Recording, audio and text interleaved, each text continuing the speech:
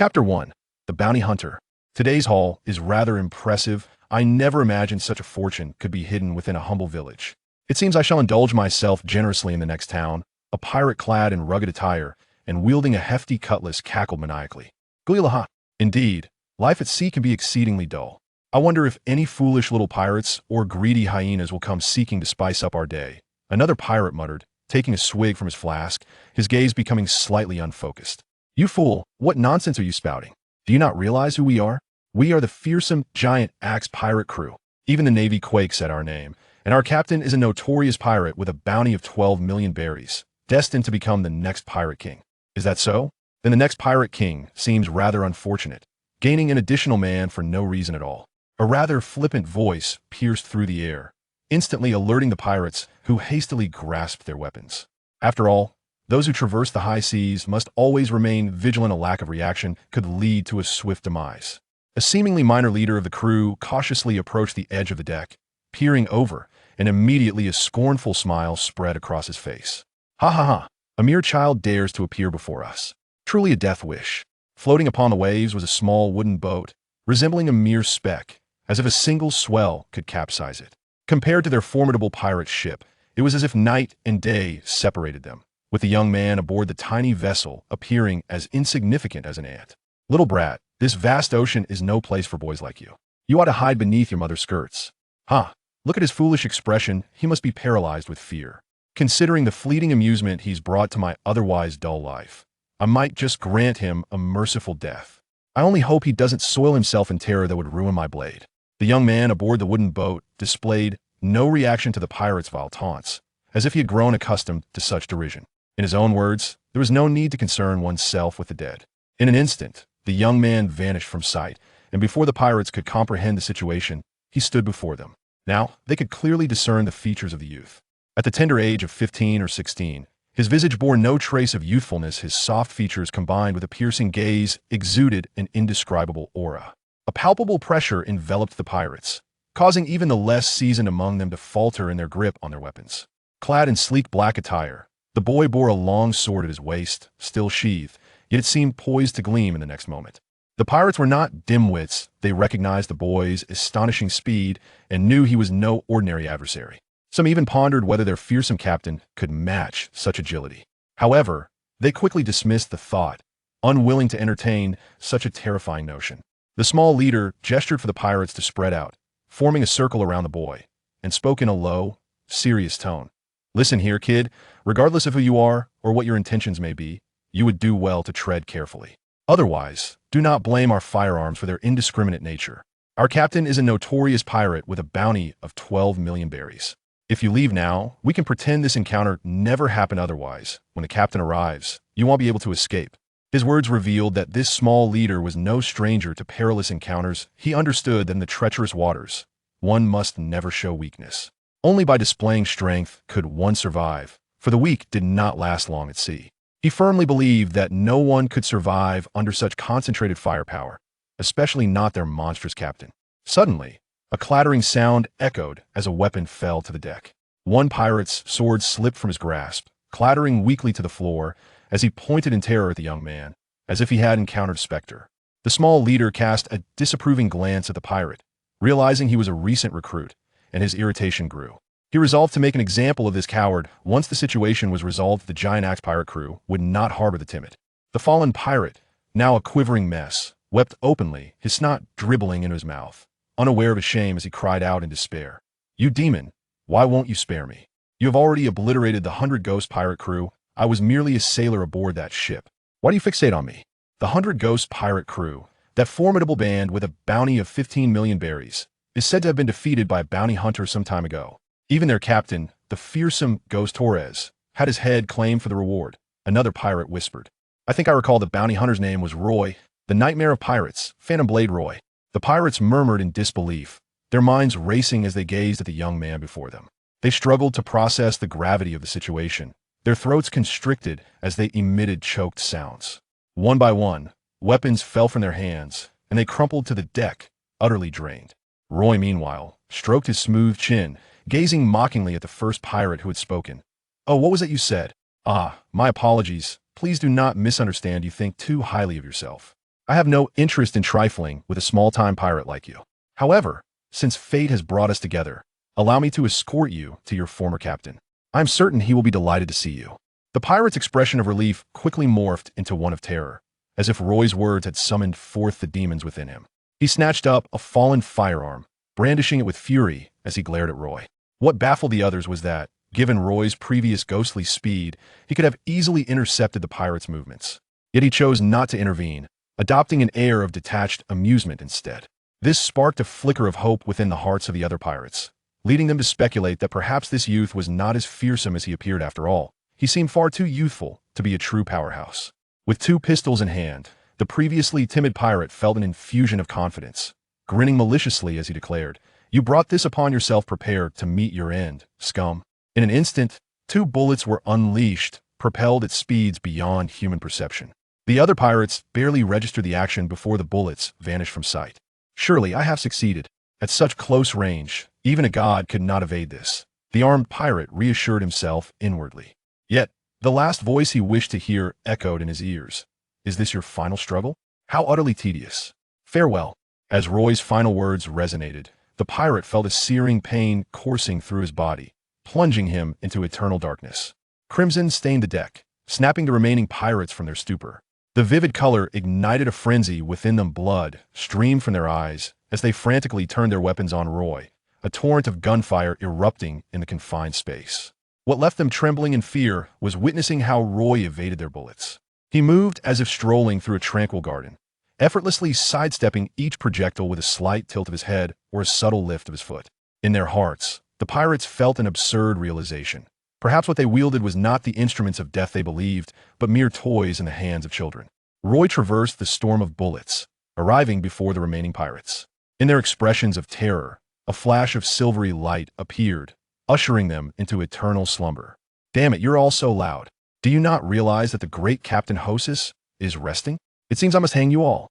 A door was flung open with a crash, and a towering figure, standing at least 4 meters tall, emerged, still cursing. However, upon witnessing the carnage on the deck, he fell momentarily silent. Amidst the crimson river stood a striking black silhouette, which turned to reveal a radiant smile. "You must be Captain Hosis, with a bounty of 12 million berries. Allow me to introduce myself. I am the bounty hunter, Roy." Chapter 2, The Devil Fruit. Hosis' pupils constricted as he muttered, "Phantom Blade, ROYS, a pirate captain with lofty ambitions." Hosis cast his gaze far and wide, keeping a vigilant watch on the formidable pirate crews that roamed the nearby seas.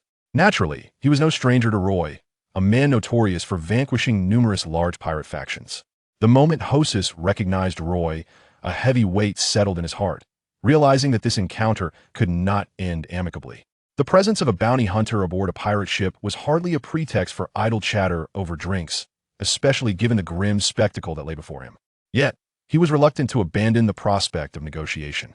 After all, he was acutely aware of his own limitations. Many powerful pirates had fallen to the blade of the man before him, and he harbored no illusions of being fortunate enough to escape unscathed.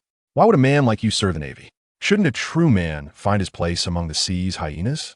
Why not join forces to establish a pirate crew together? I believe that with our combined strengths, we could dominate the North Sea. Hosis attempted to entice. Piracy, you say? Alas, the time is not yet ripe. Roy replied with a soft sigh, displaying an attitude that starkly contrasted with the legendary disdain he was said to hold for pirates. Most bounty hunters typically targeted small pirate crews, unlike Roy, who set his sights on the most notorious of sea rogues. Consequently, many speculated that Roy harbored an extreme loathing for pirates. "Damn you, brat. If you insist on being so resolute, then taste the edge of my axe and learn how my reputation was forged," Hosis retorted, preparing to fight tooth and nail. He hefted his massive axe and swung it menacingly at Roy. True to his 12 million berry bounty, Hosis wielded the colossal axe with remarkable agility, defying the clumsiness one might expect from his imposing stature. With a resounding crash, the deck beneath Roy was cleaved open, the ship shuddering as if buckling under the strain. "It seems I can no longer allow you to wreak havoc, for this vessel is under my command. Daring to damage my property comes with a price." A voice as cold as death echoed behind Hosis before he could revel in his success. In an instant, Roy had materialized behind him. As a seasoned pirate, Hosis was acutely aware of the dire consequences of leaving his back exposed to a fearsome swordsman. His face drained of color as he let out a desperate roar, attempting to swing his axe backward. Draw and slash. A serene voice resonated, and Hos's massive form crashed to the ground. Roy exhibited no elation at having slain his opponent. Such adversaries no longer piqued his interest. The most valuable treasures aboard a pirate ship were invariably found within the captain's quarters, so Roy made no detours and headed directly for the room Hoses had vacated. Yet again, nothing of worth. How infuriating, Roy muttered, his fist crashing into the wall, causing it to collapse without a second thought. Although he had anticipated this outcome, the anger still surged within him. Having spent nearly a decade in this world, he had transformed from a state of confusion to one of decisive lethality. The experiences he had endured could easily fill the pages of a grand legend if he were to return to his original world. With no guiding hand nor comprehensive training methods, and even with an intimate knowledge of the plot, Roy found little assistance from his prior knowledge. Not to mention that there were still 5 years until Luffy set sail, and the very geography of the starting village was different, rendering his precognitive insights useless before he even reached the Grand Line. The only advantage he possessed was the countless trials of life and death he had faced. Even so, his current strength was akin to that of Zoro just after leaving the East Blue, struggling against those with bounties exceeding 20 million berries. Yet this was not the East Blue, the weakest of seas, but rather the North Blue, where the strong thrived.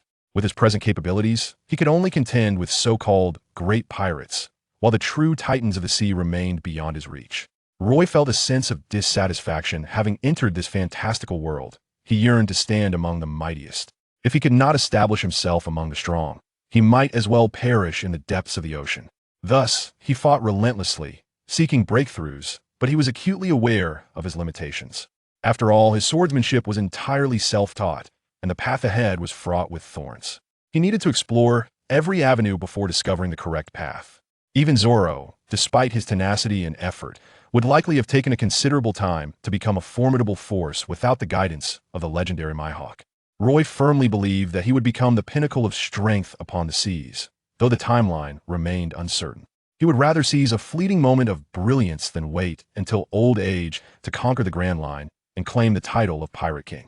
Thus, he was convinced that all he required was a catalyst and impetus to propel him toward broader horizons, and that catalyst was undoubtedly the treasure of the sea, the Devil Fruit. The Devil Fruit was indeed the most extraordinary treasure in the pirate world. While it came with the drawbacks of being unable to swim and a fear of sea stone, these paled in comparison to the abilities it bestowed. Even an ordinary person who consumed a devil fruit could instantly become a figure feared across the 4 seas. Not to mention the elemental types, which were considered nearly invincible. One could assert that possessing an elemental devil fruit would allow even a fool to roam the seas with unrivaled dominance. It is often said that only the powerful exist, not the powerful fruits. Whitebeard was made legendary by the Tremor Tremor fruit, Big Mom by the Soul Soul fruit, and Bartholomew Kuma by the Pawpaw fruit. Therefore, Roy was convinced that if he could obtain a devil fruit, he too could command the seas. This was not mere knave confidence, but rather the spirit befitting a person of inner strength if one could not believe in oneself. What right did they have to conquer the seas? In truth, throughout his years of relentless searching, Roy had encountered a few devil fruits, but they were all ordinary Zoan types. The potential of such fruits was rather limited. Even if awakened, he would merely become a guard-beast strong figure, to be sure, but one whose awakening paled in comparison to that of other fruits. And thus, Roy's original intent as a bounty hunter remained clear. What could be faster than robbing pirates? Although becoming a pirate might seem quicker, Roy's current strength was insufficient to confront the Navy, and fleeing would only diminish his chances of obtaining a devil fruit. Despite the devil fruit's reputation as the treasure of the sea, fetching billions of berries at any auction, few pirates chose to retain them for sale. After all, weak pirates could hardly safeguard such a fortune. It was far more gratifying to convert it into strength. With power, one could go anywhere upon the seas. Roy is also taking a gamble, wagering that he might encounter a fortunate soul who has consumed a devil fruit and discovered a second one. Not everyone is a peculiar anomaly like Blackbeard. It is widely accepted that an individual can consume only one devil fruit, a veritable law of the sea. If he must wait another year, the final year, and still cannot acquire the desired devil fruit, he may as well consume the one he has previously obtained. For there is a chance that he might fortuitously ingest an ancient or mythical devil fruit. Roy swiftly adjusted his mindset, muttering to himself. The sound of the ship's collision reverberated, a noise unmistakable to someone like Roy, who had navigated the seas for nearly a decade. The sight of the ship's tragic state and the audacity of those daring enough to charge forward could only stem from either an arrogant novice or an overconfident expert. Roy pondered, narrowing his eyes in contemplation about which category they might belong to. Chapter 3. Life and Death by the Blade. It appeared to be the work of the giant axe pirate crew. How dreadful. Not a single soul remained alive aboard the vessel. The wounds adorning their bodies indicated a swift demise, clearly inflicted by a master swordsman. Renowned swordsmen are a rarity in the North Sea. Ah, how terrifying. I wonder if that monster still lurks on the ship, perhaps poised to emerge and slay us all. Ha ha ha. We are the Wild Wolf pirate crew, far superior to the likes of the giant axe pirates. Enough chatter, let's search the place. After all, it would be a shame to miss out on such a windfall. Raucous and boisterous voices erupted from the deck, devoid of any pretense. A heavy sensation enveloped Roy's heart. The Violent Wolf pirate group held a formidable reputation throughout the North Sea, and its leader, with a bounty of 35 million berries, was indeed a notorious pirate, far surpassing the likes of the previous foe, the giant axe-wielding Hoxus. It had been a long time since he had encountered an adversary of such caliber, igniting a fervent excitement within his very veins. Moreover, if his memory served him correctly, the Violent Wolf was likely a user of a devil fruit. A bloodthirsty gleam surged in Roy's eyes. Although the enemy might be on a higher tier than himself, so what? Life cannot always be smooth sailing. It is the relentless onslaught of calamities that is the norm. Should he perish here, it would merely affirm that he was of no greater substance. Throughout his decade in the pirate world, he had faced countless similar predicaments, yet he had survived them all. Without the conviction to confront life and death, one could never ascend to true strength. In the narrow paths of fate, it is the brave who triumph. Roy emerged with resolute steps, greeted by the sight of a menacing group of pirates and 3 imposing ships. Judging by the scale of this spectacle, it was evident that the entire Bloodwolf pirate crew numbered in the thousands. Any ordinary person would likely feel their legs weaken at such a sight. After all, even 1,000 pigs would make one's hands weary if tasked with their slaughter. These pirates, however, were ruthless brigands, not to mention the fearsome pirate Bloodwolf, capable of silencing even the night baby. Where did this delicate young lad spring from? Do not tell me that this entire crew met their demise at his hands. That would be absurd. This little rascal probably hid until now, only to unexpectedly cross paths with our Bloodwolf pirate crew. Truly pitiful. 2 fools. He is none other than the infamous pirate hunter, Phantom Sword Roy, a name that sends shivers down the spines of countless pirates. It seems the giant axe met an untimely end. True to its reputation as a formidable pirate crew, it did not take long for the sharp-eyed among them to recognize Roy. The pirates who had previously mocked him gasped in shock, feeling a chilling fear creep down their spines. For these lowly minions, a figure like Roy was someone to look up to. However, they quickly regained their composure.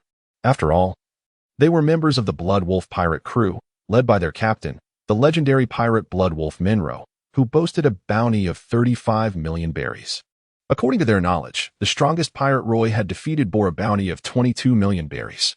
In light of this, it was clear that Roy could not possibly be a match for their captain. Yet, despite this, the courage to continue mocking Roy had dissipated. Of course, not many cared about the thoughts of these minor pirates. All eyes were fixed upon Roy. Phantom Sword Roy, there are not many swordsmen of your caliber in the North Sea. Would you consider joining my ship? Monroe said, gazing intently at Roy as he extended the invitation. It was a reasonable proposition, for it is understood that one cannot become the pirate king relying solely on oneself, even with a bounty as high as 35 million berries. There was not a single other member aboard his ship with a bounty exceeding 20 million berries. Thus, his invitation to Roy was indeed sincere. However, it was hardly an enticing offer. Roy remained unwavering, his eyelids unlifted, as he pressed his hand firmly against the hilt of his sword, casting aside the tumult of thoughts, achieving a tranquil mind akin to still waters. Ha ha ha. If that is the case, I shall be compelled to send you to your demise. With a disagreement ignited, the battle commenced. Monroe surged forward like a coiled spring, his legs exploding with force towards Roy. In midair, he rapidly expanded, his hands transforming into razor-sharp claws, his wolf-like eyes glimmering with an eerie green light that instilled dread. Indeed, those endowed with the powers of the devil fruit are truly monstrous beings, Roymare murmured. Yet a spark of brilliance flickered in his eyes as the exquisite blade in his hand was drawn with unparalleled swiftness. Monroe's speed erupted to a level that was nearly imperceptible to the naked eye, surpassing even that of ordinary bullets. Many adversaries he had previously encountered had not even glimpsed the trajectory of his movements before a single claw had extracted their hearts. Roy, however, is different. According to certain lore from his past life game, he is now considered an agile hero. Countless encounters with life and death have bestowed upon him a beast-like intuition, rendering him unfazed by his newfound mastery of observation Haki. Thus, Monroe's movements are entirely discernible to Roy. As he gathers his strength, his fierce strike collides with Monroe's explosive assault like a cannonball. The deck beneath their feet instantaneously fractures. Rather, it can be said that the very ship they stand upon disintegrates. Help! Pull me up! No, run! They are both monsters. This caliber of battle is beyond our comprehension. Let us return to our ship and sail away. The pirates are caught in the crossfire of the duo's confrontation, with the fortunate merely falling into the sea, while the unfortunate are brutally slain by splintered debris. As the dust settles, Roy stands firm with his sword upon a fragment of the ship, while the formidable Monroe lies crumpled on another larger piece of the vessel, a torrent of blood pouring from his mouth. How is this possible? This must be an illusion. Captain, get up quickly. You are destined to become the Pirate King. You cannot fall here. A chorus of desperate cries erupts from the pirates, akin to the sky collapsing. Yet only Roy understands the gravity of their predicament. His recent strike has drawn upon the majority of his vitality. Although it does not signify he is devoid of combat prowess, he will not be able to unleash another blow of such magnitude. Despite Monroe's current state of disarray, one must recognize the grotesque regenerative speed inherent to Zoan-type devil fruit users. Given Monroe's injuries, he would likely recover fully within mere hours.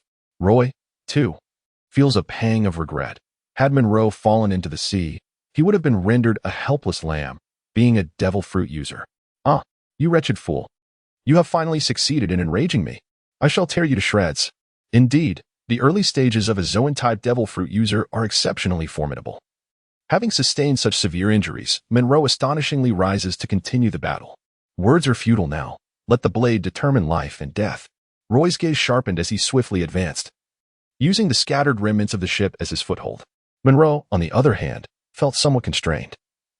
His canine fruit's ferocious wolf form was most potent in terms of explosive power, yet under the current circumstances, should he unleash his full might as before, he risked being seized by Roy and cast into the depths below. Thus, Monroe relentlessly hurled the debris towards Roy, each fragment propelled by his formidable strength akin to cannonballs. Fortunately, Roy's speed surpassed that of his adversary, rendering the situation manageable. A blade of energy shot forth, shattering the large piece of ship beneath Monroe's feet. Yet, being well aware of the weaknesses inherent to the devil fruit, Monroe had anticipated such a maneuver. Observing Roy's intent to dismantle the ship further, he quickly leaped to other fragments and launched his counterattack. However, he found himself lacking sufficient leverage. The force of his strikes was markedly diminished compared to before, and Roy effectively suppressed his efforts. Despite this, Monroe's resilience was formidable. The injuries he sustained were of little consequence, and he was determined to inflict at least one significant blow on Roy, even at the cost of severe harm to himself. After all, while Roy had inflicted dozens of wounds upon him, they were hardly detrimental, and a single successful strike against Roy could decisively turn the tide in his favor. Roy, however, was not easily ensnared. He moved with the grace of a masterful assassin, deftly evading Monroe's attacks. The two engaged in a relentless exchange, their skirmish resulting in the destruction of a significant portion of the ship's remnants. It was only then that the other pirates began to awaken from their stupor. The vice-captain of the ravaging wolf pirates hastily commanded, "Quickly, move the ship closer, so the captain has a suitable battleground." Monroe, ever the opportunist, noticed their actions and laughed maniacally. "Little brat, you can now wait for your demise with peace of mind. I shall not repeat the careless mistakes of the past." Indeed, while Roy's slashing strikes were terrifying, the fragmentation of the ship itself was still a distant prospect. The previous disintegration had primarily resulted from the sheer force of their collisions. With a modicum of caution, Monroe was confident that such an event would not recur. The sword in Roy's hand showed no sign of faltering. Yet his heart sank deeper with each passing moment. Despite his relentless efforts to subdue Monroe, only the initial strike had proven effective. Subsequent assaults scarcely left a mark upon Monroe's resilient form. Roy understood that Monroe was undeniably underestimated. Even a bounty of 40 million would scarcely encapsulate his true capabilities. It would not be an exaggeration to regard him as a pirate worth 50 million berries. His entire being resembled a fortress of steel, impervious to even the most formidable slashes. Presently, Despite Roy striking Monroe countless times, he found it exceedingly difficult to inflict meaningful damage. Conversely, a mere touch from Monroe could swiftly conclude the battle. More alarmingly, the damage inflicted by Roy's inaugural slash had nearly healed, indicating that should Monroe return to his ship, Roy would confront a fully restored adversary, perhaps even one fueled by rage. Though the situation had deteriorated to such a dire extent, Roy refused to concede. He recognized that his sole recourse was to vanquish Monroe before he could regain the safety of his vessel. In this moment of utmost urgency, Roy closed his eyes, reflecting on the decade he had spent in the pirate world.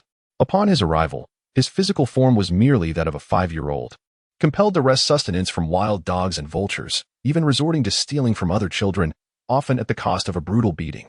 At the age of 7, he embarked on the sea, enduring an unending regimen of the monotonous art of drawing his sword, to the point where his hands swelled with pain and numbness. His first battle at sea, his first kill, the moment he carved his name into the annals of the North Sea. And the first time he beheld the awe in others' eyes, he realized that this was the essence of his pursuit: power, authority, wealth, and fame, all that the world had to offer. "I am destined to become the Pirate King," Roy bellowed as he unsheathed his sword, reaching the apex of his speed. Yet, it was still insufficient. Not enough. Still not enough. I must be faster. With an indomitable will propelling him forward, Roy felt as though a shackle had been released, an inexhaustible force surging within him. Time seemed to suspend. Monroe's malevolent grin and the raucous arrogance of his fellow pirates froze upon their faces. A silver gleam sliced through the air, and Monroe's previously impenetrable form was cleaved as effortlessly as if it were mere tofu. Roy stood resolute, his gaze unwavering. So this is the realm of severing iron, he mused. One day, I shall cleave through all that exists in this world. Chapter 4. The dreamlike fruit. Before the incredulous eyes of the pirates, Monroe's body was severed, his face contorted in a grotesque grin, seemingly oblivious to his own demise. Although the regenerative abilities of the Zoan-type devil fruit were extraordinary, such a catastrophic injury as decapitation was beyond recovery. Not even the awakened beasts of the prison would endure such a fate. No, it cannot be. All of this is but an illusion. Nothing can deceive me. The captain's body could withstand bullets and cannon fire. How could it possibly be cleaved by a mere sword? The pirates descended into madness, failing to recognize the encroaching peril. It was the vice-captain, the one who had previously spoken, who discerned Roy's trajectory and, in a panic, shouted, "Quickly, concentrate fire and eliminate that monster. If he boards our ship, none of us will escape alive." At his words, the others shivered back to reality, hastily raising their firearms to unleash a barrage, transforming the area before the 3 ships into a sea of flames. Yet this was but a futile endeavor. Having grasped the realm of severing iron, Roy was among the elite of the North Sea. It was known that Zorro, upon mastering this skill, had effortlessly dispatched a bounty of 55 million berries, a staggering sum even in the North Sea, which surpassed the East Sea in strength. Few could attain such heights before venturing into the Grand Line. Not a single bullet grazed Roy as, in an instant, he broke through the pirates' encirclement and descended onto the flagship. When he appeared aboard, all present were momentarily stunned, unable to fathom how he had emerged unscathed from such a fierce onslaught, seemingly expending little effort. "What are you all doing? Charge at him. With over 1,000 of us, we can surely overwhelm him. He must be nearly exhausted. Do not be deceived by his facade." The vice-captain screamed, his face a mask of rage. He understood that even if everyone else could flee, he could not, and thus incited the other pirates to engage Roy in a fight to the bitter end. The other pirates, devoid of such complex thoughts, had been left disoriented by the death of the violent wolf. With a newfound leader emerging, they rushed toward Roy without a second thought. Roy heard the whispers, curling his lips in disdain. Indeed, he was not at his peak condition, yet even a mere fraction of his strength sufficed to deal with a horde of insignificant foes. "Have you ever glimpsed into the abyss?" Roy murmured. The approaching pirates appeared momentarily bewildered, failing to comprehend his words. Suddenly, Roy materialized amidst the throng, each appearance claiming dozens of lives, their anguished cries resonating like the calls of the Reaper. In mere moments, the crew aboard the main ship was reduced by more than half. Even for a regular army, a casualty rate of 30 would render them incapable of further combat, while a 60 loss would drive any force to the brink of collapse. Yet, before him stood merely a band of pirates, their resolve utterly inferior to that of a disciplined army. The remaining pirates, gripped by terror, began to flee. their voices filled with panic as they proclaimed the devil had descended, diving into the sea as if the vast waters could offer them solace. The crews of the other two ships dared not intervene, fleeing in a desperate bid for survival. Roy, too, found little interest in pursuing these weaklings. The swordsman's melee prowess was formidable, yet his ranged capabilities fell short, while he could dispatch foes with ease. Inflicting damage upon the ships from a distance posed a challenge, unless one achieved the level of a true swordmaster. Of course, when referring to a swordmaster, it was not the likes of those from the North Sea. In the eyes of many North Sea denizens, Roy himself was considered a legendary swordsman. Only those capable of unleashing slashing attacks that could traverse great distances, with their sword energy solidified to the utmost degree, could be deemed true sword masters, individuals powerful enough to command respect even in the Grand Line. Surveying the deck strewn with corpses, Roy felt a twinge of ennui. He ventured into the sea to retrieve Monroe's lifeless body, for the bounty on his head was substantial enough to sustain Roy's indulgences for quite some time. As he gazed upon Monroe's remains, a flicker of excitement ignited within him, compelling him toward the captain's quarters. Perhaps Monroe's overconfidence in his own might and authority had led him to hide his treasures in plain sight, for Roy effortlessly discovered them within a compartment.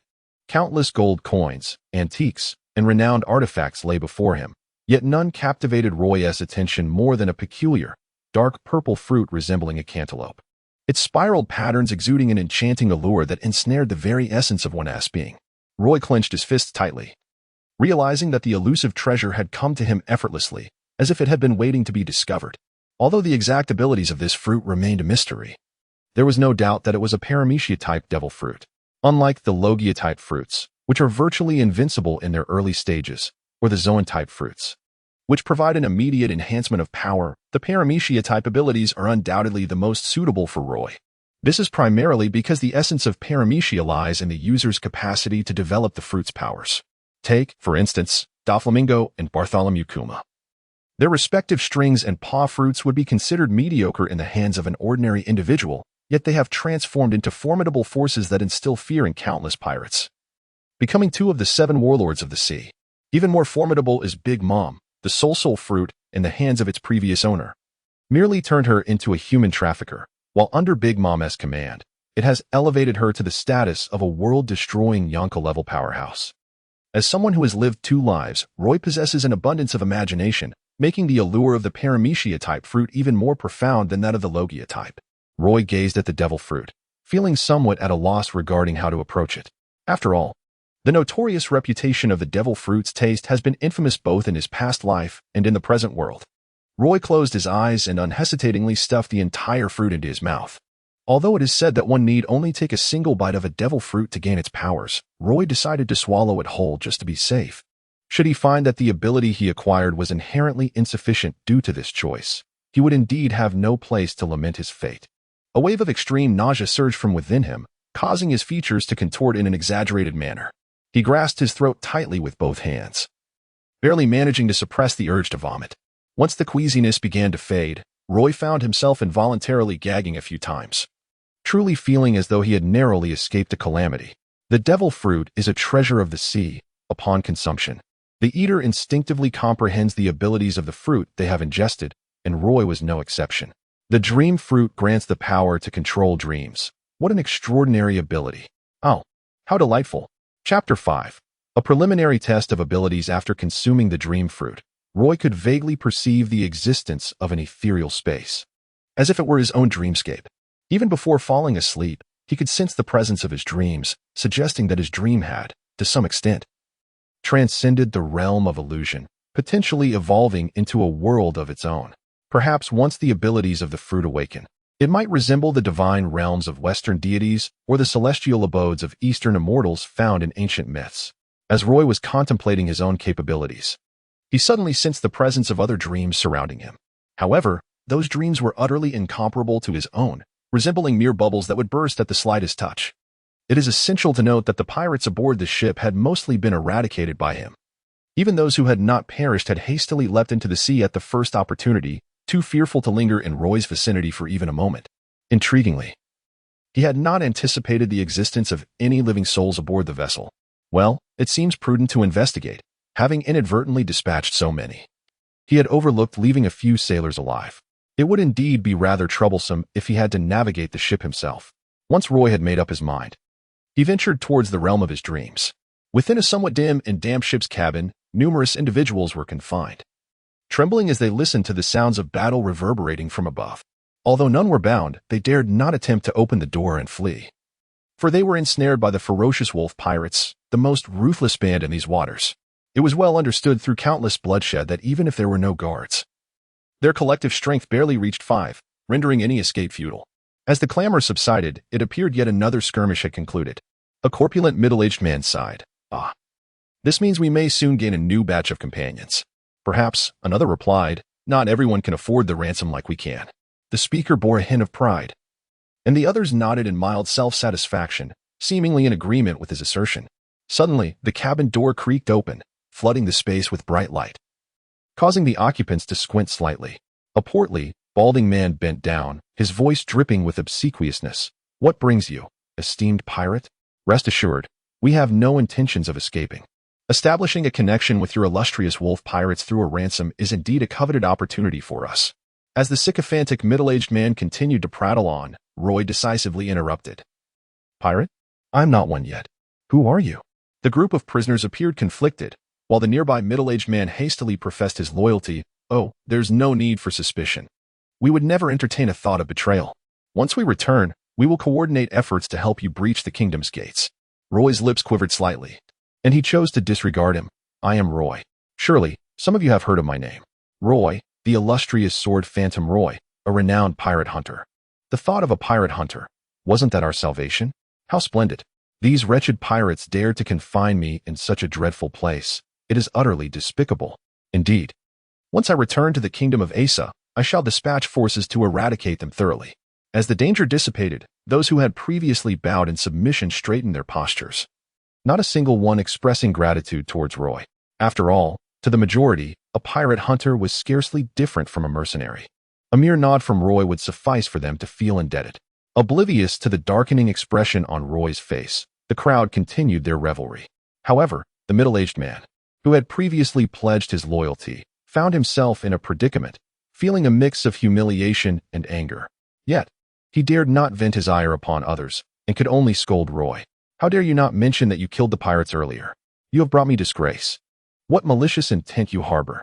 Just you wait."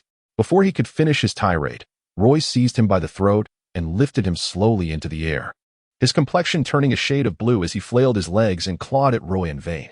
His feeble strength was utterly insufficient to budge Roy even slightly. Upon meeting Roy's indifferent gaze, the man recalled the true nature of the individual before him, a formidable figure who had annihilated the Howling Wolf pirate crew, far removed from the guards of his family whom he could command. The others, who had been cheering moments ago, were now struck by fear, shrinking back like quail. They suddenly remembered that pirate hunters tread the fine line between light and darkness. Many pirates had once been hunters themselves. This realization evoked a sense of having escaped the wolf's den only to fall into the tiger's lair. Roy looked at the middle-aged man and softly inquired, "Do you understand your mistake? I was wrong. Spare me, please."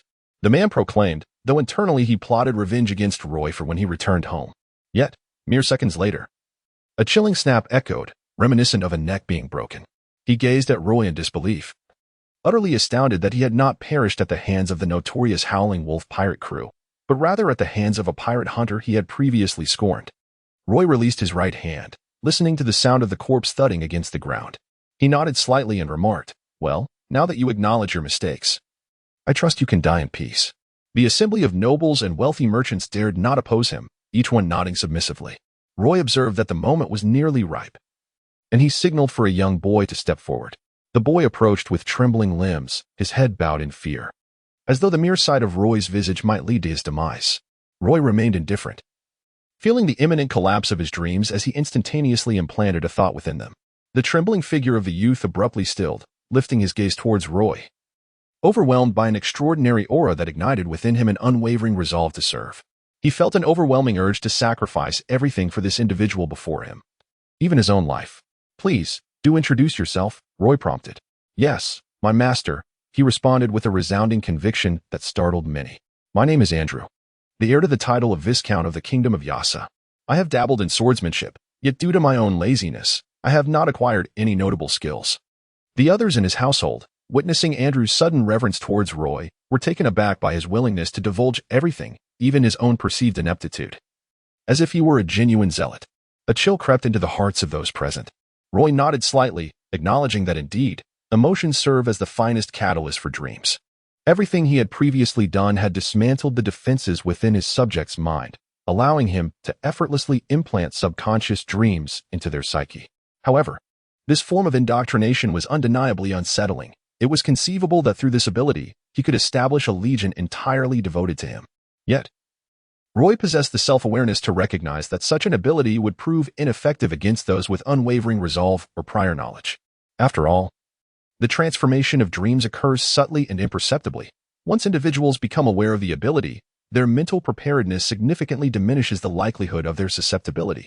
Nevertheless, Roy felt a profound satisfaction, for although his method lacked the crude directness of Moria's fruit power to control others, it excelled in its utility. Indeed, he could entirely rely on his dream manipulation to forge a loyal cadre.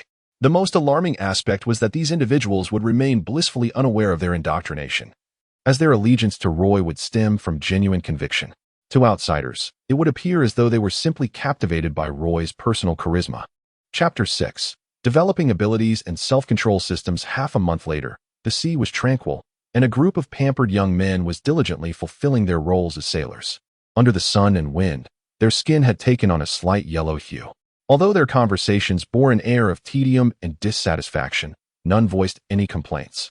Undoubtedly, brainwashing this group of weak-willed aristocrats posed little challenge for Roy, akin to swatting a fly. Moreover, Roy gleaned valuable insights from their dream memories, particularly the swordsmanship practices imprinted in several minds, which were of immense worth to him. Reflecting on the formidable swordsmen who had perished at his hands, Roy felt a twinge of regret. Had he possessed this fruit ability at that time, he could have extracted their worth before their demise. Throughout this half-month period, Roy had discerned the fundamental capabilities of his fruit. The most pivotal ability revolved around the transformation between the virtual and the tangible within dreams, also known as manifestation. Of course, his current prowess was insufficient to convert dreams into reality.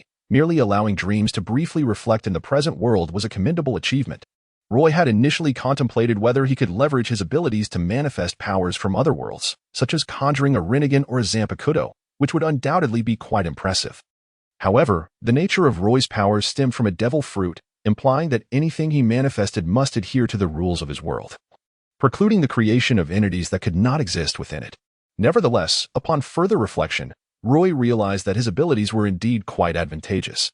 For instance, should he suddenly materialize a sea prism stone weapon during combat, it would pose a lethal threat to those who wield the powers of a devil fruit. As he pondered this, a virtual screen materialized before him.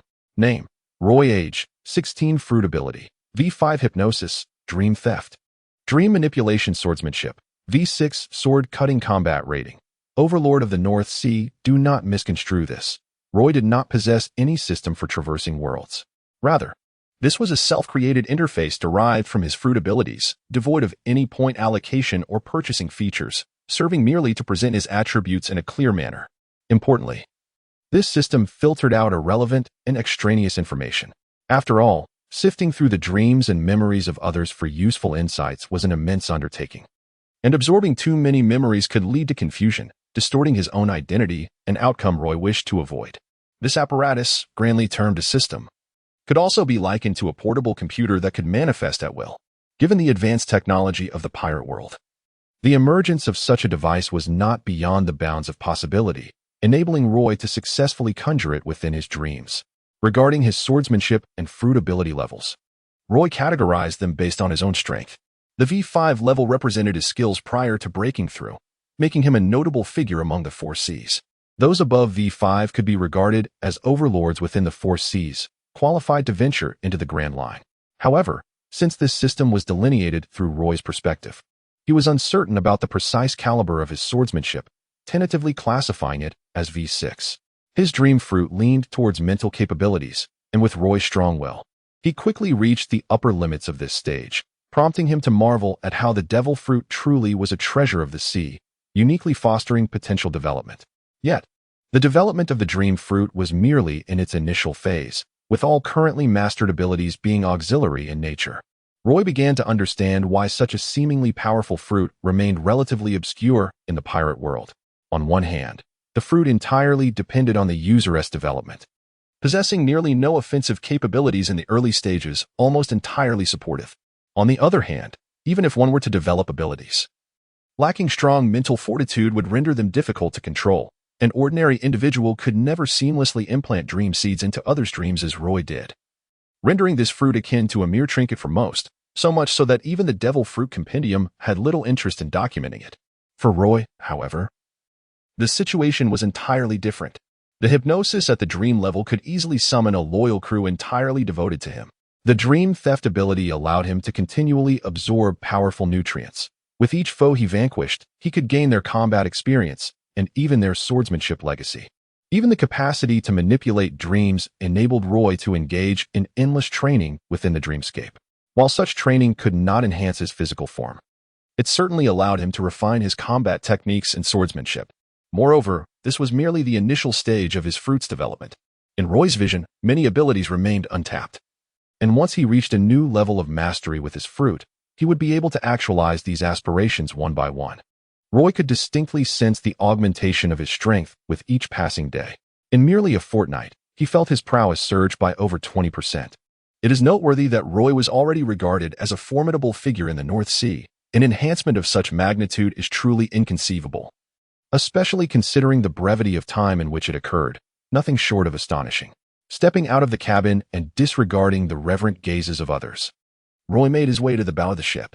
He gazed at the tranquil sea, formulating his plans. Upon his return, he would commence the establishment of his own pirate crew, seeking out potential crew members. The vast ocean is not devoid of formidable individuals. It merely lacks a discerning talent scout. As he sailed, he envisioned challenging powerful adversaries, particularly exceptional swordsmen, continually amassing strength and enriching himself, while simultaneously seeking methods to harness the powers of devil fruits. Furthermore, it would be advantageous to discover ways to cultivate the marine six styles and Haki, although these skills are quite rare even in the North Sea.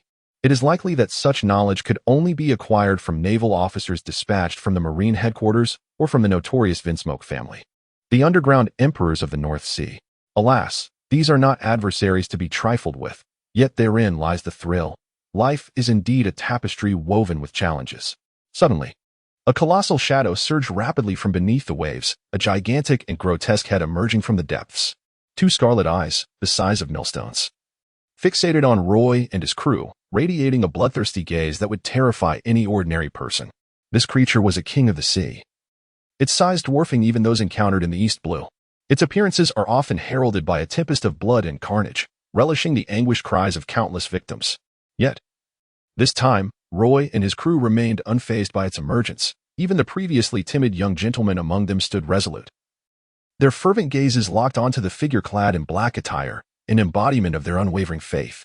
Roy gently tipped his hat, his right hand resting upon the hilt of his sword. With a swift motion, he unsheathed and then sheathed his blade, paying no heed to the thunderous collapse of the massive figure behind him. Silently, he strode towards the captain's cabin. Is this a declaration of my arrival to the world through the demise of the king of the near seas? Quite intriguing. Roy halted his steps and exclaimed, "Set sail." Destination Angolo. Chapter 7. Pirates in the Navy branch. The port bustled with activity. A myriad of merchant ships docked, creating a scene of vibrant prosperity.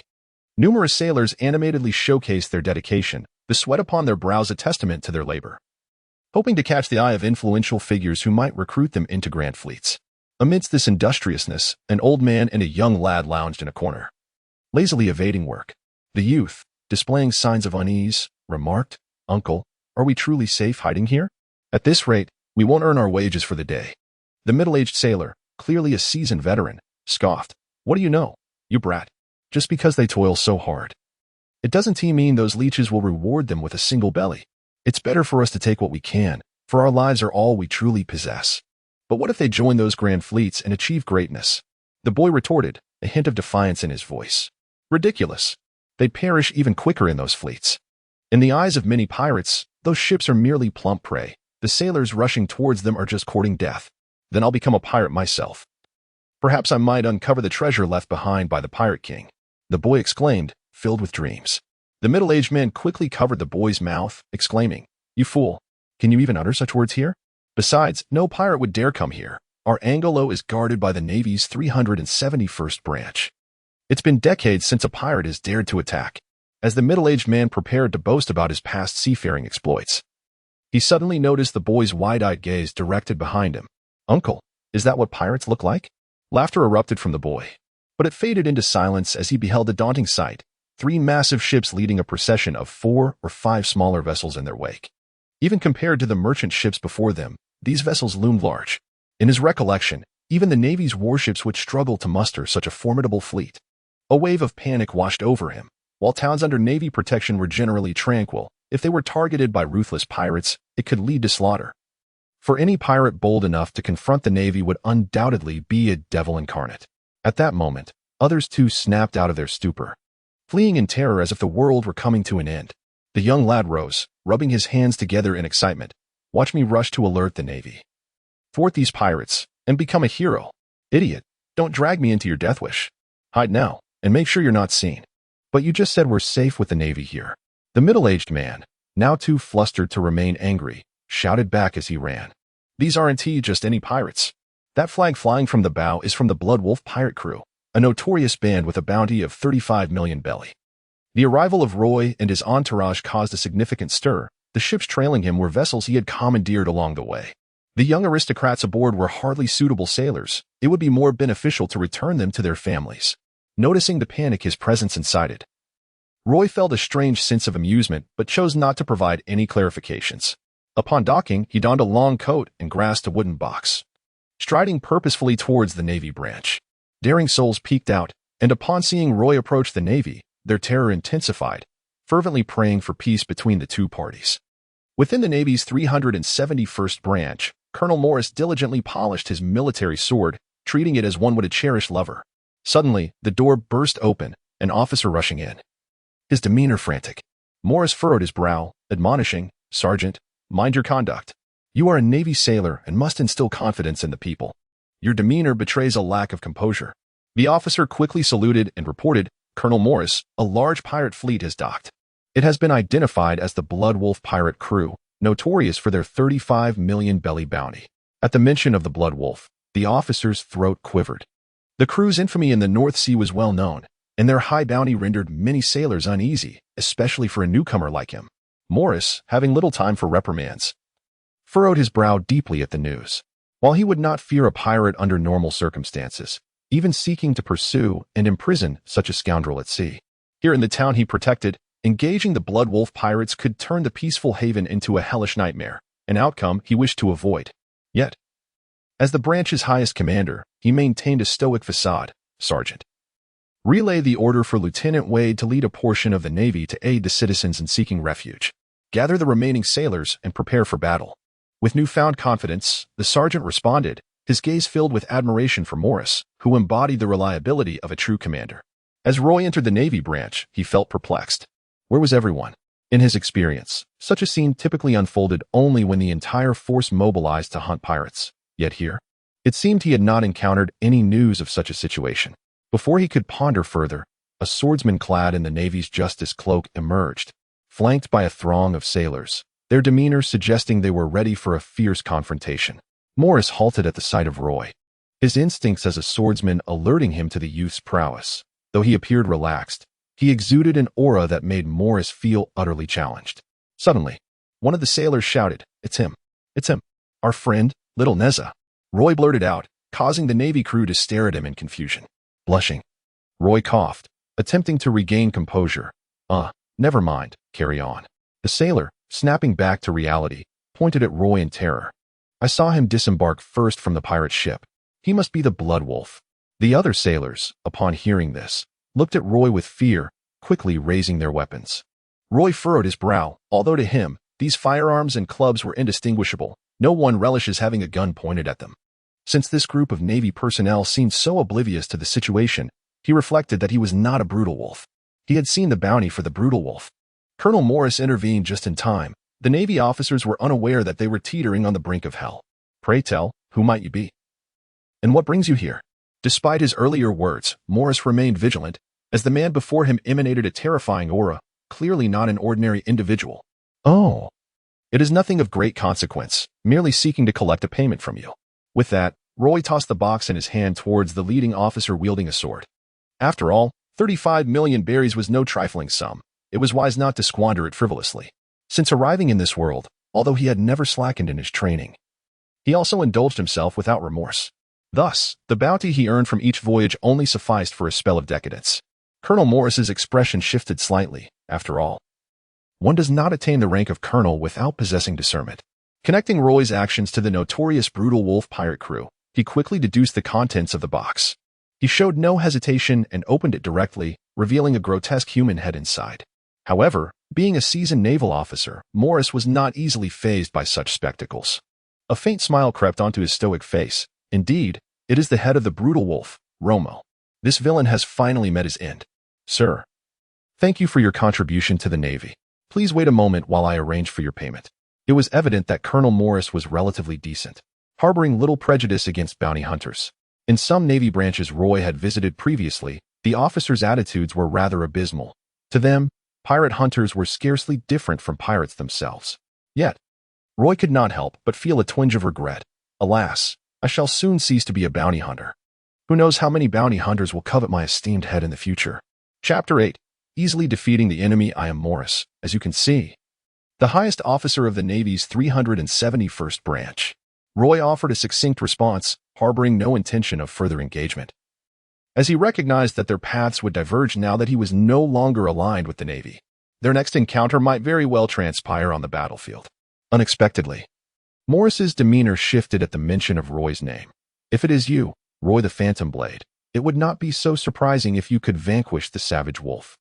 This revelation left Roy somewhat taken aback. Despite his considerable renown among pirates and bounty hunters, he had always been dismissed by the haughty Navy. I have long heard of your esteemed reputation, Lord Roy. Your swordsmanship is said to be an ethereal dance, leaving only phantoms in your wake as you dispatch your foes, earning you a host of fearsome titles such as the Phantom Sword, the Demon Blade, the Spectre Sword, and the Shadow Blade. For any practitioner of the sword, encountering you is a coveted opportunity. Are you implying? Roy inquired, a glimmer of intrigue in his expression. In this seemingly insignificant North Sea, encountering a formidable swordsman was indeed a stroke of fortune. Surely, Lord Roy would often share this sentiment. It is a privilege to meet you today. I humbly request your guidance. As he spoke, his aura transformed dramatically, shifting from calm to ferocious, his eyes ablaze with the fervor of battle. Roy felt a chill in his heart. The Navy truly deserved its reputation as the sovereign of the seas. Even a mere officer from a small division possessed such formidable strength. The impression that Morris left on Roy was undoubtedly superior to that of a ferocious wolf.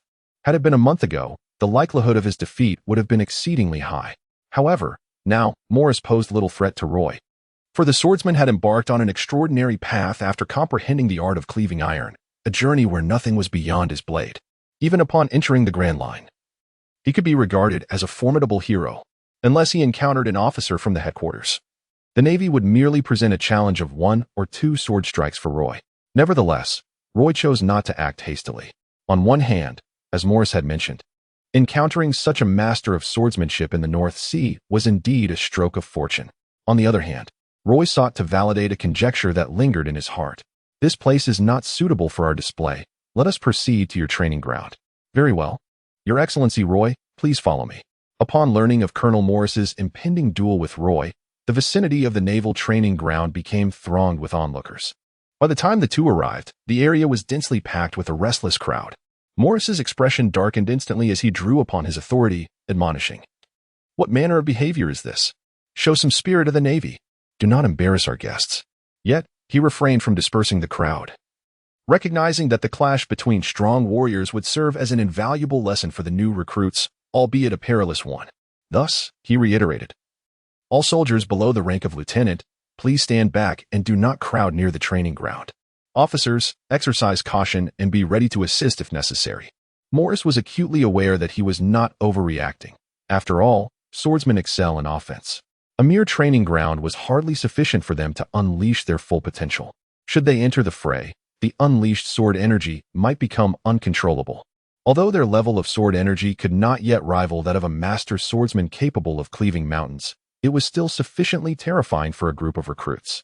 Water pattern of the military saber, he remarked, Though it was not officially recorded among the renowned blades, it was certainly close. With utmost caution, Morris unsheathed his sword, preparing for the engagement. Aurora, a fine saber. Roy gripped the hilt of his sword, and at the moment the blade was drawn, it signified his lethal assault. With a technique reminiscent of the surging tides, he executed a swift draw and slash.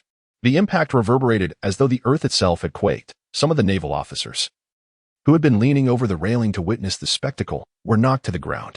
Amidst the swirling dust, a figure was propelled backward, crashing into the wall and creating a significant breach. Ah, Colonel Morris, are you unharmed? Observant members of the Navy had already identified the fallen figure on the ground. Roy had indeed restrained himself, wielding only 50% of his strength. Yet, he was so overwhelmingly powerful that he could not even comprehend the true measure of his own capabilities. This led to the astonishing outcome where Maurice, who was significantly stronger than the raging wolf, was sent flying with merely a single exchange. However, the naval colonel was not one to succumb easily. Maurice rose from the ruins, blood streaming from his forehead, presenting a rather disheveled appearance. Nevertheless, such injuries were trivial for a swordsman, and neither party had any intention of halting their fierce confrontation. What a thrill! Let us continue.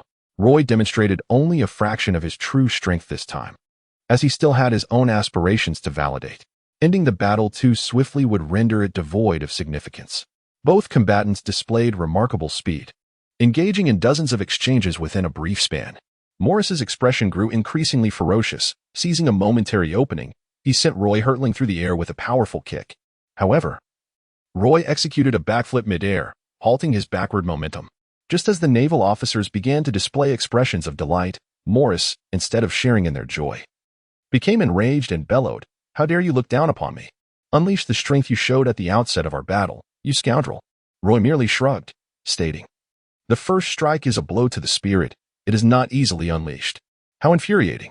I shall make you aware of the consequences of underestimating a swordsman, Riptide style. Morris, clearly sensing Roy's composure, completely dismissed his words and, filled with rage, unleashed his ultimate technique. Please hold on as more content is loading. This site only supports mobile browser access. If you see this paragraph, it indicates a failure to load the chapter content. Please disable reading mode, browsing mode, novel mode, and ad blocking features in your browser, or copy the URL to read in another browser. Indeed, let your true strength be fully revealed. Roy felt a surge of excitement within. Yet in the face of Morris's furious strike, he could not help but exert himself further. A misstep now would be utterly humiliating. Allow me to demonstrate why I am known as the Phantom Blade, an ethereal illusion. Confronted with Morris's seemingly frenzied assault, Roy astonishingly did not flinch or evade. Amidst the horrified gazes of the naval officers, he was completely pierced by the sword's radiance, yet Morris's heart sank as his blade encountered nothing but air. How infuriating. Was it merely an afterimage left by a speed too swift? When exactly did this occur? No, that is incorrect. I am indeed corporeal now. An even more astonishing event unfolded. The fragmented image of Roy, now a mere specter of light, audibly spoke again. In a bewildering display before Morris's incredulous eyes, he deftly knocked the sword from Morris's grasp, sending the man crashing to the ground, creating a substantial crater upon impact. It appears I have emerged victorious in this duel. Colonel Maurice, you have proven to be a formidable adversary. What was it you said? You may now come forth to escort him away for treatment. Only then did the naval officers react, scrambling to assist Maurice as they hastily carried him away. Meanwhile, Roy departed amidst their terrified stares, as if he were a creature of nightmares.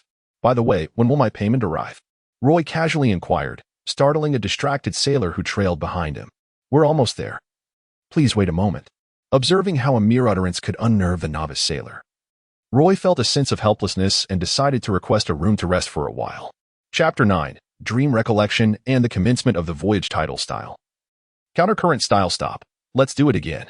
In the realm of Roy's dreams, he found himself replaying his previous battles, engaging with Colonel Morris repeatedly. As the dream shattered, Roy returned to reality, his heart stirred with excitement. Indeed, it was possible. Beyond absorbing memories from others' dreams, he could also analyze his own battles within the dreamscape.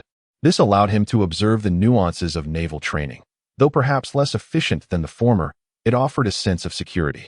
Moreover, it provided an opportunity to continuously enhance his practical combat experience. What could be more advantageous? Your funds have arrived, my lord. Please follow me. Came a trembling voice from outside the door, as if a prehistoric beast lurked within. A pirate, resting so brazenly in a naval branch, how audacious of me. Roy shook his head with a self-deprecating chuckle before stepping outside. Colonel Morris reappeared before Roy, prompting him to remark on the peculiar resilience of humanity in the pirate world. Despite sustaining such grievous injuries, one could merely recuperate and almost return to vitality. Your Excellency Roy, here is the bounty for the savage wolves. Please take a moment to verify it.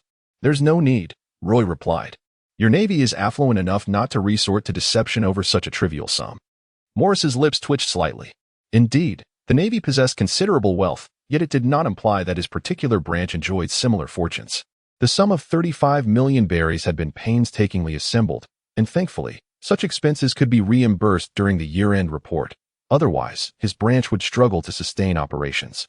Your Excellency Roy, may I inquire if you harbor any interest in joining the navy? Given your capabilities, I am certain you would surpass my rank in no time, and perhaps even ascend to the position of a vice admiral, safeguarding a region in the future. Morris's gaze held a glimmer of eagerness.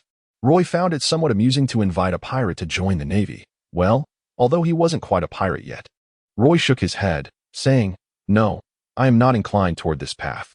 The constraints of the navy are far too numerous. If I were to join, it might not be long before I become a fallen naval officer, a defector, and that would tarnish the reputation of all involved. Very well. Let it be as it is. Perhaps fate will bring us together again. Roy lifted the chest containing Bailey and stepped outside.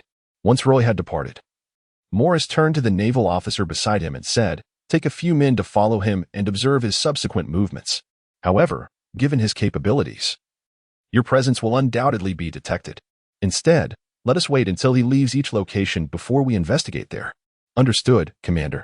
The streets, previously rendered desolate by Roy's arrival, began to buzz with activity once more.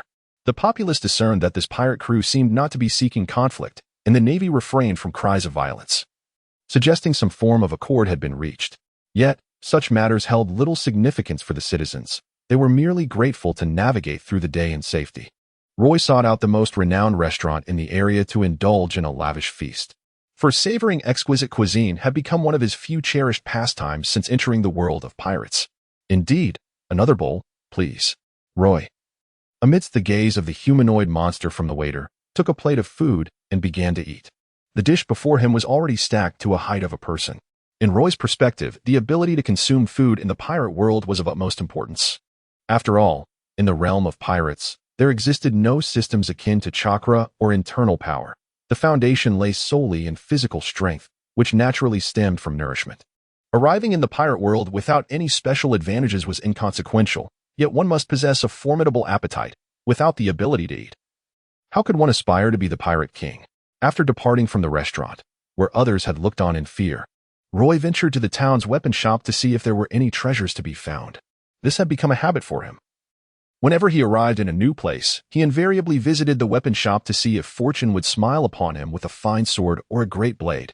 His treasured sword, Aurora, had come to him in such a manner. Unfortunately, having acquired such a fine sword was already a stroke of extraordinary luck. It was unlikely he would find another. After all, there were only about 50 renowned swords in the pirate world, and they were not common wares. After some leisurely exploration, Roy returned to his ship, preparing to set sail. In no time, news reached Morris. Colonel Morris, that phantom sword Roy has returned to the pirate ship. I see there are still many pirates aboard. Do you think he is a lieutenant? More than likely, Morris sighed. For he had held high hopes for Roy and had previously invited him to join the navy. So, Colonel, shall we dispatch a warship to apprehend them? Well, leave this matter to me. I will report to the headquarters. Watching the lieutenant depart in confusion, Morris shook his head. Roy was not so easily dealt with. When he had previously defeated Morris, he had not even used half of his strength. Otherwise, he would not have emerged so effortlessly, without a speck of dust upon him. Should they force a confrontation, annihilation would be the only outcome. No, he must report to headquarters swiftly. Roy was undoubtedly a formidable new pirate. If they did not subdue him before his rise, he could pose a significant threat to the navy in the future. Resolute, Colonel Morris returned to his quarters and retrieved a long and used transponder snail. Moshi Moshi. Hello, this is the Navy headquarters. Please hold on as we load more content. This site only supports mobile browser access. If you see this passage, it indicates a loading failure. Please disable reading mode, novel mode, or ad blocking features. or copy the URL to another browser. The voice carried no emotional inflection, but Morris had no time to dwell on such matters and hastily responded, "Hello, I am Morris, the head of the North Sea 371 branch. Hello, Colonel Morris, what can I do for you? There is a bounty hunter in the North Sea who has suddenly turned pirate today. I believe he poses a significant threat to the Navy in the future. I request an immediate bounty and the dispatch of a large naval force to surround them." The voice on the other end fell silent for a few seconds, seemingly at a loss for words, before regaining composure to ask, "What major crimes has he committed?" "Currently, none. And what of his strength?" "His power is immense. Previously, he killed a group of pirates with a bounty of 35 million berries, indicating his formidable prowess." "Hello, hello, hello?" As the transponder snail abruptly disconnected, Colonel Morris's face darkened, and he slammed his fist into the wall, creating a hole. Those fools at headquarters, do they not recognize the threat of a potential pirate? Do they truly intend to wait until he grows to the level of a warlord or even an emperor before taking him seriously? It's utterly infuriating. Chapter 10, Flavii Arena 998, 999, 1000. Roy completed his squats and stood, exhaling deeply. Well, with that, today's sword training, push-ups, and weighted running are nearly complete. A brief rest, and then I shall enter the realm of dreams for practical combat exercises. How long until we reach the Flavii Arena? Roy asked, wiping the sweat from his brow as he stepped onto the deck. Lord Roy, we shall arrive at our destination in 2 days. A nearby pirate exclaimed excitedly, feeling it an immense honor to answer Roy's question. 2 days? Roy pondered. The Flavii Arena was quite renowned in the North Sea, with the entire city bearing its name. Achieving 10 victories, 100 victories, or even 1,000 victories would yield substantial rewards from the arena. These accolades were immensely valuable, particularly the legendary reward of a devil fruit for those who achieved 1,000 victories. For many, wealth was secondary. The true prize was the immense honor derived from such accomplishments. After all, in life, not many can claim both fame and fortune. For bloodthirsty pirates, the opportunity to gain both wealth and great renown was an absolute must. Roy's intention was to seek out potential pirates to cultivate as his subordinates through the arena battles. After all, with 8 ships under his command, he could be considered a fleet, yet he lacked any capable combatants. As it stood, the position of first mate was vacant, and he had no senior officers, prompting Roy to reflect on the arduous journey to becoming the pirate king. He could hardly engage with every pirate worth millions of berries himself. That would be beneath his stature, even as the captain of the Phantom Sword Pirates, who had yet to receive a bounty. 2 days passed swiftly, and Roy's fleet arrived without stirring even a ripple in the water. The dock workers observed the scene with little interest. On one hand, Roy had taken down the flag of the Bloodwolf pirates and replaced it with his own hastily crafted Phantom Sword flag, rendering his crew an entirely new pirate band with no notoriety, thus failing to attract attention. On the other hand, the Flavii Arena attracted a myriad of characters, and it was not uncommon to see even colossal pirate crews with hundreds of ships. Thus, Roy's modest fleet was hardly a novelty. Furthermore, they all believed that no one would dare cause trouble in this area. Given the arena's reputation and the riches it promised, many pirates were tempted.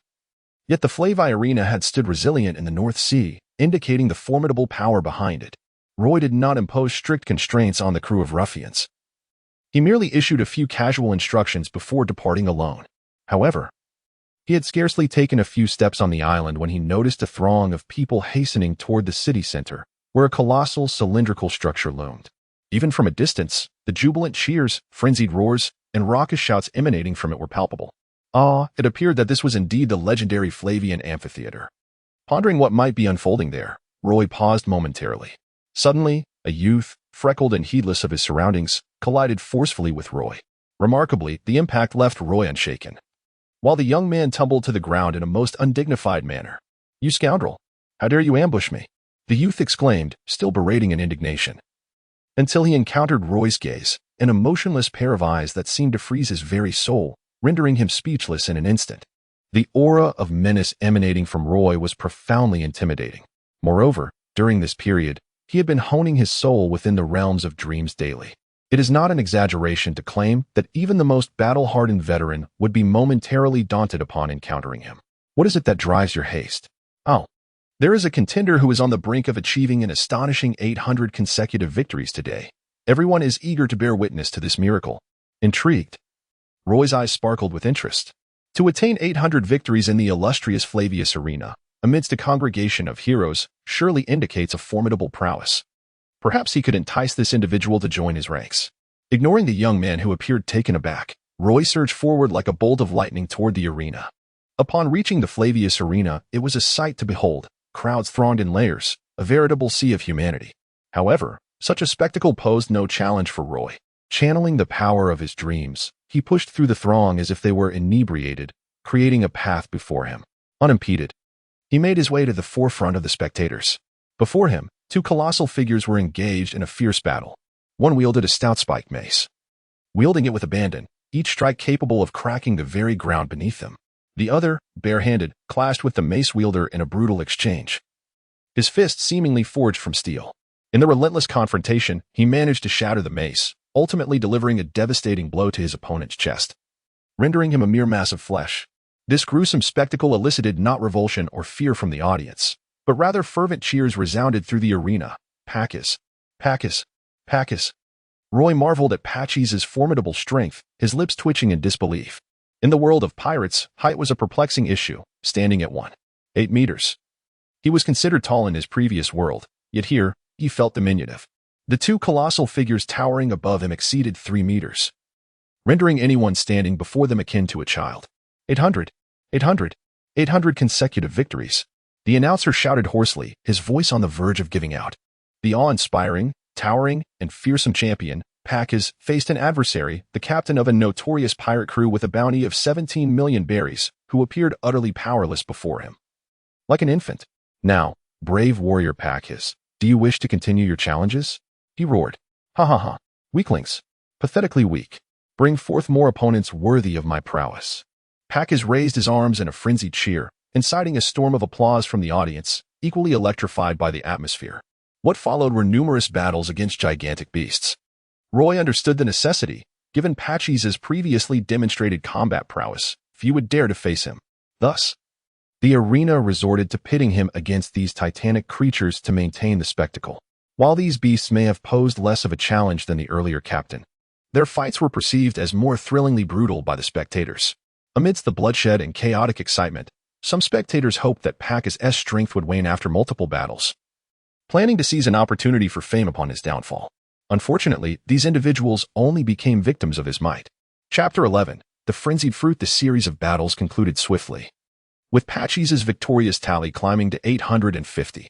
In a luxurious room within the arena, a bespectacled young man wiped the sweat from his brow as he reported, "Supervisor, we cannot continue like this. The reserve beasts are nearly exhausted. If this goes on, no one will dare to fight." Leaning back nonchalantly in his chair, a middle-aged man replied, "Send someone to contact Pacus and see if he is willing to join us. If he agrees, let him achieve his 1,000th consecutive victory. If he refuses, our devil fruits are not easily acquired. We can have our offerings deal with him later. A newcomer poses no real threat." One by one, challengers fell before Pacus. Was there truly no one capable of halting his relentless victories? Noble warriors, will you merely stand by and watch as someone else claims the honor of 1,000 victories before your very eyes? Indeed, there were several formidable individuals with bounties reaching 20 to 30 million, but prudence held them back from challenging him, uncertain if Pacus had truly revealed his full potential. For his fighting style left no room for leniency. Just as the arena erupted with cheers, an incongruous voice pierced through. "Hey, big guy, your strength is impressive. Care to join forces with me?" A young man clad in black attire lounged against the railing, exuding a carefree demeanor. Laughter erupted from the crowd. As the young man appeared no match for Pacus, the contrast was stark, akin to that of a demon and an ordinary person. Pacus turned to Roy, grinning maliciously. "Aha, of course, but you must defeat me first. Others have made similar foolish propositions before you, and they now lie as nothing but a puddle of mush. Do you still dare to step into the ring? Sounds like a splendid suggestion. I accept your challenge. Let us fight." Roy leaped directly from the towering platform, landing upon the ground without stirring even a whisper of dust. The spectacle caused many spectators, eager for amusement, to narrow their eyes in disbelief. It was clear from this singular display that Roy was no mere weakling. "Ah, sir, this is quite against the rules. You have not yet registered," the host said. A look of distress etched across his face. "Ha ha ha, who cares to witness your tedious hunting? This is a true battlefield." The audience erupted in fervent cheers of battle. Battle! Battle! Very well, sir. You shall be the 851st challenger. May I have your name? The host, resigned, conceded to the unfolding chaos. Roy. Thus commenced the 851st match, the nameless swordsman Roy versus the fearsome butcher, Pakis. Come, take this punch. Pakis seemed to revel in the thrill of combat. His vigor seemingly inexhaustible despite the prolonged struggle, exuding an aura of growing strength with each exchange. A deafening crash echoed as Roy, sword in hand and sheath still intact, engaged in a fierce stalemate against Pakis's colossal fist. Many watched in disbelief as Roy effortlessly raised his sword sheath to halt Pakis's ferocious blow. Prior to this moment, few had dared to confront Pakis head-on. After overcoming his initial surprise, Pakis responded not with anger, but with delight, bellowing, "What a thrill! Come again." His fists danced in the air, conjuring a myriad of phantom strikes as if he unleashed hundreds of punches in an instant. This spectacle brought relief to those who had been contemplating whether to join the fray. After all, Pakis had previously dominated with his indomitable strength, and now, with such astonishing speed, few could withstand his assault. Roy was immensely delighted upon witnessing this. In his view, the stronger Pachisi became, the better it was. Only those of great strength held the value of being tamed. Roy stood resolutely, not budging an inch, as his sword conjured countless phantoms, seemingly mirroring Pachisi's punches perfectly. To an onlooker, it appeared as though two titans were locked in a stalemate, each equally matched in might. Yet only Pakis could perceive the true strength of the young man before him. Each strike of the sword landed precisely against his fists, without a hint of error. The nonchalance of Roy resembled that of an adult guiding a child, the disparity in their capabilities vast enough to transcend dimensions. "Do not underestimate me," Pakis roared, his eyes blazing crimson as his aura began to surge. Each punch he threw grew increasingly powerful, and his speed escalated to an astonishing rate. To outsiders, the very shadows of his movements were indiscernible. Even those who fancied themselves formidable struggled to keep pace with the two, their aspirations of competing with such monsters extinguished. Although their eyes could barely track the movements, their minds lagged far behind, and one could hardly mention the reflexes of their bodies. Were they to find themselves in the fray, they would likely be reduced to mere pulp before managing even a single counterattack. Roy once again elevated the significance of Pakis within his heart, unexpectedly discovering that Pakis was indeed a wielder of a devil fruit's powers. Although the nature of his abilities remained a mystery, they seemed to harmonize remarkably well with his formidable physical strength. Roy pondered inwardly, estimating that before Pakis unleashed his abilities, his strength might be slightly inferior to that of the fierce wolf, roughly gauged at the level of 30 million berries based on his bounty. However, upon activating his powers, Pakis experienced an explosive surge in strength, his combat prowess approaching the staggering threshold of 50 million berries. Individuals of such caliber, not only in the North Sea but even in the first half of the Grand Line, could be deemed formidable warriors.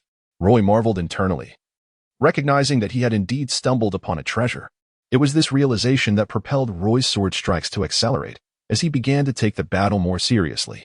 After all, when dealing with a combat lunatic like Pakis, the most effective approach was to subdue him with sheer, overwhelming strength. Indeed, Pakis's inner thoughts mirrored Roy's beliefs. In his past battles, once he activated his devil fruit abilities in conjunction with his inherent qualities, he had rarely encountered anyone capable of withstanding his explosive power. Yet, to his astonishment, he found himself being suppressed throughout this encounter, planting the seed of Roy's invincibility deep within his mind. "Enough of this," he declared. "Now, I shall unleash my full strength. If you cannot withstand this strike, you are unworthy of being my crew." Roy spoke earnestly, acknowledging that the trial was indeed reciprocal. Should Pakis perish from this strike, it would merely reflect his own limitations, and Roy would feel nothing but regret, certainly not remorse. For a battle maniac like Pakis, Roy's seemingly callous words were rather appealing, prompting him to shout, "Come on. I set sail to incessantly challenge the strong. If I cannot withstand even a single blow, I would rather perish here." Upon hearing their declarations, the hearts of all spectators raced, the cheers and shouts abruptly ceased, leaving the arena in a silence so profound that one could hear a pin drop. Every individual held their breath, poised to witness this rare confrontation. Even the previously dismissive arena supervisor found himself sweating, as the prowess displayed by these two far exceeded his expectations. Although they were not yet a match for the forces behind him, they certainly represented formidable allies, and should he manage to recruit them, his standing within the organization would undoubtedly rise. The blade was drawn, and a brilliant light erupted, radiant as the first rays of dawn. Darkness enveloped the earth, akin to the whisper of death's call. In this exquisite interplay of light and shadow, none could open their eyes, their minds wholly captivated.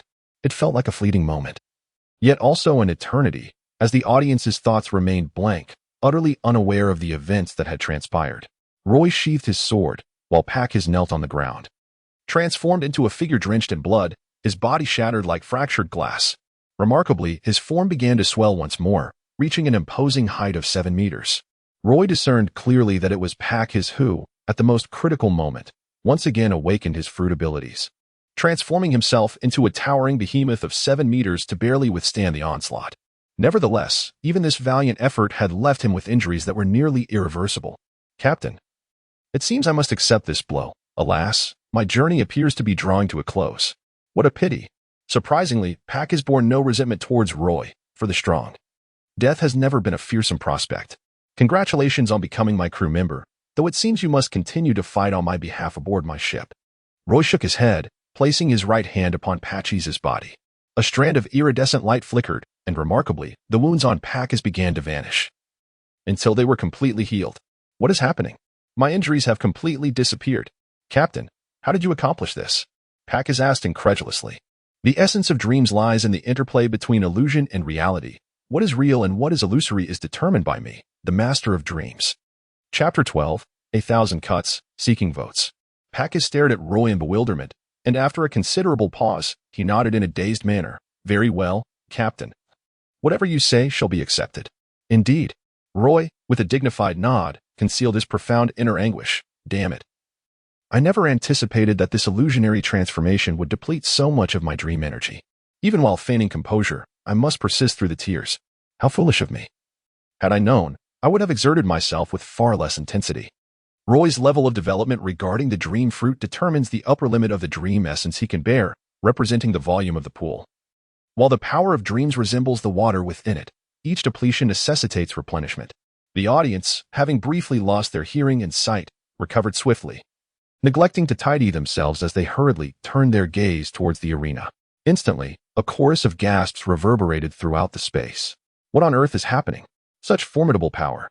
Is this truly a force that humanity can wield? Is this the strength possessed by the elite? It seems my journey ahead is still quite distant. Perhaps I should refine my skills for a few years before venturing into the Grand Line.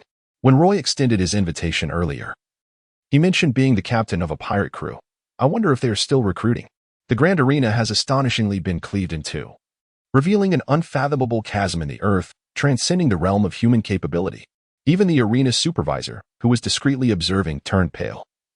Even one accustomed to grand spectacles was unnerved by such a terrifying display, not only in the North Sea, but even in the first half of the Grand Line. If you can reach such heights. Surprisingly, Packhis remains unscathed. That should not be the case, while I acknowledge his formidable strength. It seems implausible that he could withstand such a magnitude of attack without a scratch. Initially, no one favored Roy in the fight. Yet now the scales have tipped decidedly in his favor. Observe how Packhis now addresses Lord Roy with utmost reverence. There must be some undisclosed dealings at play. A strong individual deserves respect. Although Roy appears quite youthful, this does not hinder others from addressing him with honorifics. The sheer power emanating from such a slender frame is truly enviable. If Roy were to hear the opinions others hold of him, he would likely sputter a mouthful of soda in disbelief, for how could they perceive him as diminutive when it is their own physiques that are so grotesquely exaggerated? Roy looked up at the somewhat dazed host and inquired, by the way, I suppose I have secured my first victory, right? I wonder if the battle can continue. Roy exhibits a certain degree of greed. Having secured a formidable ally, he still yearns for the rewards meant for others. Yet, one might ponder, what would a pirate be without a hint of avarice? The host chuckled awkwardly, feeling at a loss for words, internally lamenting the situation. Not to mention that the arena has been nearly obliterated by his actions. The more pressing concern is that no one dares to engage in battle anymore. Even the previous contender, Packhis, has become a figure that few are willing to challenge. It is rather audacious for someone of his evident superiority to take pleasure in bullying others. Indeed, it is nothing short of bullying. Ahem. It appears that there are hardly any challengers willing to face you. We certainly cannot award you the prizes without a fight, can we? The host said, feigning difficulty. Ah, I see. Very well, I shall not press you further. Roy caressed his radiant chin and proclaimed, Hey, friends present, is there anyone who dares to challenge me? I invite 100 of you to come forth at once, and I assure you, no one shall perish.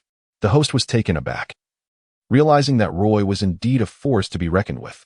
He could only hope that the others, intimidated by Roy's prior display of might, would refrain from accepting the challenge. Otherwise, the devil fruit would surely fall into Roy's hands. However, Roy's bold invitation left little room for hesitation. It would be utterly disgraceful if others shied away from a fight at this point. Thus, it wasn't long before a majority stepped forward to engage. Some were merely curious to witness the prowess of the so-called top-tier fighters from the North Sea, while others sought to forge a closer connection with Roy, as it was evident that a dominant power was on the verge of rising in the region. Seeing the unfolding situation, the host felt compelled to acquiesce, albeit with a forced smile, and soon the arena erupted into a frenzied spectacle akin to moths drawn to a flame. The 100 challengers were no mere weaklings. Many among them were formidable pirates with bounties soaring into the tens of millions. Yet, under Roy's terrifying onslaught, hardly anyone could withstand even a second strike. The clash, which involved 100 fighters, concluded in a mere minute and a half. This outcome, however, did nothing to dampen the enthusiasm of the next wave of challengers eager to join the fray. Roy's previous battle had proven his claims. Each of his strikes was perfectly calibrated to incapacitate his opponents without causing fatalities. Indeed, not a single adversary was gravely injured. For these seasoned fighters, minor wounds were a trivial price to pay for the opportunity to engage in such a prestigious contest, making it a worthwhile endeavor for most. Before long, Roy's remarkable achievement of 1,000 consecutive victories was well on its way to completion. Observing from a vantage point, the arena's supervisor's complexion had grown pale. It had been ages since anyone had attained such a feat. This was not only due to the inherent difficulty of the challenge, but also because the arena's overseers often dispatched competitors to thwart those nearing the 1,000-win milestone. For the powers behind the arena, 100 million berries was a trifle. The true treasure lay in the coveted devil fruit. Initially, the supervisor had felt secure, believing that the arena's formidable warriors could thwart any attempt to seize the devil fruit. However, after witnessing Roy's unparalleled might, his confidence had evaporated. As he pondered, a thunderous cheer erupted from outside, and he grimaced, knowing all too well that Roy had achieved his 1,000 victories. Damn it, what a bunch of inept fools. Unable to even delay the inevitable. It seems I must take matters into my own hands. The atmosphere within the arena had reached a fever pitch. Witnessing an achievement that had eluded others for decades was indeed a momentous occasion. Despite his inner frustrations, the host maintained a facade of professionalism. Today, we have witnessed the birth of a legend. In under 20 minutes, he has achieved the unimaginable feat of 1,000 slays. Who, you might wonder, is this extraordinary individual? Roy. Indeed, it is our valiant warrior, Roy. Next, our arena supervisor will personally attend to Lord Roy and present him with his well-deserved reward. Thus concludes today's battles. We kindly ask everyone to exit in an orderly fashion as we prepare to dispatch personnel for repairs. The spectators departed, thoroughly satisfied with their experience, while the arena staff guided Roy. Lord Roy, please follow me. Roy, without a hint of hesitation, followed closely behind, eager to witness the individuals lurking behind the arena. Packus hurriedly trailed after him, while the attendant glanced at Roy, seeking clarification. It's fine, let him accompany us. The attendant, somewhat taken aback, recognized that such matters were beyond his jurisdiction, and thus chose to feign ignorance. Chapter 13. Vinsmoke. The arena, replete with opulence, provided ample space for its esteemed guests. Even Patchy's imposing stature appeared unconfined within its bounds.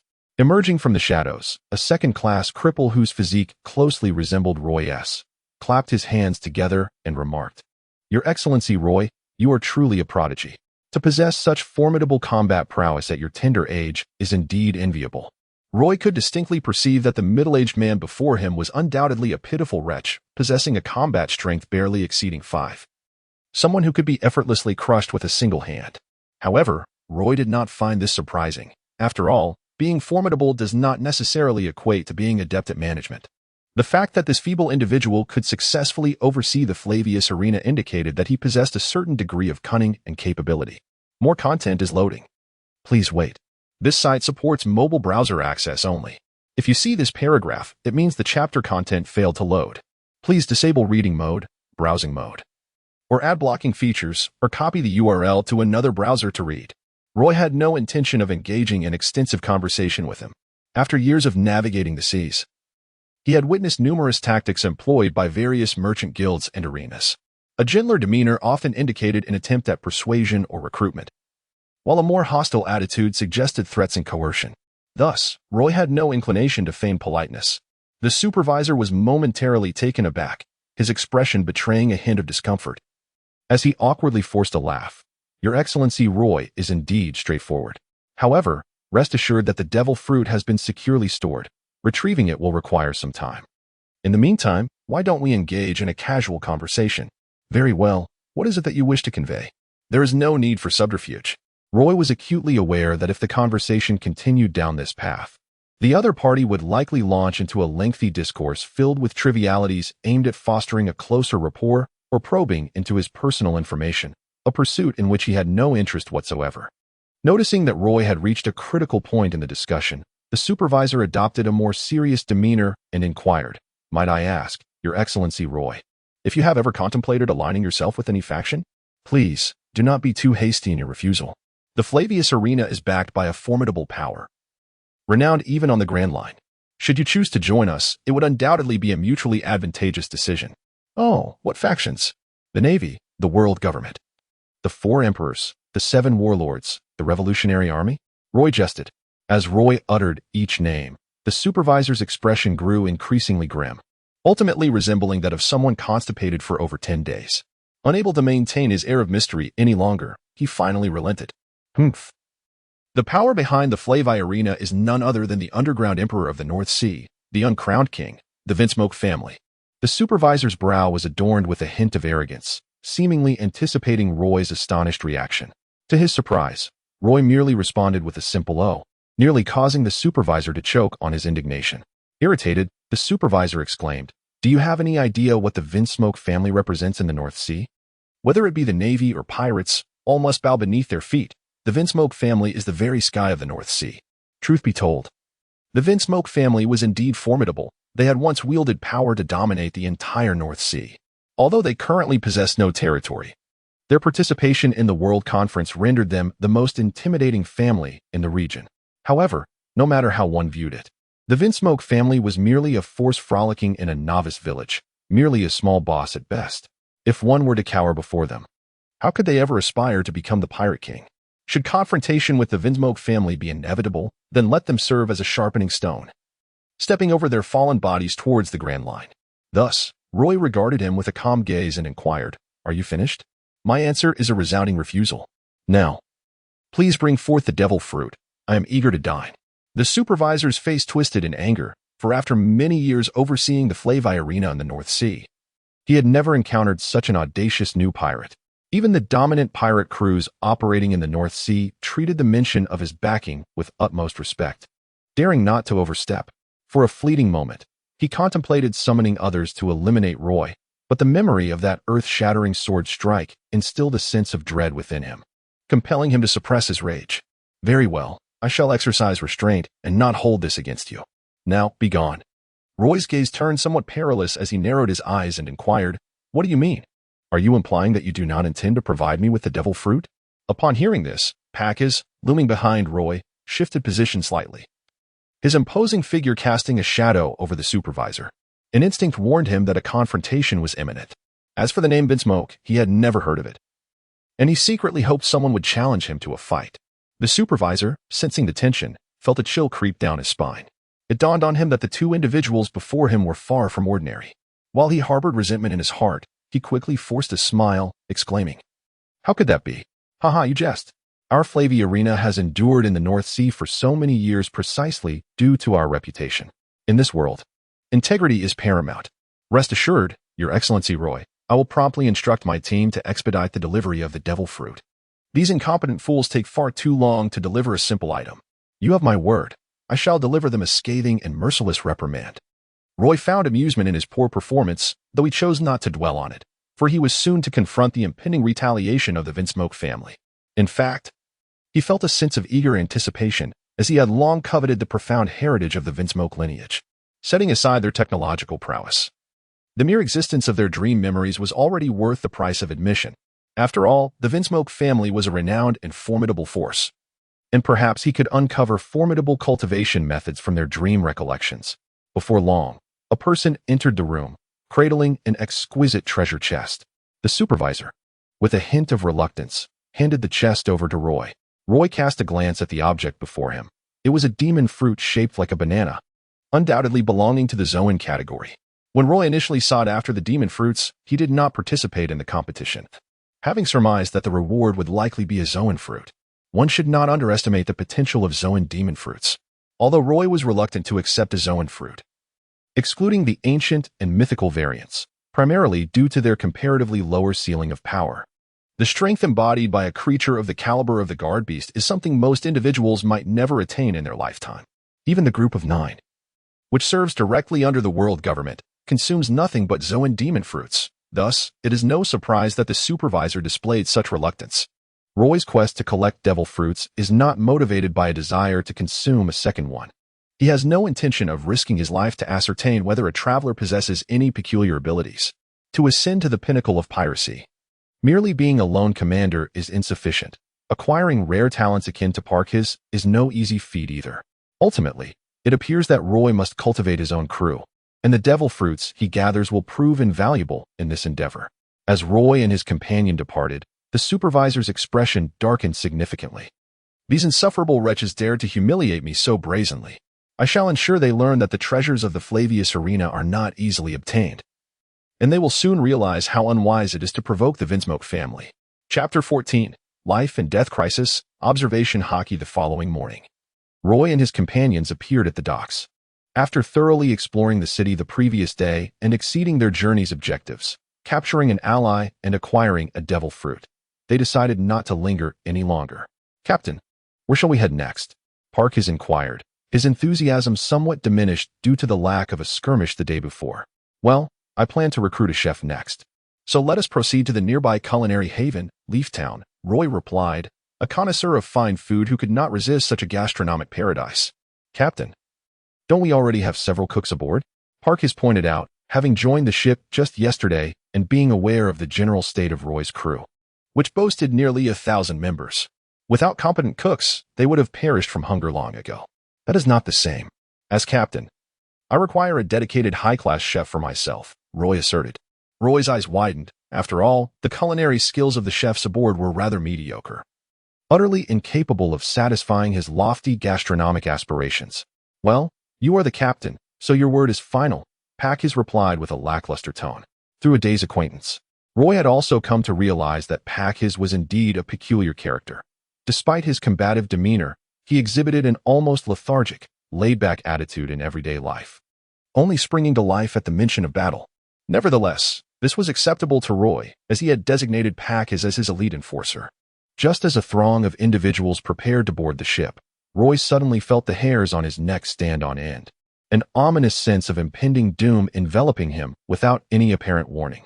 Yet, he had no doubt about the validity of this sensation, for his instinct honed through years of combat had saved him countless times in life-and-death situations.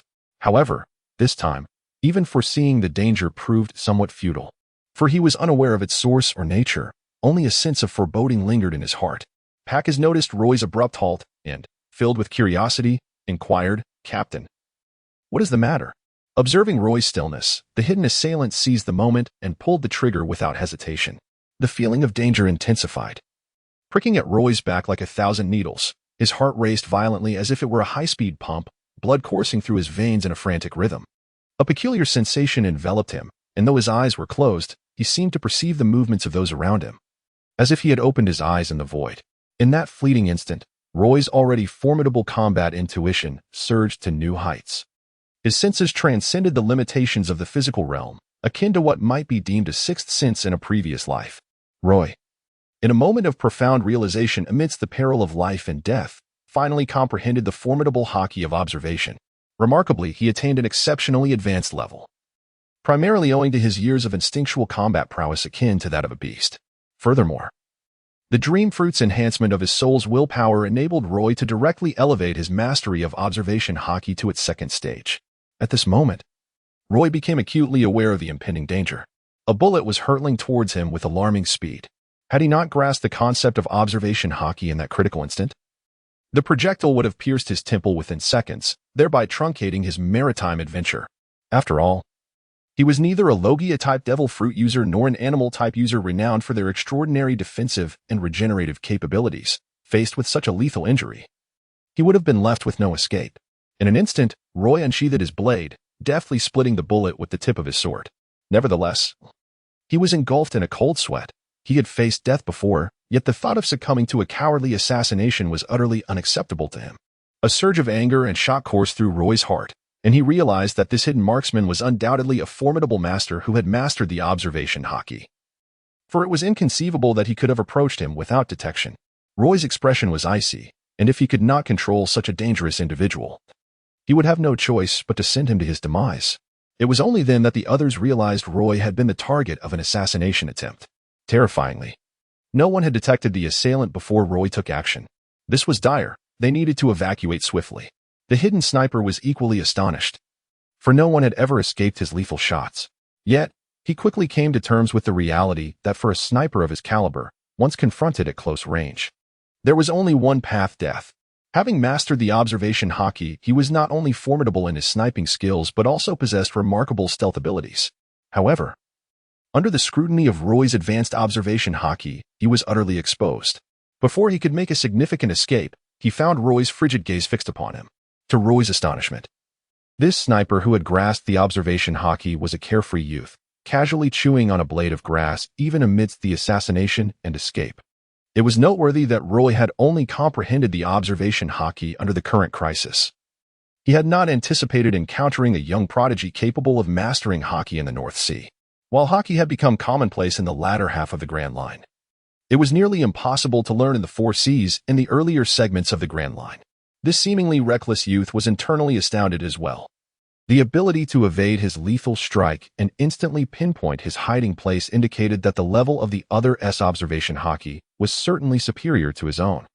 Observing Roy's unfriendly demeanor, he astutely discarded his sniper rifle onto the ground, raised his hands, and spoke. "Mate, I concede. Do as you wish with me." Roy's expression fluctuated, revealing the tumult of his thoughts. Recognizing that Roy had refrained from striking him down immediately, he felt a flicker of hope for survival and hastily declared, "I am Torskin, the foremost assassin within the organization governed by the Vinsmoke family. Surely, you are aware that you have severely offended the supervisor of the Flavy Arena, who has paid a significant price to have me eliminate you.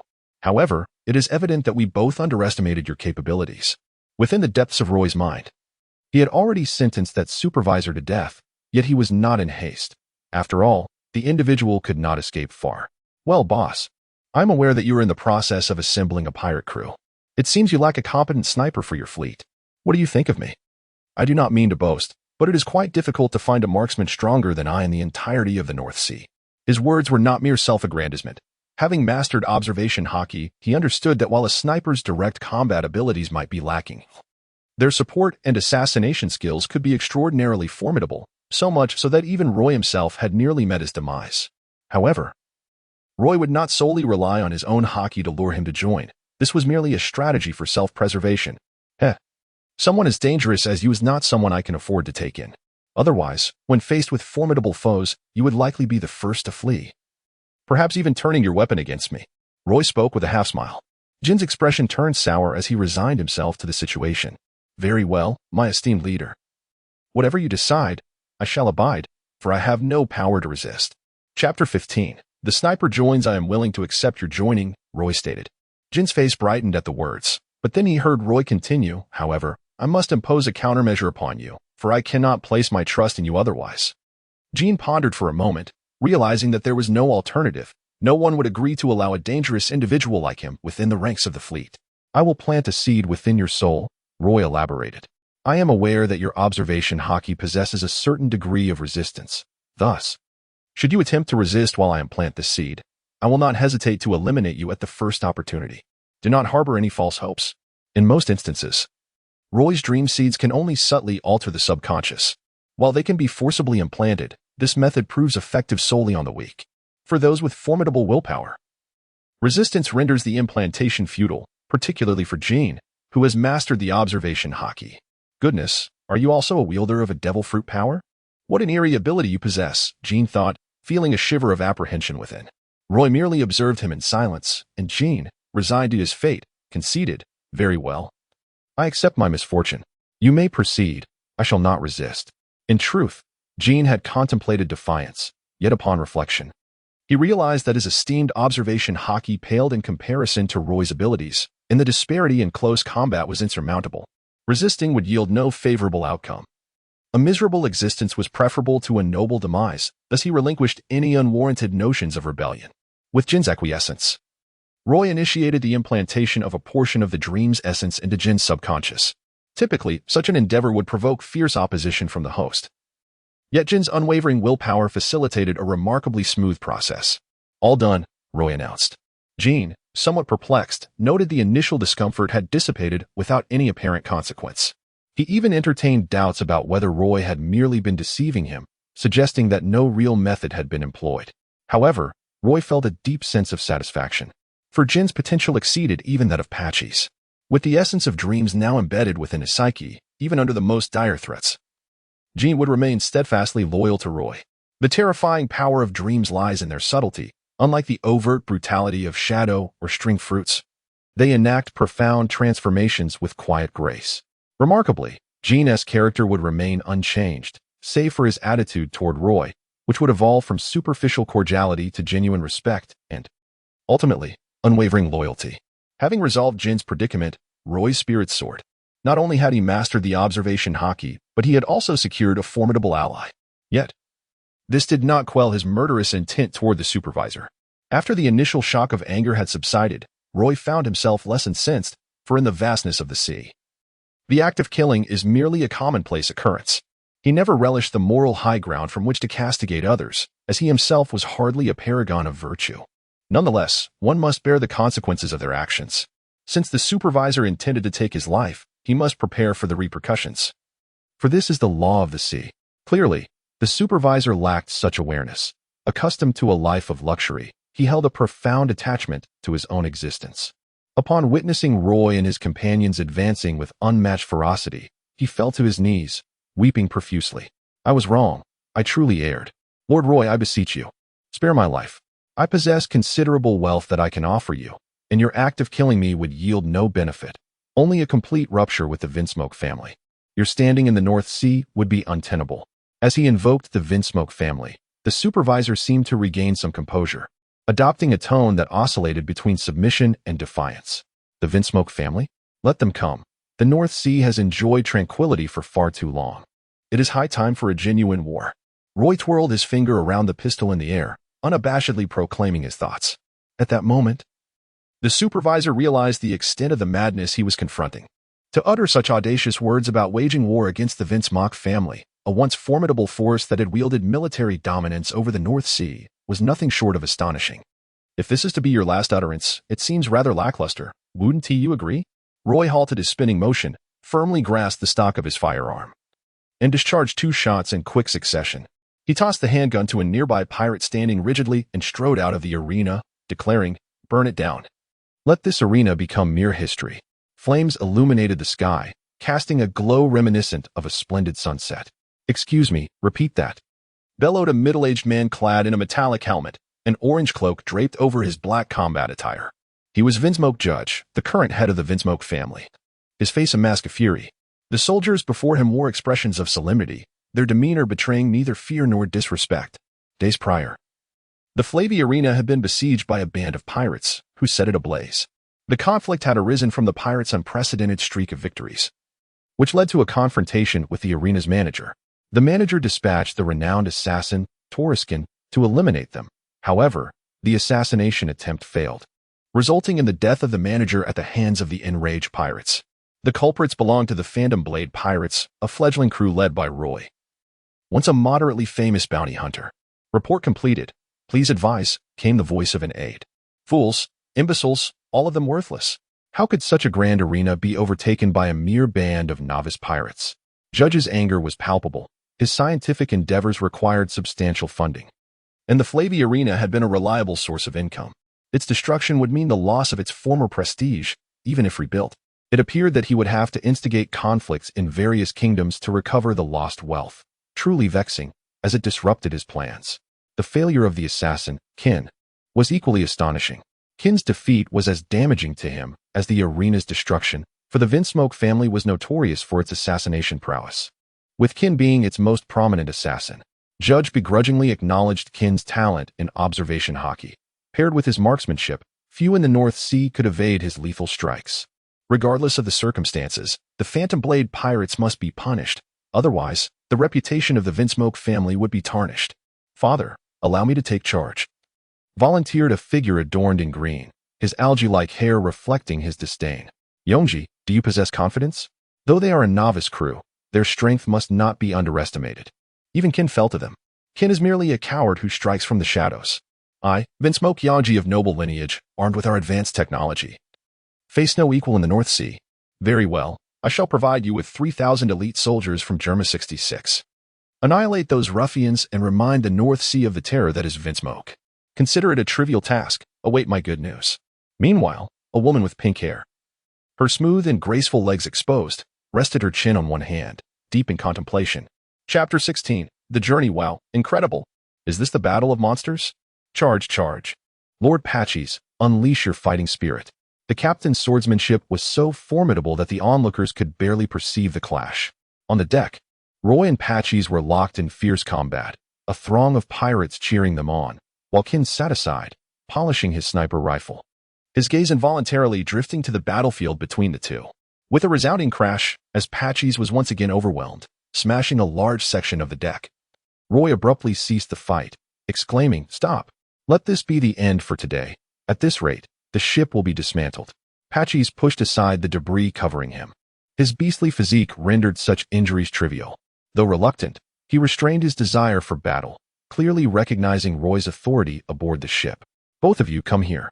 And you all, don't be idle. Hurry and repair this place." Kin had ceased resisting life aboard the ship, whether due to the effects of the dream seed or resignation. He would not defy Roy's orders in the slightest. "Patches, what is your devil fruit ability?" Roy inquired, having only just realized he had yet to learn the particulars about his crew members.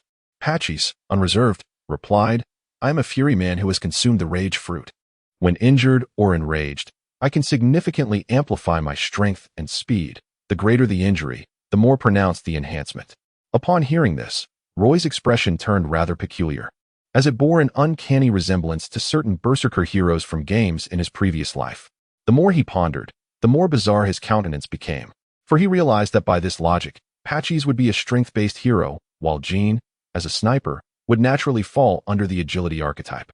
And now, under the influence of the dream fruit, he himself could arguably be classified as an intelligence-type hero. Shaking off these peculiar musings, Roy turned his gaze toward Jean and inquired, "Jean, how did you cultivate your observation Haki?" Roy was quite intrigued, for Haki is undeniably a hallmark of strength in the world of pirates. It is rare to encounter it, not only across the four seas, but even in the first half of the Grand Line. Upon hearing this, Jean was momentarily taken aback, before a realization dawned upon him. "Oh, you are referring to observation Haki, which is akin to the ability of the mind web. This stems from a peculiar individual I rescued in my youth, who remarked on my considerable talent. Under his guidance, I was able to master the abilities of the mind web." Jean had no intention of hoarding this knowledge, as he recognized that being aboard a pirate ship meant he could not simply depart. Thus, it was better to showcase his own value. Roy was taken aback upon hearing this. In the recesses of his distant memory, it seemed that only a place known as the Sky Island referred to the observation Haki as the Heartnet. Moreover, he had mentioned that it belonged to an eccentric individual. Could it be that the peculiar person you speak of possesses a pair of wings? "Captain, how did you come to know this?" I recall having inquired about it at the time, but he seemed to suggest that those were merely ornamental, a custom of his people, so I refrained from probing further. "The Sky Island. Ah, it harbors profound secrets, and it is a destination that is an essential part of my planned voyage," Roy remarked with a hint of astonishment, although both individuals felt a twinge of confusion. Neither pressed for further clarification. Patches exhibited a complete lack of interest, whereas Jean understood that on a pirate ship, it is prudent not to inquire about matters left unspoken by the captain. "Now, tell me how that peculiar person taught you to cultivate the observation Haki," Jean inquired. "Indeed, the crux of mastering the Haki lies in immersing oneself within all things and learning to listen to the symphony of the universe. However, most individuals find this exceedingly challenging. In such instances, one must resort to certain external methods, such as blindfolding oneself or covering one's ears. thereby striving to sever the connection between the five senses and the external world. When one can perceive the outside without relying on the five senses, that signifies the first step toward mastery. Upon hearing this, Roy nodded thoughtfully. The isolation of the five senses, coupled with external pressure, indeed serves as an exceptional method for unlocking the latent potential of the body. However, Roy firmly believed that this was merely a fragment of the mastery of observation Haki. After all, the heart network training on the Sky Island was only a superficial understanding, lacking a comprehensive system. To attain profound mastery, akin to Charlotte Kanakuri's ability to foresee the future, one must seek guidance from the Navy or other formidable factions.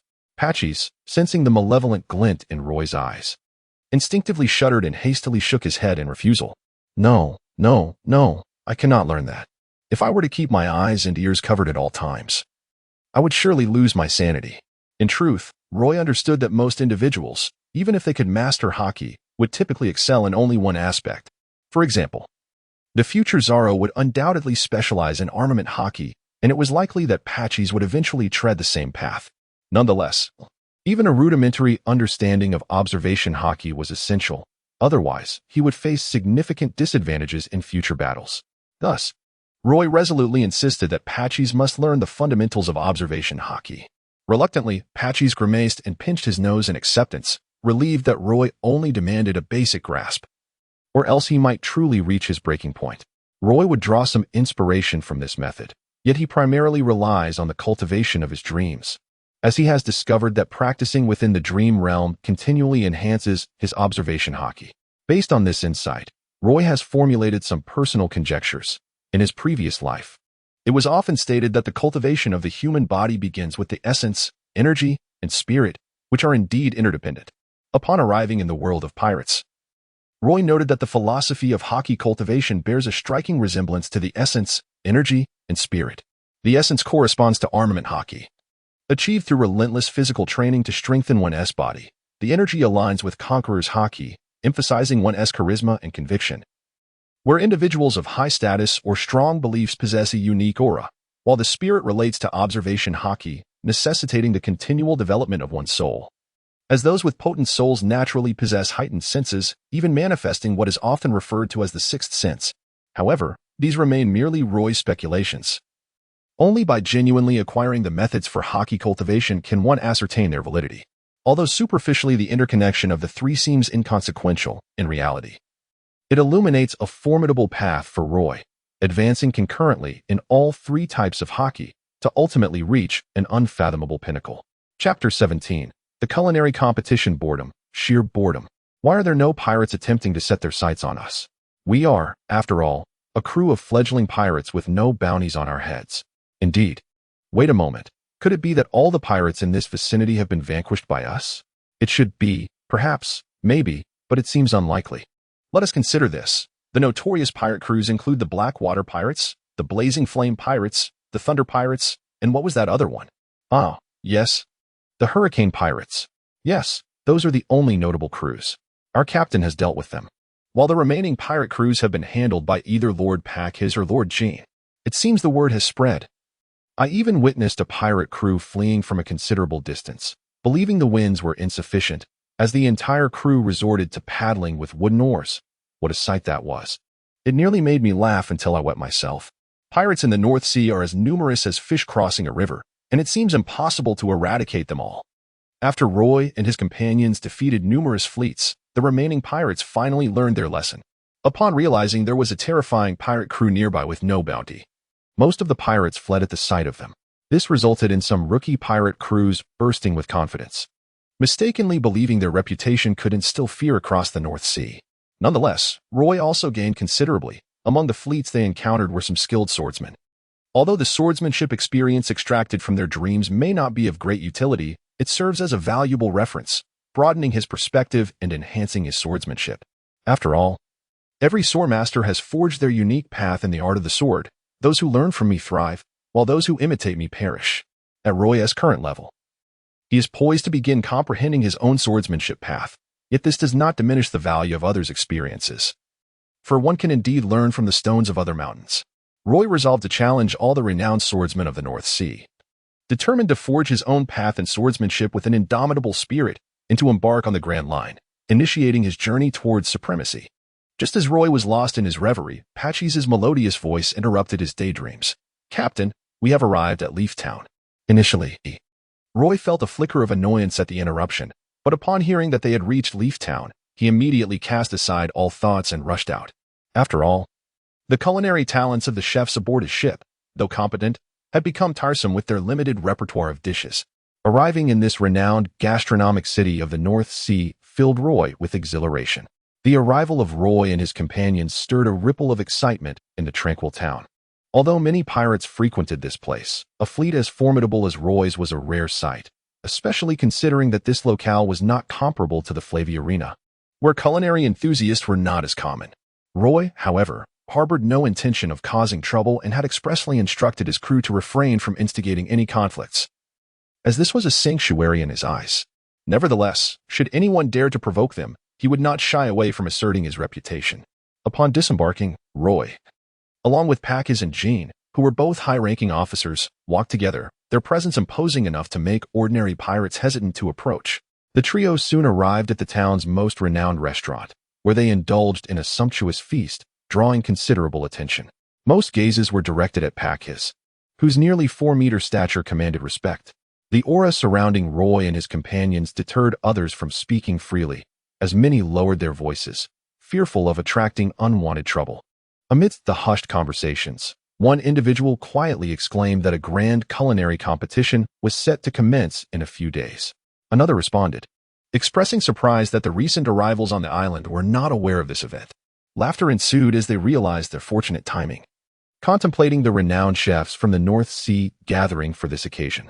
Despite their muted discussions, Roy's keen senses quickly grasped the crucial information regarding the culinary competition's commencement. "Pray tell, when does this culinary competition begin?" Roy inquired, his eagerness palpable. The others, somewhat reluctant, turned to face him. Upon gazing into his deep, star-like eyes, they became entranced and replied dazedly, "It starts tomorrow at the Culinary Plaza in the town center." After Roy and his companions finished their meal and departed, the others regained their senses with a shudder. What just happened? I felt as if that man could dictate my very existence. I would have willingly faced death at his command, one remarked. I felt it too, but what frightens me is that he is a man, another stammered, fear evident on his face.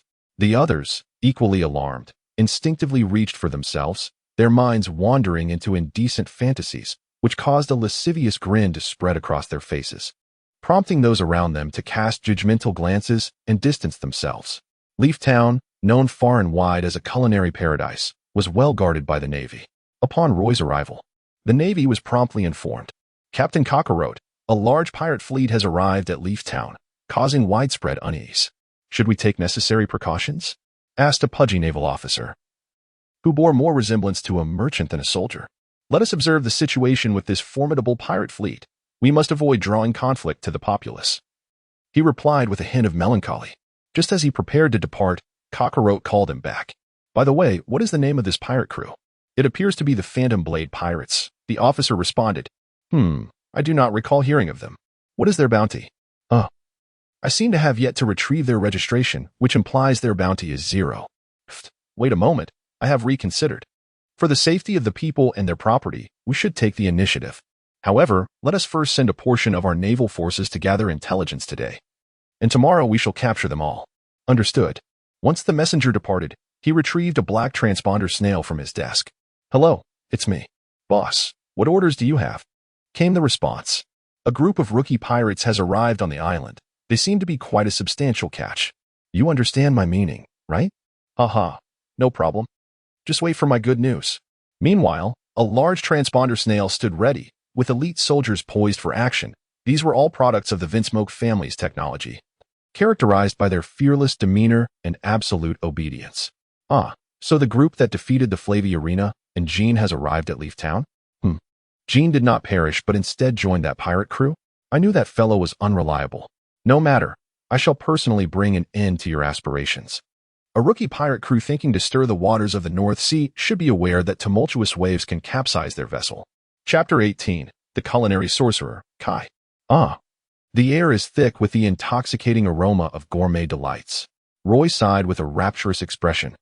contemplating whether he should perhaps whisk away all the chefs participating in today's competition. Although Jean and Packus did not share Roy's fervent passion for culinary delights, their intrinsic human nature compelled them to seek out the exquisite, rendering them equally eager for the forthcoming gastronomic contest at the Culinary Plaza. Although the competition had yet to commence, numerous chefs were already diligently preparing their dishes, with long queues forming before several of the more renowned chefs. After all, the meticulously crafted dishes of each chef held significant value, and aside from the portions allocated for the judges' tasting, there was little left for others to savor. Roy had dispatched a considerable number of his subordinates to queue up early, so much so that nearly the first few chefs in line were all affiliated with him. Fortunately, every individual aboard the ship displayed unwavering loyalty to Roy. Otherwise, ordinary pirates subjected to such treatment would likely question their existence. Moreover, these subordinates were meticulously selected by Roy. Although their skills were rather lacking, they projected an aura of menace, appearing far from benevolent, which instilled a sense of dread in the chefs tasked with preparing the meals. They felt compelled to exert an extraordinary level of diligence, fearing that any deviation from the anticipated flavor could result in a brutal confrontation with these ruffians. Roy surveyed the surroundings with great satisfaction, akin to a king of gastronomy. However, he soon encountered a rather peculiar phenomenon. In a secluded corner, a young man with long, flowing hair was engrossed in the art of cooking, his expression intensely focused, seemingly oblivious to the commotion around him. In front of him, aside from Roy's subordinate waiting in line, there was no one else. Indeed, those nearby deliberately steered clear, as if the area were a forbidden zone. Many onlookers sensed the oddity and contemplated investigating, but they were swiftly restrained by their companions, who whispered in their ears, their faces betraying a look of fear as they retreated. Roy casually summoned a few passers-by, pointing towards the corner and inquiring, "What is the situation with that individual?" Initially, they appeared somewhat disgruntled, but upon witnessing the imposing stature of Packus behind Roy, they wisely opted for submission. "Are you referring to the chef, Kyu?" Upon hearing Roy's question, one individual widened his eyes, seemingly conflicted about whether to respond. "Why do you call him a chef?" Roy's curiosity was piqued. "No, I must say, he does not deserve to be called a chef," one person remarked, his face contorted with indignation. "Indeed, what he produces is not food, but poison. Those who have tasted his dishes have all gone mad. He must be a messenger from the devil. May he soon descend into hell." After a flurry of animated remarks, the group belatedly glanced towards Kyu, only to breathe a sigh of relief upon seeing him still engrossed in cooking. One by one, they fled as if to escape a dire fate. TSK, it seems to me that this chef, Kyu, is certainly not an ordinary character." Roy lamented. "Ah, isn't he merely a chef incapable of even preparing a single dish?" Packus inquired, seemingly bewildered. Jean cast a disdainful glance at him and remarked, "How can you not perceive this? One must understand that even hallucinogenic cuisine rarely drives a sane individual to madness. What Kai employed just now were merely commonplace ingredients. Yet to concoct a dish that can induce insanity from such ordinary components is indeed quite remarkable. Moreover, observe his demeanor, while he appears unperturbed by honor or disgrace.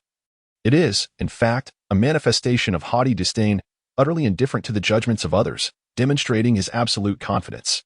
Am I mistaken, Captain?" As the days aboard the ship progressed, Jean reverted to his previous irreverent nature, frequently expressing concern over Packy's intellect. In contrast, Packy's remained a serene figure during peaceful moments, entirely unfazed by Jin's sharp tongue. "Ha ha ha, you still haven't hit the nail on the head," he quipped. Roy laughed heartily. "How could that be?" Jean expressed his disbelief, yet dared not challenge Roy's authority. It was evident that so many harbored a desire for his demise. Had he been an ordinary individual, he would likely have met an untimely end long ago. "Ha ha."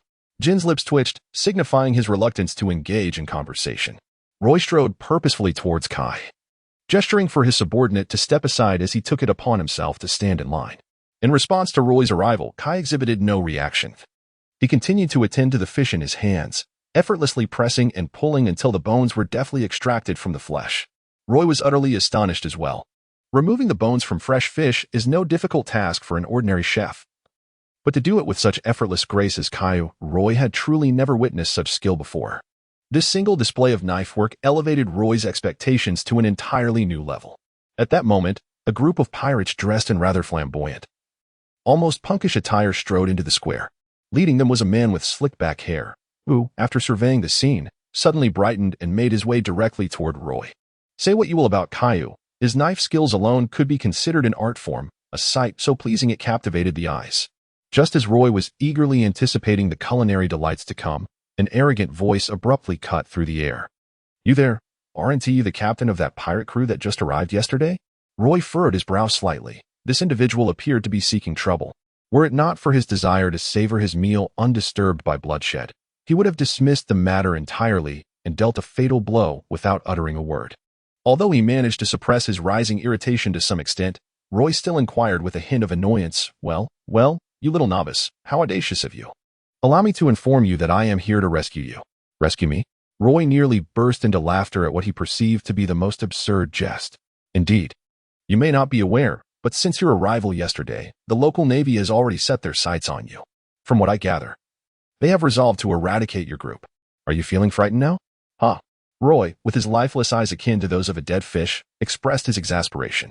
Is the navy here truly so inflated with arrogance? Given his demonstrated track record, even the intervention of a rear admiral may not yield any advantage. Who, I wonder? Granted this branch's colonel the audacity to utter such words? Is it Liang Jingru? Naturally. The slick-back individual perceived Roy's demeanor as one of utter shock and was thoroughly pleased to comment, "You need not be afraid. Our mafia has been firmly established here for many years. We even have our people within the navy. Thus, I can arrange for someone to hold them off momentarily while you make your escape." "Is the mafia truly so benevolent?" Roy inquired. "Of course not. You must pay a substantial protection fee. Otherwise, I would find myself in quite a predicament. However, I notice that your fleet appears rather sizable, suggesting you possess considerable wealth. Therefore, a mere 100 million berries would suffice as a token of your appreciation." Roy seems to have grasped the situation. It is likely that the navy and the pirates here are colluding, engaging in a scheme to extort money. After all, for the majority of pirates, the navy possesses considerable deterrent power. Is this extortion? Ha ha ha, certainly not. It is outright robbery. Hurry up and hand over your money. Or else do not blame me for joining forces with the navy to obliterate you. Have you, a mere novice pirate, yet to experience the perils of the world? I am a notorious pirate with a bounty of 10 million berries. Roy had grown weary of making sarcastic remarks and directly addressed Packhis, who was eagerly rubbing his fists. "It's up to you now. Remember, do not engage in any violence in the square. I would rather not witness bloodshed while I am dining." "At your command, Captain." Packhis replied joyfully, grinning menacingly as he approached the group with the slicked-back hair. Chapter 19. The arrival of K. Roy paid no heed to the buffoons. For in comparison to the culinary delights, their antics were merely a trivial interlude. In the arena, Kaio's dish was nearing completion. Yet not a hint of aroma had yet escaped into the air. Rather than feeling disheartened, Roy found his anticipation only heightened. According to legend, it is only the most exceptional chefs who can restrain the essence of their creations during the cooking process, allowing the full explosion of fragrance to occur only at the moment the dish is fully realized. This is the hallmark of the world's finest delicacies. The competition had commenced. The judges had taken their seats, and a portion of the other chefs' dishes had been presented to the panel, while the remainder was eagerly contested among the audience. However, Kaio's area was conspicuously avoided by the others, as he was renowned far and wide. After all, the judges are only human. Should Kaio's dish be presented, would they dare to partake? To indulge could potentially send them into a frenzy, yet to abstain would violate the rules, leaving them with the option to simply ignore his presence altogether. During his wait, Roy did not deprive himself. He had procured exquisite delicacies from some of the most acclaimed chefs early on, indulging in a culinary feast. After all, he was a connoisseur of gastronomy, capable of savoring delights for an entire day and night without any qualms. While Roy was engrossed in his meal, he suddenly heard a deep voice emanating from ahead. It was Kaio, who had finally completed his dish, while the other chefs had long since finished theirs. It is worth noting that even dishes of the same caliber, when consumed in succession, evoke entirely different sensations, leaving aside the preconceived notions that influence our perceptions. The satiety experienced after the first dish is sufficient to diminish one's anticipation for the second. Thus, the chefs present had also prepared in advance, opting for dishes that did not require an excessive amount of time to prepare. Roy set down the pot in his hands and approached Kaio, only to discover that the food he had spent the better part of the morning preparing was, surprisingly, sashimi. One would assume that with his remarkable knife skills, it would not take long to create such a dish. Was there perhaps some hidden intricacy at play? Kaio, noticing Roy's scrutinizing gaze, couldn't help but wear a playful smirk. Naturally, It would be a great regret in life not to savor exquisite cuisine when it is presented before you. He merely shrugged nonchalantly, and Roy, unfazed, shared in the sentiment. The sashimi on the plate shimmered like crystal under the sunlight, radiating a brilliance akin to the most exquisite work of art. Leaving one at a loss as to how to begin indulging in such a masterpiece, Roy picked up a slice and placed it in his mouth. The exquisite texture exploded within, as sashimi is inherently focused on freshness and tenderness. However, what Caillou crafted elevated these attributes to their zenith, with an incessant flow of juices cascading upon his tongue, making it difficult to swallow. Roy was initially puzzled, as one would typically expect sashimi to be accompanied by corresponding condiments. However, he was taken aback to discover that Caillou had seamlessly integrated the seasoning into the sashimi, creating a harmonious unity. Remarkably, instead of overshadowing the fish, the seasoning accentuated the inherent flavors of the sashimi, rendering it even more exquisite. Ah, splendid! Truly. This sashimi is undoubtedly the most exceptional delicacy I have ever had the pleasure of tasting throughout the years, bar none. Roy exclaimed sincerely, without exaggeration. Upon witnessing this, Kai's pupils constricted slightly, followed by a smile. You are quite remarkable as well. I never anticipated that someone would consume my exotic sashimi and not experience any hallucinations. Now I comprehend why others have gone mad after tasting your culinary creations. The exquisite flavors truly captivate the senses, rendering one utterly entranced and unable to escape. After savoring the delicacy, Roy indeed sensed the hallucinatory quality that accompanies exquisite flavors. Although it held little significance for him, the master of dreams, for the vast majority, it was akin to poison. It is likely that only Jean aboard his ship could resist such temptation, as the enhancement of one's soul through observation Haki is no mere jest. Even Pacas might barely measure up. In truth, there was nothing inherently wrong with the food itself. However, its flavor was so intoxicating, so captivating, that one might prefer to linger indefinitely in the moment of culinary bliss. Yet, this indulgence is inescapable, much like the inevitable intoxication from fine wine. Surprisingly, the sashimi crafted by Caillou is harmless to the human body and can even serve to enhance physical prowess to some extent, although such enhancement is negligible for Roy. Naturally, how could an ordinary person ever experience such sublime flavors? Those who are ensnared by the allure of food, unable to extricate themselves, are unworthy of truly exquisite cuisine. Roy began to grasp the essence of Caillou's culinary philosophy. Indeed, this individual exhibited a certain extremity, standing in stark contrast to Sanji's approach. However, Roy remained unfazed, for those with true talent inherently possess the right to be audacious. Not to mention, the dishes he crafted not only honed one's will but also fortified the body. The unparalleled deliciousness alone was sufficient to entice Roy into considering the idea of binding him aboard the ship. Allow me to reintroduce Roy. The captain of the Phantom Blade Pirates showed little interest in joining me on my quest to conquer these vast seas. Roy decisively extended the invitation. Kai raised an eyebrow, clearly taken aback by Roy's proposal. After a moment of contemplation, he replied, "You are a true powerhouse. Only someone of your caliber deserves to indulge in the culinary delights I create. Thus, I accept." Ha ha ha, splendid. You shall not regret your decision made today. Roy, overwhelmed with joy, had finally managed to persuade a top chef to join his crew. Kai slightly bowed in deference, evidently aware of the maritime customs. It appeared that the culinary competition was nearing its conclusion. Do you not have any thoughts regarding it? Merely a tedious contest. I initially intended to witness the caliber of this year's champion, hoping it would not be as inept as in previous years.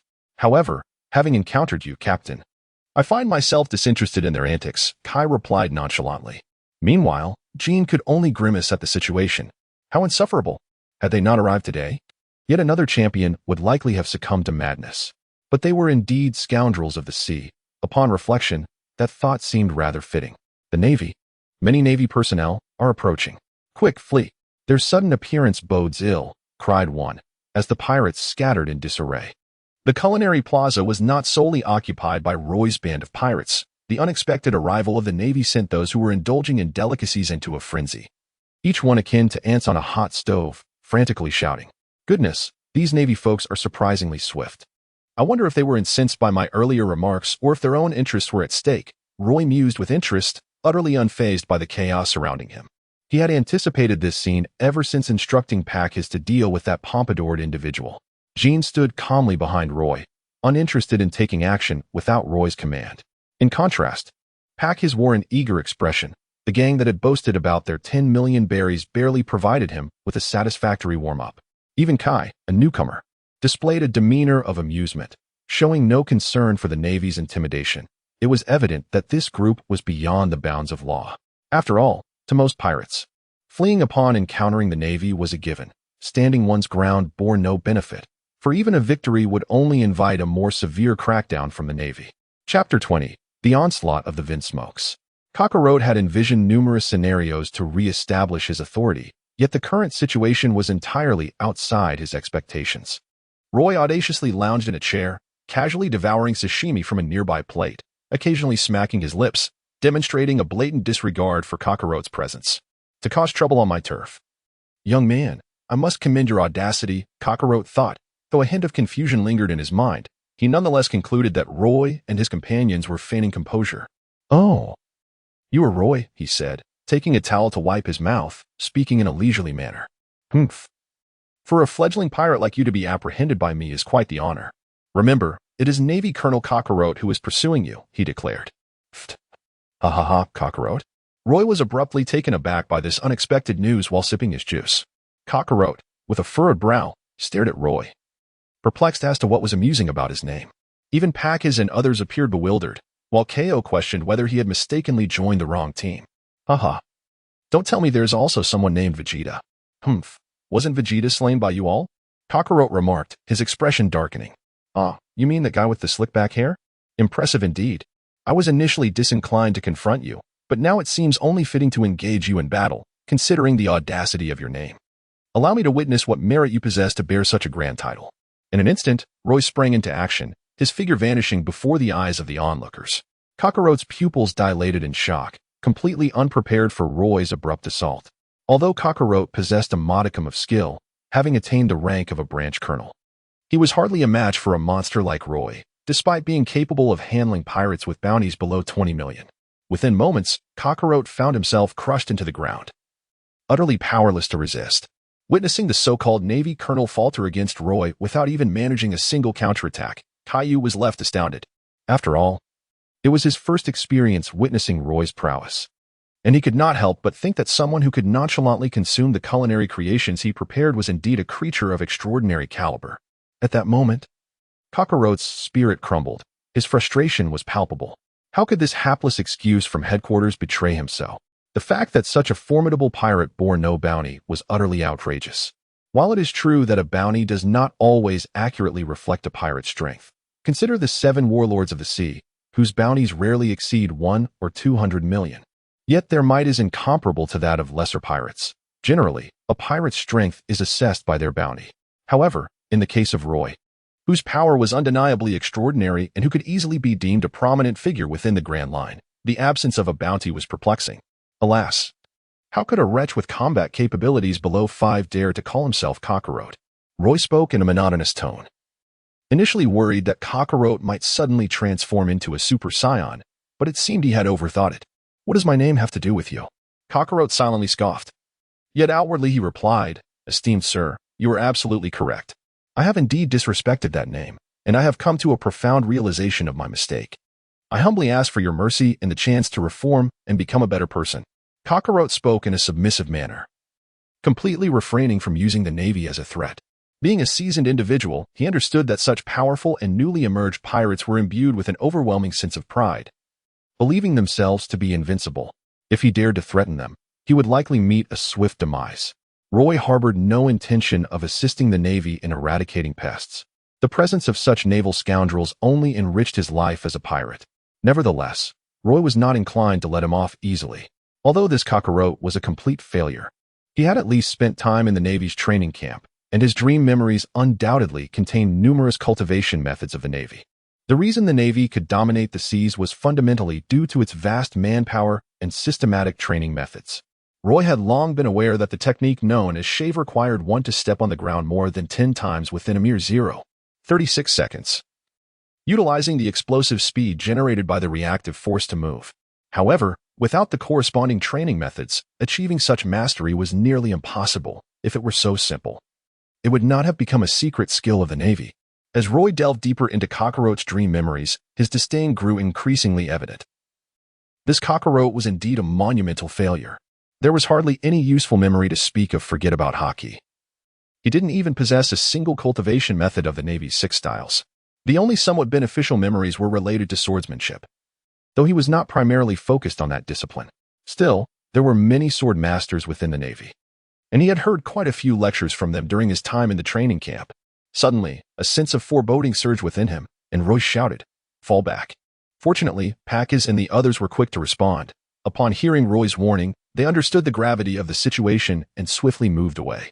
A missile detonated at the very spot where Roy had just stood, the violent shockwave sending nearby trees soaring into the sky. Although Roy and his companions managed to retreat in time, they were still left covered in dust and debris. Roy's expression darkened. Anyone who suffered an ambush would undoubtedly feel unsettled. Moreover, that Kakarot had been engulfed by the onslaught without uttering a single cry, vanishing into oblivion. After all, even with Roy's formidable prowess, attempting to flee while carrying someone posed a considerable risk. Kakarot, that worthless fellow, was hardly worth such a perilous endeavor. "Ah, you managed to evade my supreme, unparalleled, flamboyant rocket cannon. You truly possess remarkable skill." A rather infuriating voice emerged before Roy and his companions. The visage of Sanji and the tousled hair of Zaro stirred a peculiar sensation within Roy. Could this individual possibly be the illegitimate offspring of Sanji and Zaro? TSK. It suddenly felt as though he had stumbled upon a monumental revelation. Green algae head, with such advanced technology, it seems you belong to the Vinsmoke family, don't you? Roy shamelessly appropriated Sanji's invention, feeling a twinge of surprise at the prowess of the Vinsmoke family, renowned as the purveyors of advanced technology in the world of pirates. In that fleeting moment, he almost believed he had returned to his past life. However, the technological landscape of the pirate world seemed rather skewed. While the majority of vessels were mere sailing ships powered by the wind, the weaponry was astonishingly sophisticated, eventually giving rise to even the notion of pacifism. "Curse be it, you insolent fool! Who do you dare to call green algae head? Knowing I am from the Vinsmoke lineage, you still have the audacity to provoke me. I truly wonder who bestowed upon you such courage." Yongji, initially seething with rage, then arrogantly declared, "Oh, Liang Jingru? Aha. So you wish to concoct some fictitious persona to evade responsibility? Very well, I have nothing further to discuss with you. Let Lord Zhangji impart a proper lesson upon you. Indeed, I am also eager to witness the legendary power of the bloodline factor." Chapter 21. The pseudo-moonwalk. Roy was fully energized. For the illustrious reputation of the Vinsmoke family required no further elaboration. Although his appearance in the manga was merely a fleeting cameo, the ability to make a mark in the latter half of the Grand Line was indeed a noteworthy skill. Fortunately, there remained 7 years until that time, suggesting that they were still relatively inexperienced. YG cast aside his rocket launcher, though reckless. He was no fool and understood that while the rocket launcher was effective for long-range ambushes, it was nearly useless in close combat due to its lack of maneuverability. Nevertheless, YG remained undaunted. On one hand, he had undergone a transformation through his genetic lineage, granting him extraordinary physical prowess and abilities that could undoubtedly be deemed superhumans. On the other hand, his confidence was bolstered by the advanced technological weaponry at his disposal. In his mind, with these two advantages, he could easily subdue a mere novice like Roy. With a powerful strike from the winch, YG, brimming with self-assurance in his capabilities, charged straight towards Roy. Roy brandished his blade, unleashing a crescent-shaped wave of sword energy that collided with YG, forcing him to retreat instantaneously. Observing this development, Roy felt a surge of confidence. Although YG possessed considerable strength and speed, he was still significantly inferior to Roy. The retreat ignited a profound sense of humiliation within YG.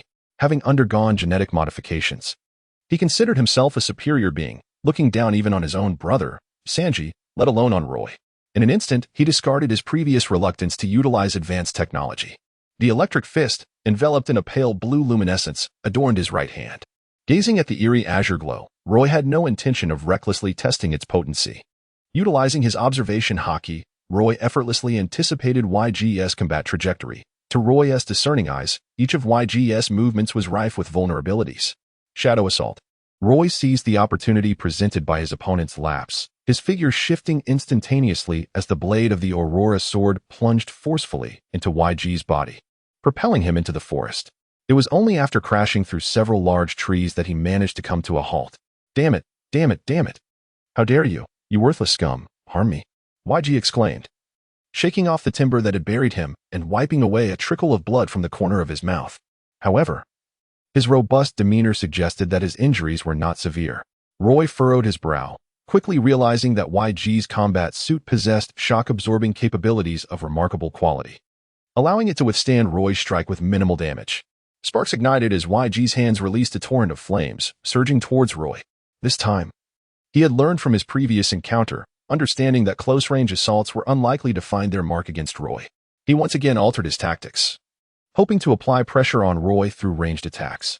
Roy was left speechless. Although this individual was somewhat inferior in strength, his technological prowess was indeed remarkable, giving Roy an uncanny impression that his opponent might be an invader from an advanced civilization, while he himself embodied the spirit of a primitive civilization in rebellion.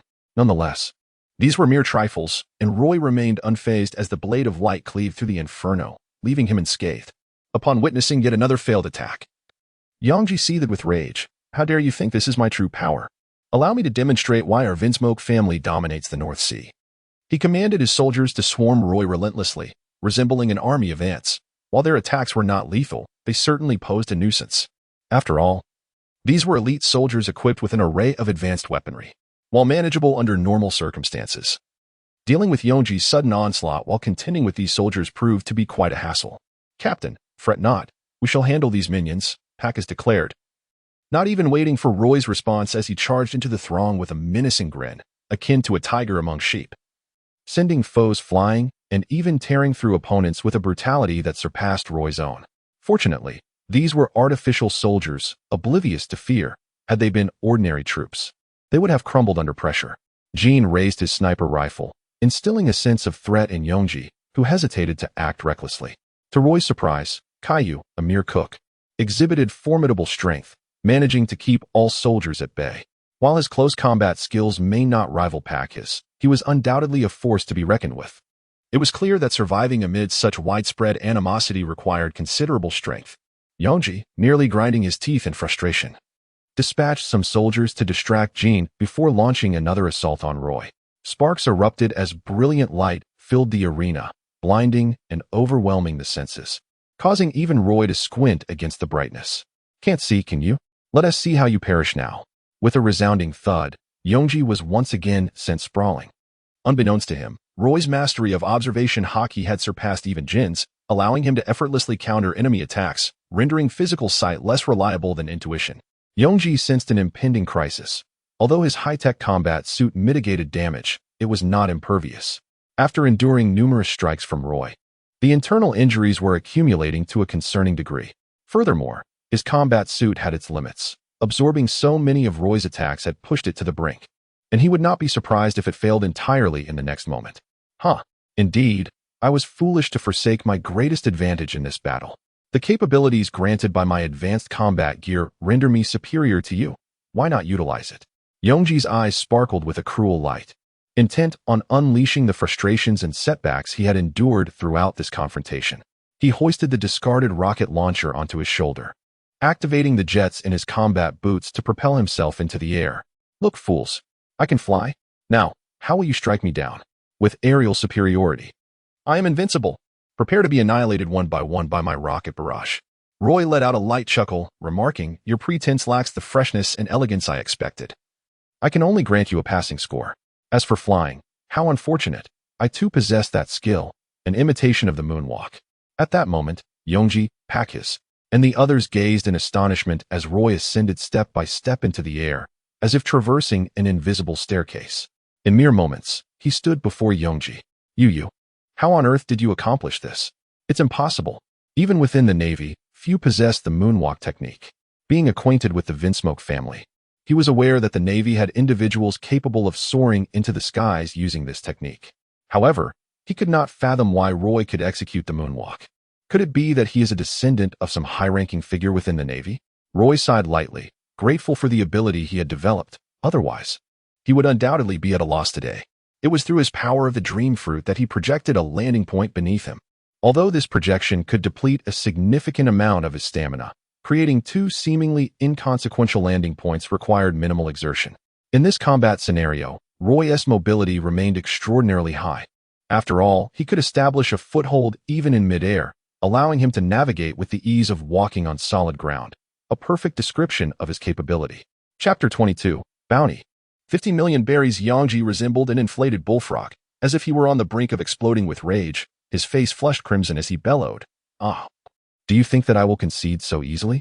Absolutely not. As a superior being, how could I possibly be defeated by you inferior creatures? He chuckled darkly. I have always harbored a question, and today, I shall experiment on you. A glimmer of something perilous flickered in Roy's eyes. Yangji felt a chill run down his spine, as if foreboding misfortune was imminent. You bastard, what do you mean? To me, the human form is the epitome of perfection, brimming with immense potential. Individuals like you, who have undergone modification, ought to be regarded as true anomalies. Why, then, do you possess bodies that surpass the ordinary? Surely, there must be a significant flaw within you. Roy spoke to himself, jesting, what a joke. We bear the blood of the divine. How could we possibly possess any weaknesses? If such a flaw were to exist, it would likely reside within the soul. No wonder you appear so foolish. He continued, now, allow me to conduct an experiment. Dream mist. Just as Yongji was about to utter a response, his eyes momentarily lost their luster. However, this state did not last long. In an instant, his gaze regained its brilliance. Yet, when his eyes fell upon Roy, they burned with an intensity akin to that of a saint gazing upon the divine. A faint smile graced the corners of Roy's mouth. Indeed, the dreamscape seemed inherently flawed, encountering almost no resistance, effortlessly manipulating his will. Scarcely more challenging than directing an ordinary individual. Let us proceed to command your subordinates to cease combat. Yes, my Lord Roy. The two descended from the air, leaving His and others perplexed, as it appeared they had engaged in no battle at all, merely exchanging a few words. Cease all hostilities. From this moment forth, we pledge allegiance to Lord Roy. YG shouted fervently, his soldiers unwaveringly loyal. Otherwise, such a scenario might have incited a mutiny among the ranks. His, though bewildered, remained calm, his Buddhist disposition rendering him merely regretful over the lack of conflict. Without further contemplation, Jean regarded YG with a sympathetic gaze. Yet an inexplicable satisfaction welled within him, as YG, once his employer, now found himself aligned with Roy, placing them on equal footing.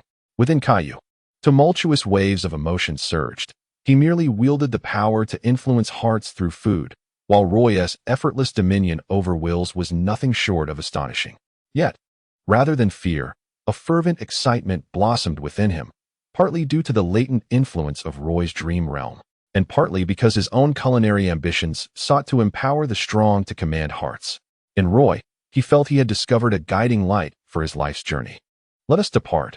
What a pity for this culinary city, and who knows if there will ever be another gastronomic competition. Roy lamented the fleeting seasons with melancholic words before departing, leaving the once thriving gourmet city in ruins from his battle with Yanji. The clash had devastated half the city, with countless innocents suffering collateral damage. This destruction of a Marine branch base finally brought Roy to the attention of the higher echelons at Marine headquarters. In a brightly lit office at Marine Ford, a vice admiral draped in the mantle of justice studied the report with grave intensity. The Phantom Sword Pirates have annihilated Branch 29 in the North Blue, decimating Falling Leaf Town with countless casualties. Such brutality demands immediate bounties. Yet for a rookie crew to wield such power is concerning. Gather all prior intelligence on them at once. Yes, Vice Admiral Django. The Marines. That formidable force spanning all seas and the Grand Line, swiftly compiled Roy's dossier within minutes. Roy, the legendary bounty hunter of the North Blue, had roamed the seas since age 10, his every strike precise and his limits forever shrouded in mystery. 2 years prior, he had slaughtered scores of pirates, including one with a 13 million berry bounty, plunging the North Blue into terror. When pirates banded together under a 23 million berry captain to eliminate him, Roy annihilated them all, revealing for the first time the depths of his restrained power. The report deemed him a meticulous, formidable madman. 3 months ago, Roy founded the Phantom Sword Pirates, yet until now, he had avoided Marine attention by refraining from civilian harm or direct provocation. However, investigations uncovered his recent atrocities, destroying the Flavius Colosseum, provoking the Vinsmoke family, crushing multiple pirate fleets, and now obliterating Branch 29 while capturing Vinsmoke Yanji. His armada now boasted over 3,000 soldiers, including 2,000 elite warriors from Germa 66. Key figures included Captain Phantom Sword Roy, 50, 000.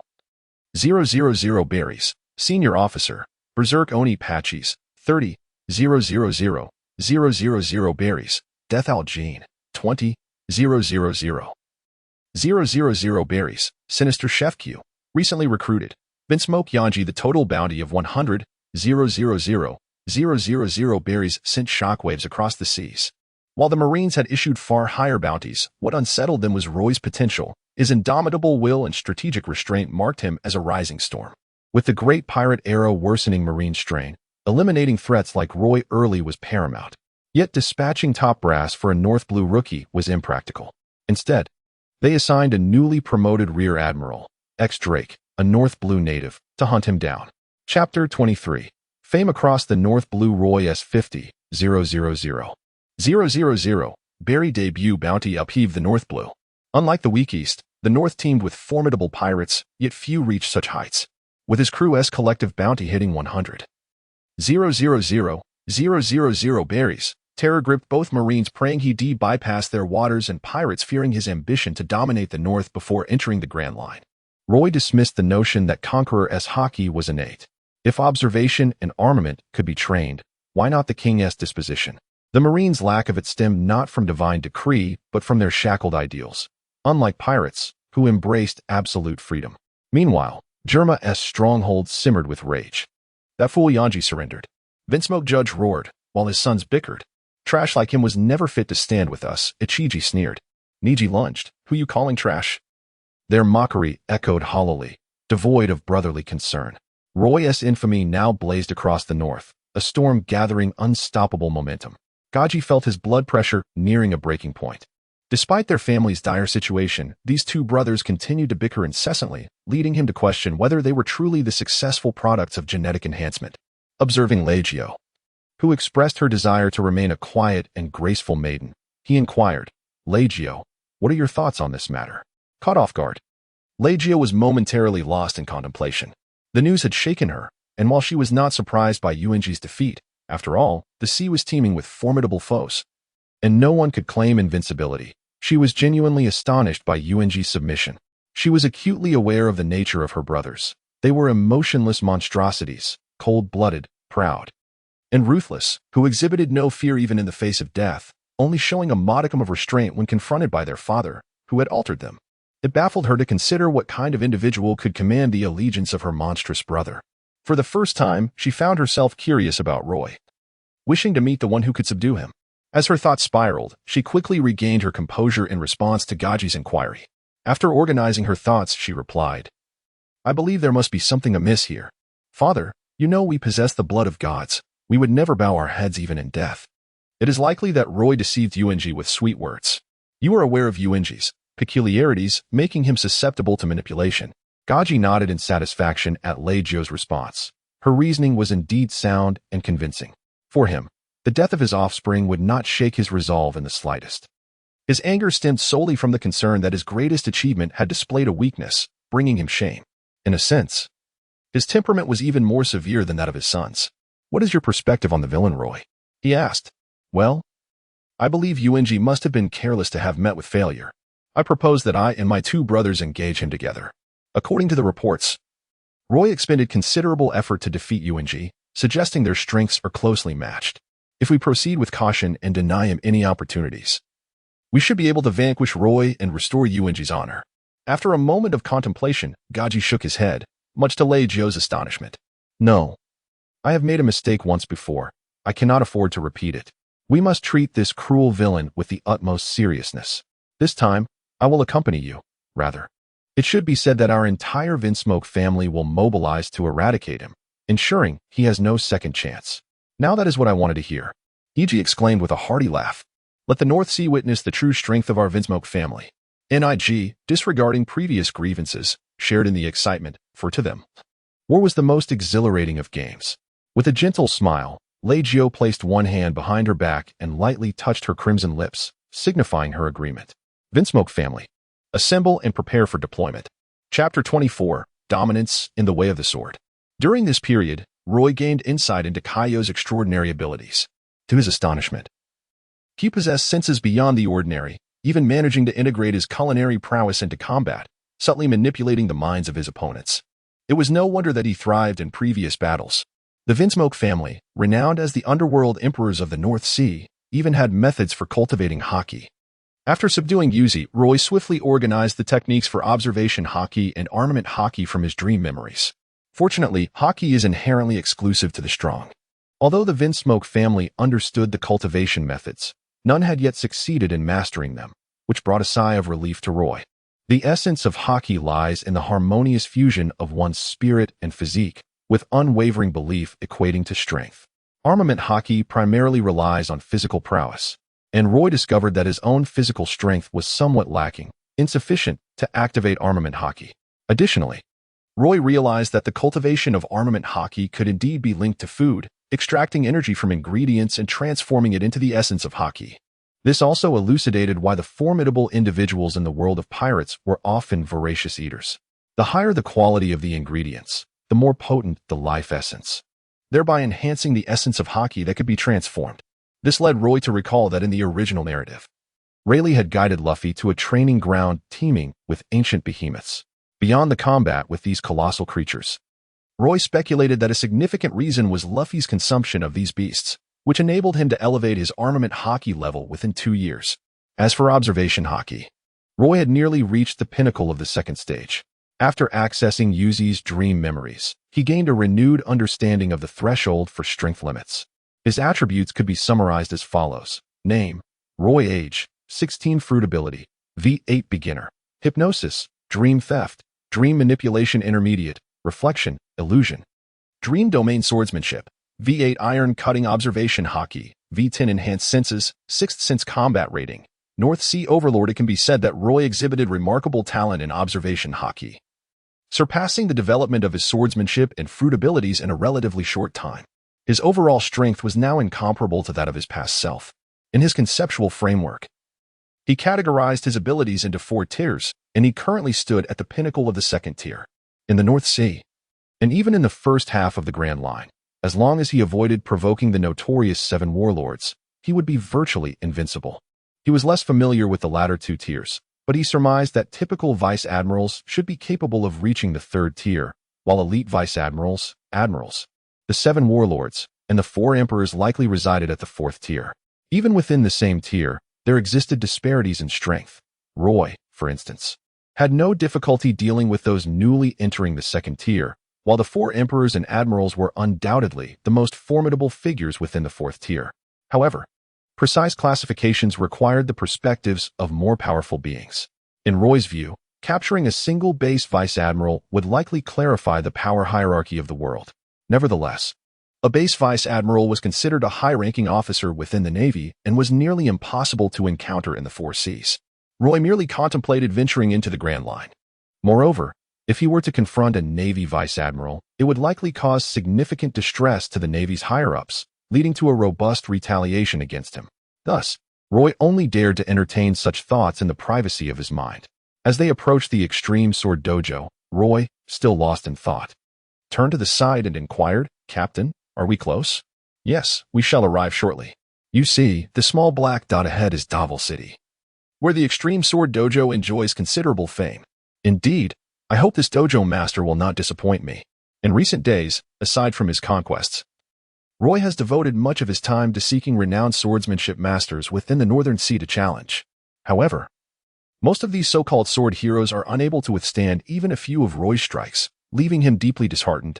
Such inept swordsmen have typically met their demise under Roy's wrath, while only a handful of truly skilled swordsmen have managed to survive after being bested by him. Of course, Roy only released them after rendering them unconscious and acquiring their swordsmanship memories without their knowledge. As Roy's fleet continues to grow in might, every resupply at a town incites considerable chaos. By the time Roy disembarks, the port area is often left desolate, with even the pirates who had come for provisions fleeing in fear, for the Phantom Blade pirate crew has garnered a notorious reputation among seafarers. Within the Extreme Sword Dojo, several apprentices kneel before a middle-aged man, weeping and pleading, "Master Sword Soul, please leave quickly. That executioner has already landed, and he must be after you." Countless formidable swordsmen have fallen beneath his blade in the Northern Sea, He likely fears that someone's swordsmanship surpasses his own, prompting this malevolent act. Master Sword Soul, even with your immense strength, you cannot possibly contend with his vast fleet. No matter how powerful a swordsman, it is impossible to take on 1,000 foes alone. You are mistaken. Every true wielder of swordsmanship is undoubtedly a formidable force in this era. For them, facing 1,000 adversaries is as effortless as the most mundane tasks. The man known as Sword Soul replied, shaking his head. Moreover, a true swordsman would never flee from another's challenge. Such an act would be a profound disgrace. To perish on the battlefield is the highest honor for a swordsman. Well said, well said. I am certain that anyone capable of uttering such words cannot be akin to the inept individuals I have encountered previously. The door was abruptly thrust open, and a throng of individuals streamed in, all following a youth clad in black. The apprentices, initially poised to reprimand, found themselves rendered speechless. All attention converged upon the figure at the forefront, whose gaze sparkled like the stars, an unforgettable presence, destined to be the focal point of any gathering. You must be Captain Roy of the Phantom Blade pirate crew, the middle-aged man observed, exuding an air reminiscent of ancient nobility, unperturbed even in the face of adversity. No. What stands before you today is not the captain of a pirate crew, but the swordsman Roy. Roy shook his head and replied, well, to engage in battle with a swordsman of your caliber is a long-held aspiration of mine. The outcome of today's duel is uncertain, and should I, unfortunately, meet my demise, I ask that you grant me 2 conditions, for which I would be eternally grateful. Speak, Roy said. Firstly, I hope that you will allow my students to leave unharmed. They have yet to grasp the essence of the swordsmanship and pose no threat to you, he continued. That is not an issue, Roy assured him. With the ability of observation Haki complemented by the powers of the dream fruit, Roy could distinctly perceive the mental states of this group. Not a single one harbored thoughts of vengeance against him. Such cowardice rendered them incapable of ever becoming formidable warriors, and thus, Roy had no interest in exterminating them. Thank you, sir. Secondly, I wish to disclose the whereabouts of my ancestral blade, the Kikuchimanji, one of the great blades of the 21. It has languished in my possession, a gem long obscured by dust. I am willing to reveal its resting place to you, but I hope that should you ever find yourself in Wano, you would return it to the current head of the Kimura family. He fixed his gaze intently upon Roy, awaiting his response, uncertain in his heart, for he understood the unparalleled allure of the great blades of the 21 for any swordsman. He inwardly questioned whether he himself would have been able to agree had he been in Roy's position. Chapter 25. The flying sword style. The onlookers around them were utterly astonished. They had not anticipated that in such a remote corner of the North Sea, a treasure like the great blade of the 21 would exist. It was important to note that, given Roy's current influence, he had yet to locate a second fine blade among the 50 great blades. Although these renowned swords held a low price on the black market, they were virtually unavailable, as no one was willing to part with them. Upon learning that the dojo master had concealed the treasured sword, they began to comprehend why they had not encountered any rumors regarding it previously. A man of humble means is guilty of possessing wealth, they mused. When an individual's capabilities fail to align with the treasures they hold, it can lead to calamity. This sword spirit master clearly understood this truth, and now, faced with an uncertain fate, he expressed his concerns about the possibility of his treasure remaining forever shrouded in dust. Roy pondered for a moment before nodding in agreement. Many harbored silent skepticism, thinking that his ease in acquiescing suggested a desire to gain without effort. However, the sword soul cast a profound glance at Roy and replied, Thank you, Lord Roy. After this battle, I shall certainly choose to reveal the location of the treasure. For now, let us venture into the wilderness for our duel. Please. Although Roy was aware of others' perceptions, he found no inclination to elucidate his thoughts. Once they truly reached the latter part of the Grand Line, in the land of Wano, the Kikuchimanji would likely be ill-suited to his growth. Only the legendary supreme great blade, the 12 crafts, would fulfill his aspirations. Unluckily, he had long known of a certain location where a blade perfectly tailored to him was stored, making it an essential stop on his journey after embarking on the Grand Line, allowing him to easily resist the allure of the Kikuchimanji. The two figures swiftly darted toward the outskirts of the city. Roy silently mused that the master of the sword soul indeed possessed formidable strength, managing to barely keep pace with his speed, which had always been his greatest asset in overcoming adversaries. Little did he know that the sword soul harbored a bitter heart. Their sect, renowned for its speed in the flying sword technique, had not anticipated being comprehensively surpassed today. However, he quickly recalibrated his mindset. A swordsman ensnared by self-doubt before battle would inevitably face a predictable outcome. Upon arriving at a vast plain outside the city, they exchanged no further words, merely adjusting their auras before simultaneously launching their assaults. The air crackled with sword energy, a tempest of force unleashed as two blades, too swift for the naked eye to perceive, collided violently, effortlessly carving long trenches into the earth. The sword soul's countenance remained resolute, though internally he lamented his plight. What initially appeared to be an evenly matched exchange left his hands numb from the shock, had he not grasped the hilt with urgency. His sword might have slipped from his grasp. Roy initially felt a twinge of disappointment. Although the sword soul's strength was undeniably formidable, it still paled in comparison to his own prowess. To his astonishment, the sword soul seemed to have unleashed some secret technique, resulting in a remarkable surge in speed. Not only did it match his pace, but it also began to surpass him ever so slightly. In Roy's eyes, a brilliant light gleamed, not only from the joy of finally encountering a swordsman of comparable strength, but also from a covetous desire for the lineage of sword souls. Such a formidable inheritance, once in his grasp, would undoubtedly propel his prowess to unprecedented heights. The aftermath of the clash between the two had transformed the plain into a hilly terrain. Any onlooker would hardly believe that this destruction stemmed from a duel between mere swordsmen, but rather perceive it as the result of relentless bombardment. If their previous confrontation had reached the limits of human perception, their current battle transcended even the realm of illusion, at least for the spectators present. Only those who had mastered the observation Haki, like Jean, could discern the movements of the two combatants. However, perceiving their actions did not equate to the ability to react. Jean believed that should these two monsters close the distance, he would scarcely have time to lift his sniper rifle before being torn to shreds by their fierce sword energy. This technique was swifter and more ferocious than the last, resembling a true dragon rampaging before him, intent on crushing and shredding its adversary. After unleashing this move, the sword soul's complexion paled, and the ferocity of his roar was a stark contrast to his previously calm demeanor. Yet, it was understandable, after utilizing that secret technique. Such a significant enhancement in strength surely came with its own repercussions. Even Roy dared not confront this technique head-on, the dissipating sword energy entwined with the dragon, successfully diverting its trajectory, narrowly grazing Roy's form, and carving a chasm into the ground, leaving him with an unsettling chill down his spine. Roy's mental fortitude was heavily taxed as he faced an opponent equally adept in the art of speed. Engaging such a foe demanded unwavering concentration. A moment's lapse could lead to disastrous consequences. Yet, within him, there was no trace of fear. Instead, a subtle thrill coursed through his veins. His self-developed swordsmanship, undoubtedly unconventional, was founded on principles of swiftness, precision, ferocity, uniqueness, and illusion. In contrast, the swordsmen of the pirate world predominantly sought sheer power, rendering their technical experiences of little relevance to Roy. Consequently, his swordplay had reached a plateau, making further advancement exceedingly challenging. However, today, he had finally glimpsed the dawn of a breakthrough.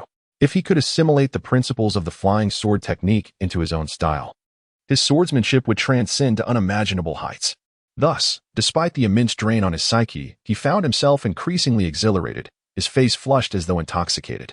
Against typical adversaries, Roy's endurance was formidable. Even when injured, he could restore himself through the interplay of dreamlike illusions.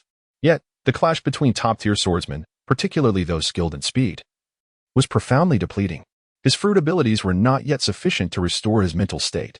As the battle progressed, both combatants approached their limits. Sweat had yet to surface, evaporating within the intense heat radiating from their bodies, creating an ethereal mist that swirled above them.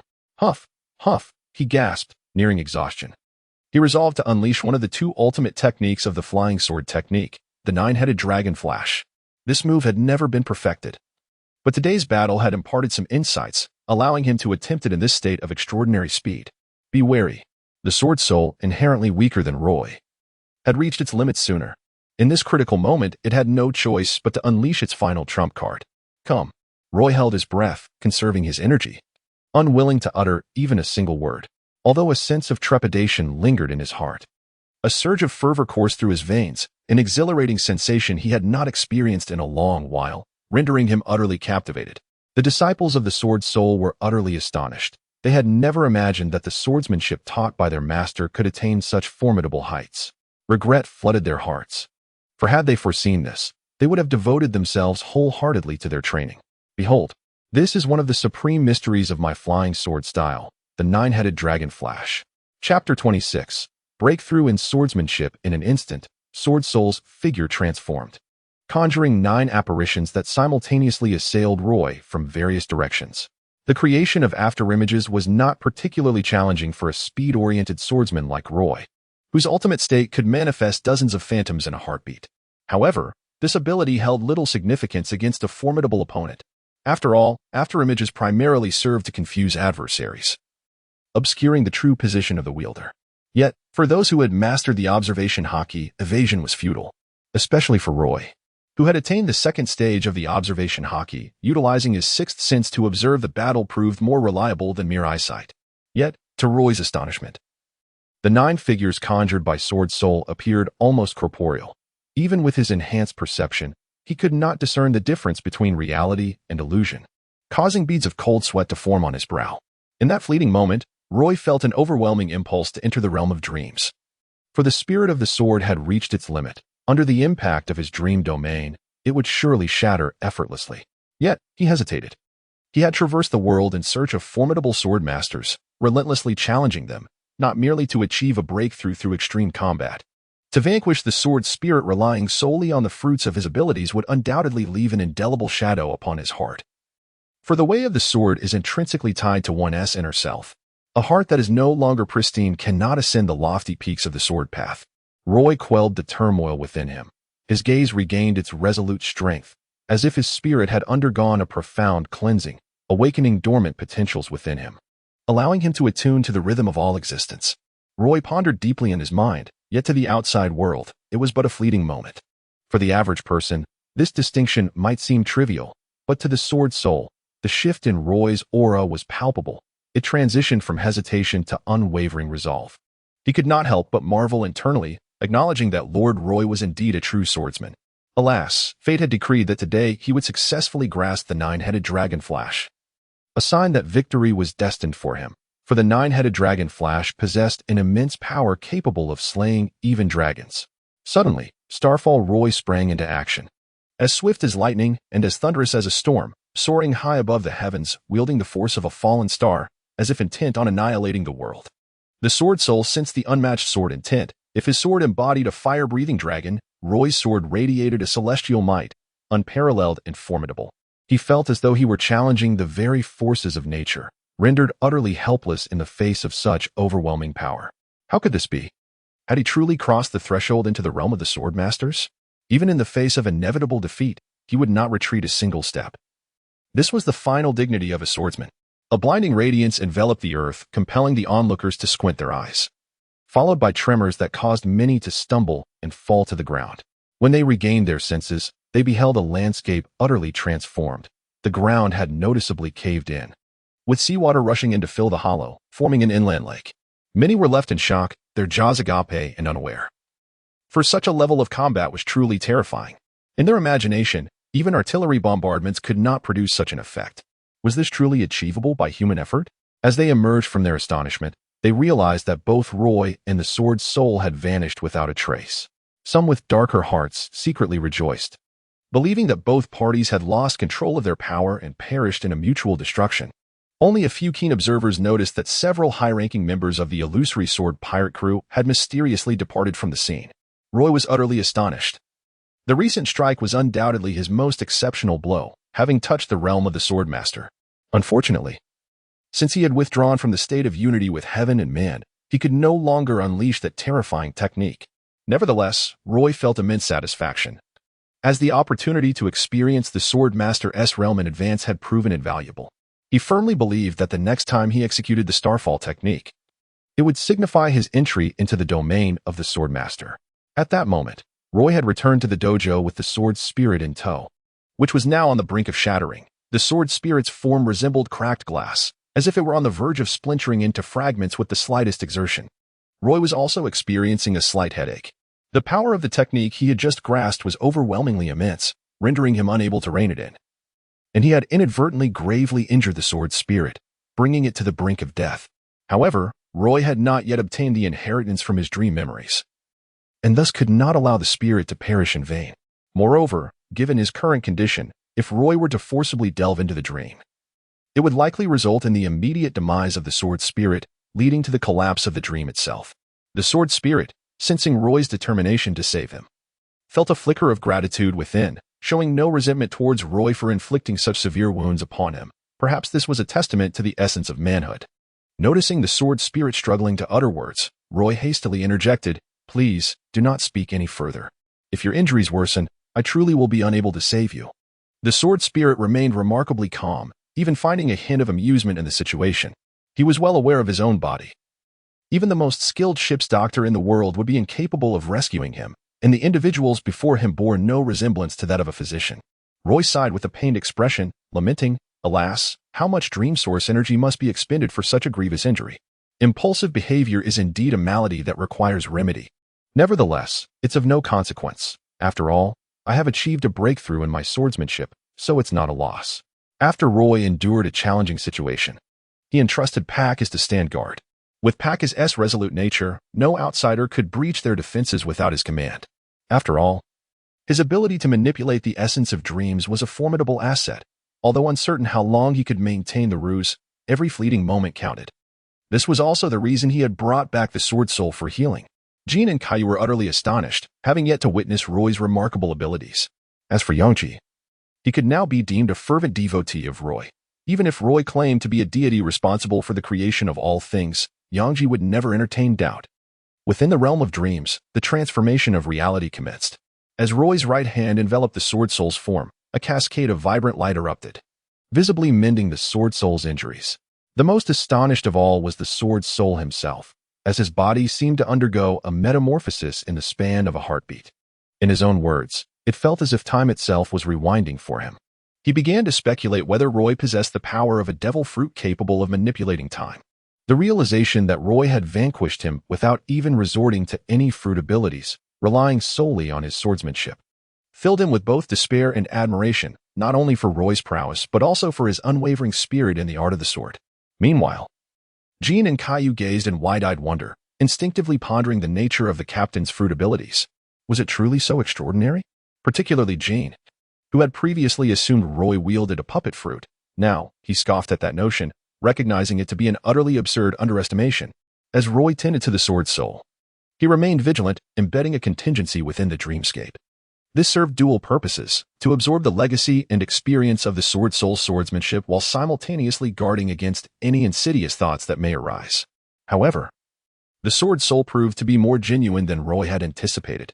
Upon his recovery, he immediately knelt on one knee and solemnly declared, "Master Roy, I am profoundly grateful for your healing. Moreover, I thank you for allowing me a glimpse into the higher realms of swordsmanship.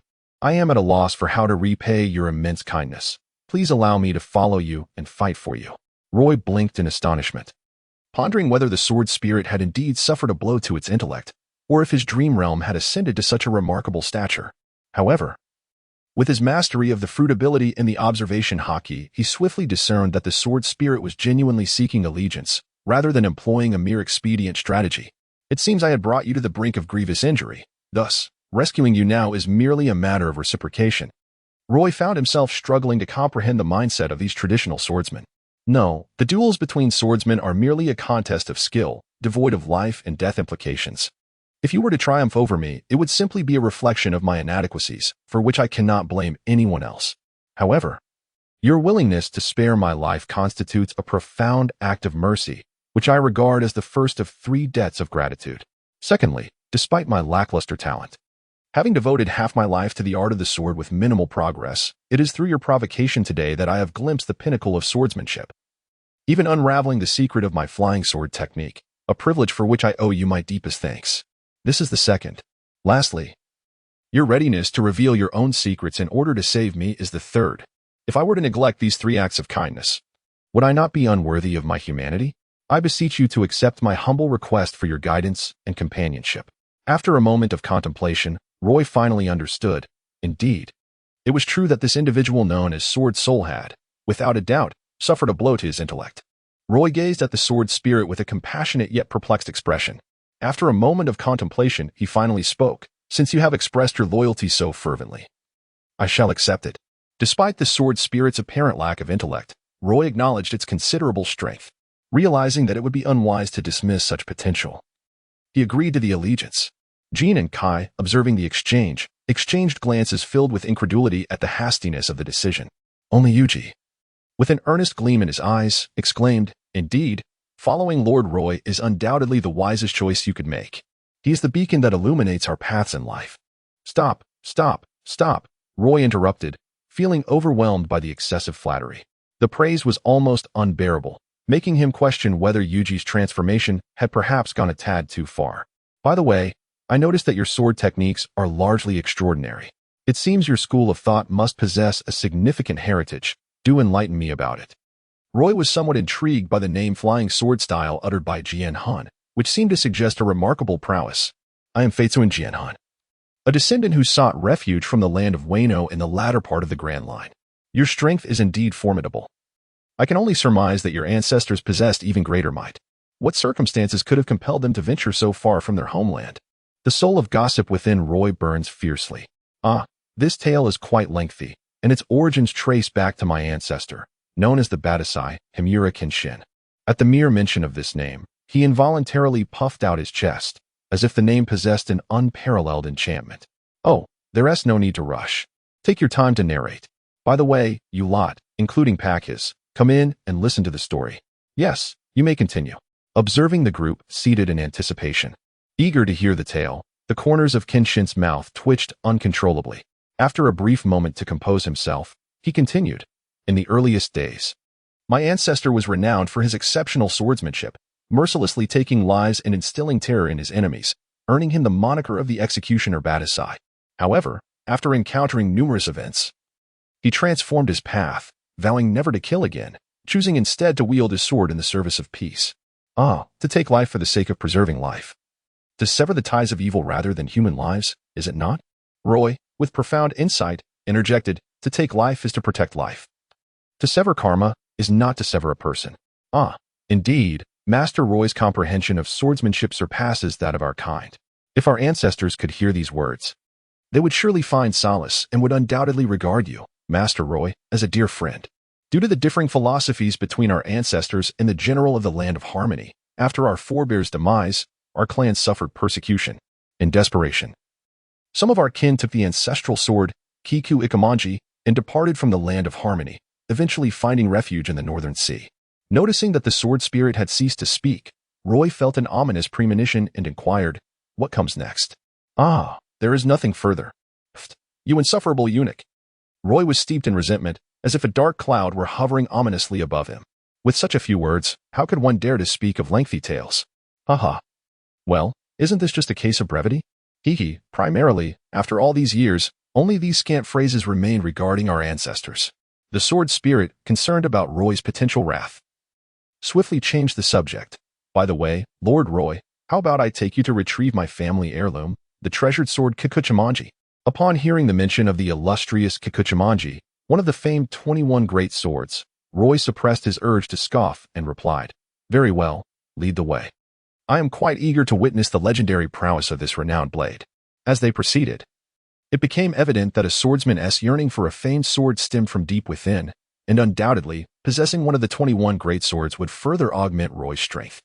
The group arrived at a shrine within the dojo, where the sword spirit first lit incense before the ancestral tablet, confessed his transgressions, and then moved aside a mat on the floor. With a forceful press, the ground trembled, revealing a shadowy underground corridor. Is such a rudimentary mechanism truly reliable? What if you accidentally kneel too heavily and expose your secret? Roy mused, his eyes opened wide in astonishment, realizing that the sword spirit's mind was not damaged by his blows, but rather, it had always been somewhat eccentric. Let us not dwell on the minutiae, Lord Roy. Please, follow me. He lifted a candle, leading the way down into the depths, and with no other choice, Roy and the others followed suit. Indeed, the atmosphere below bore no resemblance to the legendary underground labyrinth. After descending, they found only a small chamber. Upon the offering table lay a katana with an extraordinarily long blade, thin and sharp, emanating a chilling aura from a distance. However, the thick layer of dust and cobwebs covering Kikuchimanji utterly diminished its grandeur, giving the impression of a decrepit weapon one might find at a roadside stall. Worth merely 100 belly, certainly no more. Roy felt that if he were to consume the fruit of banter, he would likely awaken its powers by today. He sighed softly, realizing the meaning behind your earlier remark that this sword was a pearl dulled by dust in your hands. Chapter 28. The Path of Swordsmanship. Indeed, it is certain that Kikuchimanji is awaiting the arrival of its true master. The sword spirit nodded gravely, as Roy, disinclined to elaborate further, recognized that he had been completely deceived by the sword spirit's solemn demeanor. He had not anticipated that its intrinsic nature was rather playful. Nevertheless, despite its current unremarkable appearance, Kikuchimanji's sharpness undeniably ranks first among the renowned blades Roy had encountered thus far. Even from a distance, one could sense its formidable edge. With a swift motion of his right hand, Roy activated his ability, banishing the dust that had settled upon the blade, allowing its luster to gleam once more. As he gracefully wielded it, the weapon emitted a sound that sliced through the air, a feat previously achievable only through a full-force strike. Truly, the adage that a weapon is a swordsman's second life holds profound truth.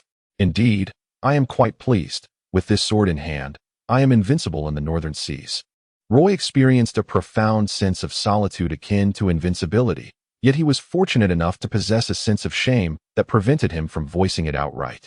However, his sole dissatisfaction lay with the absence of a sheath for his blade. Without it, how could he engage in his signature technique of drawing the sword? Indeed. Where is the sheath? The sword spirit responded in a daze, nearly inciting Roy to a fit of rage.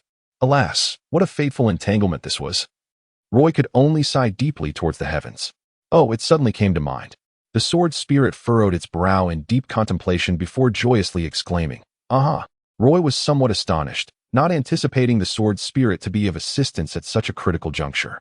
The sheath of the Kikuchimanji had long been lost during the flight of their ancestors. How foolish I am, truly. Roy lifted his listless eyes and remarked, "I only knew that there would be jesters in anime. I had no idea they existed in reality."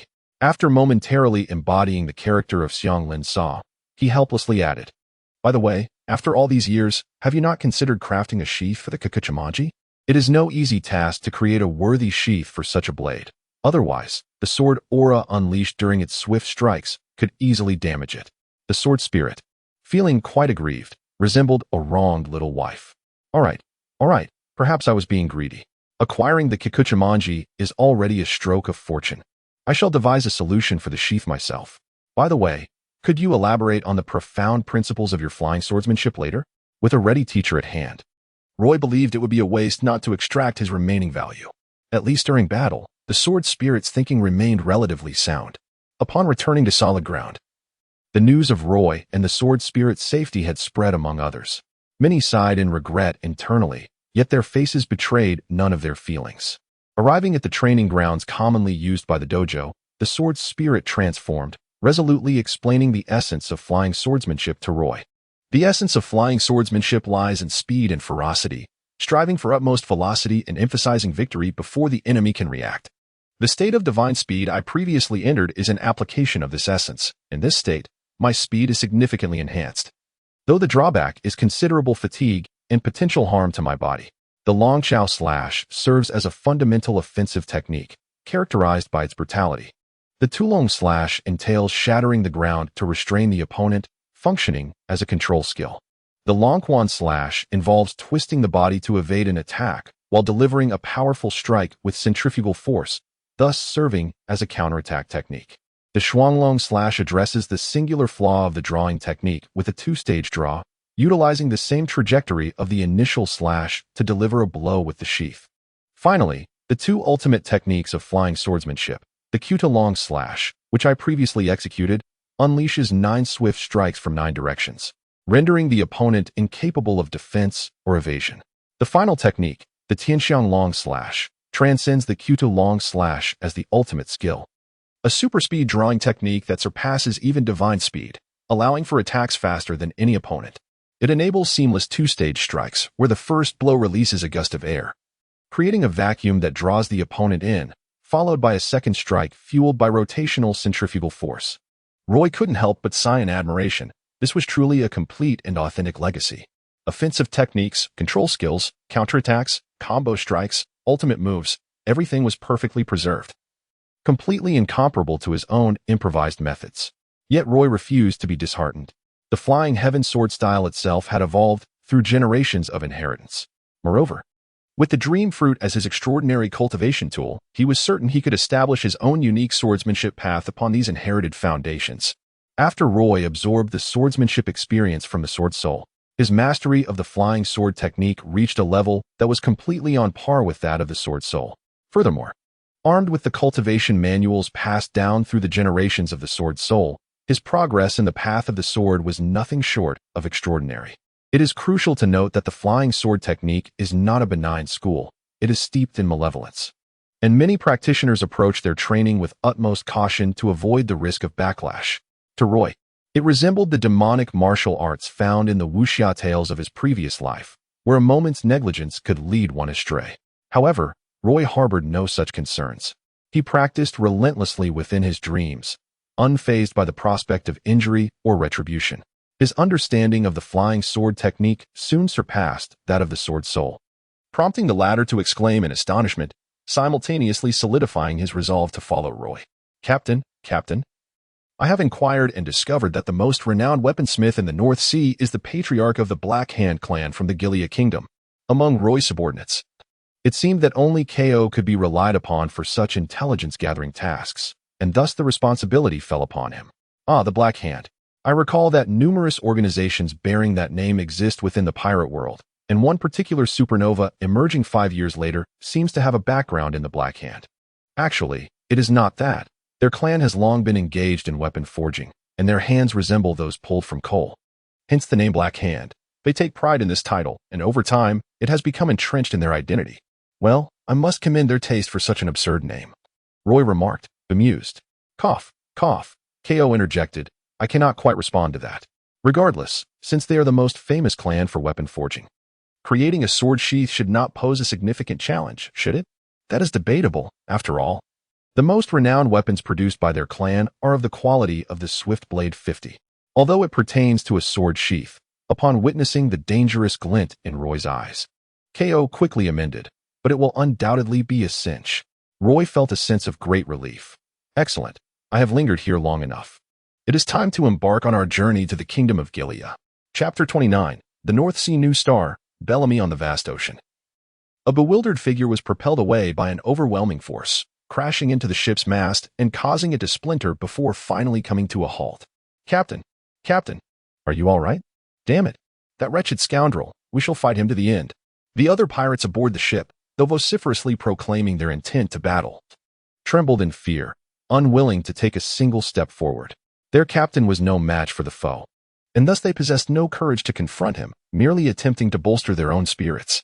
Weakness, they were so pathetically weak, akin to flowers sheltered in a greenhouse. How could such frail beings dare to set sail? It was nothing short of a disgrace to piracy. At that moment, the pirate captain, having pushed aside the debris, struggled to his feet and gritted his teeth, declaring, Hyena Bellamy, how dare you target me when we have no enmity? Ha. I simply delight in seizing the hard-earned possessions of people like you. Only through this suffering and despair can you grasp the true essence of piracy. Bah, you madman. Indeed. Pirates ought to be madmen, Bellamy retorted. Sachis, go and retrieve all the treasures they have looted in the city. Leave not a single one behind, right before his eyes. Ha. Understood, Captain. Humph, you shall be disappointed. We have fled from Davil City, and there are no treasures aboard our ship, he said, a hint of vindictive amusement in his expression. Truly the weak. You only know how to flee in desperation. Scum like you're unworthy of sailing the seas. With that, Bellamy drew his firearm and aimed it at the opponent's head, his eyes glinting with menace. Wait, please wait. Bang. Bellamy dissipated the smoke from the gun and cruelly chuckled. My apologies, you spoke too slowly. He then pointed the weapon at the first mate.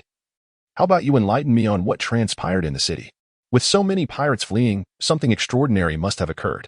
The first mate, trembling, managed to swallow hard before shouting, Yes, it's the Phantom Sword pirate crew. The notorious pirate Roy, with a bounty of 50 million berries, has arrived in the city. Ever since he landed, the sounds of battle have been incessant, and even while we hid, we could hear the terrifying might. The very earth trembled. He must be here to slaughter the town. Those booming sounds must come from some extraordinarily powerful custom cannon. Perhaps Davil City is now a ghost town. He is a devil. Phantom Sword Roy, a bounty of 50 million berries?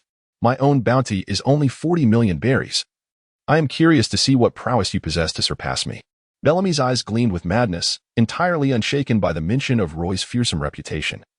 Unlike the other pirates who quaked in fear, the first mate now recalled that this man before him was also a notorious pirate of the North Sea, Hyena Bellamy, who had been considered a supernova likely to venture into the Grand Line before Roy's emergence.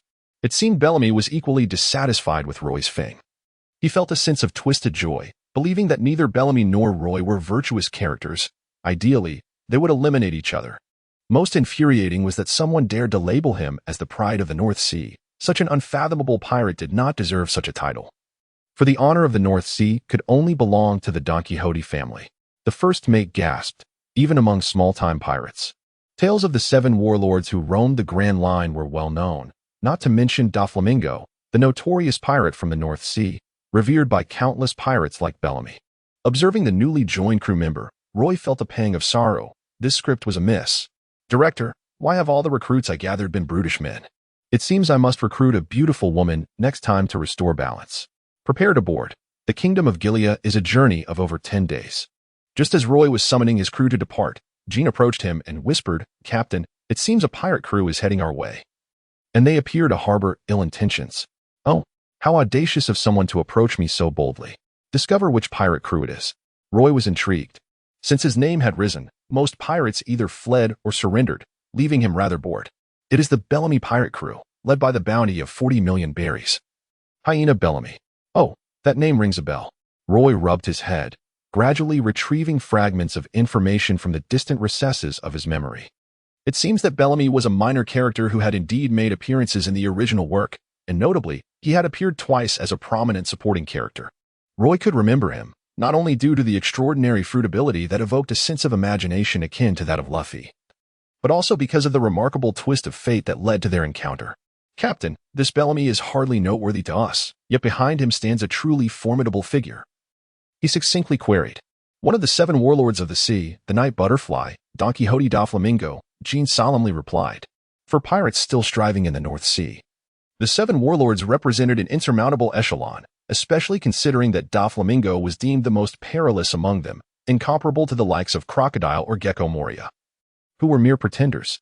Oh, Roy sighed deeply, finally piecing together the fragments of his memory.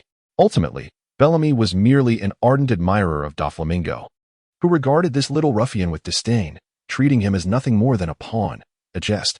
Was this not akin to the sentiment of falling petals yearning for the indifferent stream, or the king's desire unreciprocated by the goddess? Coughing lightly, he mused that something seemed amiss. "Let us go see what this audacious Bellamy has to offer." "Captain, should we not, do not fret. Bellamy is of little consequence to Doflamingo. Besides, if I were to be intimidated by the mere title of a warlord, I would not aspire to traverse the Grand Line. The pinnacle of the world is occupied by but a select few, and none will willingly relinquish their position. One must tread upon the bones of others to claim their rightful place." "Huh, the 7 warlords. We shall encounter them in due time." Jean was taken aback for a moment, then chuckled. "Indeed, as expected of the captain, your words ignite my fervor." Chapter 30. The playful encounter with a resounding crash.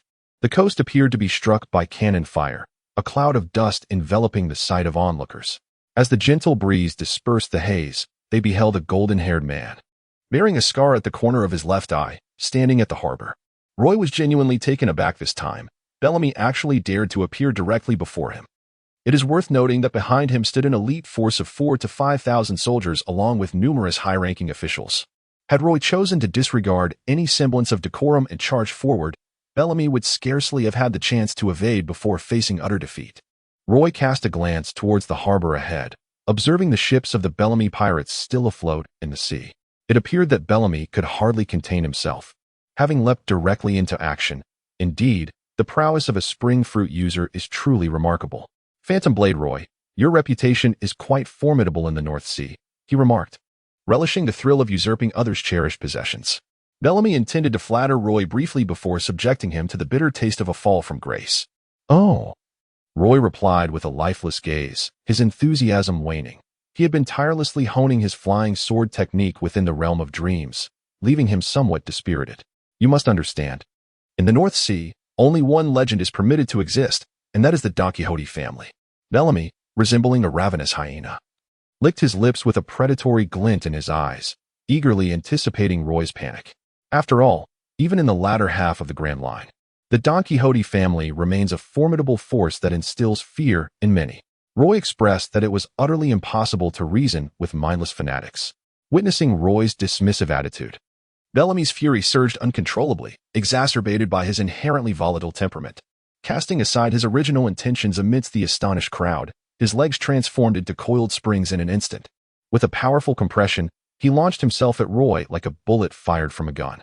"Feel the wrath of my speed, for velocity is power," Bellamy exclaimed triumphantly, already envisioning Roy being sent flying by the impact. Yet to his astonishment, he passed straight through Roy's form as though it were an intangible specter. "Is this the extent of your strength? Pathetic. It seems you're no different from the other insignificant fools," Roy remarked with cold disdain. Roy let out a sigh of disappointment.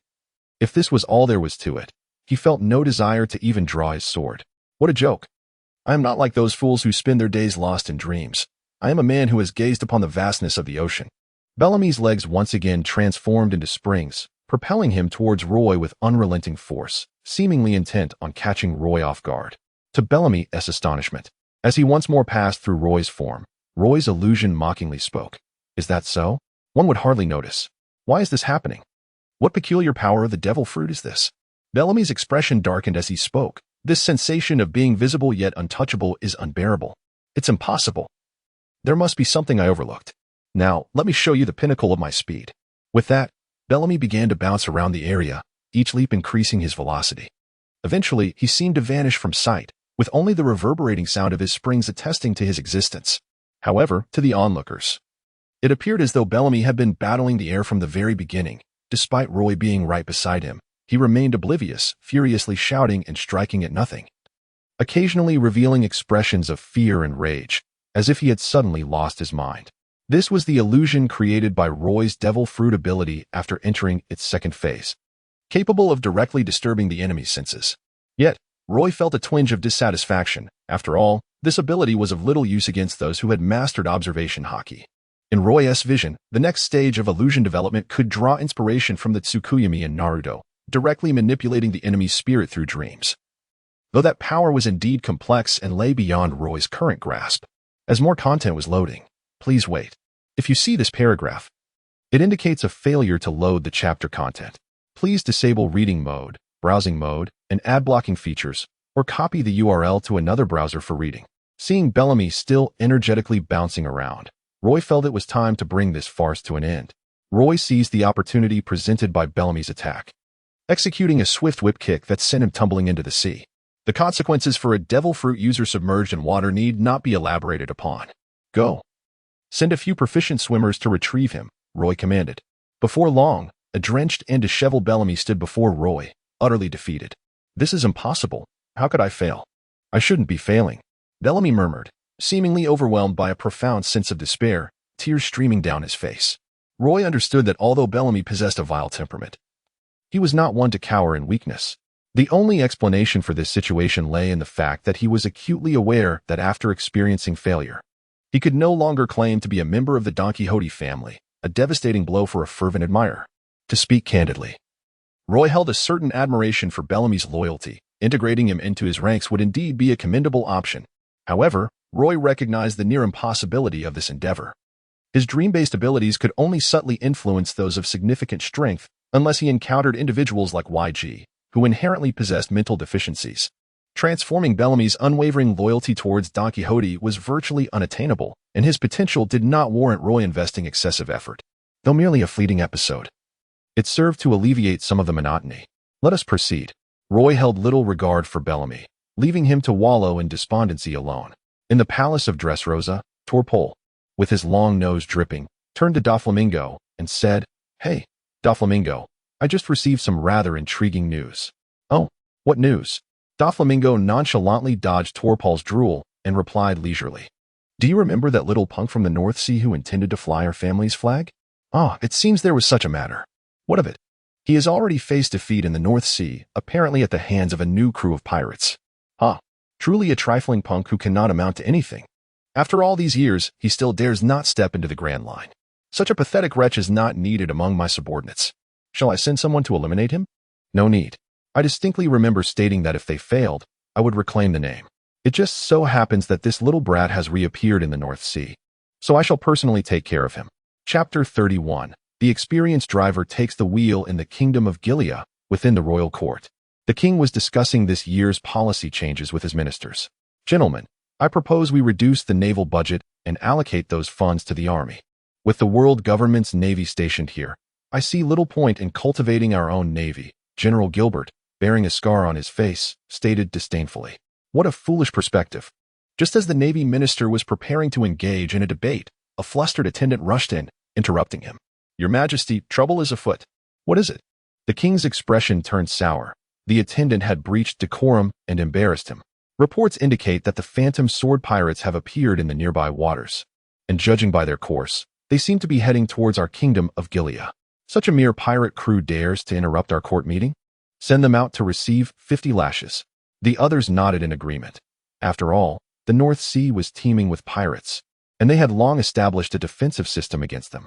Even if they were unable to cope, the station navy would suffice. However, the Navy minister was alarmed, abandoning his dispute over the budget with General Gilbert. Your Majesty, this is no trivial matter. The phantom sword pirates are not on the same level as those petty pirates we previously dealt with. Oh, is that so? The king remained unfazed, inwardly chuckling.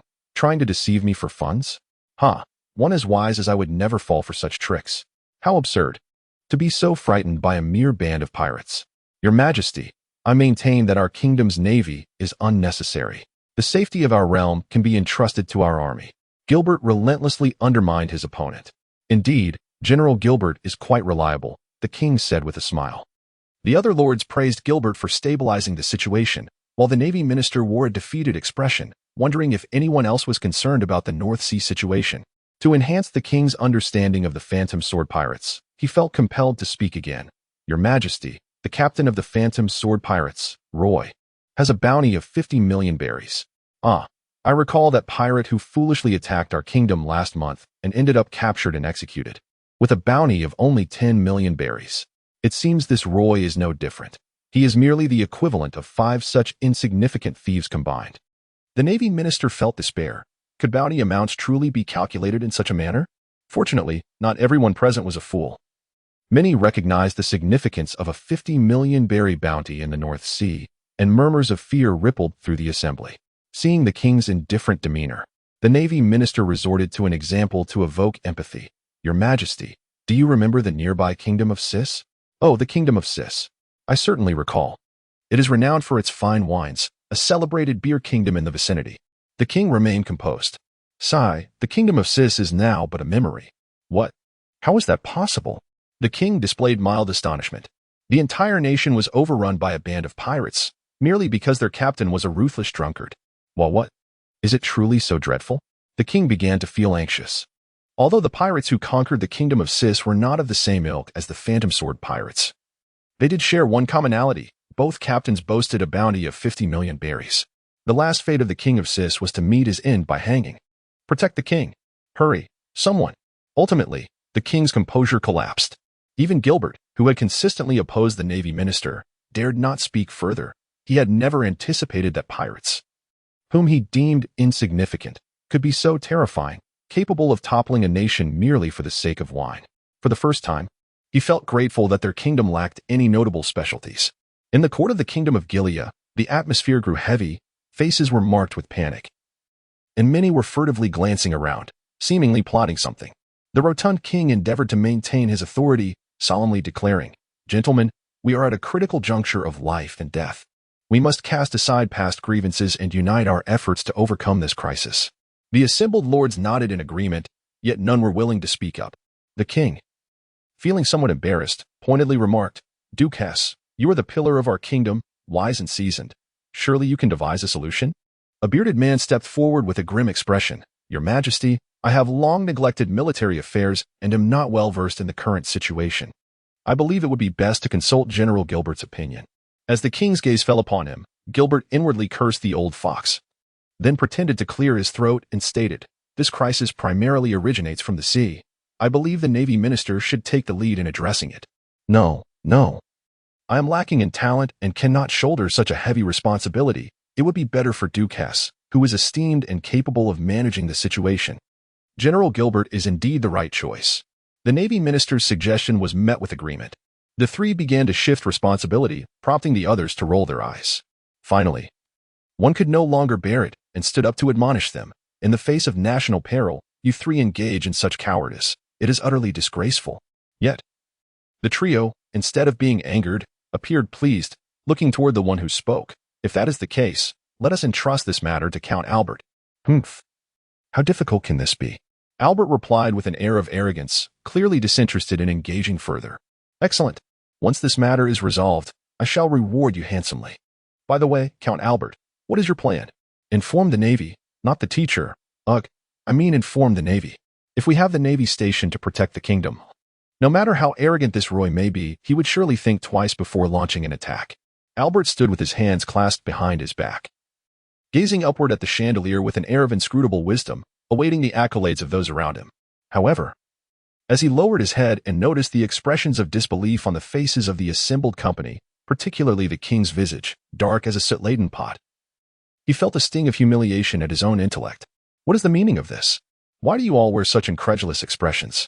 An hour prior, the Navy South 25th Branch, tasked with guarding the kingdom, had mobilized to pursue a pirate with a staggering bounty of 5 million berries. Yes, you heard correctly, 5 million, not 50 million. The Minister of the Navy, suppressing his ire, remarked, I must lodge a complaint with the Navy headquarters. They are quick to collect protection fees, but vanish at the first sign of trouble. Albert, brimming with righteous indignation, echoed this sentiment. General Gilbert sighed deeply. Who knows if we shall even survive until that moment? The others wore similar expressions of despair, for this assembly of noblemen was regarded as prime targets by pirates. It seemed that none among them could hope to escape.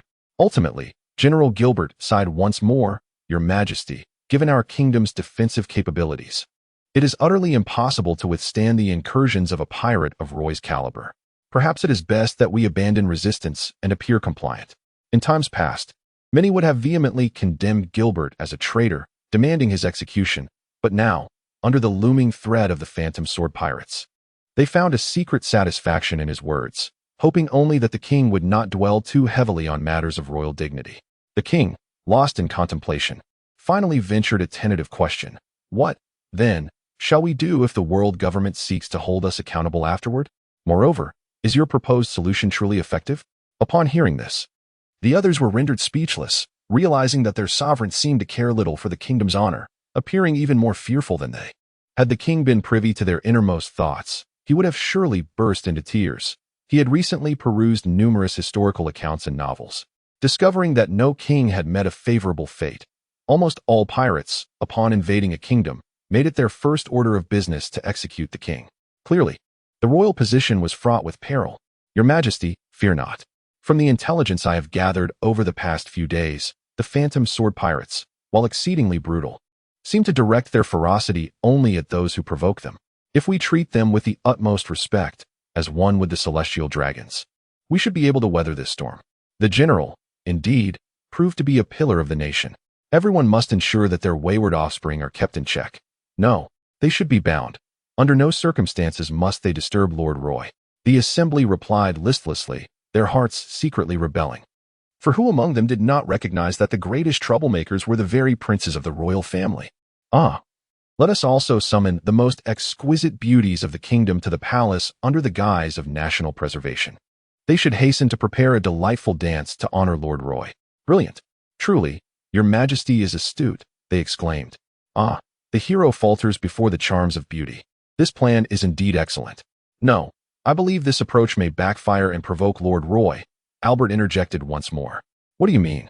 The king responded, his expression darkening, for he had yet to settle accounts with Albert for the earlier incident and now found him daring to oppose him. After thoroughly studying the profiles of the phantom sword pirates, I uncovered a most astonishing revelation. From the captain to the officers and the rank and file, they are all robust men. This clearly indicates that Captain Roy is a homosexual. If we greet him with beautiful maidens, he may perceive it as a mockery. Is that so? What do you propose? Quite simply, we should swap the maidens for a troop of young men. However, we remain uncertain of Lord Roy's preferences. Let us present a diverse selection of both youthful and mature gentlemen. Is that feasible? Absolutely. When Roy set foot on the shores of the Gilead kingdom, He was somewhat bewildered to find the citizens lining the path to welcome him, a pirate, with open arms. The nobles and ministers, in particular, spoke mysteriously of gifts prepared for him. Observing their lewd and eager expressions, Roy understood immediately. Maintaining a facade of composure while feeling quite pleased within, the Gilead kingdom seems rather accommodating. I almost feel reluctant to impose upon them. Perhaps I shall simply craft the sword sheath and depart. However, it appears tonight, the seasoned driver shall take the wheel. Chapter 32. The Shadow Clan. Roy gazed impassively at the nearby count, who was rubbing his hands together with a smirk. If his body were quantifiable, one could envision numbers floating above his head.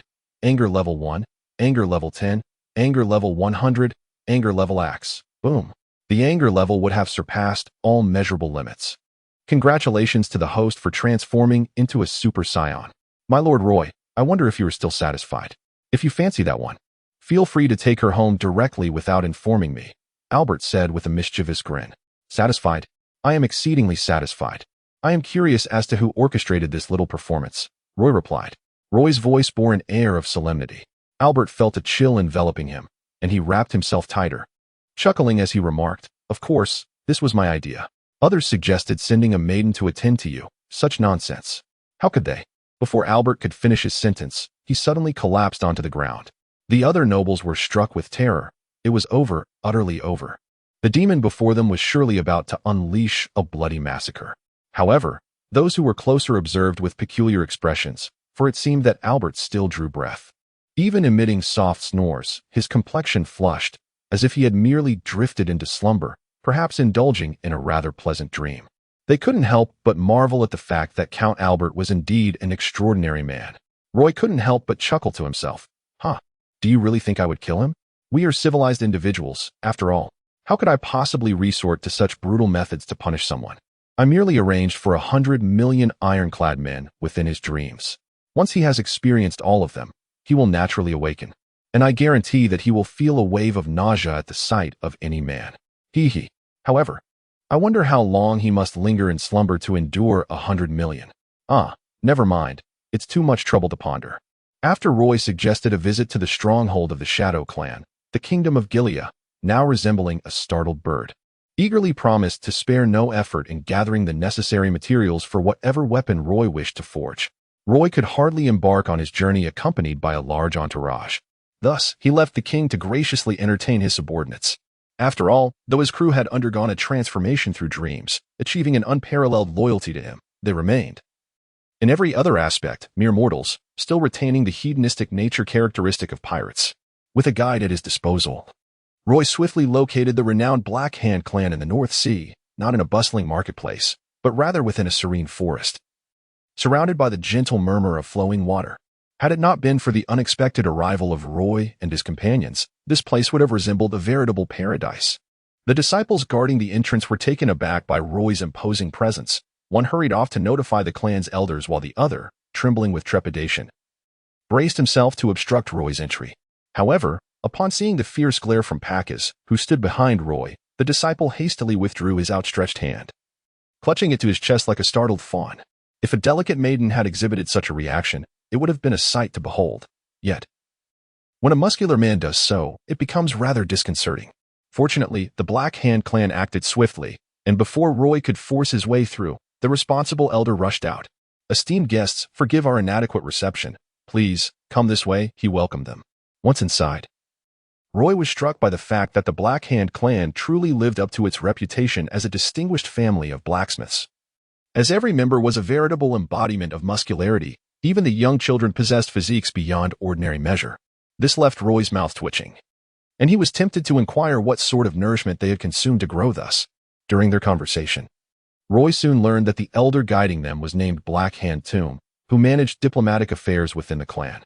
Upon this revelation, Roy muttered to himself, "No wonder this fellow's hands were so immaculate, devoid of the legendary armament color."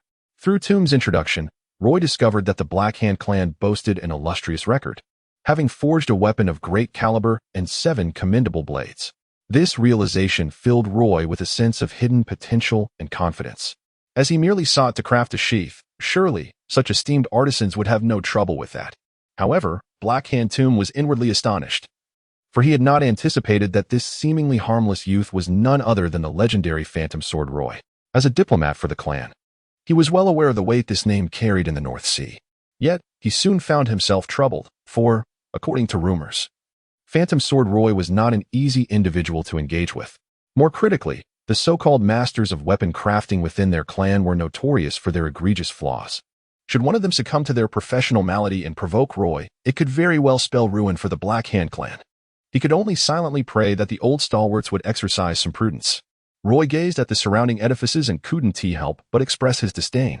The Black Hand clan truly lived up to its reputation as a family of smiths. It was astonishing that they resided within their own furnaces.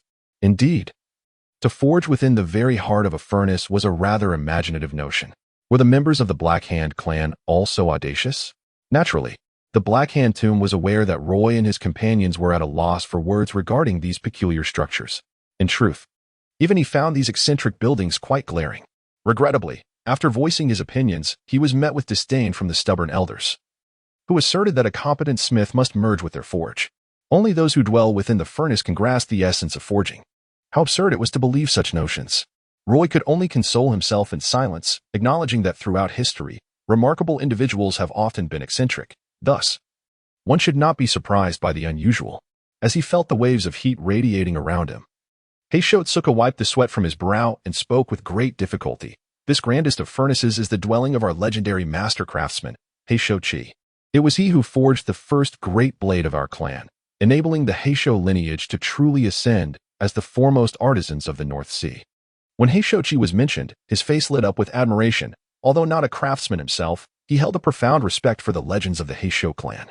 Roy's expression was peculiar upon hearing the strange name, Blackhand. Was it a reference to his abysmal luck?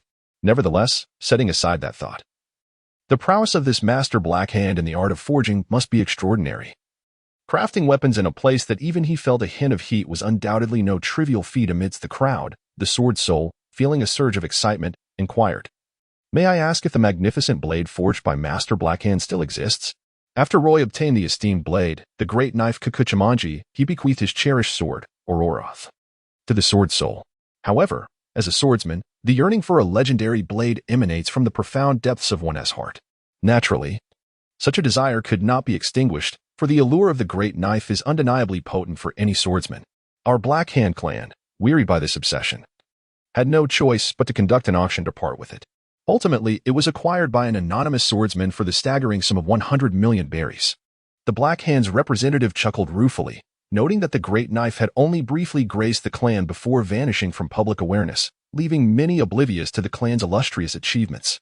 Alas, what a pity, sighed the sword soul. While many might value a weapon of the great knife's caliber at around 10 million berries in an auction setting, the price would scarcely dip below 100 million, even in the relatively obscure North Sea. Should such a weapon emerge on the Grand Line, selling for 200 or 300 million berries would not be surprising. One must never underestimate a swordsman's thirst for a renowned blade. Chapter 33. Starry Gold. Mr. Master Craftsman, a very important guest requires your personal attention, bellowed the Black Hand's representative from outside, emphasizing the word important, fervently hoping the eminent figure would grasp his intent and not act foolishly. Come in. A deep voice resonated in the ears of those present. The Black Hand's representative exhaled a sigh of relief, donned his gloves, and forcefully pushed open the door, swiftly retracting his right hand to discard the gloves. It was evident that his right hand was swollen and reddened, betraying the heat of the iron door. Hiss, you may all enter now. My strength is insufficient. My frail body cannot endure the heat within, so I shall excuse myself. I hope for your understanding, he remarked, blowing on his hand as he made his exit. Roy did not linger and led the group directly inside. In stark contrast to the outside, the temperature within the furnace had escalated exponentially, engendering a subtle warmth even within Roy's own body, let alone the others. In an instant, the crowded interior of the furnace was vacated, leaving only Roy and a few senior officials, as this intensity of flame was still bearable for them. Roy squinted and observed that the furnace appeared to be connected to the very core of the earth, with magma occasionally surging forth. It was, after all, the flame of the earth's heart. No wonder it exuded such intense heat. To harness such fire for the purpose of forging weapons truly underscored the prowess of Master Blackhand. What brings you here by the furnace? Inquired an elderly man, bare-chested and wielding a massive hammer. I hope that Master can craft for me a sheath worthy of the blade I possess." Upon finishing his words, Roy brandished the kikuchimanji as a gesture. The black-handed master initially wore an expression of displeasure, as if insulted. However, upon glimpsing the kikuchimanji in Roy's hand, his eyes gleamed with a ravenous intensity, reminiscent of a wolf that had gone hungry for 7 days and nights. "Show it to me," he exclaimed, lunging towards Roy. Roy furrowed his brow, an invisible force appearing to keep him at bay. It was only due to his concern about inflicting harm that he resorted to his fruit-based abilities to control the situation. Observing this, Master Blackhand calmed himself, yet he remained indifferent to how Roy had managed to impede him without direct confrontation. Instead, his intense gaze fixated on the sword in the hands of Kikuchimanji as he inquired, "What you possess is undoubtedly one of the legendary great swords of the 21 crafts. Is it not?" Indeed, this was the renowned blade Kikuchimanji, one of the esteemed great swords of the 21 crafts. However, I found it rather peculiar that he was so agitated, considering he had previously forged a weapon of similar caliber. Could it be that he was merely a counterfeit? "You know nothing of the specialized knowledge involved," Master Blackhand exclaimed, his excitement palpable as he puffed out his cheeks and glared. "It is widely acknowledged that the legendary great swords extend beyond just those 21.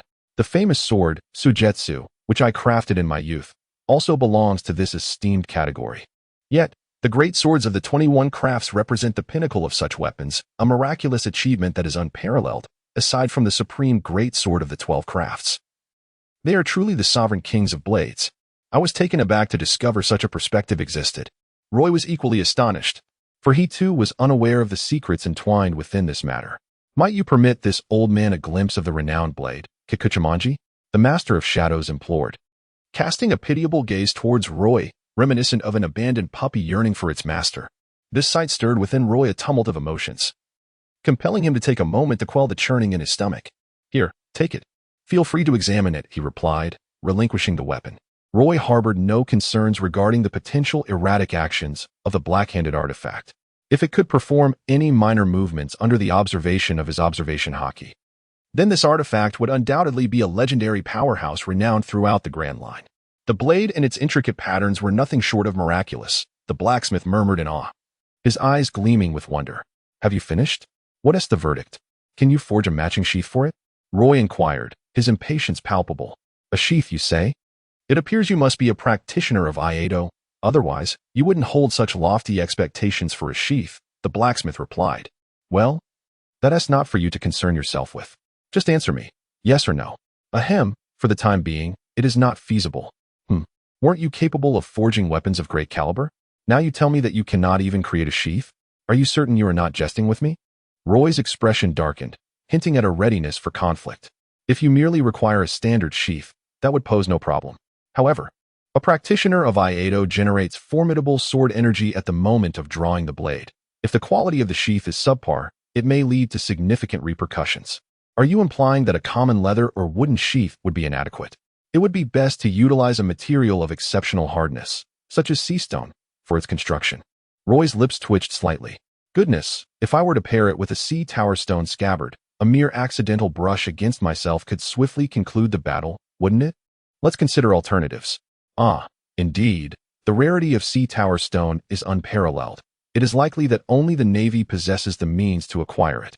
Aside from sea tower stone, the finest material would be starlight gold, a precious substance that descends from the heavens, a divine gift bestowed upon us, the craftsmen." "Goodness, is this not merely meteorite iron?" "Yet, one cannot deny that the name starlight gold does possess an elegant and harmonious allure." Roy pondered for a moment before inquiring, "From where can one procure star gold?" "Star gold is an exceedingly rare strategic resource, second only to sea stone in rarity. Consequently, it is virtually non-existent in the market. And even the black market offers little hope of acquisition. One would need to venture to the kingdom of the Starfall Wells, a place renowned for its celestial descents, to have any chance of uncovering some elusive specimens. What a hassle this is. I merely wish to craft a simple sheath for my blade. Why must it be so complicated? Nonetheless, I am grateful to Master Blackhand for his assistance." Roy sighed as he rubbed his forehead. It is indeed a supreme honor for a blacksmith like myself to forge a sheath for such a legendary blade. Therefore, your prompt acquisition of the Stardust Gold would be my greatest gratitude. By the way, Master Blackhand, before you locate the Stardust Gold, could you craft a temporary sheath for me to use?" Carrying it like this every day is rather inconvenient. Of course, that poses no issue. Just come to my place tomorrow. Roy was taken aback by the unexpected transformation of the notoriously difficult-to-approach master of the dark arts upon encountering the legendary sword Kikuchimanji. It seems that a world-class blade possesses an irresistible allure, whether for a swordsman or a blacksmith. Chapter 34. The Drunken Pirate Crew. Hello, Navy Branch 25. Please respond immediately. A naval major shouted into a transponder snail, his face etched with urgency and anxiety. Unfortunately, he was unaware that the personnel of Navy Branch 25 were all on vacation. After receiving no response, he turned to report. Report to Brigadier General Irida. There has been no reply from Navy Branch 25. The middle-aged man, who was still marked by traces of blood, evidently having just survived a perilous battle, reacted with fury upon hearing the report. These derelict fools. Forget it. I shall settle scores with them later. Let us not lose hope. There must be a considerable military defense at the Navy base. If we can reach it in time and rely on their defenses, we should be able to hold out until reinforcements arrive. Encouraged by his commander's words, the major's eyes rekindled with the desire to survive, and he hurriedly relayed the orders. Once he departed, Irida sighed heavily, his gaze burdened. How infuriating. Wasn't it said that this band of pirates was only rewarded with a bounty of 50 million berries due to their atrocious crimes? Their strength has clearly been underestimated. When did the situation in the North Sea deteriorate to this extent? It appears necessary to contact headquarters for a thorough purge. However, he soon chuckled bitterly. Regardless, we must first survive this ordeal. Otherwise, all words will be futile. In the kingdom of Jalea, the atmosphere within the palace was somewhat jubilant. Cheers to our bright tomorrow, the king boisterously proclaimed, his heart brimming with joy, astonished at how amiable the legendary pirate Roy was. Cheers to the benevolence of Lord Roy.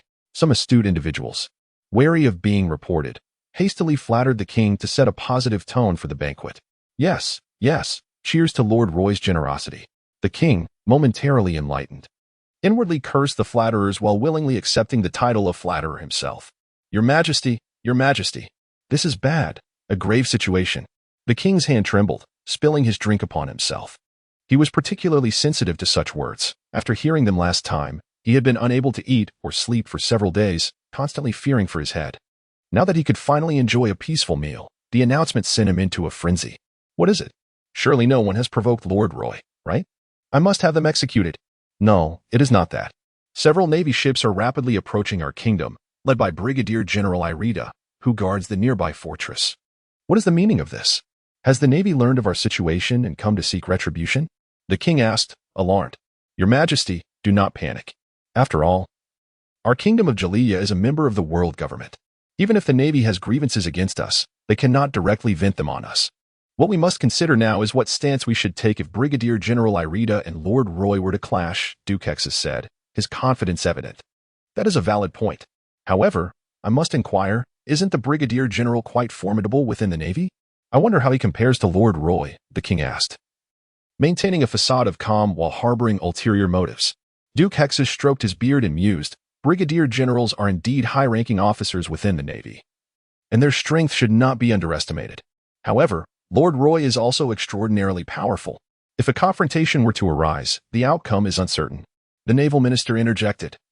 The Brigadier General's strength is certainly significant, but it also depends on jurisdiction and region. For instance, the officers at headquarters generally possess greater strength than those at branch offices. The officers in the Grand Line are not to be compared with those of the Four Seas.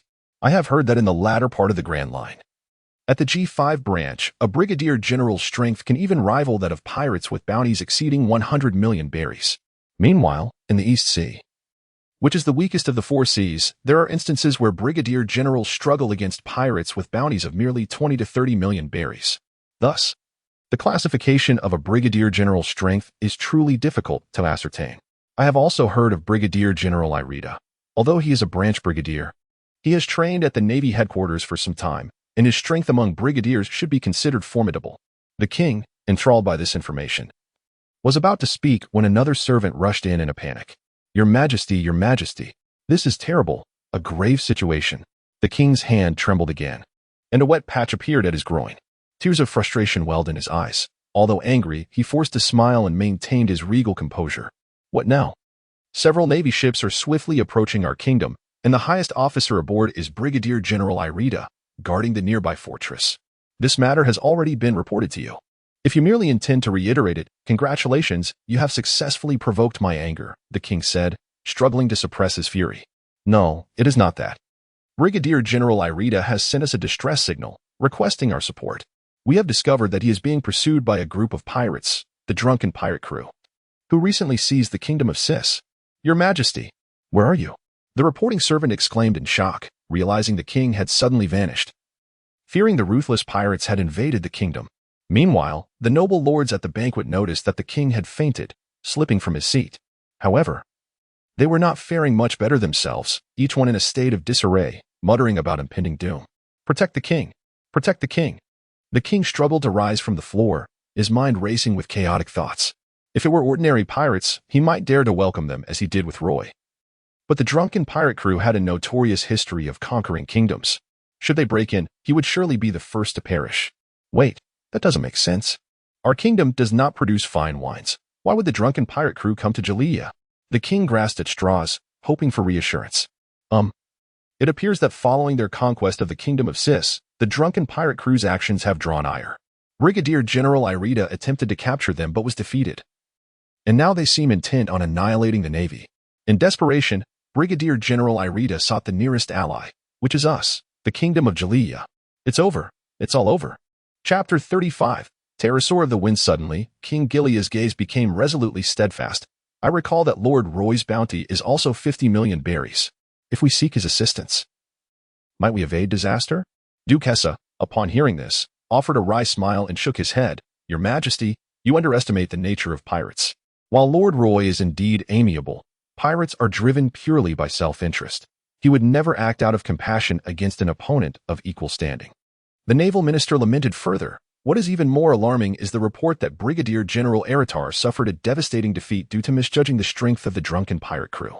Brigadier General Eritar deemed their captain, the formidable Basque Chote, worthy of an 80 million berries bounty. This is a severely underestimated pirate.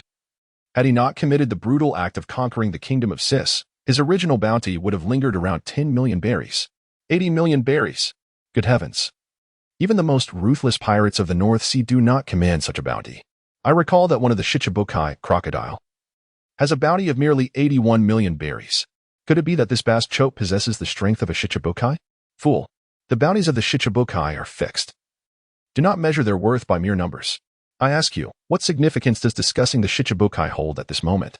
The pressing issue is our survival. The strength represented by an 80 million berries bounty is beyond our capacity to confront, even among the formidable nations of the Grand Line. Few possess the military might to contend with pirates of this caliber. Let us disperse. We must hasten to escape Gilead Kingdom while we still can. Whatever we can salvage is better than lingering here to await our demise. At once, the assembly erupted in discussion, predominantly revolving around how to flee and the quantity of possessions and personnel to take with them. Enough. Silence. King Gilead's unexpected roar startled everyone, leaving them questioning whether this was indeed the same timid ruler they had known. Humph. The kingdom of Gilead shall not fall, regardless of how dim the prospects may seem. I shall exert every effort to save her. I acknowledge I am not a great king, but I will strive to be a competent one.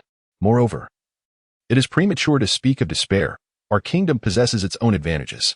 Upon hearing his words, some wore expressions of disdain, others bowed their heads in shame, while a few appeared contemplative. Duke Hessa, closely tied to the royal family, shifted his expression and tentatively inquired, Your Majesty, are you referring to that legend? Could it truly exist? The others were left in confusion, pondering if Gilead Kingdom had any renowned legends. Surely these two are not jesting with us. We have no recollection of such tales. Without further ado, let us hasten to seek Lord Roy's audience. I am confident that this matter will resonate with him. However, Your Majesty, Lord Roy is a pirate, and unpredictability is inherent to their nature. Are you not concerned that he might turn against us in alliance with the drunken pirate crew? Although Duke Hessa often flattered Lord Roy, he found it hard to trust the integrity of a pirate at such a critical juncture. The king paused, then resolutely replied, Regardless, this is our only option. Is it not? Roy was, of course, oblivious to the events unfolding upon the sea. His mastery of observation Haki had yet to reach the level where he could foresee the future. At that moment, he was immersed in rigorous training, perspiration glistening on his brow. No success is ever achieved by mere chance, even after ascending to the pinnacle of the North Sea.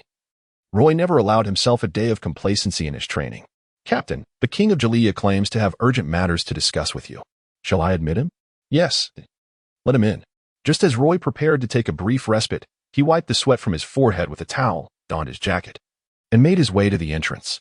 The king of Jalea, after expressing his gratitude, rushed in, and upon seeing Roy, he appeared utterly awestruck.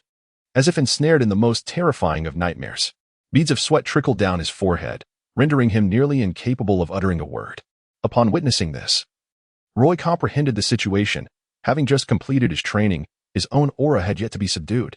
Naturally, it was beyond the capacity of a king, whose combat prowess was inferior even to that of an ordinary person, to withstand it. Frankly, the fact that the king did not faint on the spot was already beyond Roy's expectations. Very well, what is it? Roy inquired, concealing his own presence. Without the slightest inclination toward apology, King Gilead appeared as one who had narrowly escaped death, gasping for breath, his heart filled with dread. Previously, he had perceived Roy as amiable and presumed his strength was not as terrifying as the legend suggested. Now, however, he was astonished by the sheer might of a single individual, one so formidable that the very essence of his being felt unbearable. Yet, amidst his trepidation, a glimmer of hope arose within him. If Lord Roy possessed such overwhelming power, perhaps he truly could contend with that notorious crew of drunken pirates. Given that the strength of the pirate captain had been grossly underestimated, it was entirely plausible that Lord Roy's might had been similarly undervalued. The next step was to ascertain whether the offerings he presented would be compelling enough to persuade Lord Roy. Lord Roy, I sincerely beseech you to extend your hand in salvation for our Gilead kingdom. Roy, curious, pondered the matter at hand. Within less than a day, why did King Gilead appear as though calamity loomed overhead? There is a dreadfully fearsome band of pirates pursuing a naval brigadier, and they are on the brink of reaching our Gilead kingdom. These pirates are horrifically brutal, with a history of conquering kingdoms. Once they vanquish the naval brigadier, it is highly likely they will unleash their wrath upon our Gilead kingdom.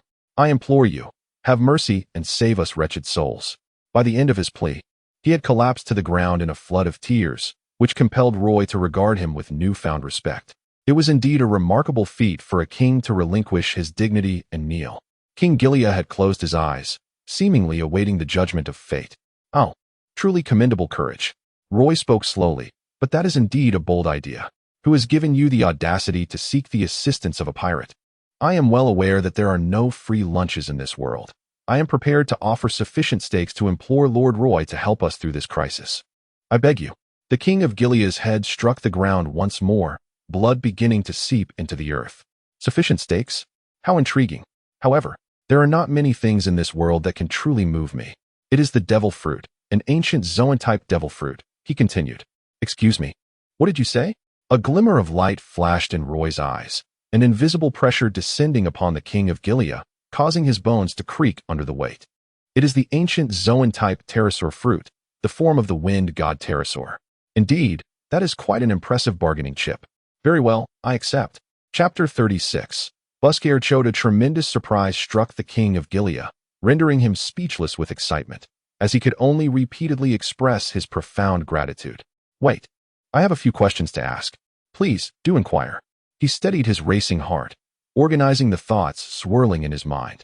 A single devil fruit can forge a formidable warrior, and an ancient zoan-type devil fruit, provided the wielder's development is not severely lacking, can elevate one to the ranks of the strongest across the seas. This is a well-acknowledged consensus upon the waters. Why do you not allow your own to consume it, but instead use it as a bargaining chip to solicit my intervention? The dynamics at play here must be rather complex. To be frank, had it not been for Roy's keen observation, Haki, clearly sensing that the king was not deceiving him, he would have suspected a ruse. The king's expression faltered. But after a moment's contemplation, he chose to speak truthfully. This tale traces back many years. Our royal ancestors stumbled upon this devil fruit, and in their elation, they believed it to be an opportunity for the kingdom of Gilead's ascension. However, their expectations for this fruit were exceedingly high. They deemed that only the mightiest among us, the strongest in our kingdom's history, were worthy of consuming it and leading our realm to greatness. Thus, they constructed a labyrinthine mausoleum, concealing the devil fruit at its heart, claiming that only those who could navigate the labyrinth would be recognized as worthy champions. Roy found himself at a loss for words. The thought processes of these kings were indeed peculiar. However, what left him even more speechless was the existence of such an extraordinary underground palace, which had remained undisturbed for countless years. Aware of Roy's bewilderment, King Gilead continued to elaborate. It was believed by the descendants of a certain ancestor that the revelation of this information could bring calamity upon the kingdom. Thus they chose to seal it away, entrusting each royal generation with the challenge to breach its defenses. Regrettably, we have proven to be rather inept, for no one has ever succeeded in retrieving the fabled devil fruit. Over the course of time, this tale has transformed into mere legend, known only to a select few. Roy disdainfully curled his lip, remarking that the fear of calamity was merely a pretext to prevent the fruits from falling into the hands of others. After all, human nature is inscrutable. Who could predict whether the one who acquires the devil fruit might harbor ambitions to overthrow the royal family? Nevertheless, this situation might serve Roy well. Otherwise, how could he ever lay claim to the fruit? As for whether he could indeed obtain it, Roy harbored no concerns. Even if the dungeon proved to be exceedingly perilous, impassable even for his formidable strength, he possessed alternative methods. Unlike the royal family, whose minds were rather simplistic and inflexible, he was adept at devising strategies. He could either obliterate all the traps along the route or simply dig downwards from the surface, for there was no shortage of options. Now, enlighten me about that band of pirates, he urged. To defeat a naval commander is no trivial feat, considering the Northern Seas Navy generally boasts commendable strength. King Gilead was aware that speaking candidly could lead to unforeseen complications. However, should his concealment of information result in Roy underestimating his opponents and ultimately facing defeat, it would be too late for regret. Thus, he gritted his teeth and divulged the truth, hoping that Roy would not be intimidated by the fearsome bounty. This band of pirates, known as the Drunken Pirate Crew, had previously lacked any notable reputation in the Northern Sea. However, their recent conquest of the nearby kingdom of Sis had catapulted them into notoriety. Their captain, the infamous Barrel Bask Choate, was placed under a bounty of 50 million berries. Consequently, Commander Erida sought to apprehend him to mitigate the adverse effects of their rampage. Yet he had underestimated the pirates' prowess, suffering a resounding defeat. In the aftermath, he proclaimed that the pirate known as the Barrel was likely capable of rivaling those of the highest echelons, with bounties reaching 80 million berries. Roy was taken aback upon hearing the news. A bounty of 80 million berries was certainly substantial, enough to instill fear among the formidable figures of the Grand Line. It was astonishing that such a character would suddenly emerge in the North Sea, especially considering the lack of prior notoriety surrounding him. This was indeed intriguing. The title Big Drunkard rang a bell, but he could not quite place it. Never mind, he thought, it was too bothersome to ponder. Listening to Roy's mutterings, King Gilead was equally astonished. Despite the formidable strength of an opponent with an 80 million berries bounty, Roy displayed not a hint of fear. Rather, he seemed eager for the challenge. Could it be that he too was one of those individuals whose prowess was gravely underestimated? The stakes were undeniably high. Confronting such a formidable adversary would induce pressure even in me.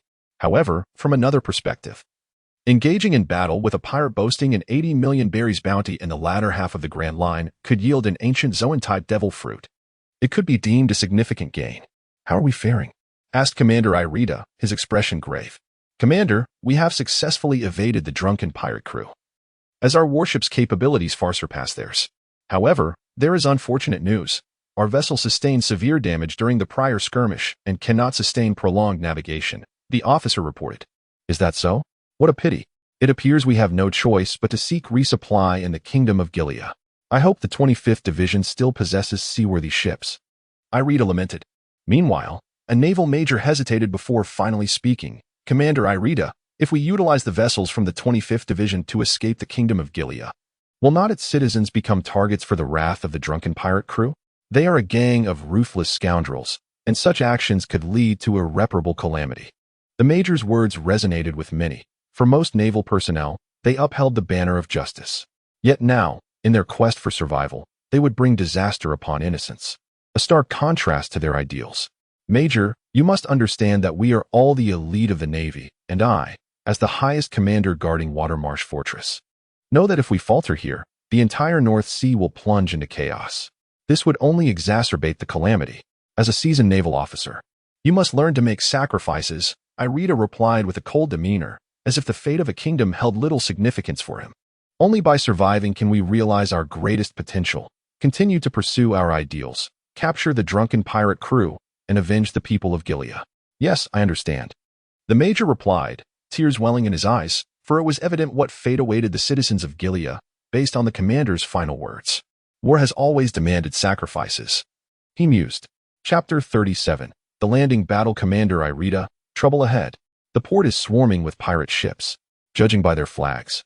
It appears to be the fleet of the recently risen pirate, Phantom Blade Roy, boasting a bounty of 50 million berries. The navigators shouted in panic. What a calamity! With wolves before us and tigers behind, is this divine punishment? Some naval officers broke down, for the most agonizing aspect of life is not despair itself, but the cruel hope that teases you just before plunging you back into despair. Why were Phantom Blade's ships appearing at the port of Gilead? And why had there been no prior warning? Could it be that the 25th Division had perished without a whisper? Perhaps the kingdom of Gilead has already fallen to these wretched pirates, someone speculated. Yet, Commander Irida was elated. Fear not.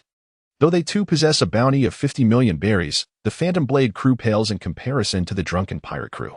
They rely solely on their numbers. We shall charge in, avoid prolonged engagement, seize the ships at the 25th Division's base, and let the Phantom Blade and drunken pirates tear each other apart. Inwardly, he harbored an unrealistic hope that the two pirate crews would clash, allowing him to reap the benefits of their destruction and perhaps even return to headquarters with such a monumental achievement. Commander Irida, are they truly pirates? Will they fight? A novice naval officer questioned, puzzled. Irida, now in high spirits, explained, you must understand, pirates are the dregs of the sea, lacking the unity we in the Navy uphold. Even when faced with a common enemy, they relish in infighting. This is why we can suppress the chaos of the Grand Line, prepare for battle and remain vigilant. The Phantom Blade crew is not foolish. They have likely received word of our approach and may be lying in ambush somewhere within the city. Let them witness our strength and not underestimate us. Indeed, Roy was also on high alert, although his focus was not on Commander Irida, but rather the fearsome drunken pirate crew. The Phantom Blade fleet was assembling for what would be the most intense battle since their formation. Roy and his senior officers lined up, poised to deliver a thunderous strike against their foes. When Irida pushed open the city gates, he was taken aback by the sight before him. Shouldn't the Phantom Blade crew have been lurking in the shadows, ready to launch a deadly ambush? It seemed that the so-called Phantom Blade Roy was merely a man of bravado without strategy. He sneered, this is fortuitous. It saves me the effort of vigilance. Time is scarce. I cannot afford to spend more than a minute on you. His thoughts were clear. Capture Roy first to instill fear in the pirate crew. After all, the sheer number of warriors before him was daunting, and their battle-hardened demeanor raised questions as to how Roy had managed to rally such unruly pirates together. Roy's expression was one of amusement. He had indeed underestimated the situation. To think that one could apprehend him in under a minute, how presumptuous of this Eridar to consider himself a significant figure, as if he were an admiral of the Navy.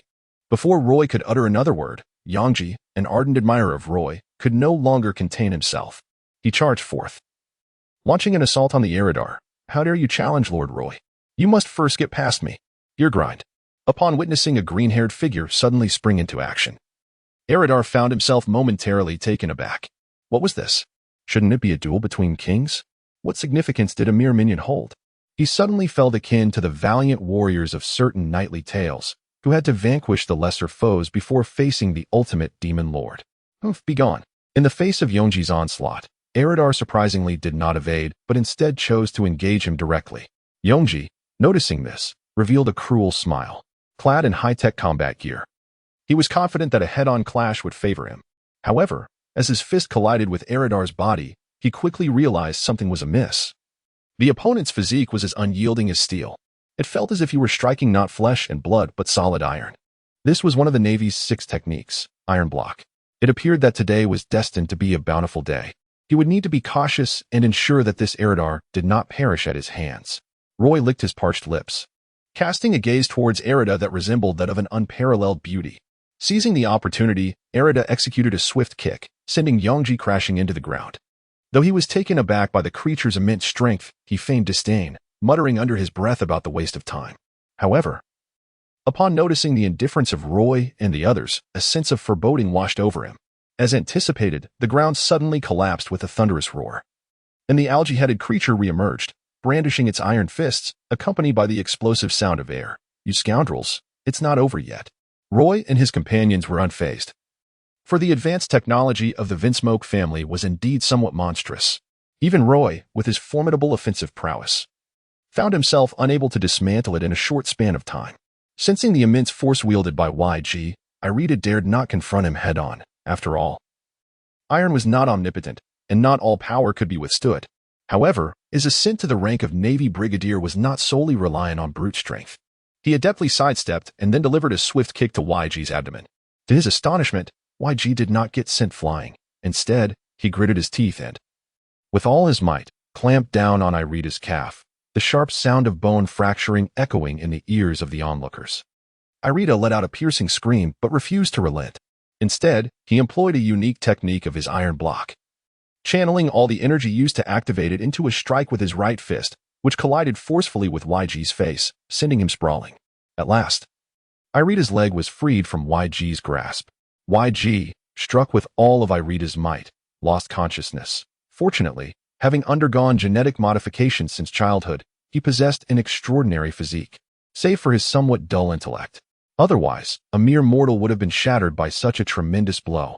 Though Irida emerged victorious, he felt no joy.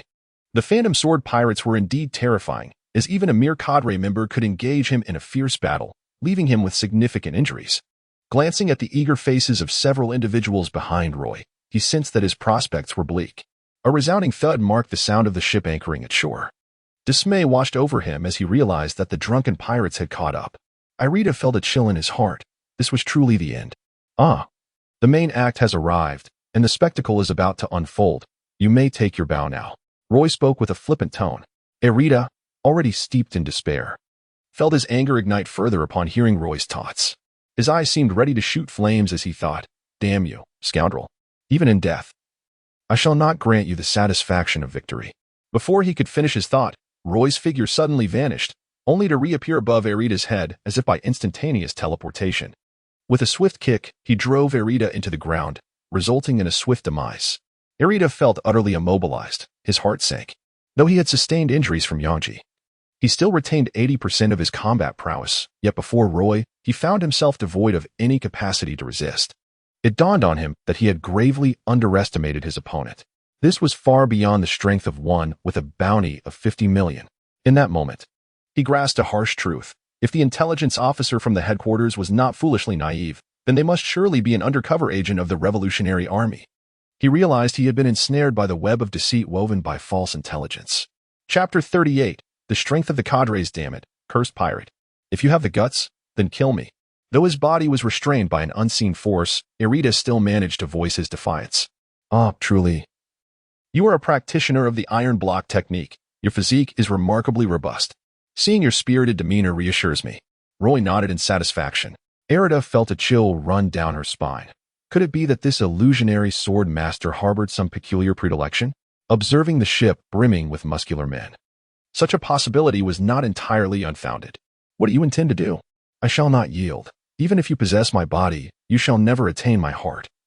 Irida cried out in a pitiful manner, resembling a helpless maiden. Noticing the strange gazes of his subordinates, Roy regretted not having silenced this foolish mouth earlier. With a slight exertion of his foot, he rendered Irida unconscious and handed her over to his men. Ensure that this naval officer is well guarded. We have other guests arriving shortly. Roy realized that it was too late to delve into Irida's dream memories, so he decided to detain him first. A large group of pirates surged into the city, and a potent smell of alcohol permeated the air, so intense it was almost nauseating, to say nothing of it. The name of this drunken pirate crew was indeed fitting. It seemed that the entire ship's crew was accustomed to being immersed in liquor. At the forefront was a colossal monster, towering at a height of 6 or 7 meters, while Pakis, with his considerable stature, was already imposing. He only reached the waist of this behemoth. In addition to his size, the creature's appearance was equally striking. He wore a jester's hat, his inebriated visage, and a large sausage-like nose reminiscent of Buggy the Clown. When Roy previously recalled the nickname of the large barrel of alcohol, he had only a vague impression, but now, upon witnessing this figure, memories flooded back. This individual seemed to be a terrifying criminal imprisoned in the 6th level of Impelled Down 5 years hence. And he even joined Blackbeard's crew. In every aspect, he was no ordinary foe. Fortunately, although it was unclear when he had been imprisoned and Impelled Down, his current presence in the North Sea suggested that his strength had not yet reached its zenith. After all, in the world of One Piece, a span of 5 years could bring about significant transformations. Ugh, Is my drink finished? Ugh, why has the Navy officer fallen? Did you assist us in dealing with him? Little brother? Busker Choate slurred, speaking as if he had a thick tongue. Oh, indeed. Are you here to express your gratitude? Ugh, that won't do. How can others interfere in a pirate battle? Since you've taken down the Navy, I must choose to take you down as well. With that, he staggered clumsily towards Roy, leading one to wonder if he would collapse and fall asleep at any moment. The throng of pirates behind him also began to act spontaneously. Roy's observation Haki sensed that among them were a few formidable characters.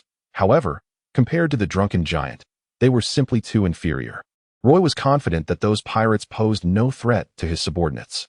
Initially displeased with Pak's eagerness to battle, this time he learned his lesson. With a fierce roar, he expanded in size and charged into the enemy ranks like a rampaging tank, sending pirates flying in his wake. It was exhilarating, truly exhilarating. Despite Patchy's typically laid-back demeanor, he transformed into a ruthless demon in combat, especially after activating his devil fruit powers, becoming a veritable killing machine. Even during casual sparring, only Roy could barely contain Pak's in this state. The drunken pirate crew, incensed by Pak's audacity, could not restrain themselves. A fisherman officer rushed at Pak's, shouting, "Lord Barton, charge! Don't let these bastards underestimate our drunken pirate crew. Lord Barton, unleash your tenfold strength." Before he could finish, Barton was ripped in half by the frenzied Pak's, leaving the surrounding pirates speechless. Understanding that single combat was futile, 3 officers charged together. "Damn it, don't be so arrogant. Let me show you our trio's combined attack." However, as he prepared to unleash his move, the long-handed officer noticed that the other 2 had not followed, leaving him feeling frustrated and bloodied.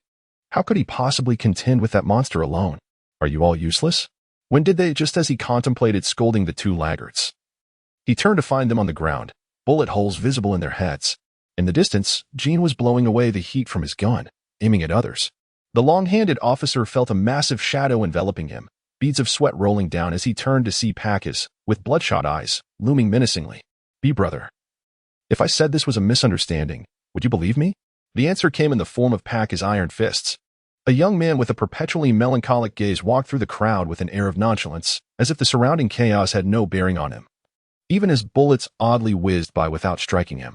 Naturally, many pirates took note of this seemingly harmonious intruder, and a group stealthily altered their approach towards Caillou, launching a surprise attack. What a delightful aroma. What is that smell? I'm so hungry. I need food. Give me food. Ah, let go, you bastard. What do you think you're doing biting my hand? Damn it. If you don't let go, I'll kill you. He walked through the throng, causing nearby pirates to go wild, their gazes towards him filled with terror. I'm a newcomer aboard Lord Roy's ship, though this is my first battle at sea. My heart burns with fiery passion. A middle-aged man, clad as a wandering swordsman, made his way towards the opposition. The remaining officers of the drunken pirate crew thought to themselves that this newcomer couldn't possibly be as monstrous as the previous ones. After all, their captain, the large-barrel Busker Choate, was a notoriously brutal man. If he learned of their lackadaisical attitude in battle, the consequences would be dire. Thus, the officers exchanged glances and charged at the swordsman together. With a leap into the air, Sword Soul unleashed a downward slash, dragon hammer flash. Upon landing, he lightly tapped the ground, wielding his sword with both hands to deliver an even more powerful strike. After a series of attacks, several were gravely injured, the least of whom lost an arm, their eyes filled with fear and rage. What the hell? What kind of newcomer possesses such power? The pirates of the drunken pirate crew sensed something amiss. The opposing pirates were all like monsters. Their officers faced these strong adversaries and were dispatched with a single encounter. In other crews, even captains might not possess such prowess. Moreover, even the foot soldiers seemed devoid of life, sustaining grievous injuries without flinching. What a name for a crew, Phantom Sword Pirates. They should be called the Monster Pirates instead. Chapter 39. The Great Collision. Just a reminder. It seems your subordinates are about to be utterly defeated. Ugh, a bunch of useless fools. Let them die? TSK, truly a heart of stone. Ugh, but your subordinates do possess remarkable strength. I've decided to take them in. Hee. Well, let us see if you have the capability to do so. Do you wish to know why I have set my sights on this nation? Fool, who cares about that? Pirate battles never require a reason. Ugh. It seems you are indeed a true pirate. I did not misjudge. You are unlike the other worthless pirates of the North Sea. An opponent like you is what I crave to vanquish. Suddenly, the large barrel seemed intoxicated, threatening to topple to the ground. Yet, at the moment of its descent, its right arm swung powerfully towards Roy, evoking a sensation akin to a mountain pressing down. What on earth? Is this drunken boxing? Observing this scene, Roy felt a sense of absurdity. Nevertheless, he could perceive the immense force embedded in the barrel's strike. If this petite frame of his were to absorb such a blow, it would undoubtedly be excruciating. Thus, without a moment's hesitation, he deftly sidestepped the unexpected assault. The barrel's strike met the ground with a thunderous crash, as if it had shattered the very air, generating a formidable shockwave that sent several unprepared pirates crashing against the wall. Roy was inwardly astonished. Indeed, the world of pirates was teeming with extraordinary beings. However, his reaction was swift. With a casual sweep of his hand, he unleashed a crescent-shaped slash that tore through the ground as if it were mere parchment. Surprisingly, the seemingly clumsy form of the giant barrel displayed remarkable agility in battle, abruptly twisting to evade the attack, although the sight of such a massive body executing such maneuvers was somewhat awkward. Unfortunately for the minions hiding behind the giant barrel, their fortune was far less favorable. Many were directly struck down by the unrelenting force of Roy's slash. Fortunately, Roy's crew was well aware that a proximity of 100 meters to their captain was a perilous zone, thus avoiding any friendly fire. The drunken pirates, taken aback by the lethal sharpness of Roy's assault, hurriedly attempted to flee. In a fit of rage, the giant barrel, witnessing Roy's leisurely engagement with his subordinates, seized the opportunity to increase his attack speed dramatically. Suddenly, a flurry of fists filled the arena, completely enveloping Roy's form. Typically, one might expect a correlation between size and speed to be inversely proportional. Yet, the giant barrel's immense physique was anything but clumsy, exhibiting remarkable responsiveness. Nonetheless, his speed paled in comparison to his monstrous strength, rendering his attacks utterly transparent under Roy's keen observation, allowing him to evade with ease. As the battle reached a stalemate, Roy realized that after each frenzied assault, the giant barrel seemed to require a fleeting moment to catch his breath. A moment so brief that it was almost imperceptible. Yet, under Roy's heightened awareness, it was unmistakable. Though merely a heartbeat, it was sufficient for Roy to launch a devastating counterattack, for a swordsman is inherently skilled in offense. Having mastered the art of the flying sword technique, Roy's attack speed had reached an almost superhuman threshold. The slightest opening from his opponent would be met with a thunderous strike. It was worth noting that the blade in Roy's possession, the Kikuchimanji, was a formidable sword, capable of cleaving through steel with the gentlest application of force, rendering the human body as flesh and blood utterly defenseless. However, when Roy's sword light collided with the giant barrel's chest, he encountered an unimaginable resistance, as though his strike had met diamond, failing to penetrate even slightly. Roy also noticed a fleeting glimpse of black upon the barrel's chest. What? It was indeed the presence of armament Haki. Roy was genuinely astonished. He had not anticipated that this giant barrel had cultivated such mastery of armament Haki. The difficulty level of his starting village must be set to hellish standards. Roy sensed an impending crisis. The drunken brute had evidently mastered the art of armament Haki, yet had refrained from employing it during their previous skirmishes.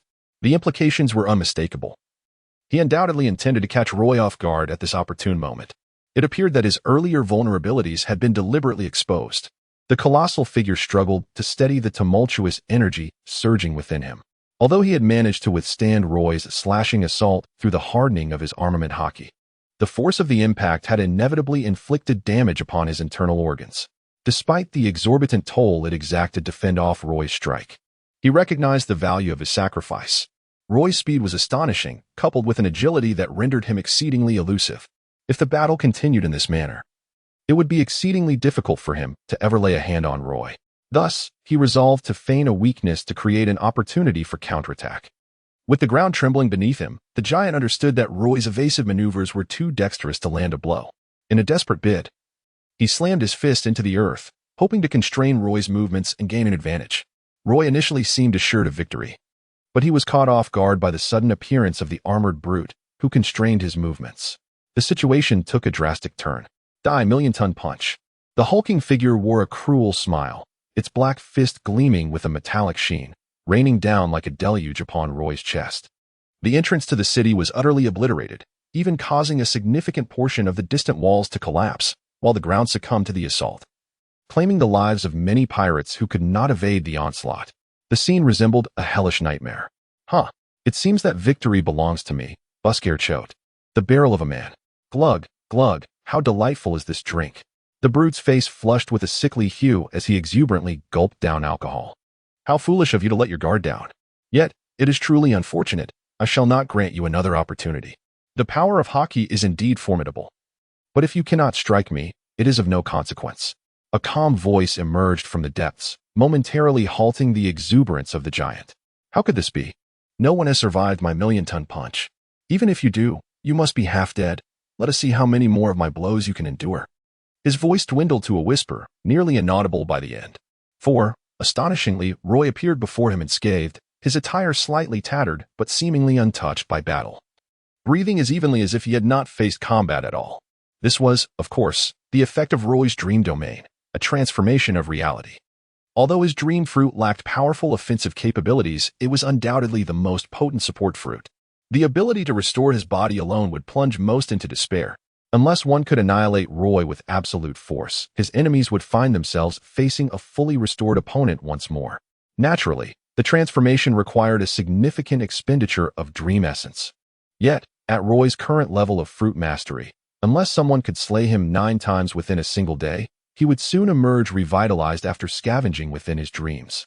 Chapter 40. The barrel's hidden card being a peak powerhouse of the North Sea, the brute quickly regained his composure. I do not know how you achieved this. But since I have defeated you once, I can certainly do so again. I refuse to believe you possess immortality. Go ahead and try, Roy replied. However, I must admit I underestimated you. I did not expect to encounter a master of Haki in such a remote corner of the North Sea. So you are aware of Haki, are you? No wonder I struggled to land a blow on you. It seems you have also mastered observation Haki. The brute was astonished. He had thought the vast North Sea harbored no other Haki practitioners, yet here he was, confronting one in this small kingdom, a true adept of observation Haki. But listen closely, kid. I will demonstrate to you that observation Haki leads to nowhere. In the end, it is merely a coward's tactic. Lurking in the shadows to strike unexpectedly. Only the armament Haki is the true path of strength. Foolish ignoramus, Roy retorted. Observation Haki is. He paused, realizing there was no merit in conversing with someone of such limited understanding. Roy was by no means at a loss for words. But he suddenly felt that arguing with this massive barrel of a man over whether armament Haki or observation Haki was stronger was akin to debating whether sweet or savory tofu pudding tasted better. It utterly shifted the tone of the moment, draining all the fervor of battle. In his view, mastery of all 3 types of Haki was the true hallmark of a formidable warrior, rendering such disputes meaningless. Having already revealed his armament Haki, the giant cask no longer saw any reason to conceal it. A dark sheen enveloped his right fist, glinting with a metallic luster, exuding an aura that sent shivers down one's spine. Yet, upon witnessing this, Roy merely chuckled softly. So you've only just begun to cultivate armament Haki? Barely capable of covering a fraction of your body? No matter, even the most rudimentary level is enough to crush you. With a powerful thrust of his legs, the ground beneath him shattered violently as he launched himself forward like an arrow loosed from its bow, or rather, like a colossal cannonball hurtling toward Roy. Although Roy spoke words of disdain, he was internally on high alert. After all, the use of armament Haki was nearly extinct in the first half of the Grand Line. A punch from the massive barrel would be far from pleasant. As the barrel charged at him like a rampaging bull, Roy swiftly maneuvered across the ground, exhibiting remarkable agility. Despite the terrain being reduced to a state of disarray, his mastery of observation Haki allowed him to navigate as if the ground were perfectly smooth, undeterred by the chaos around him. In stark contrast, the barrel paid no heed to the changing landscape, demolishing any obstacles in its path with reckless abandon. However, Roy was not one to endure blows without retaliating. He unleashed a series of powerful slashes in this confined space. The barrel, determined not to be outdone, shielded itself with its hands against all but Roy's most formidable strikes, as the intensity of Roy's attacks was evidently insufficient to breach the barrel's armament Haki defense. The Kikuchimanji, one of the renowned greatswords, would surely cleave the barrel in 2 if it landed. Yet, the barrel was no fool. Whenever Roy attempted to advance with his blade, the barrel swiftly evaded. The battlefield between them was ever-shifting, initially confined to the vicinity of the city gates, but soon escalating through the streets and towards the palace. Fortunately, the citizens had already sought refuge in emergency shelters. Otherwise, the resulting carnage would have been akin to a massacre. With a resounding crash, The barrel was sent flying yet again, collapsing 2 buildings in its wake. Remarkably, it emerged from the rubble, seemingly unscathed, to continue its fray with Roy. Roy also felt a slight headache. These practitioners of physical combat were indeed rather vexing, exhibiting almost no discernible weaknesses. This was especially true for those who had mastered the armament Haki, possessing not only formidable defensive capabilities, but also astonishing recuperative powers. Roy took a deep breath. His initial strategy for a protracted battle was to deplete the armament Haki within the colossal opponent, for once the Haki was exhausted, the adversary would be as vulnerable as meat upon a chopping block. However, lacking any mastery of armament Haki himself, he was uncertain of its endurance in combat. Moreover, he recalled from his previous life that excessive use of Haki could lead to unforeseen consequences. In reality, who could predict the potential variations? Time was of the essence, and Roy recognized the necessity for adaptation. When confronting an enemy of such formidable stature, he discerned 2 possible approaches. The first was to unleash an indomitable force to shatter his defenses outright. The second was to employ unparalleled speed, surpassing even the opponent's reflexes, striking him down before he could summon his armament Haki. Roy was acutely aware that he was not a powerhouse for him. It was evident that the second strategy was far more reliable. Meanwhile, the large barrel of a man was also contemplating his tactics, for the aura within him was not inexhaustible. After enduring a prolonged battle, his reserves had dwindled to a mere fraction, and now he was merely putting on a facade of composure. With keen reflexes and remarkable speed, he realized that he must further extend his range of attack. If he could confine his opponent's velocity, he would be like a toothless tiger, nothing to fear. The large barrel encouraged himself. He unfastened the gourd that had been slung over his shoulder, removed the stopper, and drank deeply, producing a gurgling sound. Although Roy did not comprehend the intention behind his actions, he was acutely aware that the other party was likely preparing to unleash a formidable maneuver, prompting him to heighten his focus and brace himself. Ah, truly delectable. Now it is your turn to face the judgment of fine wine. After smacking his lips, the great barrel of wine once again swayed unsteadily. Suddenly, the barrel lifted its head, and with a vigorous thump on its belly, it astonishingly expelled the previously consumed liquor in a single burst, resembling a fountain in motion. Upon witnessing this, Roy's expression contorted in disbelief. How could this be? He was, after all, a person with a profound aversion to filth. The atmosphere of battle had shifted dramatically. The level of repulsiveness was akin to that of Orochimaru from Naruto. The rain of wine cascaded to the ground, producing a hissing sound, and many pirates, unable to evade it, were melted away before they could even utter a cry of despair. Roy's frenzied tirade echoed through his mind. What manner of beast was this colossal barrel? Was it truly safe for such a monstrosity to dwell within the body? Yet, he could scarcely afford to continue his complaints, should this vile substance touch him even slightly. He would be deprived of sumptuous meals for days to come. Simultaneously, a surge of ire welled within him. If someone were to slay him in battle, it would merely reflect his own inadequacies, leaving no room for resentment, a realization he had come to accept since his very first steps upon the ocean. However, what he loathed most was the affront of being mocked in combat, for each exhilarating clash was akin to savoring the finest delicacies. The behavior of this barrel was akin to tainting a gourmet feast with filth, and worse still, it was as if poison had been laced within.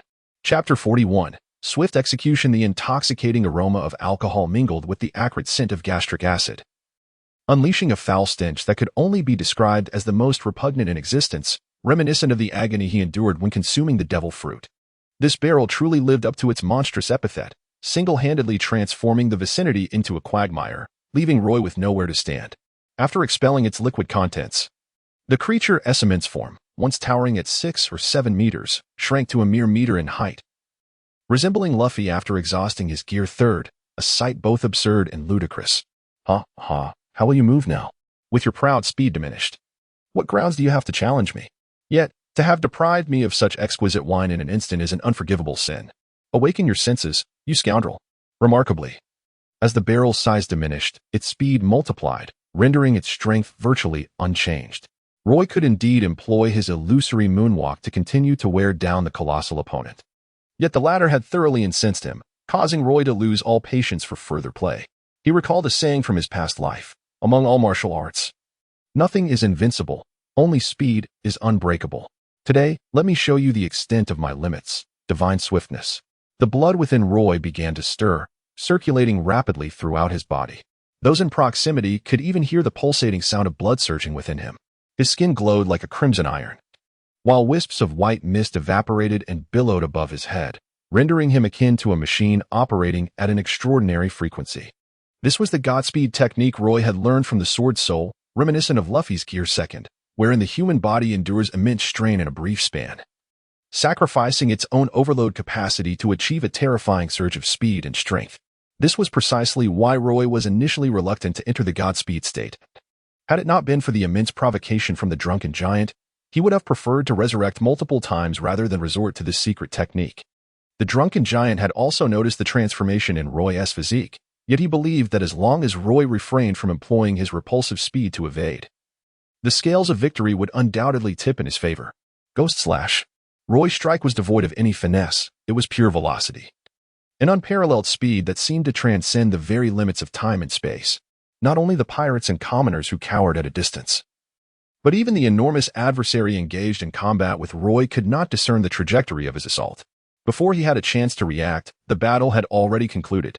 The giant's body was cleaved in two at the waist, the incision remarkably smooth. So swift was Roy's execution that not even a single drop of blood had the time to escape. The severed halves fell into the repugnant pool of gastric fluid, and Roy, repulsed by the stench of decay, hastily soared away from the vile scene.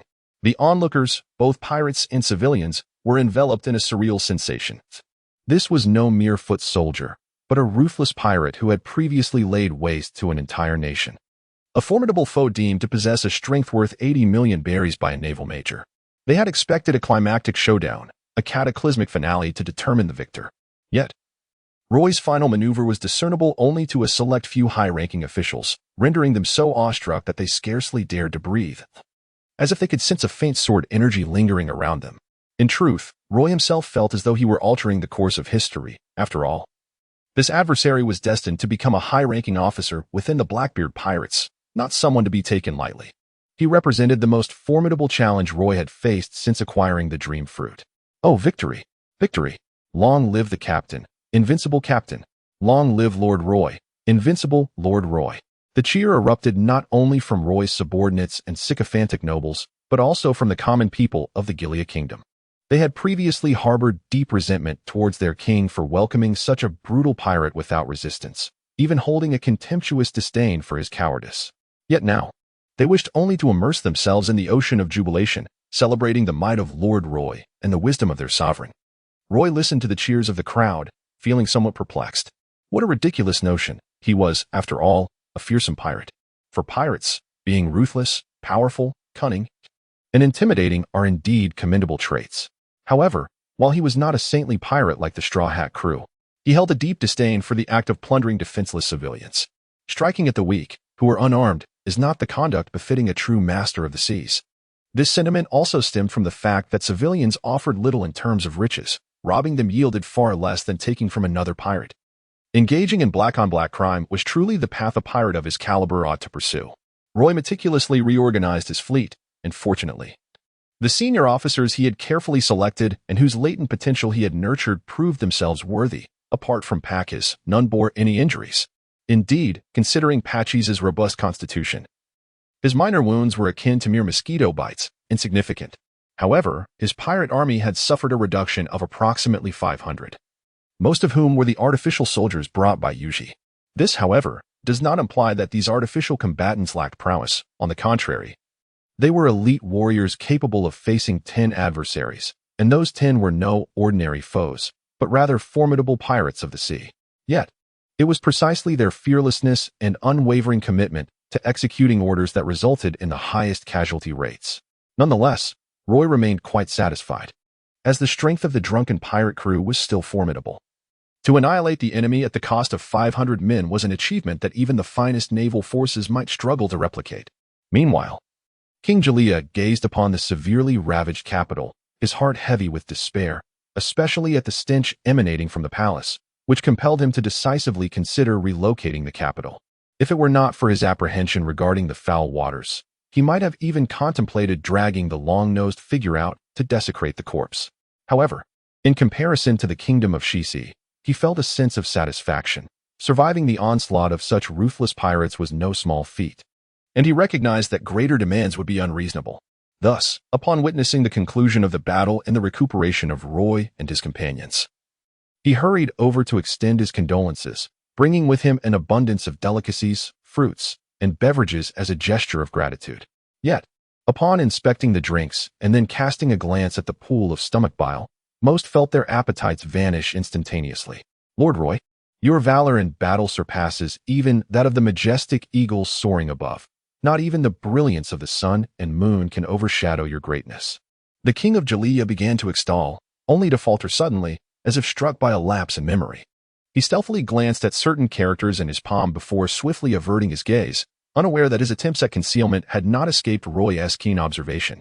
Roy found himself at a loss for words, wondering if the other party could not demonstrate a modicum of professionalism. After all, it was merely a few lines of text that ought to be memorized.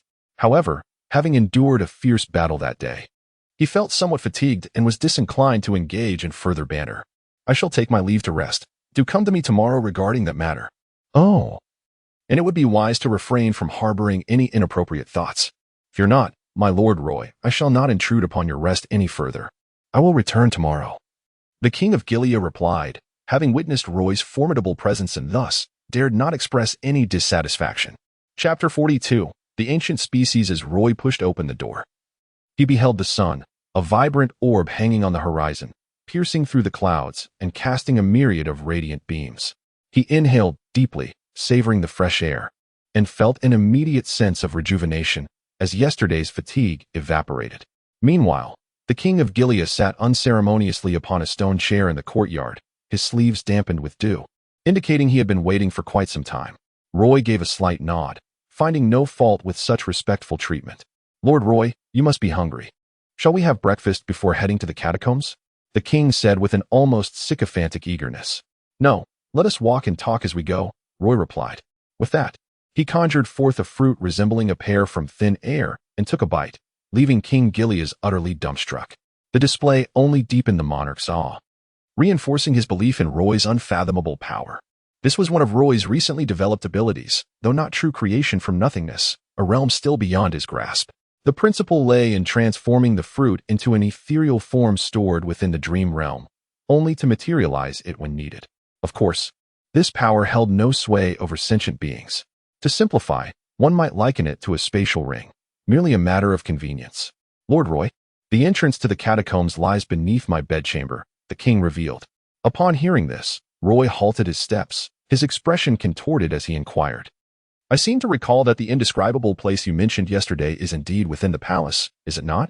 The king, with a sorrowful visage, replied, My Lord Roy, I truly find myself at a loss. I intended to send someone to cleanse that area yesterday, but it was simply beyond my capabilities. Fortunately, my chambers have remained untainted, though the odor is rather overpowering. Roy let out a soft sigh, acutely aware of the terrifying nature of that filth. A dilemma not easily resolved in a day or two, and thus he did not impose excessive expectations. As they neared the royal palace, the king offered him a mask, adorning one himself, and spoke in a muffled tone, My dear Lord Roy, it is better to wear it, albeit its utility may be minimal. It is still preferable to none. Roy naturally would not refuse this request. He donned the mask with a sense of compliance, suppressing his disgust as he made his way into the royal chamber. One must admit, the opulence of this chamber was indeed remarkable, yet Roy paid little heed to it. For the legendary ancient Zoan-type devil fruit lay beneath his feet, who would concern themselves with the mundane details of yellow and white objects. The king removed a mural hanging on the wall, revealing a digital interface. After entering the password, the floor beneath Roy suddenly split apart with a thunderous roar, parting to the sides.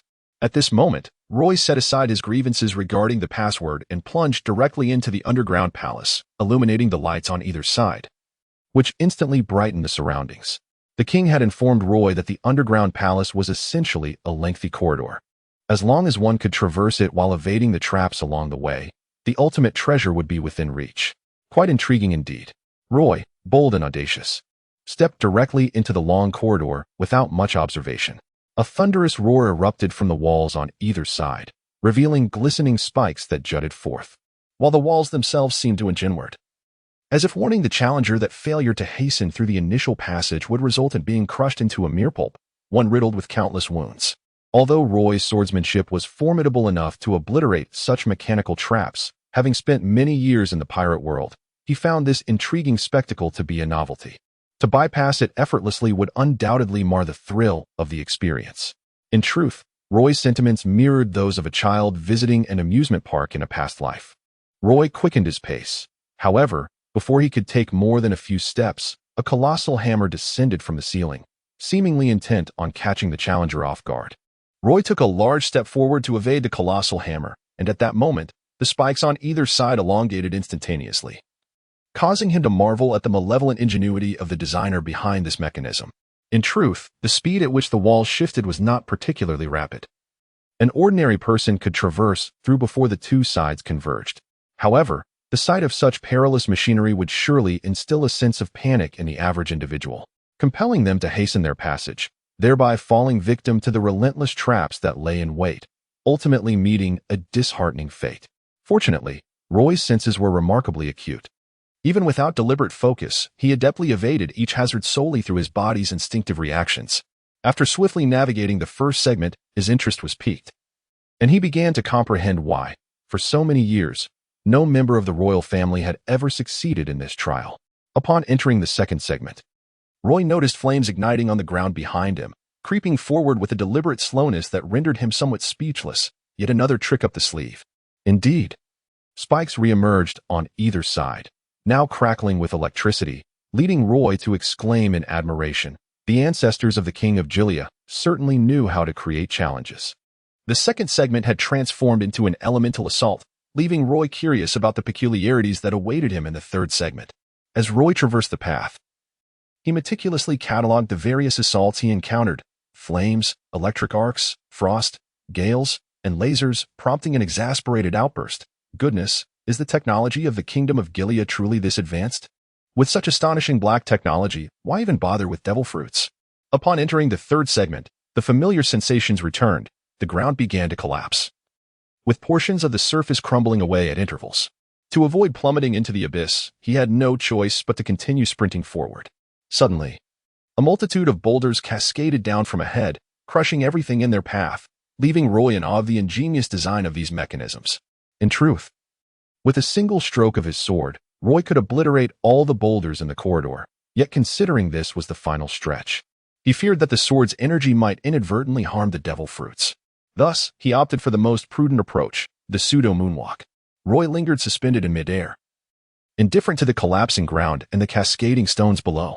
He chose to wait until all the mechanisms were activated before proceeding to the opposite side. In stark contrast to the earlier elaborate contraptions, the final resting place for the devil fruit appeared rather dilapidated, a mere earthen platform upon which rested a resplendent box, glimmering with iridescent brilliance. Roy opened the box, and before his eyes lay a devil fruit shaped like a banana. However, it bore subtle distinctions from the one he had previously acquired. Roy could easily sense the fruit's ancient aura, as if it had traversed the ages from a time long past. This realization brought him a sense of relief. Had he not obtained the dream fruit, he might have unwittingly consumed that animal-type devil fruit, which, in retrospect, likely was just an ordinary specimen. A single individual cannot consume a second devil fruit. I am not a monstrosity like Blackbeard, and it is unwise to gamble with my life on futile endeavors. The value of this ancient-type devil fruit is indeed substantial, as it could effortlessly cultivate a formidable subordinate. However, it would be best suited for someone proficient in physical techniques. Unfortunately, Haki has already consumed a devil fruit. Otherwise, he would have been the most suitable candidate among my cadre. Gold is a sniper, and this fruit holds little significance for him. YG, though fitting the criteria, has undergone genetic modification, and I am uncertain if it would conflict with the devil fruit. Perhaps it is best to exclude him as well. As for Jianhun and Kaio, well, it seems too complicated to consider further. I shall inquire directly with them later. Chapter 43. The ownership of the devil fruit after obtaining a satisfactory outcome. Roy had no intention of lingering in this cursed place. He gradually made his way towards the exit. The king waited at the entrance of the underground palace, harboring no doubts about Roy's ability to procure the devil fruit. If someone of Roy's caliber could not succeed, he would have no choice but to concede to his ancestors. His current concern was whether the generations of tales passed down were genuine, or if some unforeseen event had transpired over the ages. If Lord Roy were to suspect that they had intended to deceive him, the Gilead kingdom would face utter calamity. As he ruminated, Roy had already emerged through the entrance, a relaxed smile gracing his face. Seeing this, the king realized his worries were unfounded. Initially, the king intended to offer congratulatory remarks, but upon Roy's return to the decaying atmosphere of the ground, he wished to leave immediately, signaling the king to depart first. Once outside, the king expressed his profound gratitude before departing with satisfaction. Roy returned to his base, summoning several of his senior officials. When Packas and the others arrived, Roy was comfortably seated, indulging in fruit, with a banana-shaped devil fruit before him. With his mastery over dream abilities, Roy had no apprehensions about rebellion from his subordinates. He had not concealed the news of the devil fruit, so as soon as they entered, they recognized that the fruit on the table was the legendary ancient type animal devil fruit, rarer than even the natural types. Boss, is this the ancient type animal devil fruit? It seems quite similar to the one I ate back then, Packas inquired, scratching his bald head. Fool, you consumed the superhuman type berserk fruit. How could it possibly be similar to the animal type?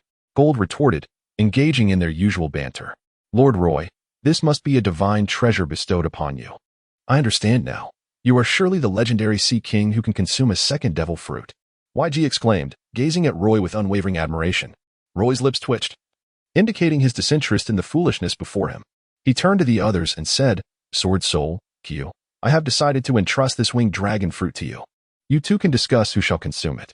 Caillou, still wearing his usual melancholic expression, gently brushed back his hair and shrugged, saying, Captain, perhaps it would be best for Sword Soul to take this fruit. A chef would never forsake the vast ocean for the sake of power. Roy found himself somewhat understanding his thoughts. After all, the aspiration of every chef is to achieve the pinnacle of their craft. Thus, he shifted his gaze towards the Sword Soul, only to receive a shake of the head in response. My lord, he said, I have already surpassed my 30th year, and my potential has been exhausted. It would be unwise to squander such a precious treasure on me. Moreover, my sole pursuit in this life is the way of the sword. My innate talent is lacking, and only through utmost refinement and sincerity can I hope to chase the supreme path of the sword. Roy concealed his face, weeping silently. Sword Soul had a penchant for reciting grandiose phrases during formal occasions, claiming it would restore the glory of their ancestors. Yet, his literary prowess fell woefully short, leaving everyone feeling exceedingly awkward, and they could hardly oppose him, resigning themselves to his whims. You both must consider this carefully. This is a treasure of the sea. Should you miss this opportunity, the next may not be so fortuitous. Observing the two remain unresponsive, Roy felt a tinge of melancholy. This was a devil fruit from ancient species, possessing the innate ability of flight. Had he not acquired the dream fruit, he would undoubtedly have chosen to consume this one before him. To his dismay, these two seemed utterly oblivious, prompting Roy to question whether the world had truly changed. Captain, there's no need to be overly anxious. After all, we have yet to set foot on the Grand Line, and plenty of time remains to seek a suitable owner for it, Jean remarked. Very well, it seems we must proceed thus. By the way, what has become of that naval brigadier? Roy shifted the topic and continued to inquire. The resolve of the Navy was indeed unwavering, exhibiting no fear of death, and they incessantly clamored for us to hasten their demise, threatening inevitable retribution if we did not. However, after considering your esteemed captain's suggestion, we confined him to a completely sealed darkroom. Remarkably, in less than a day, he began to exhibit signs of agitation.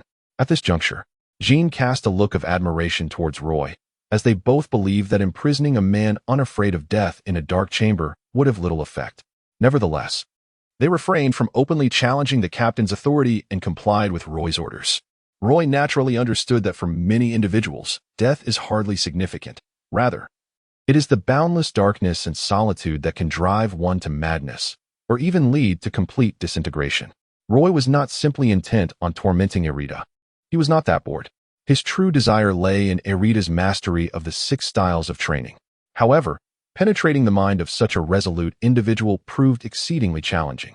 Thus, Roy needed to devise a strategy to push Erida's psyche to the brink of collapse. A single day was insufficient to dismantle his mental defenses. Perhaps 10 days would suffice. Unbeknownst to him, rumors of Roy's latest achievements began circulating across the seas. In the year 1515 of the Sea Circle calendar, the Phantom Sword Fleet annihilated Rear Admiral Erida of the Gilead Kingdom and vanquished the drunken pirates. establishing themselves as one of the North Sea's dominant forces. For the majority, the first piece of news was far more shocking than the latter. A rear admiral was no trivial figure, especially in the North Sea, where he could be likened to a steadfast bulwark against chaos. The demise of such an individual would undoubtedly incite turmoil, even within the Navy's headquarters.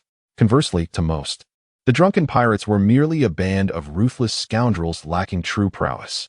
After all, their captain was once just a small-time pirate with a bounty of 10 million berries before his notoriety earned him a staggering bounty of 50 million berries.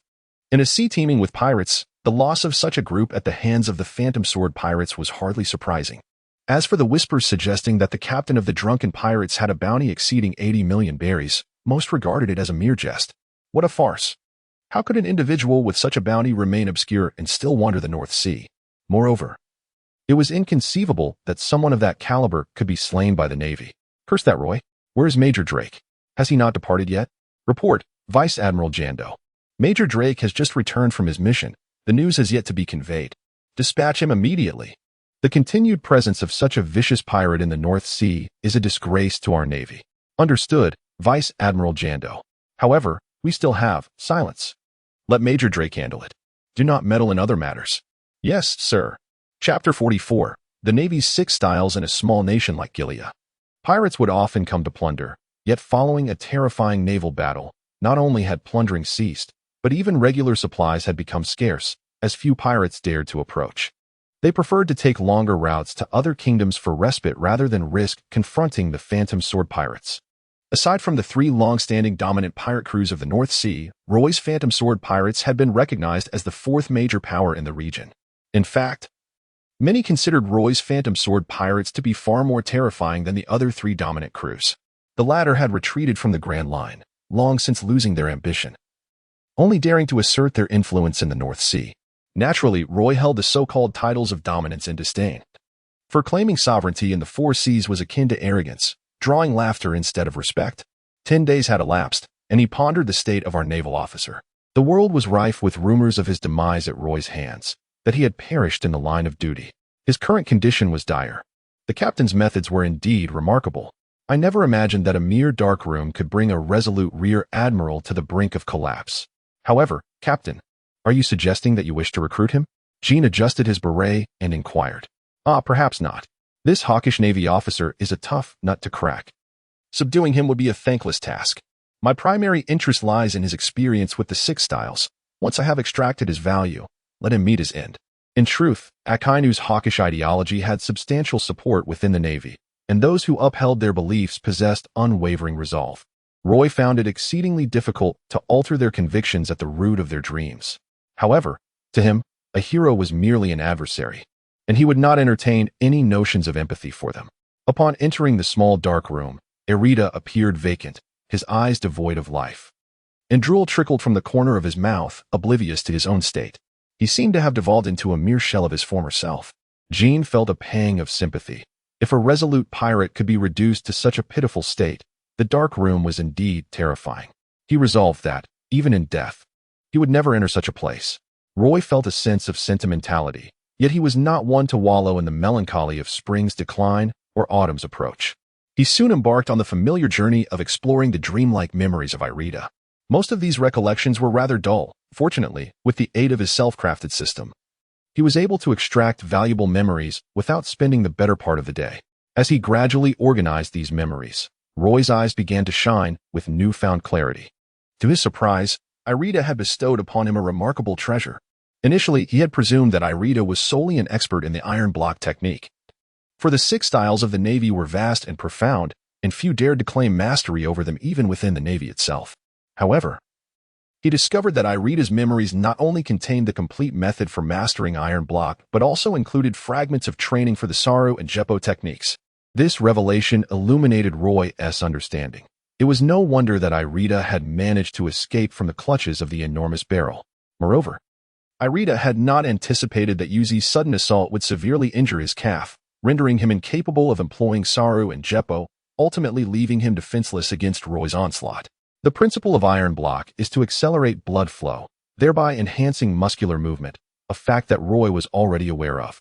Nevertheless, the human body is an intricate instrument, and possessing a general understanding of a principle does not easily allow one to reverse engineer such a secret technique. If it were truly that simple, the Six Styles would not have become the esteemed martial legacy of the Navy. Even with Sanji's prodigious talent, it took him 2 years, coupled with external pressures, to finally comprehend the art of skywalk, underscoring the difficulty of mastering the Six Styles without a proper lineage. Many opinions suggest that the Six Styles of the Navy have lost their significance, particularly after the emergence of armament Haki, relegating them to an obsolete status. However, in Roy's view, the value of the Six Styles has never diminished. Armament Haki can be likened to the inner strength found in martial arts novels. While the Six Styles represent martial techniques, the two are complementary and indispensable. Moreover, practicing the Six Styles hones the body, thereby enhancing one's capacity to wield armament Haki effectively.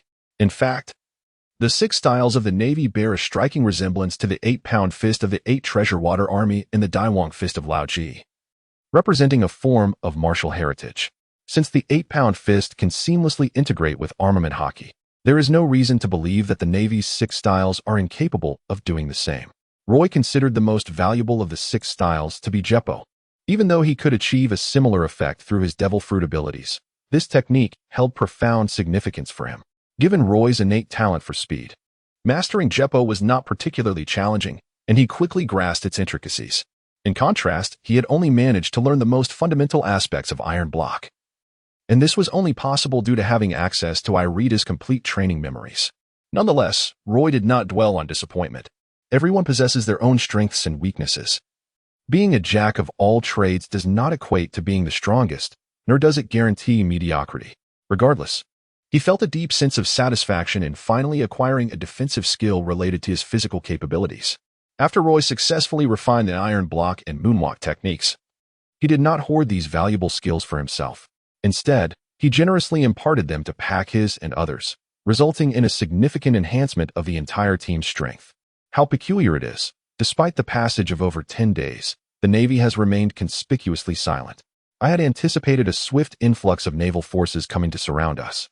Roy stood at the harbor, gazing at the fleet poised to set sail, and remarked with deep sentiment, "Captain, you overestimate those naval forces.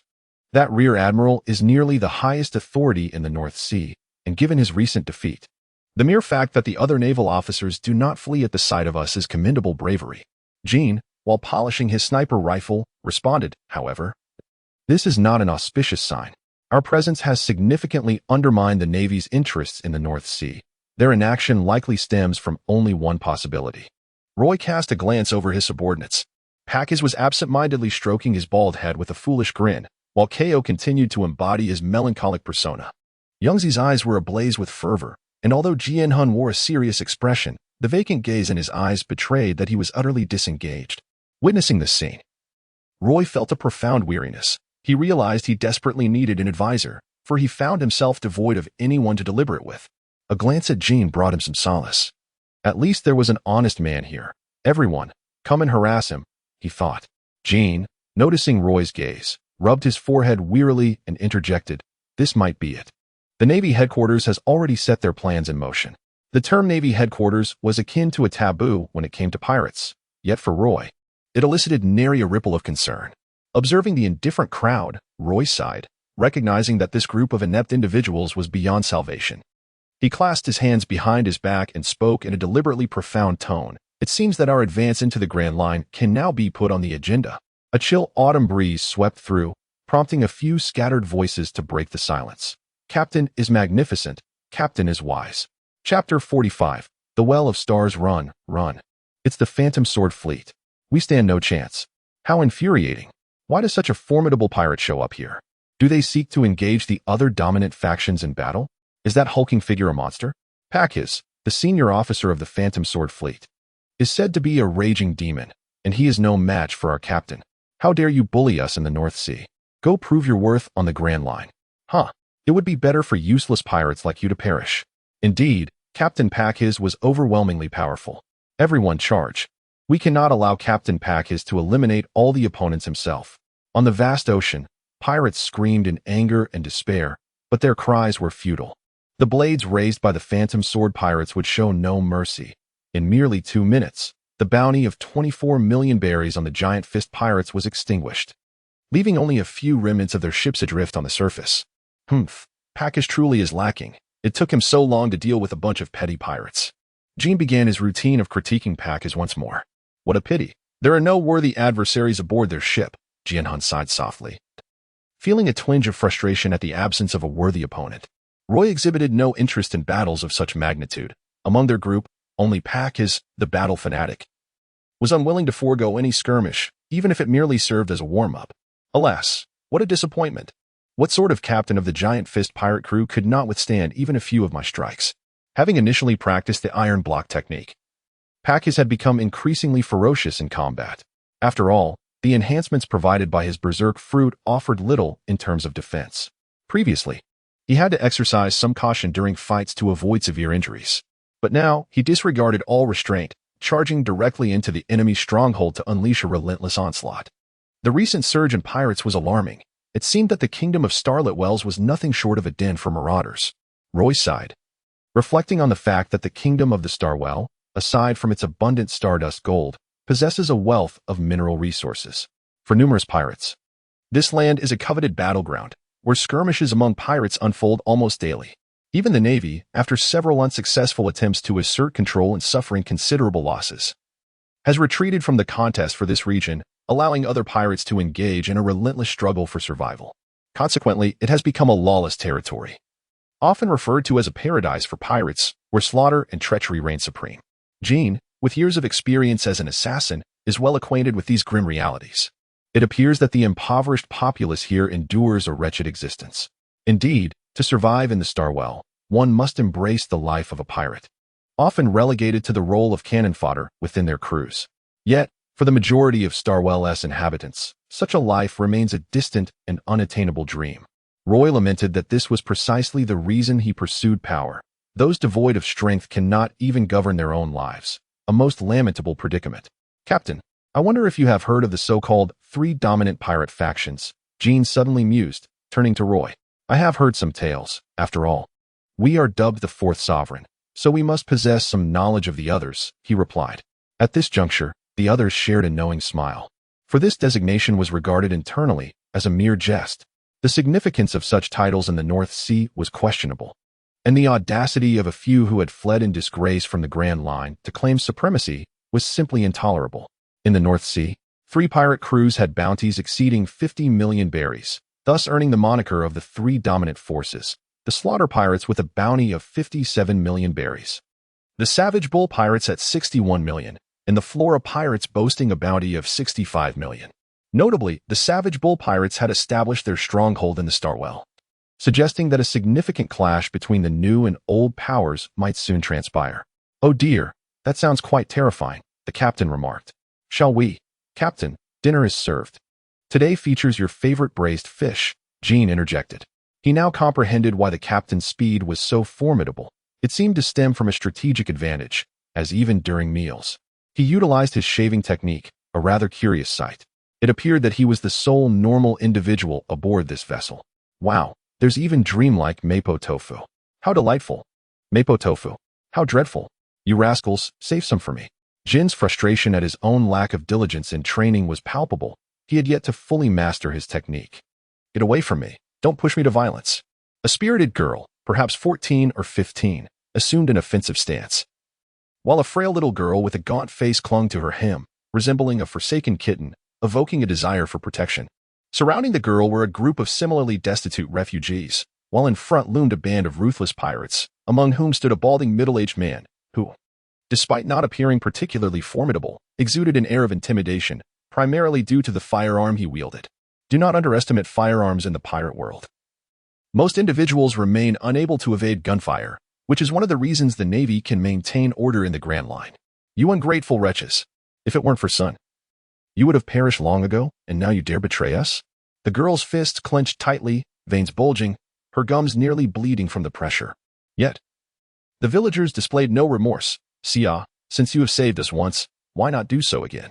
In this chaotic world, survival is only attainable by joining a pirate crew. Besides, you stand to gain. Joining the Bloodsail Pirates will allow you to escape this wretched place. Bah, I would rather die than let you take Sun. Do you think I am unaware of what fate awaits her? At this moment, Sun timidly tugged at Sia's sleeve, her voice laced with guilt and frailty. "It's all right, sister. Let me go with them. If it weren't for my burden, you could have left long ago. Soon, do not speak such despondent words. I swear. I will take you away from here today. Haha, let this touching sisterly bond end here. No matter how you struggle, you cannot alter the inevitable outcome. The weak must accept the fate dictated by the strong." Chapter 46. The terrifying power. Go on, be gentle. Do not harm my darling, or the captain will flay me alive. The balding man said casually, dismissing Xia as a mere girl. "Rest assured, Commander, they are just two little girls. Not a challenge at all." Even when facing a seemingly fragile girl, the pirates rushed forward, clearly intent on denying Xia any chance to escape. "Son, take care of yourself." Xia took a deep breath, her gaze heavy with resolve. "Watch out," she exclaimed, leaping into action. Striking the chin of the foremost assailant and using that momentum to perform a backflip, the struck pirate let out a pained cry as he collapsed. The sound of breaking bones echoing ominously in the air, sending a chill down the spines of those nearby. Unprepared for Xia's sudden assault, the pirates faltered, only to be met with a swift elbow strike to one pirate's eye, causing him to collapse and emit a heart-wrenching scream. In a flash, two pirates had fallen, leaving the others astonished, unable to fathom the immense power that resided within this seemingly delicate girl. Yet, those who had taken root in the Starwell were no ordinary pirates. They quickly recovered from their initial shock. A spiked club was soon raised behind Xia. In an instant, blood stained Xia's shirt as she knelt, struggling to rise. "No, please. Have mercy on my sister," Sun cried, tears streaming down her face, helpless as the pirates lifted her effortlessly, as if she were but a chick. "Haha. It's far too late to beg for mercy now. You scoundrels, do not celebrate too soon. This is not over." Xia, drawing on an unknown reserve of strength, unleashed a ferocity that surpassed her previous state, akin to an injured wolf. Her inner ferocity ignited. The unfortunate pirate who had attacked her was the first to pay the price. Before he could swing his club, Xia shattered his throat with a kick, leaving him gasping for breath as he fell, unable to utter a final cry. However, Xia did not emerge unscathed. The blood streaming from her left shoulder bore testament to her sacrifices in this battle. However, she seemed to be acutely aware that today was a day of reckoning, adopting a ruthlessly fierce strategy as if exchanging injury for survival, causing the onlookers to feel an overwhelming sense of dread, leaving them to question who the true pirates were. In a fleeting moment, 13 out of the 28 pirates lay dead, nearly half of their number decimated, while Xia bore wounds too numerous to count, under normal circumstances. Even a monster would have succumbed. Xia was now entirely sustained by the conviction within her heart, as if she could collapse at any moment. Yet each time others believed she was on the brink of exhaustion, she defiantly rose once more. Sun had already dissolved into tears, feeling an immense guilt. If not for her earlier insistence on saving that pack of ingrates, her sister would not have found herself in such peril. Hatred and guilt gnawed at her spirit like venomous serpents. No, this was too much. Sun's heart cried out in despair, and a strange power surged within her. The pirate, who had been idly watching Sun, suddenly felt his strength depleting rapidly, as if he had contracted a severe illness, unable to muster any energy. Others regarded him with horror, for to them, it appeared he was not merely losing stamina, but rather his very life force. His hair grayed visibly, his skin aged and sagged, with wrinkles crawling across his forehead, as if he had transformed from 30 to 90 in an instant, ultimately collapsing into a heap of bones before he could utter another word. "Monsters, demons, do not panic. The pirates are still here," came the response. "Die, foul devil." The pirates, being somewhat seasoned, reacted with composure, but the villagers were horrified, each one screaming in terror. The first mate of the pirates was taken aback, then fixed his gaze on Sun with an expression akin to one beholding a rare treasure. Who would have thought she possessed such an ability beyond merely healing? Truly a fearsome creature. If we can seize her, our bloodsail pirates will surely rise to prominence. Or rather, it will be my pirate crew that flourishes. An ambition surged within him, yet as he observed Sun desperately sprinting towards Xia, he was suddenly alarmed. Should this girl's healing powers be unleashed, the situation would become exceedingly troublesome. "Do you think you can regroup? How naive," he sneered as he aimed his firearm at Sun, hesitating briefly before lowering his aim to her calf and pulling the trigger. Bang! The destructive power of the firearm was beyond what a mere child like Sun could withstand. Struck by the bullet, she collapsed to the ground, gritting her teeth as she crawled towards Xia. Xia, her vision obscured by blood, could not discern friend from foe. Yet she still heard the gunshot and Sun's cry. Summoning her last vestiges of strength, she kicked away her adversary and stumbled towards Sun. Bang! Xia's heart was pierced by the bullet, and she fell helplessly to the ground. Although she had unleashed an unparalleled force in her moment of extremity, she remained fundamentally human. Such an injury would spell doom for anyone, even a Zoan fruit user. In her final moments, she vaguely overheard their conversation. What a bunch of useless fools. I must personally handle these two girls. Quit dawdling and take that girl away. Her value is immense. But, Commander, that girl is a monster. What if we? Are you fools? Clearly, she has yet to harness her powers. Otherwise, she wouldn't have fainted from overexertion. For safety's sake, tie her up and drag her back. As long as she's alive, that's all that matters. Understood. Curse it. Are they really taking Sun away? This helpless feeling. Was death imminent? No, I cannot die. I must save Sun and escape from here. How can I just collapse? Whoever you are, be it a god or a demon, I implore you. Save me. I am willing to sacrifice everything, even my soul. Xia's consciousness was fading, as if she were on the brink of oblivion. Young lady, do you yearn for power? Chapter 47. Seeking help is inferior to self-reliant Xia, once a flickering candle in the wind, uncertain of when her life's flame would extinguish. Suddenly felt a powerful will to survive upon hearing that voice, as if a ray of light had returned to her. Yes, unknown entity, I beg you save me. No, please save Sun. I will not intervene. Only you can save her. I am dying. How could I possibly save Sun? Unbeknownst to her, her soul was gradually solidifying. As if the essence extracted by death was being reinserted into her body. I can grant you the chance to start anew, but the opportunity is singular. Go forth and prove your worth to me. Remember, should you fail to satisfy me, I will reclaim everything. What do you mean? Xia was bewildered, yet as she contemplated, she found her mind becoming clear again. Her body felt light. Her wounds healed completely. Even the injury to her heart had vanished. This left her in utter shock. What terrifying existence had just saved her? A deity or a demon? Be it god or demon, as long as I can save Sun. Nothing else matters. Xia could sense clearly that while she had not gained any enhancements, her body had been restored to its peak condition. She recalled the chilling words of that presence. Prove your worth? If I am not mistaken, this means revenge. Kill everyone here and reclaim my sister. How fortuitous.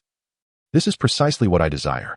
Yet, Xia remained motionless on the ground, feigning death, knowing that, with her current strength, she was no match for this band of pirates.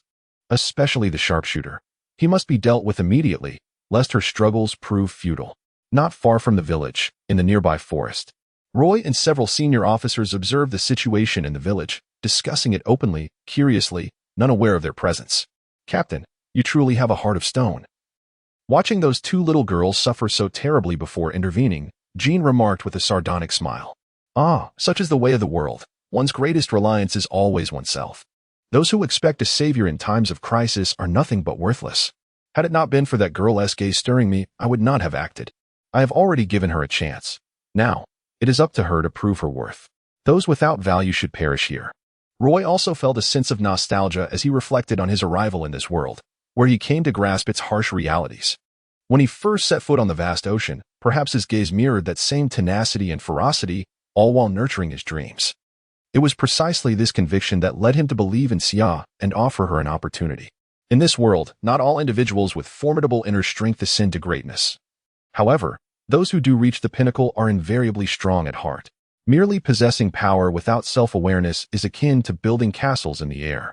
Captain, if that Xia fails to meet your expectations, are you truly prepared to relinquish her? Her sister's fruit ability is exceedingly rare, Jean inquired with evident uncertainty. If his conjecture was correct, the young girl's abilities, should they reach the open sea, would undoubtedly incite a fierce competition among major factions. To abandon such potential would indeed be a regrettable loss. Do you have faith in that girl named Sun? Roy chuckled. Unlike you, I have greater confidence in Xia. Which is why my expectations for her are so lofty. Should those expectations go unfulfilled, it would certainly leave me quite discontented. Captain, are you contemplating bestowing that power upon her? From her recent battle, it was evident she possesses no foundation in physical combat. Any pirate aboard our ship could easily defeat her, Jean remarked, genuinely astonished. Was it possible that the girl named Xia harbored such immense potential? The potential of a person is boundless. The extent of one's heart determines the vastness of their world. However, it is premature to delve into this matter further. Let us first witness the unfolding drama. Roy replied. Damn it, what a waste. To think I lost nearly half my crew to a mere girl. Upon returning, I shall undoubtedly face the captain's wrath. Ugh, it seems my mindset has yet to shift. If I can just gain control over this little girl, the captain's position will surely be mine, the chief of staff mused, feeling immensely fortunate that he had undertaken this task, as if fate was orchestrating his rise. You lot, come with me and leave this wretched place. Allow me to show you the vastness of the sea, the chief of staff declared, his thoughts turning to establishing his own faction. Though they were a collection of misfits, their presence could lend him some semblance of stature. Thank you, noble pirate. Thank you. The refugees expressed gratefully. Fools. You ought to be thanking the chief of staff instead. We are pirates now. One of them retorted. These two girls truly lacked appreciation. How fortunate the chief of staff was to hold them in such high regard. Humph, to dare defy a pirate. They truly deserve their fate, the pirate scoffed, secretly mocking the refugees who believed that boarding the ship made them pirates, when in reality, they were mere cannon fodder. Xia felt a surge of anger at their mockery. Yet she understood that opportunity was fleeting. She had to strike decisively, so she suppressed her rage and sought the perfect moment. Is the rope secured? The chief of staff inquired, growing impatient. All is well.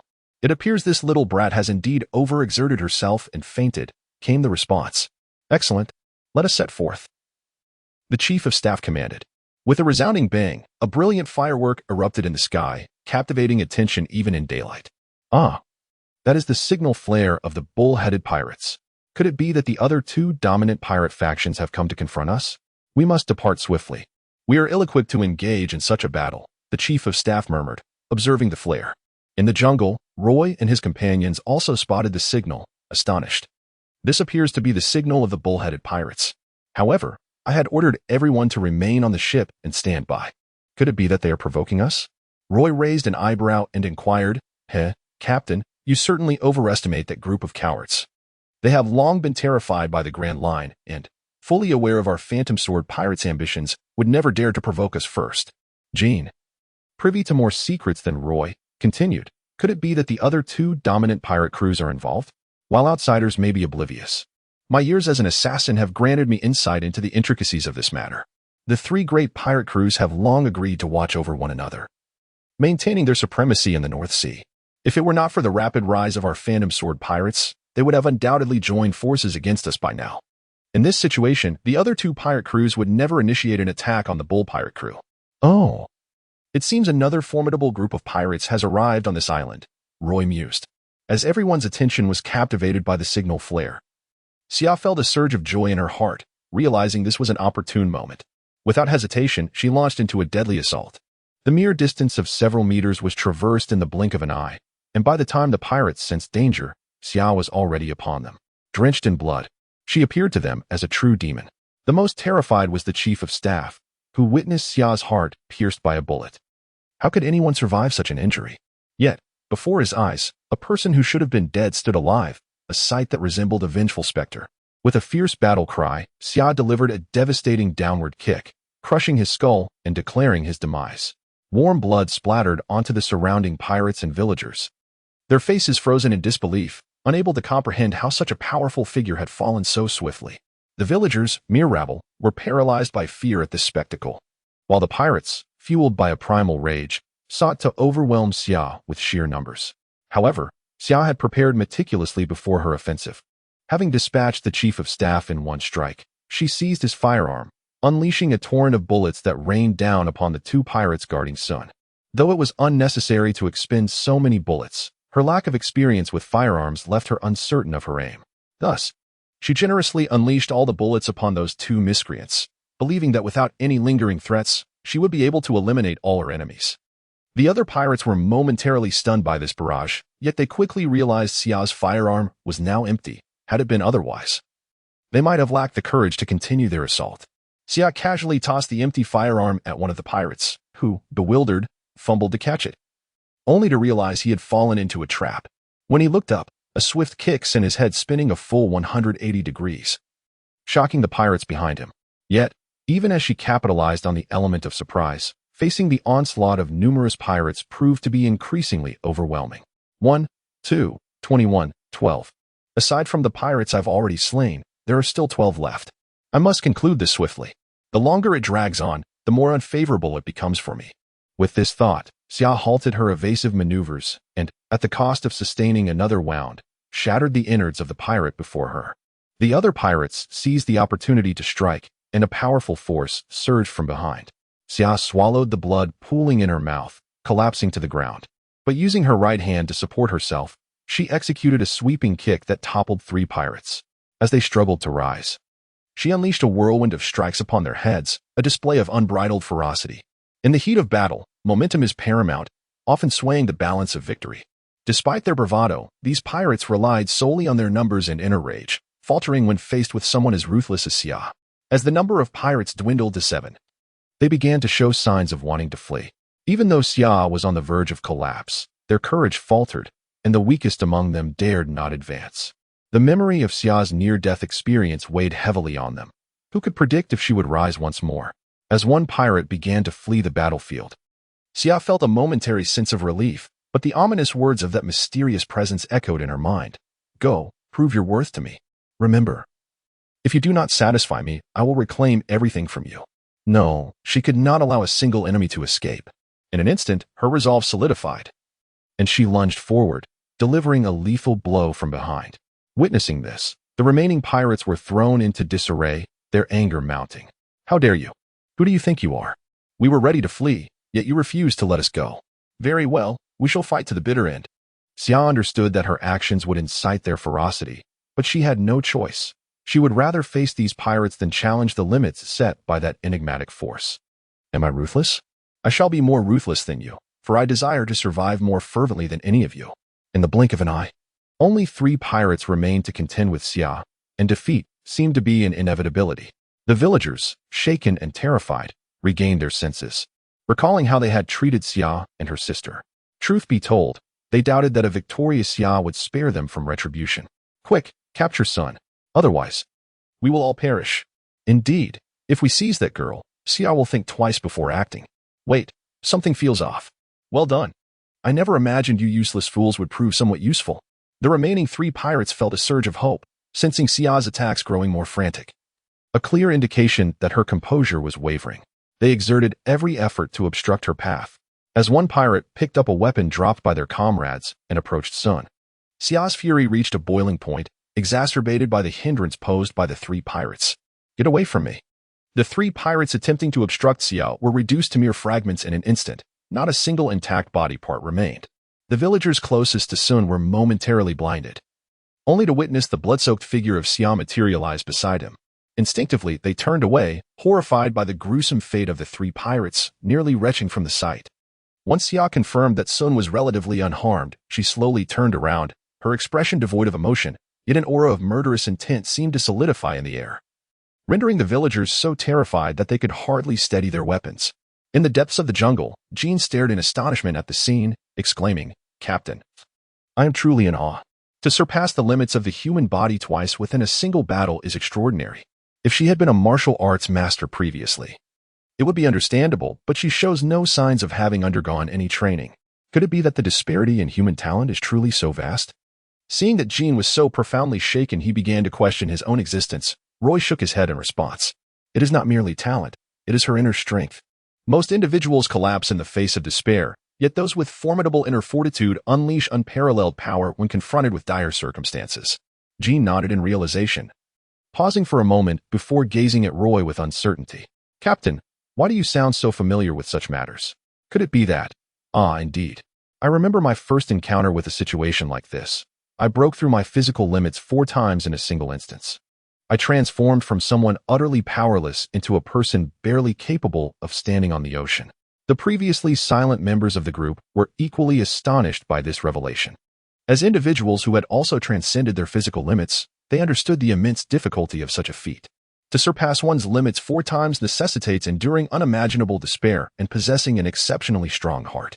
They now felt that if someone like Roy could not achieve greatness, it would be a true travesty of fate. Jin's eyes dimmed, resembling a salt-drenched fish bereft of dreams, before he finally cast a resentful glance at Roy. I refuse to compare myself to a freak. Do not be mistaken, breaking through one's limits multiple times is not a comfortable experience. At that time, my body was on the brink of collapse, and I struggled for a whole month to move. surviving solely on insects until I could barely stomach anymore. This is precisely why I have developed an obsession with fine cuisine. A profound silence enveloped the group. They had not anticipated that Roy harbored such a harrowing past, and they came to understand, from the depths of their hearts, that a person's success is never devoid of reason. Roy chuckled nonchalantly. Just wait and see. By tomorrow, you will understand the excruciating pain that comes from continuously pushing one's physical limits. Chapter 49. The joining of Xia. My sincerest apologies, Xia. We were blinded by our ignorance. Considering we are of the same ilk, please grant us mercy, a villager spoke, struggling to swallow his words. We acted out of desperation. Surely you can empathize with our helplessness, being of the lower class. Why not lead us out of this wretched place? With your formidable strength, shouldn't you consider protecting us? Another villager, filled with jealousy and resentment, chimed in. Indeed, if you possess such immense power, why did you not reveal it from the outset? How selfish of you. Aside from a few villagers initially taken aback, the majority felt no fear towards Xia. Their apprehension was directed at the pirates, the true rulers of this land. Despite Xia's considerable martial prowess, she had previously been just like them, a member of the lower class. Thus, they still regarded her as an equal. As more villagers began to echo these sentiments, they convinced themselves of their own righteousness, unjustly criticizing Xia. How grotesque, she thought. Yet, this alleviates my conscience. If I eliminate this scum, I shall have fulfilled your expectations.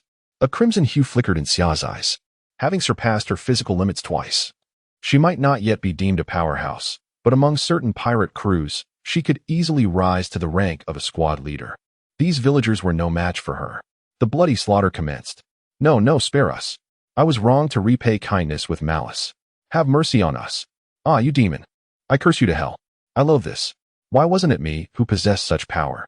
Cries for mercy, wails of despair, and curses intermingled, gradually fading into silence over time. Exhausted, Xia collapsed into a river of blood, resembling a demon emerging from the depths of hell. After all, she was merely an ordinary person. Wielding such strength came at a dire cost. Every part of her body felt as though it had been torn asunder. Standing up was impossible. Even moving a finger was a Herculean task. Her eyelids felt weighted down, heavy enough to prevent her from lifting them. All she desired was to drift into a deep slumber. Well done, you performed admirably. A familiar voice reached her ears. But her mind was too foggy to recognize its owner.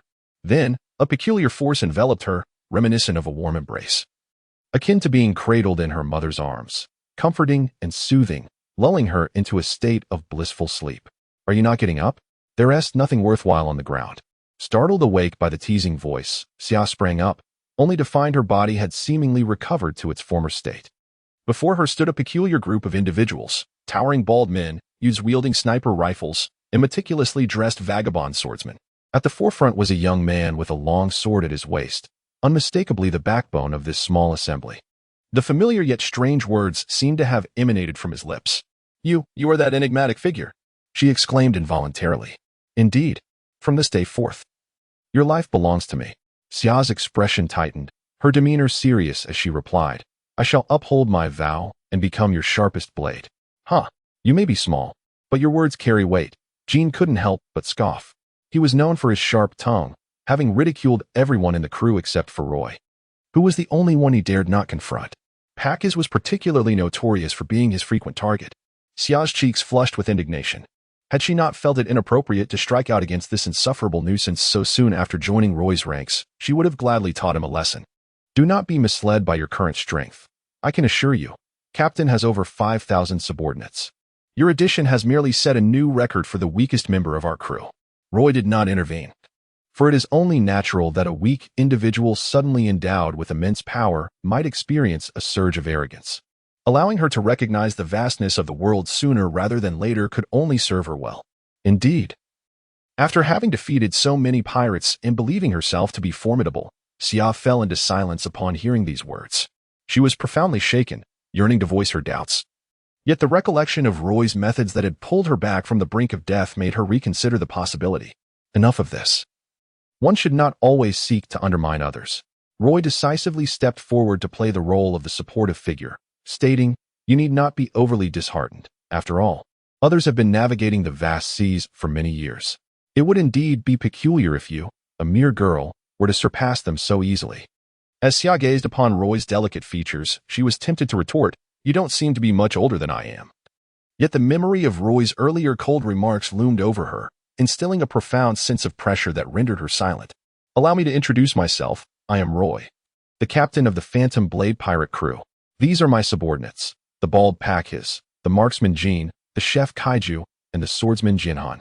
We welcome you aboard. Upon learning that Roy and his companions were also pirates, Xia's youthful visage contorted with uncertainty as she stole a glance at the still unconscious Sun, hesitating to voice her thoughts. Roy naturally understood what she intended to convey, so he preemptively spoke. You need not worry about your sister. In fact, her worth surpasses your imagination. We shall not exploit her value as those wretched pirate crews do. If I am not mistaken, your sister must have consumed a devil fruit related to vitality. The reason she was able to heal those villagers was that she transferred her own life force, resulting in her current frailty. You are concerned that once those pirates capture her, they will incessantly drain her life force, leading her inexorably toward death. Am I mistaken? Xia, in disbelief, took 2 steps back, feeling as though she had been completely exposed. Before Roy's piercing gaze, it seemed she could not conceal even the slightest secret. With Roy's mastery of observation Haki, discerning the thoughts of a young girl was an exceedingly simple task. Ah, that is precisely why I say that you sisters have entered a treasure trove only to leave empty-handed. Such formidable fruit abilities can barely be utilized. And yet a devil fruit user is bullied by a band of inconsequential pirates. It is truly a disgrace to those endowed with such powers. Roy expressed his frustration with a hint of exasperation. Xia, with her face flushed with embarrassment, quietly admitted, yes, I have advised Sun to minimize the use of that ability, as I fear it may render her increasingly frail. Nevertheless, let me awaken your sister first. With that, Roy extended his right hand, and a resplendent, rainbow-hued light enveloped Sun's petite form. Xia held her breath, brimming with apprehension, concerned that any movement might disrupt Roy's focus. While her mind pondered, is this very ability what saved me? Sun, awaken quickly. The little girl, upon hearing her sister's voice, drowsily rubbed her sleepy eyes, inadvertently stifling a yawn, only to suddenly realize and shout, Sister, run. Ahaha, little one, are you still half asleep? You haven't fully awakened yet. The teasing tone made the little girl puff up in indignation, but upon catching sight of Patchy's fearsome appearance, she instantly recoiled.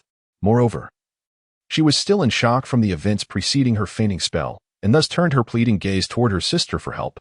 Xia gazed at Sun with affectionate eyes, gently ruffling her little head, and said with a smile, Sun, there is no need to fear anymore. Lord Roy has saved us. From now on, we shall join Lord Roy's pirate crew. He is unlike other pirates and will certainly not harm us. However, as Xia spoke, her tone wavered, for she too was uncertain of the distinctions among pirates. Yet, the little girl held an unwavering trust in her sister. Turning to Roy and the others with curious eyes, she, being astute, quickly discerned that Roy was the leader and asked in a soft, sweet voice, Excuse me, are you Lord Roy? Indeed, little one. May I inquire about your fruit ability? I'm not little anymore. I'm 10 years old. The little girl playfully scrunched her nose in retort, which surprised Roy, for she appeared to be no older than 7 or 8, likely due to malnutrition. My ability allows me to share my vitality with others. Therefore, Lord Roy, I can be quite useful. Please do not abandon me and my sister. Children from impoverished backgrounds often mature quickly through suffering, and this little girl, fully aware that her ability would deplete her own life force, still wished to offer it in exchange for Roy's acceptance of her sister. One must admit, those who are perceptive and well-behaved tend to garner recognition more easily. Initially, Roy was concerned about having unruly children aboard, but this situation appeared to be far more manageable. Lord Roy, you must have a solution, right? Xia gazed expectantly at Roy, awaiting his response. Based on your previous method of drawing vitality, it is evident that your ability is far from simplistic. Please allow me a moment to conduct a brief experiment. Roy rose to his feet, closed his eyes, and extended his right hand towards the direction of the jungle. In the realm of dreams, myriad phenomena converged. 2 small, rabbit-like creatures were swiftly drawn from the depths of the forest into Roy's grasp, writhing in resistance. Xia and Sun could only watch in astonishment, utterly unaware that such wondrous abilities existed in this world. Roy lightly tapped his finger, and a faint sword aura swiftly pierced through the body of the rabbit on the left, causing it to convulse, teetering on the brink of death. Roy presented 2 rabbits before Sun and commanded, absorb the life force of the living rabbit and infuse it into the one on the brink of death. Roy's eyes narrowed slightly. Indeed, this served as a test for Sun. He had no need for individuals aboard his vessel who were disobedient or excessively merciful. However, Roy somewhat underestimated the profound transformation that calamity had wrought upon the young girl. Witnessing the gruesome scene before her, her expression remained utterly unchanged. She remained wholly focused, her hands enveloping the still-living rabbit. Before long, the horrific spectacle reoccurred, as the once vibrant rabbit was instantaneously reduced to a mere relic of the grave. Such a sight would deliver a significant shock even to an adult, yet Sun merely pressed her lips together tightly, only revealing a smile when a luminous orb materialized in her palms. Roy and the others were quite intrigued by the scene, their eyes fixed upon it. He was not at all surprised by the manifestation of life energy. After all, the tyrant bear could materialize air bubbles, and Big Mom could manifest souls. So it was only natural for Sun to bring forth life energy. Of course, given Sun's current abilities, she could only extract the life force from a small creature. Sun inserted the luminous sphere into the nearly lifeless rabbit, and suddenly, a miraculous event unfolded. One of the rabbit's hind legs began to twitch, and it opened its eyes.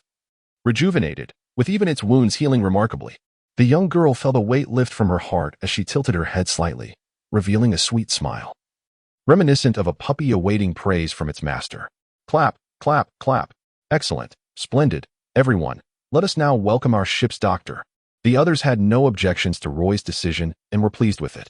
Although Roy possessed healing abilities, he was the captain, and it was not appropriate for him to constantly assume the role of ship's doctor.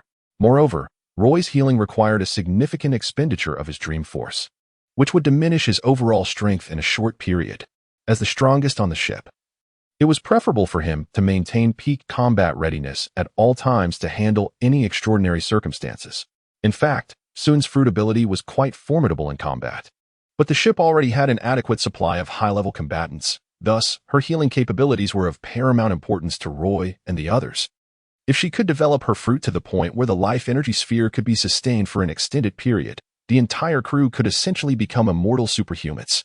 As long as they had a breath left, they could be replenished by the life energy sphere, effectively allowing for instant revival in perfect condition, which would undoubtedly frustrate their enemies. As for the source of life energy, there was no cause for concern. Capturing a sea king in the ocean would yield abundant life force. The world of pirates was replete with such colossal monsters. This could be deemed an extraordinary strategic resource. Recognizing Sun's value, the crew regarded her with the eyes of treasure, contemplating that she would undoubtedly become a cherished asset aboard the ship, with no one willing to let her come to harm. Particularly, Pakis looked at Sun with eyes nearly gleaming with excitement. Do not misunderstand.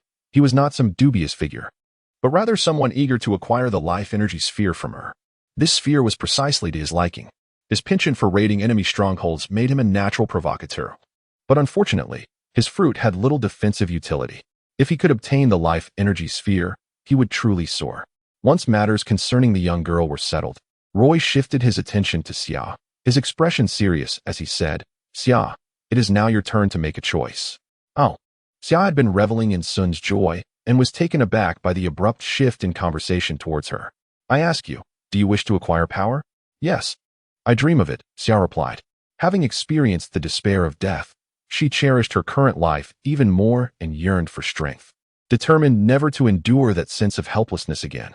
Only power could safeguard everything she held dear. "Excellent, then make your choice. Among these three fruits, select one to consume." With a wave of his right hand, Roy summoned 3 devil fruits, which floated enticingly in the air. Chapter 51. The insecure person lacks even the value of effort. The first was a devil fruit Roy had possessed for quite some time. The second was acquired in the Flavius arena. And the final one was a spoils of war from the battle in the kingdom of Gilead. Gazing at the 3 fruits suspended before him, Xia held her breath and asked in a trembling voice, "Are these all devil fruits?" Even in this hellish island, she had heard various rumors about the devil fruits. Treasures of the sea that could fetch exorbitant prices exceeding 100 million berries in the black market. Anyone who consumed a devil fruit could become a formidable force upon the ocean, wielding dominion over their own lives. This had once been the treasure she yearned for. Yet now, 3 appeared before her at once, leaving her with a surreal feeling, as if she were dreaming. Indeed, I can offer you a hint. The 2 on the sides are likely ordinary Zoan-type devil fruits, while the one in the middle is an ancient Zoan-type devil fruit. Although Xia could not discern the difference between ordinary and ancient types, it was evident from Roy's differential treatment that the ancient devil fruit held greater potential and value. "It seems you have deduced correctly." "Yes, This ancient devil fruit can indeed bestow you with formidable power. However, remember this, if you choose to consume this ancient devil fruit, you must harness its full potential. Should you fail to meet my expectations, I will reclaim your power. Roy's words were as frigid as the depths of winter, devoid of any emotion or warmth. Witnessing the transformation of Roy from the amiable older brother next door into a ruthless dictator, Xian instinctively took a step back. Seeking refuge behind Xia, she tugged at her sister's sleeve, hoping Xia would opt for the too mundane fruits. Even her young mind could comprehend that choosing the ancient devil fruit would entail a heavier burden on their journey ahead. In truth, Xia understood the distinction without needing further explanation. She had no doubt about the authenticity of Roy's words. To earn the respect of others, one must demonstrate corresponding value. This is an undeniable truth of the world. Xia was acutely aware of her own shortcomings. Without any training, she was the weakest presence aboard Roy's ship. For someone like her, perhaps choosing an ordinary devil fruit was the more pragmatic option. Just as she prepared to grasp the devil fruit on her right, memories of her previous helplessness flooded back. She questioned whether an ordinary devil fruit could bestow upon her sufficient strength to protect all that she cherished. If one believes they cannot succeed before even trying, they shall forever remain unable to become a true powerhouse. To possess the strength to protect Xian and to become the sharpest blade under Lord Roy's command, she must compel herself to become the strongest. With this resolve, Xia's gaze hardened, and without uttering a word, she seized the central devil fruit and swallowed it whole. Those who lack faith in themselves have no worth in effort. Believing in oneself is the first step to becoming strong. However, Xia was oblivious to Roy's admiration. As her expression contorted in exaggerated distaste, she would swear that this devil fruit was the most repugnant thing she had ever consumed, without exception. The others, witnessing Xia's grimace, refrained from mocking her, for the notorious foul taste of devil fruits was well known in the pirate world. Moreover, they had little interest in trivial matters. Their focus remained on the transformations occurring within Xia. After all, ancient-type animal devil fruits were renowned for their rarity, and witnessing the emergence of an ancient-type user was a rare opportunity. Suddenly, Xia's hands morphed into a pair of razor-sharp bone wings. While other parts of her body showed little change, Roy and the others were not surprised, as animal-type devil fruits typically exhibited 3 transformation stages: human, beast, and hybrid forms. Xia had likely entered her hybrid form, yet achieving complete beastification would likely pose some difficulty given her current mastery over the fruit.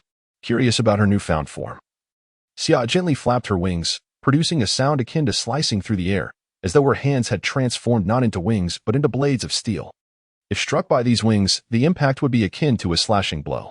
If Xia could execute a dive from the sky, she could potentially sever even steel, prompting Roy to marvel at the innate advantages of early-stage animal-type users. The onlookers, far from foolish, quickly recognized the formidable capabilities of Xia's wings post-transformation, reflecting on the undeniable reputation of the ancient-type devil fruit. Taking a deep breath, Xia vigorously flapped her wings, seemingly attempting to take flight. This desire was not surprising. Since the dawn of humanity, the yearning for the blue skies has never waned. Conquering the heavens is a dream shared by all. If the dinosaur fruit's Tyrannosaurus form reigns as the king of the land, then the pterosaur fruit's wind god form dominates the skies. Even as a novice utilizing her fruit's power, Xia effortlessly soared into the air, as if the wind itself conspired to assist her, welcoming their queen. Those who had yet to master the moonwalk gazed at this scene with a tinge of melancholy, realizing their relentless training paled in comparison to the instantaneous prowess of this young girl. Furthermore, even if they perfected the moonwalk, achieving Xia's ease and grace would remain an impossibility. After all, the moonwalk is merely a technique, unable to rival the inherent abilities of a devil fruit user. Much like how no matter how adept a human is at swimming, they cannot outpace a fisherman in water, a testament to innate talent. "Sister, I want to fly too. I want to fly," Xin exclaimed from the ground, her voice brimming with envy. However, Xia worried that her sharp wings might inadvertently harm Xian, as she had yet to master her newfound abilities and thus refrained from inviting her to fly together. This frustrated the little girl, her cheeks puffing in annoyance, but fortunately, Roy used his fruit's power to create an invisible staircase, allowing Xian to play for a while. Otherwise, her sulking might have persisted indefinitely. After a brief flight, Xia descended and reverted to her human form. After your transformation, your abilities have been enhanced, primarily in speed and strength. Additionally, your defensive capabilities have seen a slight increase. though it pales in comparison to the former two, Xia reported honestly. Moreover, your regenerative capacity has likely improved, though that can be considered a common trait among all animal-type users. Indeed, the potential of the ancient-type animal devil fruit is boundless. You must strive diligently and not squander this gift. The following morning, Roy and his companions were roused from their slumber by a piercing scream that resonated with pain, echoing through the air. Roy rubbed his temporarily deafened ear and sighed, lamenting his oversight. The others emerged, still enveloped in the remnants of their slumber, their faces betraying an unmistakable displeasure. As more content continued to load, a message appeared, indicating a failure to load the chapter. It advised users to close their reading modes and disable ad blockers, or to copy the link into another browser for a seamless reading experience. In a flurry, Sun burst from the tent, tears still glistening on her cheeks, exclaiming, "Captain, something terrible has happened. Sister seems to be on the brink of death." Roy gently patted the little girl's head and chuckled, "Do not curse your sister. This is merely the pain she must endure on her path to becoming stronger." Sun, with a bemused expression, indicated her complete lack of understanding of Roy's words. However, she was reassured by the unwavering trust she placed in him regarding her sister's safety. Still, she wore a worried frown and tugged at Roy, urging him toward the tent, saying, "Captain, you really should check on my sister. She looks truly frightening."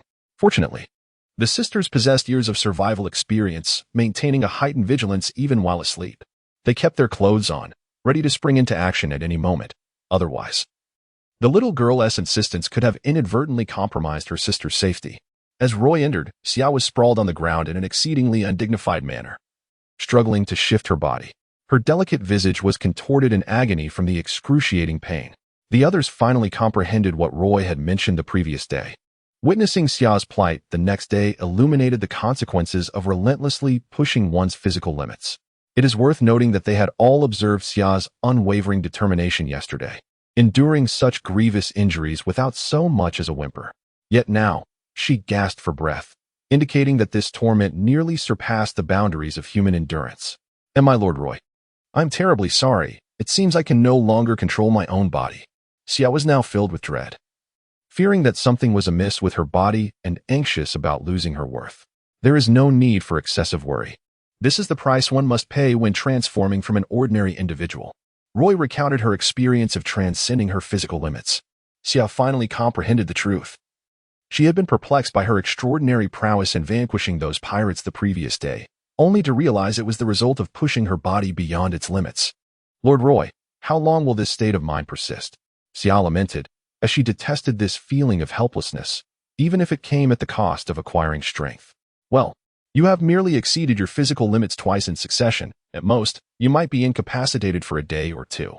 "Ah, I endured far worse in my time. An entire month, nearly starving on that island." Roy was somewhat nostalgic, reflecting on past hardships. Xia was momentarily taken aback. Although Roy did not explicitly state how many times he had surpassed his physical limits, the contrast in their experiences was unmistakable. This realization only deepened Xia's admiration for Roy. Ever since he had granted her a chance to start anew during her most despairing moment yesterday, she had come to regard him as a deity. In this regard, she found common ground with Yuji. If Yuji was akin to a saint, she was a fervent believer, placing Sun in a similarly revered position in her heart.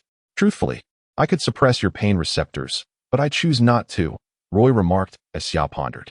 "You remain too fragile. In this world, weakness is the original sin, devoid of any justification. Thus, if you wish to catch up to us, you must exert far greater effort and endure unimaginable suffering." "Lord Roy, you need not elaborate. I comprehend. The physical torment pales in comparison to the anguish brought on by despair." With immense determination, she managed to rise to her feet. "Excellent. Those who strive deserve reward. No, that is unnecessary. Trust me, you will not refuse. Caillou, summon all your strength. Let us host a banquet to celebrate Xia and Sun's joining us. Banquet, banquet. Long live the captain. Oh, and Caillou, I desire oil-braised prawns and braised pork." All right. Your demands are quite numerous." Seeing the typically taciturn others erupt in cheers, Xia began to grasp the essence of Roy's words. Having never tasted a proper meal, she swallowed hard, her eyes sparkling with anticipation, a sentiment mirrored by Sun. Both Xia and Sun, somewhat malnourished, prompted Roy to ask Kaya to prepare an abundance of food to nourish them, as Kaya's culinary skills were remarkably effective in restoring vitality. The only concern was that Kaya's dishes were so delectable they might lead one into a state of addiction. While Roy and a few senior officials had learned to ignore the enchanting effects, Xia likely would not face significant issues, though Sun might still be vulnerable. Nevertheless, this posed no major problem. Within Roy's dream realm, he could render them immune to the hallucinatory effects, allowing them to relish the culinary delights without consequence. MMM, MMM, MMM. How blissful! Is this the power of exquisite cuisine? I am utterly moved, Xia exclaimed, her mouth stuffed with food, her words barely intelligible, marveling at how her cherry-like lips could hold so much at once. Sun, too caught up in the feast, barely had time to speak, as if fearing that voicing a thought would result in her food being snatched away. However, Roy and the others were not faring much better, their mouths bulging as they continuously stuffed their faces. How do you find my reward? Roy patted his round belly and let out a satisfied burp, exclaiming, surely. We shall host feasts every day, right? Meanwhile, Kai stood silently beside him, clearly miffed, as it was his cooking that had pleased Roy so much. Heya and Kaira gazed at Roy with eager eyes, akin to hungry puppies awaiting a meal. Of course, but the feasts may not always be so lavish, Roy replied. During a leisurely moment, Heya earnestly inquired, Lord Roy, your arrival on this island must also be in pursuit of the Star Gold, correct? Indeed, Roy affirmed. I am aware of several locations where remnants of the Star Gold may still linger. Allow me to guide you in the search. Heya volunteered eagerly. Roy and the others burst into laughter at her earnestness, leaving Heya bewildered. Little girl, we are pirates. If we desire something, we simply take it. Engaging in black eats black is our nature, Roy explained with a chuckle. Heya appeared perplexed, evidently struggling to adjust her mindset. Well, the most formidable force on this island is the bull-headed pirate crew.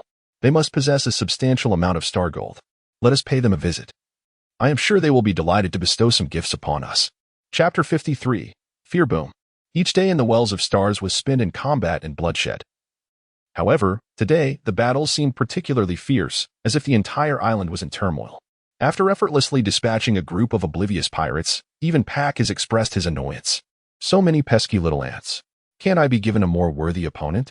What more could you desire? The captain just mentioned that you will handle the bull-headed pirate crew's captain.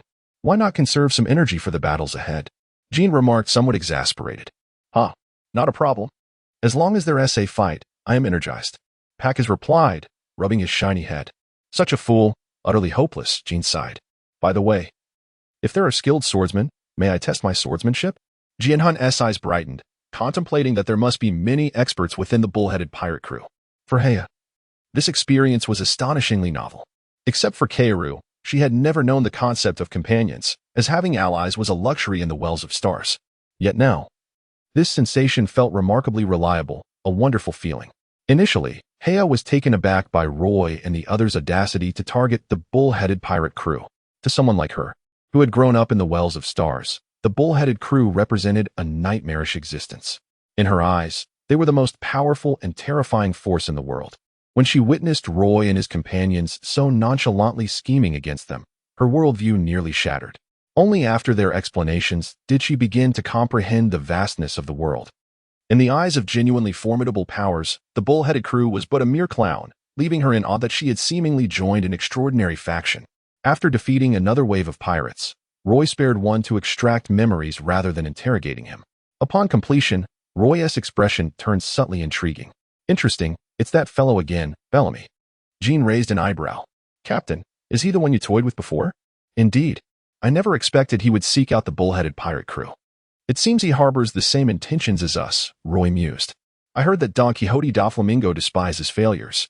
It appears Bellamy wishes to acquire a wealth of precious resources to seek da Flamingo's forgiveness. Upon reflection, that made sense. Roy vaguely recalled that in the original narrative. After Bellamy's defeat, he sought gold from Skypiea to plead for another chance from da Flamingo. It's highly likely. But isn't the bull-headed pirate crew the overlord of the North Sea? Why must it exert such effort to deal with a Bellamy? Truth be told, that fellow possesses decent strength. It's merely that you, Captain, are excessively powerful. Had he chosen his opponent wisely, he could certainly carve out a place for himself in the North Sea. Then we must hasten our pace. If the bull-headed crew fails to perform and my Star Gold is snatched away, I shall be quite displeased. Seeing that Roy had already claimed the bull-headed crew's years of accumulation as his own, the others couldn't help but twitch their lips, remarking, "The captain truly remains as exceptional as ever." With a collision, the spring-loaded sniper shot echoed. In a cloud of dust, two figures were sent flying, crashing into the ground and creating massive craters. However, both bodies were of monstrous caliber and quickly sprang from the impact as if nothing had happened. "Not bad, lad. Care to join my pirate crew?" A robust black bull panted. "Humph, who would want to join a garbage pirate crew like yours? I serve Lord Doflamingo." "Huh, fool. If Doflamingo truly valued you, you would already be navigating the Grand Line. Face reality. Shut your mouth, you scoundrel." Bellamy, seemingly struck to the core, compressed his legs with a furious burst of energy, charging at the bull-headed with the force of a meteor. "Prepare to die." The bull-headed's eyes, large as bronze bells, seemed to ignite with flames as he accelerated to engage Bellamy in fierce combat. The surrounding pirates could barely keep up, their heads swaying comically as they turned left and right, trying to follow the fast-paced battle. Suddenly, amidst their fervent clash, a frantic subordinate barged in, panic etched on his face. "Captain, trouble." The two combatants halted abruptly, the bull-headed's face blushing with embarrassment, while Bellamy looked on with curiosity, wondering what could instill such fear in the North Sea's overlord. "What is it?" the bull-headed bellowed, barely concealing his anger, nearly scaring the intruding pirate out of his wits. "It's Phantom Sword Roy. He is coming this way with several subordinates, and I couldn't stop them." The small pirate whimpered, tears streaming down his face. The other pirates were left speechless, thinking, "With your cowardice, you dare claim you attempted to obstruct someone of Roy's caliber? You must have fled the moment you saw him." The enigmatic Roy of the Phantom Blade poses a considerable challenge. However, there is no cause for trepidation. In his estimation, his bounty far surpasses that of Roy. And given that the Phantom Blade is a nascent pirate crew, there should be little formidable strength among them aside from Roy himself. After a moment of contemplation, he felt reassured and declared, There is no need for concern. They are merely a group of inexperienced rookie pirates who seem to believe themselves to be the fourth overlord. Today, let our barbarian bull pirates impart a lesson on how to show respect to their seniors." With his declaration, the morale of the barbarian bull pirates was rekindled, for they had initially been intimidated by the rising presence of the Phantom Blade pirates. Reflecting on it now, they realized that they were indeed the barbarian bull pirates, the sovereigns of the North Sea, and how could they possibly be daunted by a mere band of upstart pirates? Yet, they remained oblivious to the fact that Bellamy, upon hearing Roy's name, was struck as if by lightning, his hands clenched so tightly that the veins stood out, nearly grinding his teeth to dust. To Roy, the name itself seemed like a harbinger of nightmares. He vividly recalled the day he was utterly powerless, subjected to humiliation at Roy's hands. It was precisely due to Roy that he endured such a painful defeat, compelling him to scour for precious treasures in hopes of seeking forgiveness from Don Quixote Doflamingo. He even contemplated confronting Roy immediately to cleanse himself of that disgrace. Yet, he ultimately restrained himself, for he was acutely aware of the insurmountable chasm between them, a gap so vast it rendered any hope invisible. Most crucially, he could not bear the thought of facing failure again. While the first defeat might be redeemable through treasures to appease Doflamingo, a second failure would irrevocably plunge him into despair. After regaining his composure, Bellamy began to retreat in the opposite direction. Bellamy, it seems the rumors were indeed true. After being bested by Roy, you have transformed into a coward, lacking even the courage to confront him." The bull pirate, however, merely sought to provoke Bellamy. Although he was confident in his ability to triumph over Roy, he would certainly welcome a formidable ally. After all, there was no substantial enmity between him and Bellamy, and he believed Bellamy would make the wisest choice in such circumstances. Yet, Bellamy hesitated only for a moment before continuing to walk away, acknowledging, "Indeed, I am afraid of him. But do not rejoice too soon. You are at best on equal footing with me. In his presence, I could not even muster the strength to resist." Those who have never witnessed his might remain oblivious to the extent of his power, a disparity so great it breeds despair. The bull's expression darkened, his mind swirling with uncertainty as he pondered the veracity of Bellamy's words. While he could not believe that Roy was truly that formidable, one thing was indisputable: Roy's strength had been grossly underestimated. Although he had concealed part of his power during the earlier skirmish with Bellamy, even revealing his trump cards merely shifted the odds from 50-50 to 70-30, indicating that Bellamy's prowess was indeed formidable. Just how powerful must Roy be to instill such fear in Bellamy? He found himself in a quandary. Roy and his crew approached with an intimidating presence, undoubtedly harboring ill intentions.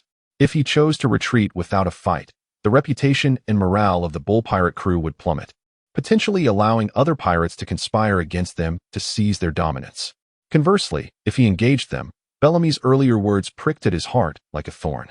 Fortunately, he was spared further indecision, as Roy had already made the choice for him. With a resounding crash, several of the bull pirate crew's underlings were sent flying, and their camp was rudely breached as Roy and his companions swaggered in. The bull's demeanor was as dark as water, realizing that he could not easily extricate himself from this predicament. If he did not dare retaliate when others had encroached upon him, what kind of pirate was he? What is your intention, illusory sword Roy? Are you seeking to incite war? Upon seeing only Roy and his companions, the bull felt a slight sense of relief. At least he still held the advantage in numbers. Oh, that is not the case at all. I have long admired your bull pirate crew and have come today merely for a casual visit. Invading my territory and injuring my subordinates is hardly the etiquette of a guest. It seems today you are indeed an unwelcome visitor. I sincerely apologize. I am accustomed to being domineering and cannot abide anyone standing in my way. The bull widened his eyes, hearing such a refreshingly unrefined excuse for the first time, leaving him at a loss for words, almost wishing to kick Roy squarely in the face. However, recalling Bellamy's words before his departure, he forced himself to endure. Gritting his teeth as he inquired, "What exactly brings you to my bull pirate crew today?" "Oh, right. I almost forgot the main matter. I have come to this island primarily in search of starry gold, as I have heard that your bull pirate crew possesses the largest stock. Surely, you wouldn't send me away empty-handed, would you?" As soon as Roy uttered those words, the members of the bull-headed pirates erupted in agitation. "How dare you? What do you mean by this? To dare to rob us, the bull-headed pirates, is tantamount to courting death. Captain, let us not waste words with them. Let this arrogant band of newcomers witness our might." Observing the rising morale, Bullhead nodded subtly. "Roy, I offer you another chance to retract your previous statement. Otherwise, do not blame us for our lack of courtesy." "Ah, I had thought that the bull-headed pirates would be warm and hospitable. It seems that a mutual understanding is unattainable. Boss, it was high time for this. What is there to discuss with these worthless fools?" Packus exclaimed with exhilaration, his body beginning to swell, his gaze turning bloodthirsty and frenzied, a clear precursor to the activation of his berserk fruit. "Allow me to clear the thorns from the path for our master." The sword spirit rested upon the hilt, targeting the opposing first mate. Roy harbored considerable confidence in the abilities of his subordinates. If they could not contend with a washed-up pirate crew that had retreated from the Grand Line, then it would be best for them to abandon any lofty aspirations of venturing into that treacherous sea.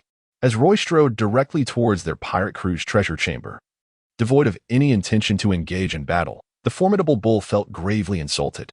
Though he held a certain apprehension towards Roy, his subordinates did not inspire the same fear. After all, he was one of the three major overlords of the North Sea, with a bounty of 61 million berries, 110 million more than Roy. He was a nightmare for countless pirates and navy officers, and never before had he faced such disdain.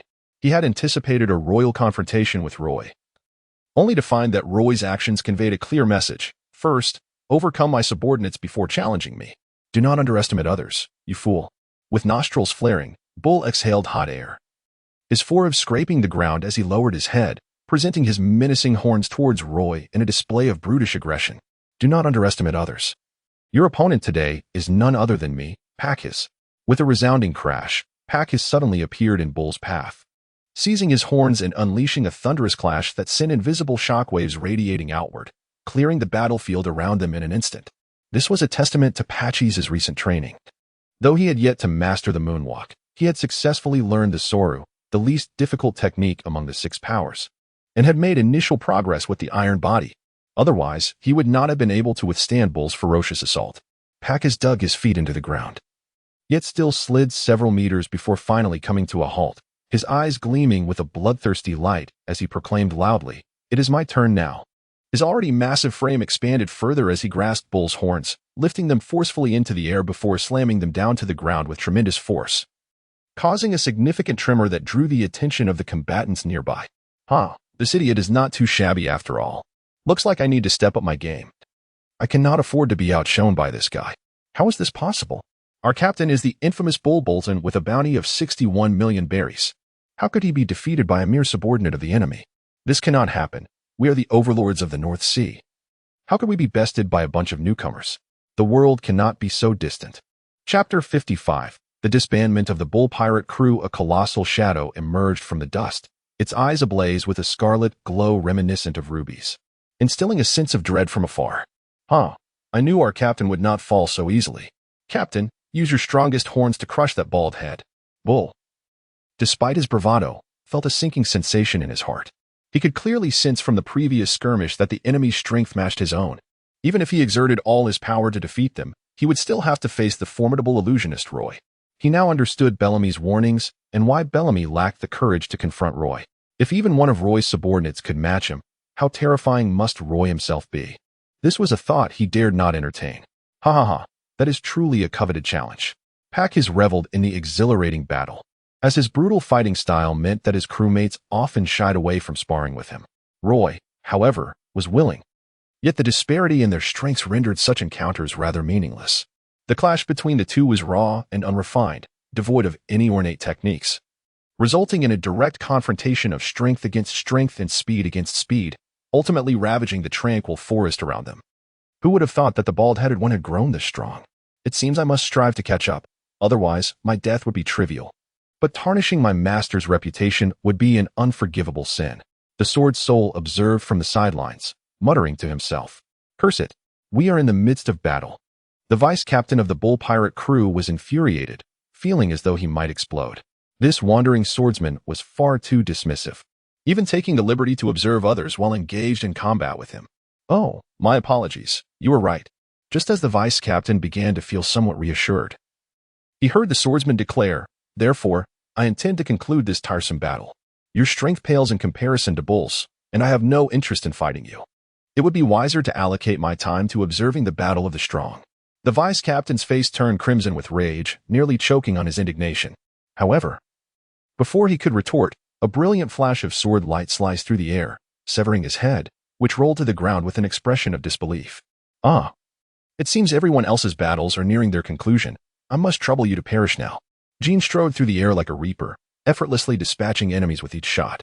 As a sniper, Jean had mastered the moonwalk, a life-saving technique, through relentless training. And his innate talent in this field had made him the first and only one among the senior officers to achieve this feat. Those of you weaklings, to die upon catching a whiff of delicious food, must surely find solace in that fate. Most of the minions who perished at Kai's hands did so without resistance. They fell prey to endless illusions, turning on their own comrades. You scum dare to obstruct Lord Roy's path? Why not swiftly end your own lives and spare Lord Yong's efforts? With superhuman physical prowess and advanced weaponry, Yong dispatched the minions with ease. Xiao was taken aback, witnessing the disintegration of the once invincible bull pirate crew, even without Roy lifting a finger to intervene. "It seems we must also strive harder, though my strength is still lacking. My determination and will to fight for Lord Roy are certainly not inferior to yours." Xiao encouraged herself, speaking with Sun beside her. "Sister, fight with confidence. With the dream circle left by Captain, as long as I remain within, they shall not harm me." Sun felt a surge of excitement, almost eager to join the fray, as if awakening some latent violent instinct within her. However, Roy, considering that Sun had not undergone any training and lacked the physical limits surpassing Xia, opted to keep her secure within the confines of the dream realm, akin to the mythical sun Wukong, drawing a boundary around himself. Some pirates, perceiving Xia and Sun as easy targets, abandoned their stronger comrades to launch an attack on them. In response to the overwhelming firepower, Xia transformed, utilizing her massive bone wings to shield herself. Bullets struck against Xia's wings, yet not a spark was produced, as if they had hit a steel shield, causing her no harm whatsoever. Xia was deeply moved. Previously, when faced with the enemy's firearms, a mere musket had compelled her to resort to stealth to secure victory. However, after consuming the devil fruit, the musket's assault had become nearly ineffective against her, save for more formidable weapons like cannons, which posed a minimal threat. The pirates, recognizing Xia's transformation abilities, felt a tremor of fear upon realizing that their adversary was akin to their captain, an animal-type devil fruit user. Yet Xia would not be swayed by their trepidation. She unfurled her wings, unleashing a tremendous tempest that shredded her foes to pieces. The wind god pterosaur form was indeed as formidable as its reputation suggested, as Xia, with her mastery over the fruit, effortlessly conjured such a ferocious whirlwind. Meanwhile, many of the pirates attacking Sun found their efforts futile. The protective barrier set by Roy was far beyond the capabilities of such minor pirates to breach. For the bull pirate crew, only a full-powered effort from their leader might stand a chance of breaking through. Unbeknownst to them, the once clamorous battlefield had fallen eerily silent, inciting a sense of foreboding in Manuel.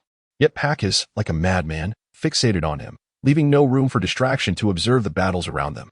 After all, in their tier of combat, unless there was a significant disparity in strength, even a moment's lapse in focus could dictate the outcome.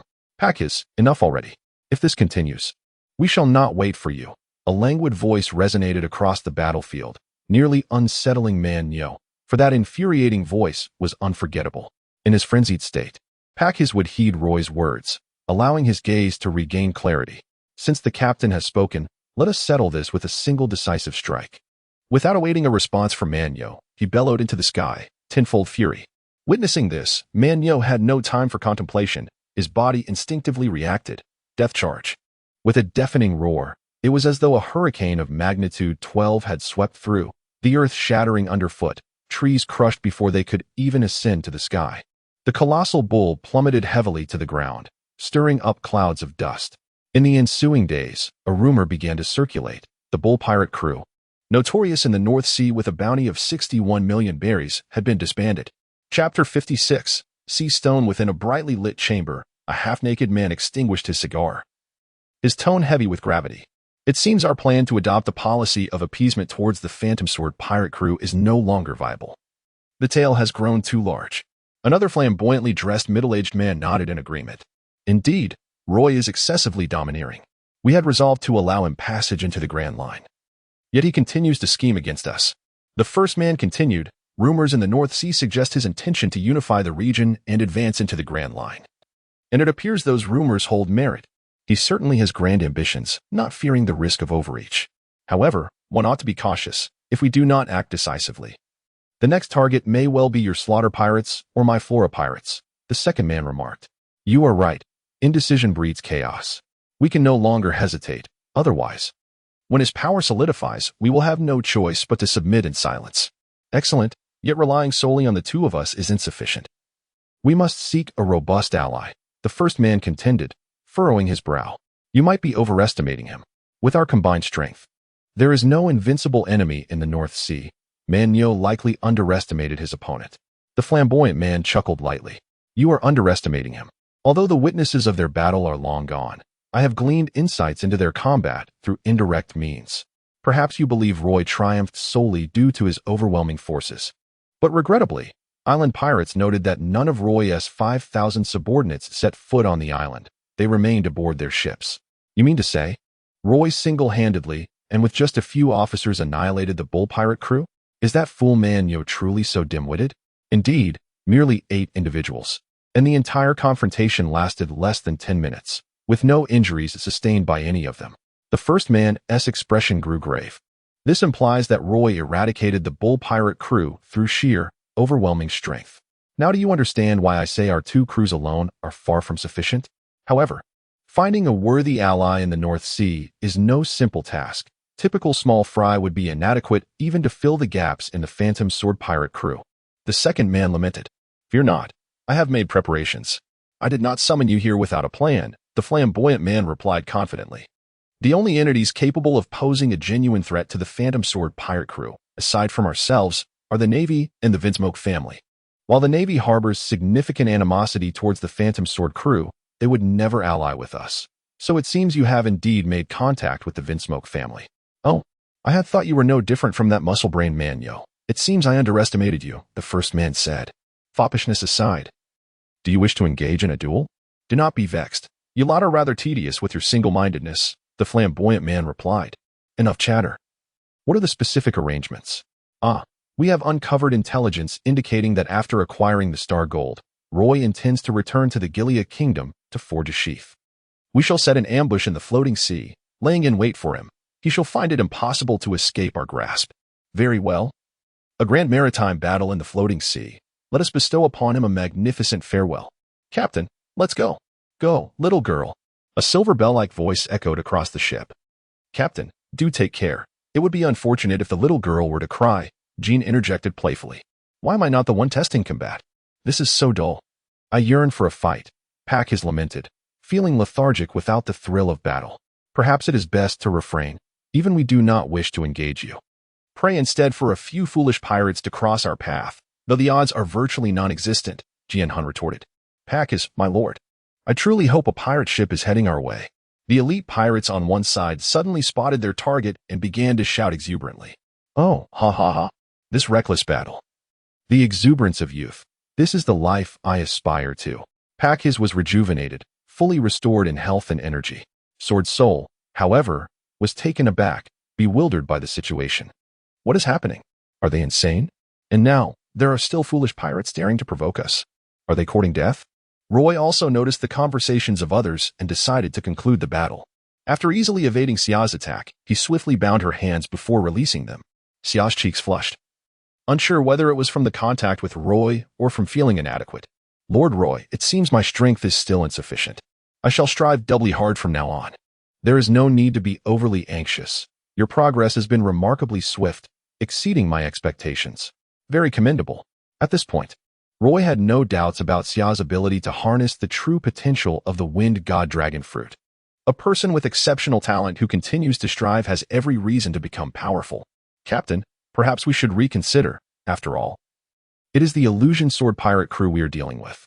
The navigator was nearly in tears, for the Illusion Sword Pirate crew was notorious in the North Sea.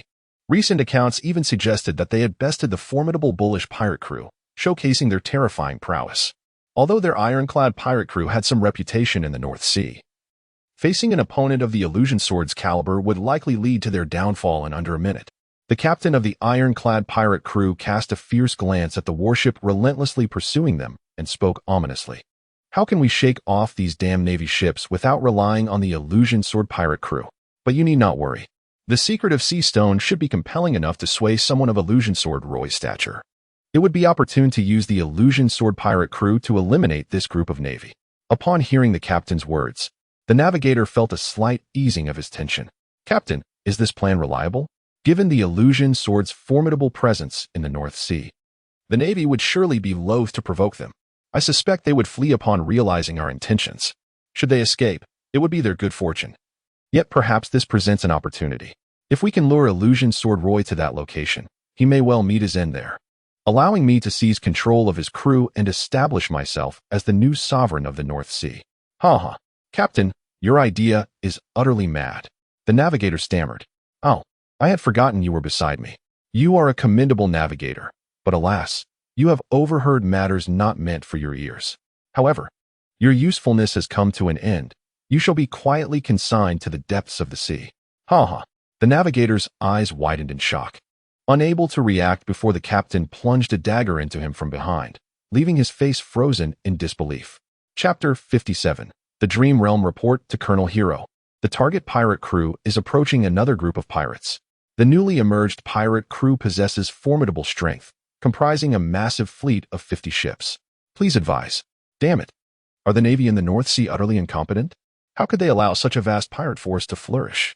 What on earth are those fools in headquarters thinking? Colonel Hero cursed, realizing the situation was becoming precarious. Even if the opposing fleet consisted of novice pirates, it would be impossible to crush them swiftly.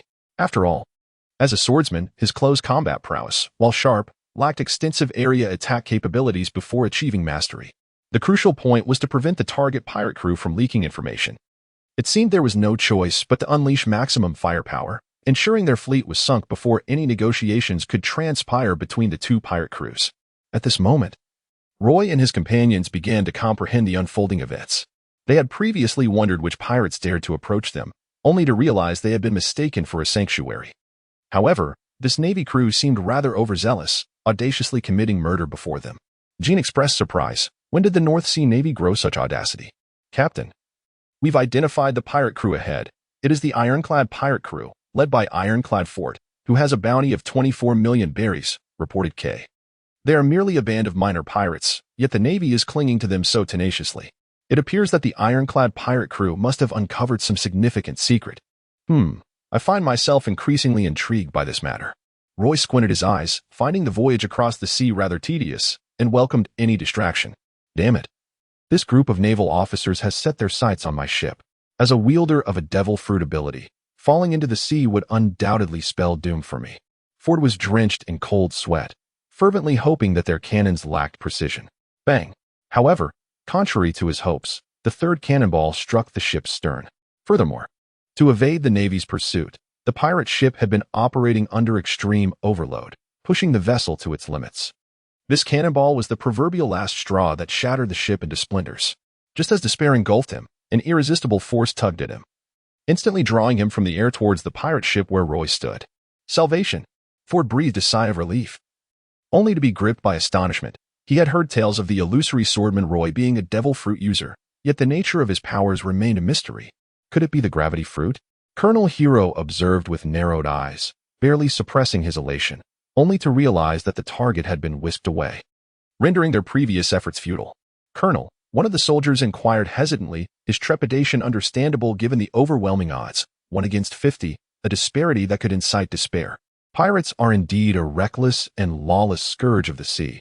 It seems necessary for me to enlighten him on the gravity of his situation. With that, Hero ascended step by step into the sky, as if an invisible ground supported him. Behold, this was Colonel Hero's signature technique, the moonwalk. Indeed, few within the naval headquarters could master such a skill, reputed to surpass the physical limits of humanity, a part of the Navy's 6 styles. The trash pirates of the North Sea have surely never witnessed such a terrifying ability. They can hardly fathom how a human could soar into the heavens. The Navy, witnessing Colonel Hero employ the moonwalk, erupted in exhilaration. After all, being able to utilize the Navy's 6 styles places one among the elite, even within the headquarters. Hero soon hovered above Roy, looking down imperiously. North Sea pirate, do you comprehend the consequences of your reckless actions? Surrender him now, and I may consider this a mere incident. Otherwise, today marks your annihilation. Hero found it curious that during his previous missions in the 4 seas, simply employing the moonwalk often led to the surrender of foes without conflict. In some more primitive regions, he was even revered as a deity. Why then, was there an unsettling silence below? Peering down, he noted that the gazes of the pirates were laden with sympathy, pity, and admiration, leaving him puzzled. Admiration was understandable. But what was this pity and sympathy?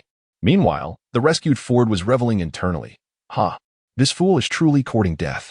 Ugh, I detest looking up when speaking. So I would appreciate it if you would come down. Roy sighed softly, pondering the obstinacy of the Navy personnel. An immense, irresistible gravitational force descended upon every part of Hero's body, causing him to crash violently onto the deck before Roy, unable to even rise to his feet. He could only struggle to lift his head from the deck. No, this cannot be possible. Colonel Hero, this must be a ruse, right? After all, Colonel Hero hails from the main headquarters, a formidable force. How could he possibly fall in such a trivial location as the North Sea? The sailors, witnessing the once godlike Colonel Hero now sprawled on the ground, unable to even straighten his body, were equally disheartened, shouting in despair. What kind of fruit ability is this? Gravity fruit? Hero gasped, struggling to inquire. This could be considered one of Roy's recent developments, within the realm of his dreamscape. He wielded near-divine powers. The effects of this domain were overwhelmingly crushing against those whose strength was a tier below Roy's. Thus, the conventional tactics of massed forces had utterly lost their significance against him. Regrettably, for those whose strength was comparable to Roy's, the utility of this domain diminished significantly. Nevertheless, Roy felt profound satisfaction. After all, his dream fruit in its initial stage was merely a supportive ability, but now, in its second stage, it possessed a certain degree of offensive capability. With further development, he might truly attain a level akin to the legendary realm of the divine. Roy's current thoughts revolve around utilizing swordsmanship and dominance against adversaries of equal caliber, while effortlessly overwhelming those of a lesser rank with the sheer power of his fruit abilities. How much more agreeable it is to lower one's head and engage in conversation now. Roy would naturally not be so dull as to reveal his fruit abilities. A pirate of your caliber could never remain inconspicuous in the North Sea. It appears I have underestimated the situation. Indeed, it seems that the Navy in the North Sea is nearly oblivious to my presence. It appears that the Navy officer harbors some extraordinary secret. Whether to kill or torture, do as you please. I am not the type to beg for mercy like those cowardly naval scum. Shiro, however, remained defiant, pressing his face against the deck, eyes closed, exhibiting an air of resignation. Chapter 58. The might of military power. His and the others scoffed dismissively, each one mocking openly. For no one could keep a secret in the presence of their captain. Of course, ironclad Ford misunderstood the situation and sneered, "You damned Navy. How dare you defy Lord Roy's will? You are simply courting death. But it matters not, for Lord Ford is privy to your Navy's secrets. Your stubbornness is utterly pointless." Ha ha ha. Ironclad Ford, is it? Then let us hear your secrets. Roy couldn't help but chuckle to himself. This fellow named Ford certainly had a boldness about him, daring to cast his ambitions so brazenly. It was quite the folly, as if he believed that his sinister intentions could evade Roy's keen perception. Honed by the powers of observation Haki and the dream fruit. Haki, my esteemed Lord Roy, allow me to reveal a secret regarding Sea Prism Stone. As for the remaining details, I assure you I shall withhold nothing, though I do have a rather modest request that I hope you might grant. Roy stroked his smooth chin, pondering momentarily. So it is indeed the Sea Tower Stone. That makes sense. Yet, I can't shake the feeling that something is amiss. Never mind. I shall investigate the memories of that naval officer later. Oh, what conditions do you propose?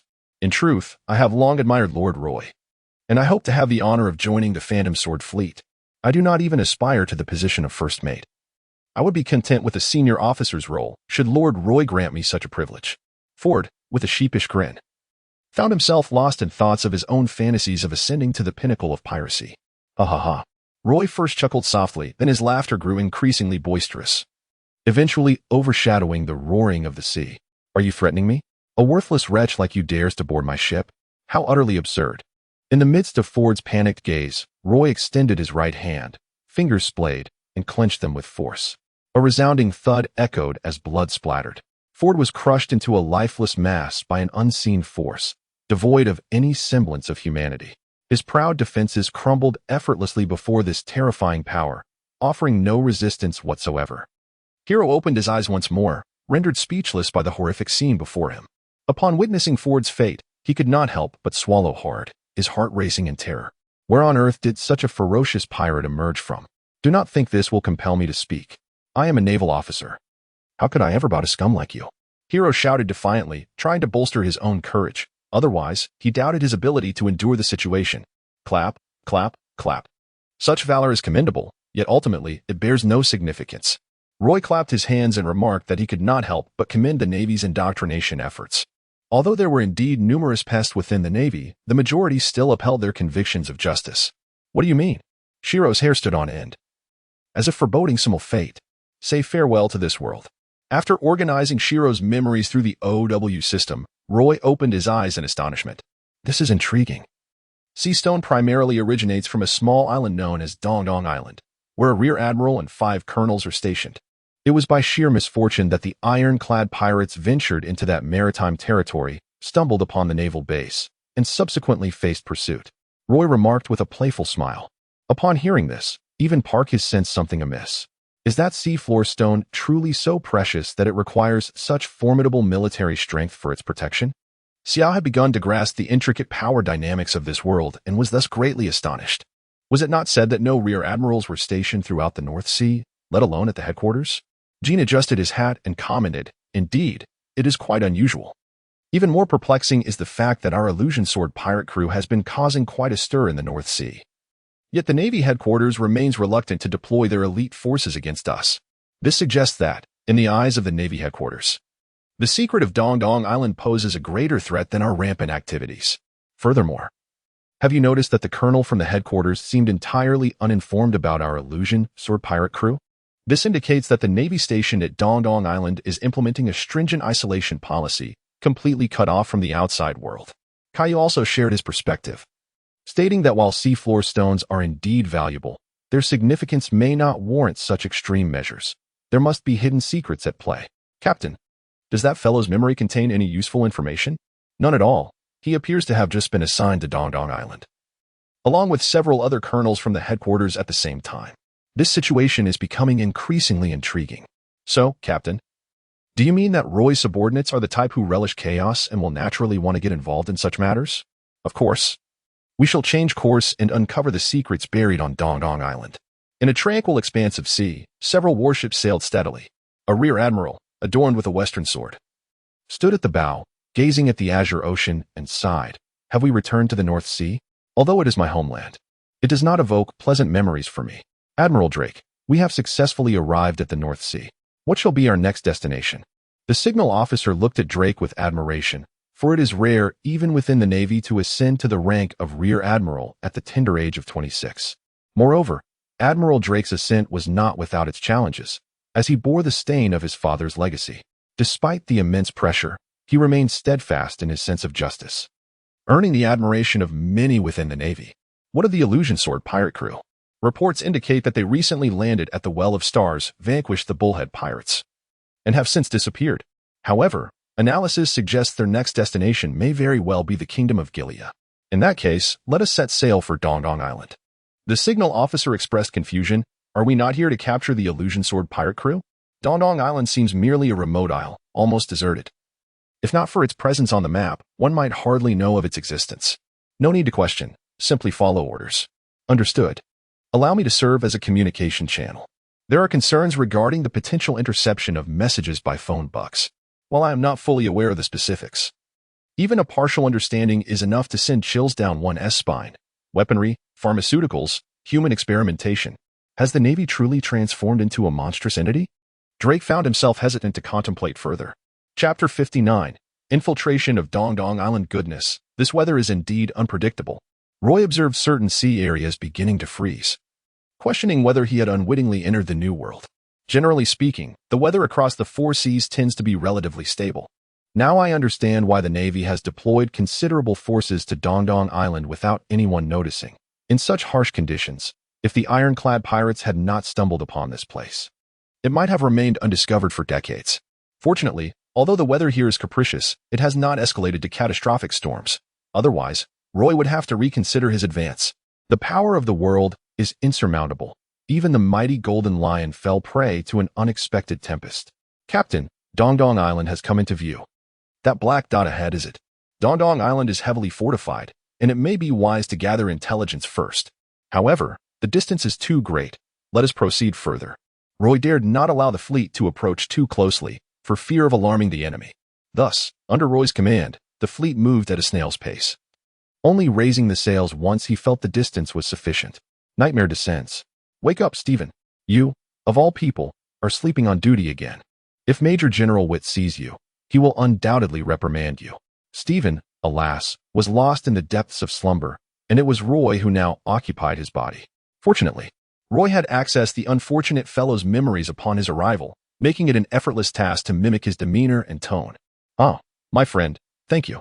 I had a rather unfortunate meal at noon and must excuse myself for a moment." With that, Roy turned and departed without a backward glance.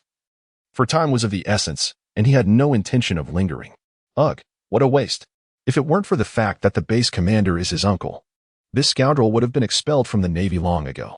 After walking a few steps, Roy found himself slightly breathless, surprised at the frailty of this body. However, thanks to the incompetence of his uncle, Roy easily grasped the general situation of the island. The principal military strength comprised his uncle, the base commander, a rear admiral, and the remaining 5 colonels. Of course, Colonel Hilo was not to be considered in this mix. Moreover, the island's regulations stipulated that if any officer sent on a mission did not return within a day, they would be presumed either dead or a defector.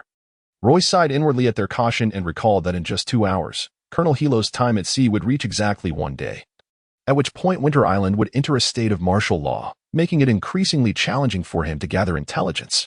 With 1 rear admiral for colonels and 2,000 elite sailors, this configuration was indeed formidable. However, it posed no insurmountable obstacle for him. The primary concern lay within the confines of the base itself. On this island, there existed only the outer island and the base, with access to the latter restricted solely to the rear admiral and select research personnel. Even those 5 colonels lacked the privilege to enter. Stephen had attempted to gain entry more than once, but was sternly stopped by Major General Witt.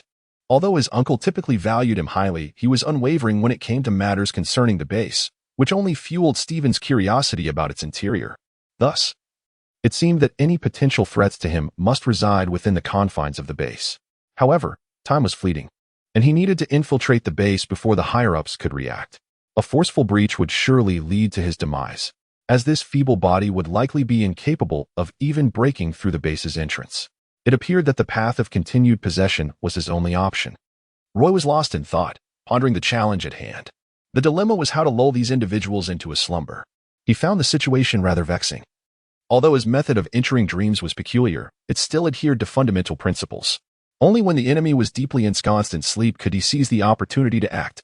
During his previous arrival, he had already conducted a thorough reconnaissance, discovering that the only daydreamer in the entire base was this fellow. Regrettably, time was short. Merely 2 hours remained. Otherwise, night would fall, marking the onset of his dominion. However, delays could lead to unforeseen complications, so it was prudent to retain control over the situation. Amidst his internal conflict, an idea suddenly illuminated his mind, prompting his main consciousness to return to the ship. Upon seeing Roy awaken, the cadre awaiting him hastily inquired, "Captain, have you made any progress?" Yet, pressed for time, Roy could not afford to answer their questions. Instead, he turned to Caillou and asked, "Is there any simple yet effective food that can induce a state of drowsiness?" Caillou appeared momentarily bewildered but quickly regained his composure. After a moment of contemplation, he replied, "There are the dream fruit, bliss beans, and 100-day sleep herbs. However, the peculiar climate of Dongdong Island may hinder the availability of these materials. Allow me to describe these ingredients to you, Captain. The rest will depend on luck." With guidance from the expert, Roy swiftly took control of Stephen's body and headed to the kitchen. "Hey, Stephen, aren't you supposed to be on duty?" Upon being recognized, Roy had no intention of engaging in lengthy conversation. He merely aimed to brush it off, knowing he would not be using this guise for long. I didn't eat enough at noon. How could I muster the strength to stand guard? By the way, where are the ingredients? I'll just grab a few and prepare something myself." You think you can cook? Fine, go ahead. Look, the ingredients are over there.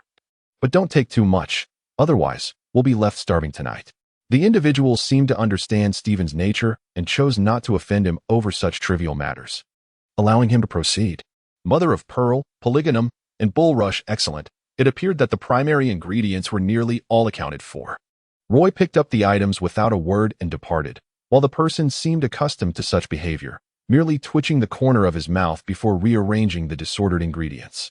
Upon reaching the ventilation shaft of the base, Roy commenced his culinary endeavor. He first added mother of pearl, crushed it, then incorporated the reed, and finally ground the polygonatum vine, allowing the juice to drip into the mixture. It should be about ready. How long would it take effect?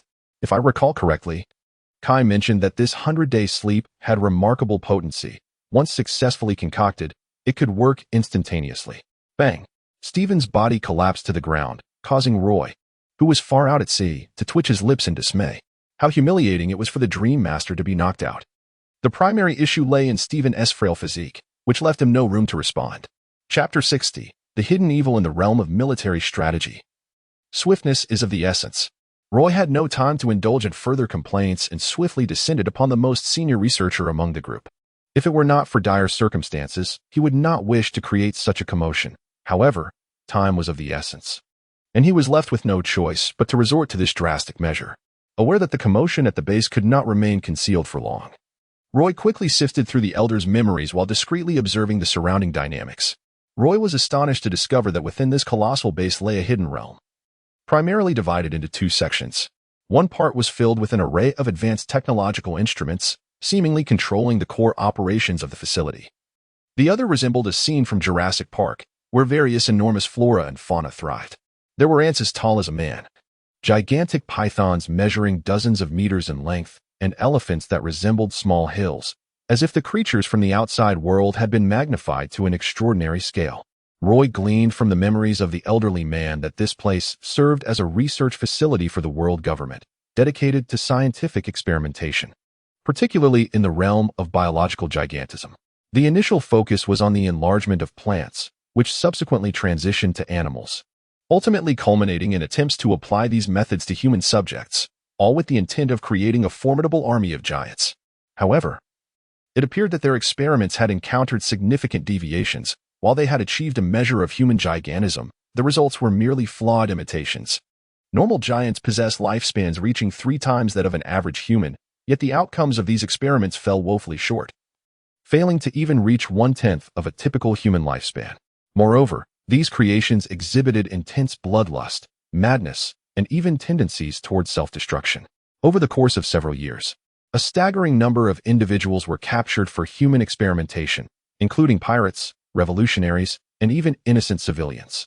In the vastness of the ocean, countless souls vanished without a trace, and, compounded by the government's vigorous efforts to conceal these occurrences, it remained undetected for over a decade.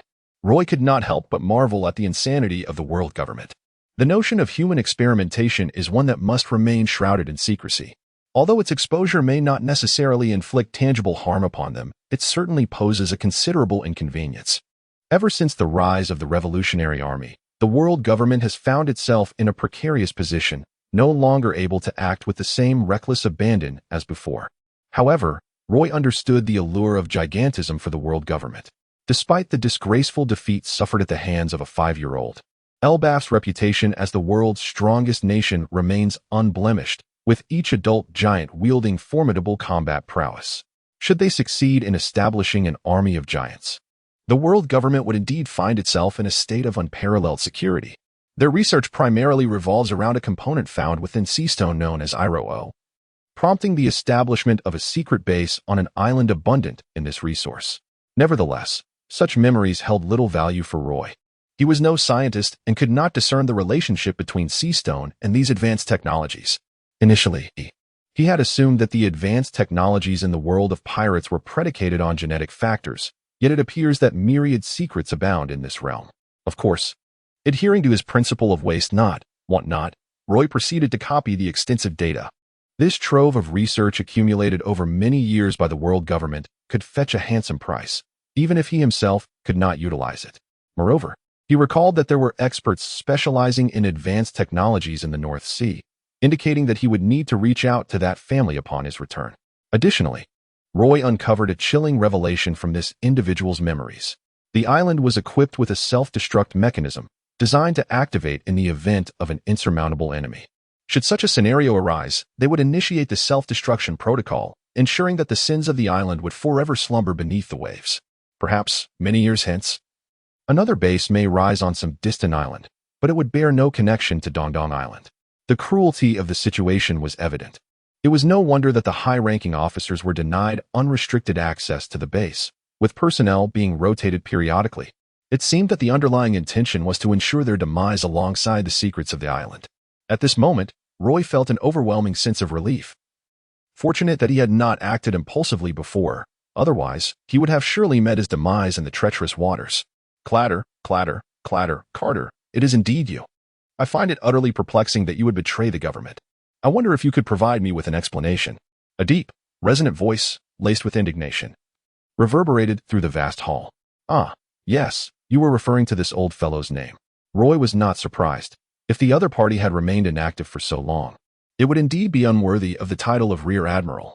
What does it mean that you are not the real court? It appears you may be a unique user of some special devil fruit ability. Rear Admiral Witt approached step by step. Correct, but alas, there is no reward. With his eyes closed, Rear Admiral Witt sighed. It seems Colonel Hero led you here. Where is he? Has he defected or sacrificed himself? Ah, I must say, your Navy's brainwashing is quite remarkable. He refused to speak even unto death. Of course, all these efforts are in vain. I have ample means to make him talk. Roy shrugged nonchalantly, seemingly intent on provoking the Major General before him further. Indeed, it is quite regrettable. However, shouldn't your primary concern be how to escape from my grasp? The aura emanating from Major General Witt resembled a volcano on the brink of eruption, poised to unleash a devastating blow at any moment. Escape? I have no intention of fleeing.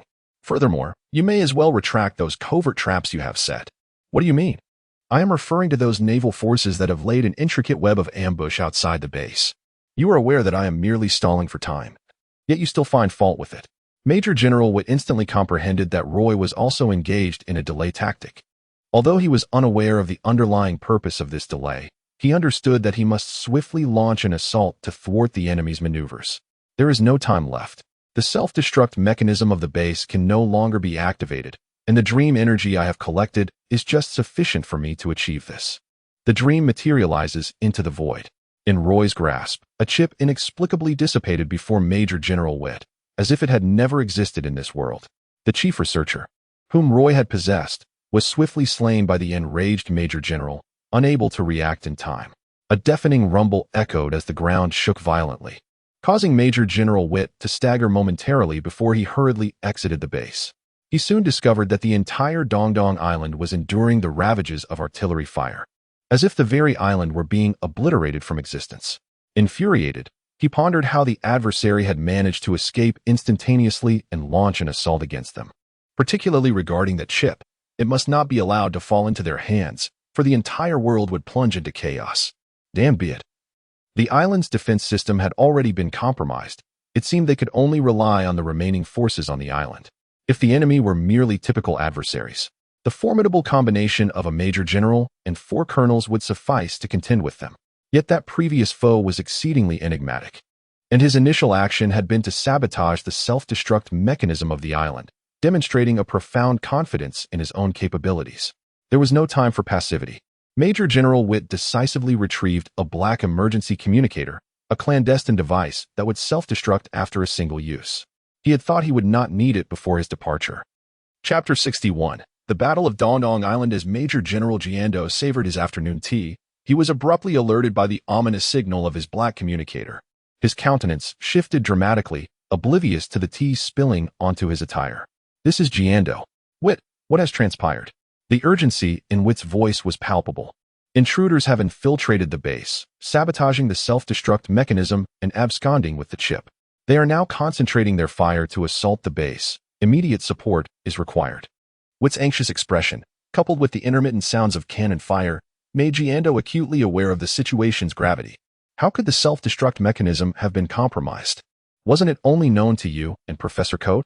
The enemy has employed a peculiar method to seize Coate's body, thus gaining knowledge of the self-destruct mechanism. Their immediate destruction of it indicates their overwhelming self-assurance. Who are these foes? The Revolutionary Army? It remains unclear, but they likely are not. If they were, initiating the self-destruct mechanism during their infiltration would align more closely with their interests. Is that so? Hold your position as best as you can. I have previously dispatched a naval unit to Dongdong Island to prepare for your rendezvous. They should arrive shortly. That is the sole piece of good news I have heard today. Who is leading them? Major General Drake. That ancient breed of devil fruit user? An admirable force, indeed. The sound of cannon fire began to diminish, indicating the enemy's preparations to land.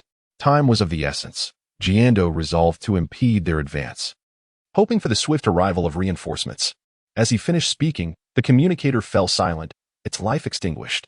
Jiando promptly reached for another communicator to dial. "Jiando here, Drake speaking. What instructions do you have?" From afar in the North Sea, Drake found it peculiar. High-ranking officers rarely initiated contact. "How long until you reach Dongdong Island?" "Approximately 2 hours." Drake replied after some contemplation.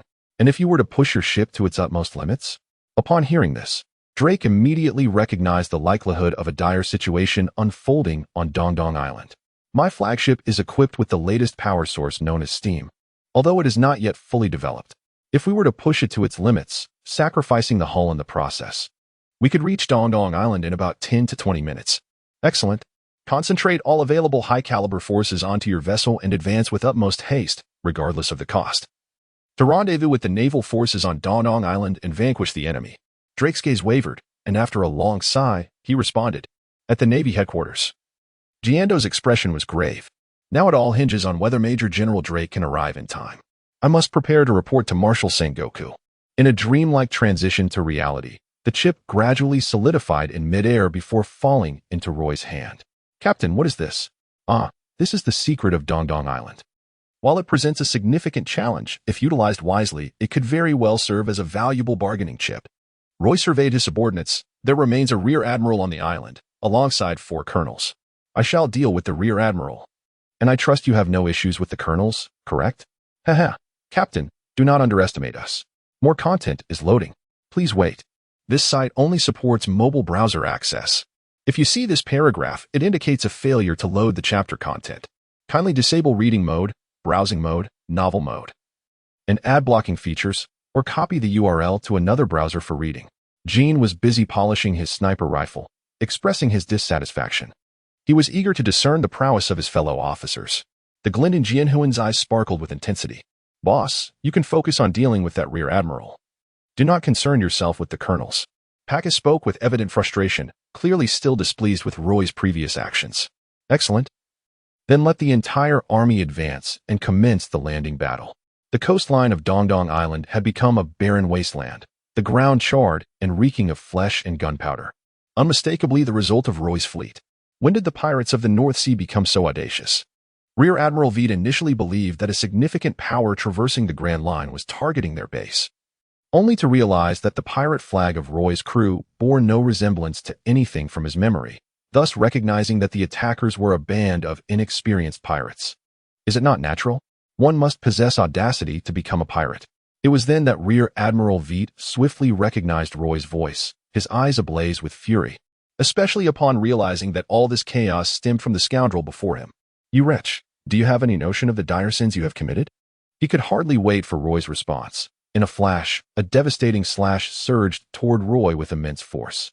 The clash of two long swords intersecting produced a sharp, metallic sound, and the released sword energy generated tremendous waves upon the sea. Ha, your actions are hardly superior to mine as a pirate. Fool, to end such chaotic times. A price must inevitably be paid, thus, their sacrifices hold value. Rear Admiral Veet understood precisely what Roy referred to. What a grandiloquent justification. Words are futile. Let us determine life and death beneath the sword. Countless fledgling pirates have perished under my blade. Then let us see if you can withstand it. With a boom. The ground where the two stood cracked open, spreading like a spider's web in all directions. Both parties unleashed their attacks with remarkable speed, without mastery of observation Haki. It was nearly impossible to perceive their movements, only the thunderous clashes resonating around them. Veet, a seasoned rear admiral, adeptly wielded the 6 forms of the Navy, seamlessly alternating slashes and storm kicks. Were it not for Roy's high proficiency in observation Haki, evasion would have been a formidable challenge. Conversely, Veet found himself in a state of alarm. Roy's speed was astonishingly rapid. It was swift enough to catch his dulled senses off guard after years of inactivity, narrowly avoiding several of Roy's attacks, and he was soon drenched in cold sweat. Let us conclude this tiresome probing. I shall now get serious. Roy could hardly believe that a rear admiral entrusted with such a significant responsibility by the world government possessed such limited capabilities. Then let it be as you wish. Admiral Witt replied grimly. He was indeed contemplating a strategy of delay, for he had already foreseen the outcome of the recent probing attacks. Only by stalling until reinforcements arrived and combining their strengths could they have a chance of success. He was confident that in his prime, he could have held his own against Roy. However, after years stationed here without engaging in combat with peers of equal strength, his battle instincts had dulled, rendering him ill-equipped to contend with a combat enthusiast like Roy. He harbored a deep resentment, utterly perplexed by the sudden emergence of such a formidable foe, whose astonishing speed made him feel as if he were dancing on the edge of a blade. It seemed he would have to fight with all his might, hoping for Admiral Drake's swift arrival. Chapter 62. Drake's arrival, was that merely a warm-up? What a monstrous display of combat, Jean mused, glancing at a colonel from headquarters lying nearby, a bullet hole in his head, blood gushing forth, eyes wide open in disbelief at the ignoble manner of his demise. Amidst the chaotic melee, Jean was among the first to conclude his battle. With his sniper skills, it was nearly impossible for anyone lacking the ability to sense Haki to evade his lethal fire, and Haki was not common. Even individuals of the colonel's rank rarely mastered it.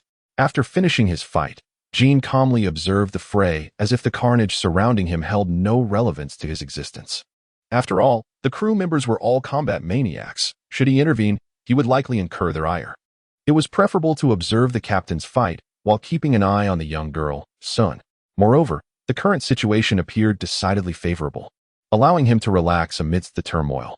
While Witt hesitated, Roy, growing impatient, unleashed a surge of power in his legs and instantly appeared before Witt, striking with his sword. With a resounding crash, Witt's body was dragged across the ground, leaving a trench in his wake. Roy's accelerated assault exceeded Witt's capacity to respond. If not for his body's instinctive use of Haki at a critical moment, he would have been severed in two. Is this truly the strength of a rear admiral? It is rather disappointing. You possess formidable physical prowess, yet fail to harness corresponding abilities. Have you forgotten how to fight? Roy felt a tinge of disillusionment. He had reached a bottleneck in his strength and sought a vigorous battle to break through. The prowess of an admiral should have provided the perfect challenge. You are correct. Years of complacency have indeed dulled my edge, nearly causing me to forget my identity as a swordsman. I shall no longer hesitate. You will witness the true strength of a rear admiral, Witt asserted as he rose from the ground, blood still trickling from the corner of his eye. His gaze ignited by fierce determination. Excellent. Now you exhibit some semblance of a challenge. Wit said little more. Yet the sword in his grasp shimmered ominously with a dark sheen. Who would have thought that in this modest North Sea, I would encounter two individuals proficient in Haki? I wonder if this is fortuitous or unfortunate. Despite his musings, Roy remained unfazed. After all, Haki was merely a means to enhance one's power. Much like the Amazon lily, where nearly everyone wielded Haki, most were mere fodder. The true measure lay in the mastery of their abilities. Wit's command of Haki appeared far superior to that of the drunken brute, which was understandable given one had guidance while the other fumbled in isolation. Yet, one thing Roy was certain of was that Wit's reserves of Haki were limited. Otherwise, he would not have concealed it previously. I did not expect you to have encountered Haki as well. It seems you are no ordinary pirate, Wit remarked, surprised. Knowing that even in the first half of the Grand Line, Haki remained a foreign concept to many. I hope you can provide me with some pressure in this state. Arrogance prevailed. A black blade of energy manifested, rippling through the air as if it were slicing through the very fabric of space. Of course, Wit lacked the power to tear through space. Were that the case, he would have already ascended to the rank of admiral. This was merely a result of the sheer force of his strike, creating waves of air that distorted perception. Roy was eager to test the extent of the power enhancement achieved by Wit's use of armament Haki. He leaped high into the air, delivering a downward slash with tremendous force, which collided with Wit's blade, unleashing a powerful shockwave that swept across the arena. Major Wit found himself momentarily overwhelmed by the immense pressure from Roy's sword, his body bending under the strain. His right leg bending into a near-squat position as he struggled to fully counter Roy's assault. With a fierce shout, Major Wit summoned all his strength to launch Roy into the air, following up with a rapid series of kicks, hoping to exploit Roy's momentary lack of support in midair to deliver a devastating blow. Yet, Roy paused for a moment, as if drawing power from the void itself.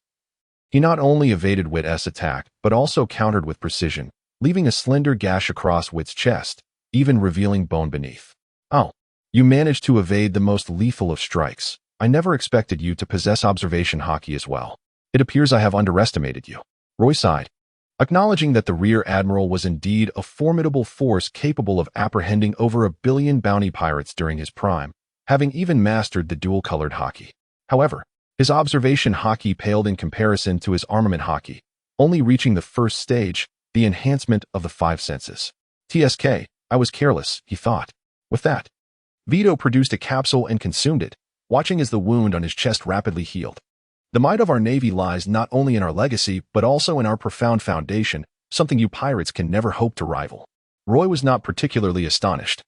Given that this world harbored deadly drugs and potent waters, the presence of additional blood-enhancing elixirs was hardly surprising. It seemed that age was indeed creeping upon him, for even exerting his full strength rendered him unable to contend with this monster. Yet, if he remained cautious, he might just manage to endure a while longer. Vito mentally assessed the situation, fully aware that Roy's most terrifying attribute was his speed. Not even the naked eye, nor the observation Haki, could adequately keep pace. Nevertheless, that was sufficient, as long as his mind and body could synchronize, and with the added protection of armament Haki and ironclad defense. He believed he could hold on for approximately 5 more minutes.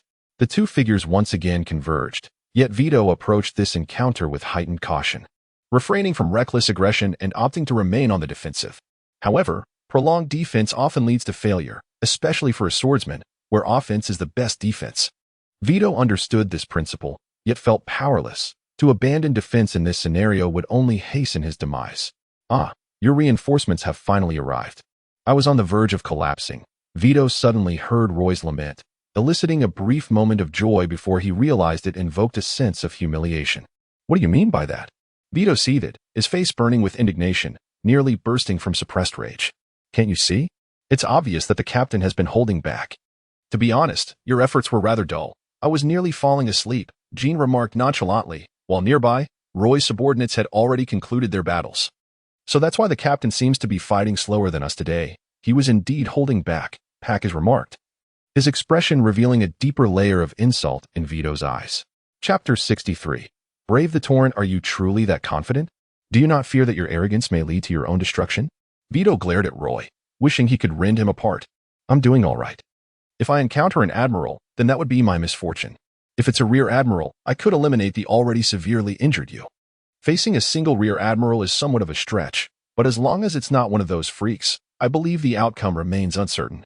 As for a vice admiral, that would be the best-case scenario. As for the risks, well, in the vast ocean, every day is fraught with peril. Rather than confronting a future that is completely unpredictable, I would prefer to control some of the variables myself. And judging by the current outcome, it seems I have placed my bets wisely. Despite the ease with which Roy spoke, the situation was not as simple as it appeared. His strength certainly surpassed that of Rear Admiral Vito, but it was not overwhelming. He was not yet at a level where he could dominate. Especially considering the combined threat posed by two Rear Admirals, which was far from a mere sum of their parts. However, there was no alternative. Ever since he acquired that ship, his pace had to quicken. If he continued to dawdle, he would lack the momentum to leap over the impending chasm. He had to compel himself to grow stronger, perpetually striving to surpass his limits in the crucible of battle. Yet, even if given a second chance, he would not alter his choices. Just as iron must be forged through relentless hammering to transform into steel, so too must a person endure immense pressure to unleash boundless potential. Vito was profoundly shaken by these thoughts, casting a gaze laden with a hint of fear towards Roy, as if witnessing the rise of a young monarch. He had encountered countless young warriors, yet none possessed such poise. In Roy, he perceived the shadow of one who had nearly obliterated the Navy headquarters in years past. This monstrous pirate must be eradicated before he truly ascends. Otherwise, the world would tremble at his growth. Vito's resolve solidified. Today, regardless of the cost, he must slay him here. On the shore, Drake led a contingent of Navy personnel, their expressions filled with terror at the grim scene on the island. Corpses of Navy soldiers littered the ground, and even vultures were vying for the remains. The only surviving Navy officer appeared to be the commander of Winter Island, though his condition was dire, bleeding profusely and on the verge of collapse. They had heard from Rear Admiral Drake on their way here that Vito was a seasoned powerhouse, having held the rank for over a decade. Yet they were met with the sight of his near defeat. It was not just them, even Drake himself was taken aback. Such a brutal conflict was rare even in the Grand Line. Moreover, he noted an oddity. Although Rear Admiral Vito was clearly on his last legs, the pirate leader could have easily dispatched him before their arrival but chose not to, allowing Vito to heal instead. This was beyond peculiar. Aha! Today is indeed a splendid day. Another opportunity for a fight has arisen so swiftly. Hey Navy, step aside and let me battle here. This is the arena for our captain and your leader. Do not disturb them. Pack has shouted excitedly, shattering the eerie calm of the battlefield. The Navy soldiers twitched at the corners of their mouths. Although Drake was indeed their captain, such a designation was not one they would dare use. Roy also realized that this newly emerged naval officer seemed to be another original character from the story. His ability to recall so swiftly was largely due to Sia's consumption of the ancient Zoan devil fruit. After all, one was the Pteranodon fruit, the ruler of the skies, while the other was the Tyrannosaurus fruit, the monarch of the earth, inevitably sparking a desire to pit them against each other. However, given Sia's current strength, he was far from being a match for a Navy Rear Admiral. What intrigued Roy the most was that the man before him would later be known as the fallen Navy Rear Admiral, though the reason for his defection remained unclear. There was undoubtedly room for manipulation. Drake knew there was no time to dwell. He swiftly leaped to Wit's side, keeping a wary eye on Roy as he asked, "Rear Admiral Wit, what exactly is going on?" Wit steadied his churning blood and energy, replying with a bitter smile, "The situation is dire enough that no further explanation is needed. Rear Admiral Drake, I'll simply caution you. The enemy is extremely dangerous, highly skilled in swordsmanship and observation Haki, and possesses remarkable speed. You must unleash your full strength from the very beginning, without the slightest underestimation." Drake inhaled sharply. For Wit to emphasize the threat so gravely meant the enemy was terrifyingly formidable. Moreover, Wit hadn't merely said understood observation Haki, but mastered it, a distinction that spoke volumes. As a Navy Rear Admiral, Drake was naturally aware of Haki's existence, but knowledge did not equate to mastery. So far, he had only grasped the basics of observation Haki, while armament Haki remained entirely beyond his reach. Then, he heard Wit continue, "In truth, there's no need for excessive caution. He won't strike until I've fully recovered. Otherwise, he would have had countless opportunities to kill me before your arrival. No fool could rise to the rank of Navy Rear Admiral." Drake quickly discerned the implication in Wit's words, heightening his wariness toward Roy. Half a quarter hour later, Wit finally stood again, his injuries completely healed. "Though you granted me this chance, don't expect any mercy in return," Wit declared, his voice laced with an unyielding chill. "The only repayment I offer is your utter annihilation." He made it clear that he wouldn't even grant Roy the fate of imprisonment and impelled down. "Nothing would please me more," Roy replied. Roy adjusted his mindset, recognizing that the combined efforts of two major generals from the headquarters were not to be underestimated. With a formidable roar, Major General Witt unleashed his full power, enveloping the sword in a potent aura of armed color, demonstrating an unwavering intent to engage without hesitation. Simultaneously, Drake's form morphed rapidly, his head transforming into that of a ferocious dinosaur with a gaping maw, while a tail erupted from behind him and his hands shifted into lethal claws, glimmering ominously. It seemed that even a military saber would pale in comparison. The immediate transformation into his complete form was indeed a testament to the respect he held for me. With a fierce growl, Drake lunged forward, as if intending to devour Roy whole, while Witt aimed a decisive strike at Roy's midsection, intent on cleaving him in two.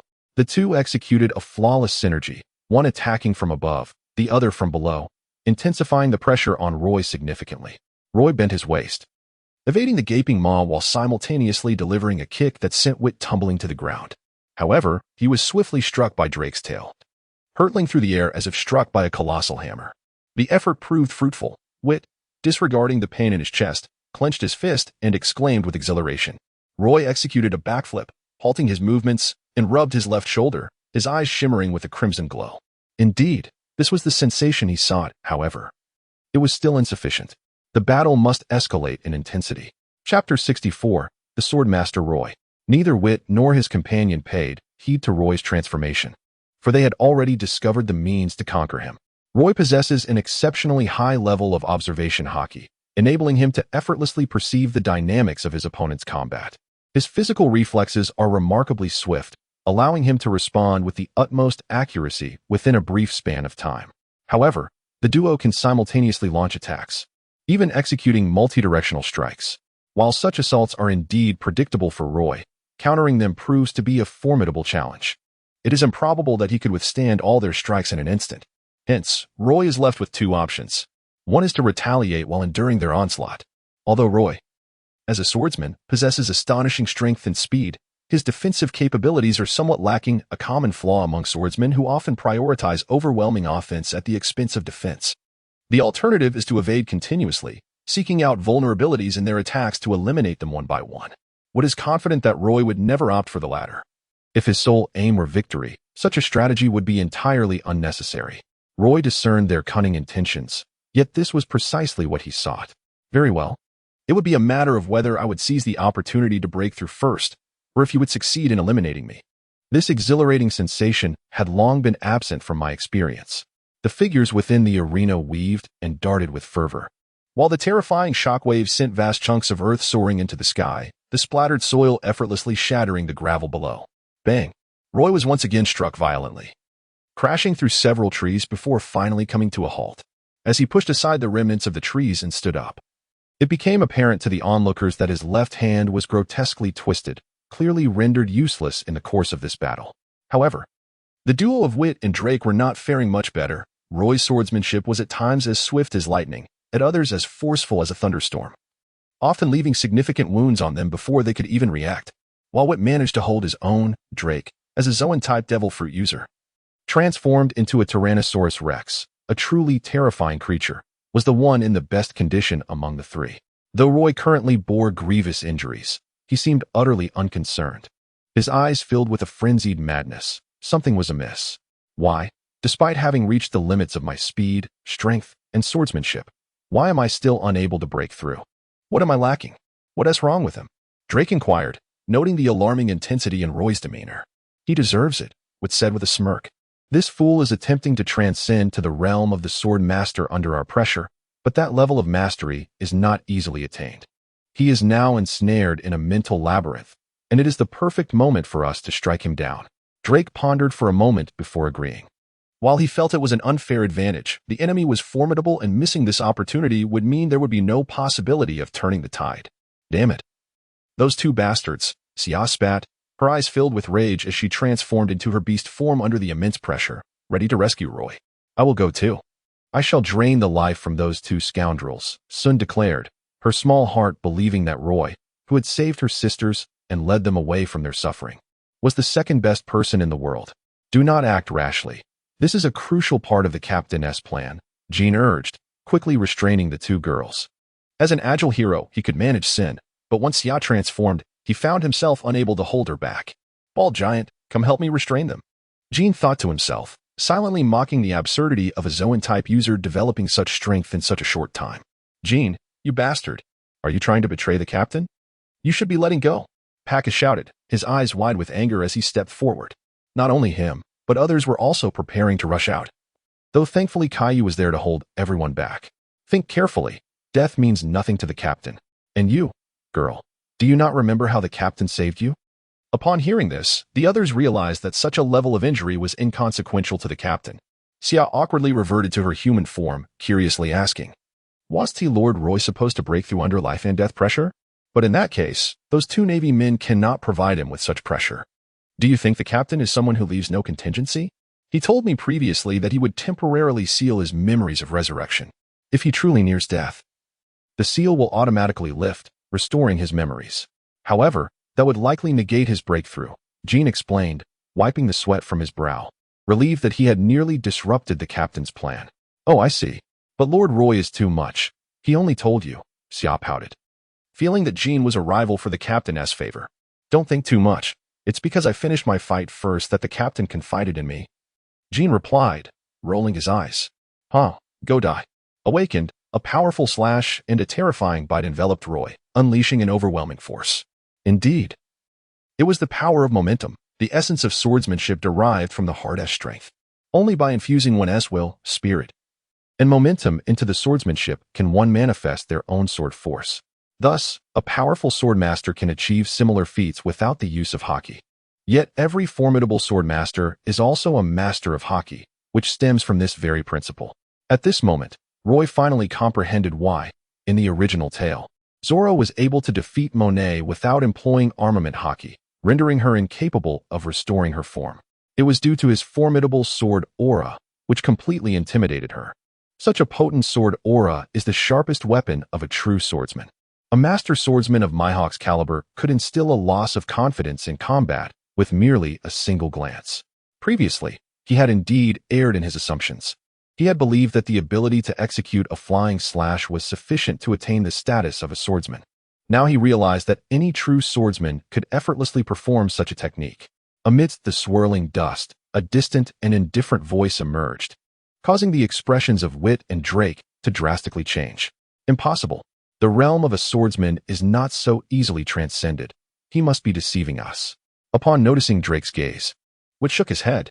He was skeptical and reluctant to believe, having squandered much of his life on his own cultivation. He could not accept that a young man could surpass him in an instant. The path of swordsmanship is one of relentless courage and advancement. You have long since forfeited the spirit of ambition, and thus cannot grasp the essence of a true swordsman. Now, let me show you what it truly means to be a swordsman. Roy emerged from the dust, his form drenched in blood, presenting a most tragic visage. Yet, his eyes radiated a fierce brilliance, as if burdened by the oppression of life's very essence, rendering him nearly impossible to behold. He was already at the brink of exhaustion. One should not be intimidated by his appearance. Wit, uncertain whether he spoke to Drake or to himself, voiced the thought. Fearless struggles ensued. As the starlit sword beams shimmered brilliantly, resembling a galaxy turned upside down, while meteors cascaded to the earth, unleashing boundless radiance. Chapter 65, The Realm of the Mighty. Thus, it appears that you are indeed here under orders to apprehend me. Roy cast a playful smile towards the man adorned with a black mask. Indeed, Captain. It was only now that Drake realized his target was none other than Roy himself. He couldn't help but mutter, could it be that I have offended Rear Admiral Giando, who has deliberately sent me to my demise? After Roy broke through the ranks of the swordsmen, his strength experienced an exponential increase, effortlessly subduing two Navy Rear Admirals and capturing them alive. After extracting any remaining value from them, Admiral White departed in a cloud of resentment and hatred. However, as Roy had anticipated, Drake, having accepted the methods Roy had employed, became a member of Roy's crew. This does not imply that Drake is merely a coward. To rise as a formidable figure upon the seas, one must possess a fierce nature, cunning, and the ability to strategize, yet one cannot afford to be timid. Having ascended to the rank of Rear Admiral, Drake is certainly no coward. burdened by the stain of his father's reputation. He had not thrived within the Navy and had witnessed the lurking evils within its ranks, which caused him to waver in his commitment to the justice he once upheld. Deep down, he had long contemplated breaking away from the Navy to establish his own path. In these vast oceans, yielding to the strong is not a dishonorable act, especially given the overwhelming display of dominance Roy exhibited during the battle, which left him profoundly shaken. Joining Roy's crew was not a disgraceful fate for him.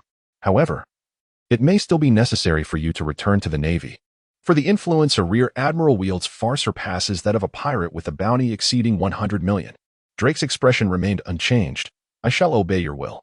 However, if I return unscathed, I will inevitably raise suspicion, and given the failure of this mission, my standing within the Navy will undoubtedly plummet. Roy gazed deeply at him, saying, It seems I must impose upon you for a while. As for the issue of mission failure, you may relay my demonstrated capabilities from our previous encounter. It should spare you from any repercussions. Captain, there is no need for concern. No wall is impenetrable, and they will eventually uncover this intelligence. It would be prudent to make use of what is deemed worthless. Furthermore, if their understanding of my strength remains confined to the information you provided, they will undoubtedly suffer a significant setback upon our next meeting. Yes, I comprehend. As he watched Drake depart, Roy's gaze flickered uncertainly, and he began to suspect that Drake might be harboring intentions of a double agent. Nevertheless, there was no cause for excessive worry. Those under my control can never escape the grip of the dream. Setting aside thoughts of Drake, Roy began to contemplate the hierarchy of power within the pirate world. He had long desired to delineate a clear and concise classification of the chaotic forces at play, which would aid him in analyzing the disparity in strength between allies and adversaries. Previously, Roy had been limited by his own perspective and unable to assess the prowess of the pinnacle warriors. However, after absorbing the memories of Wit and Drake, he finally acquired a clearer understanding of the upper echelon of power in this world. After all, even a rear admiral holds considerable influence within the Navy, granting access to many secrets. Especially since both of them emerged from the Navy's elite training camp, they had undergone the meticulous tutelage of Admiral Zifa, thereby understanding the sheer terror of an admiral's might. According to Roy's earlier considerations, the combat capability in this world primarily manifests through the amalgamation of physical prowess, martial arts, Haki, and devil fruit powers. However, from a certain perspective, it should be seen as encompassing 6 facets, as Haki represents a higher form of power, with all 3 types of Haki being crucial. Physical strength is easily understood as the foundation of all power. For certain monstrous beings, Haki, martial arts, or devil fruits may be entirely unnecessary, as they are born destroyers. An example of this is Big Mom, who could defeat a giant elder at the age of 5. Illustrating her innate physical prowess recognized by the nun who realized her potential to become an admiral if she joined the Navy. Martial arts is a broad term. Roy's swordsmanship qualifies as martial arts. The Navy's 6 styles are martial arts, and Sanji's kicking techniques also fall under this category. It can be said that martial arts form the cornerstone of the pirate world. The 3 types of Haki represent advanced powers within this realm. For an ordinary individual to transform into a creature akin to a devil fruit user, mastering Haki is indispensable. Among them, armament Haki is greatly associated with martial arts, essentially. Every martial arts expert is proficient in armament Haki, and one cannot comprehend armament Haki without a robust physique. From this perspective, formidable martial arts serve as the foundation for mastering armament Haki. Conversely, observation Haki and conqueror's Haki are different, having little connection to physical strength. For instance, a skilled sniper and Princess Shirahoshi are not martial arts experts, yet both excel in observation Haki. Moreover, Don Quixote da Flamingo, when he unleashed his conqueror's Haki, was merely a powerless child, lacking any formidable martial prowess. Observation Haki primarily stems from the strength of one's soul, a concept that can be somewhat esoteric.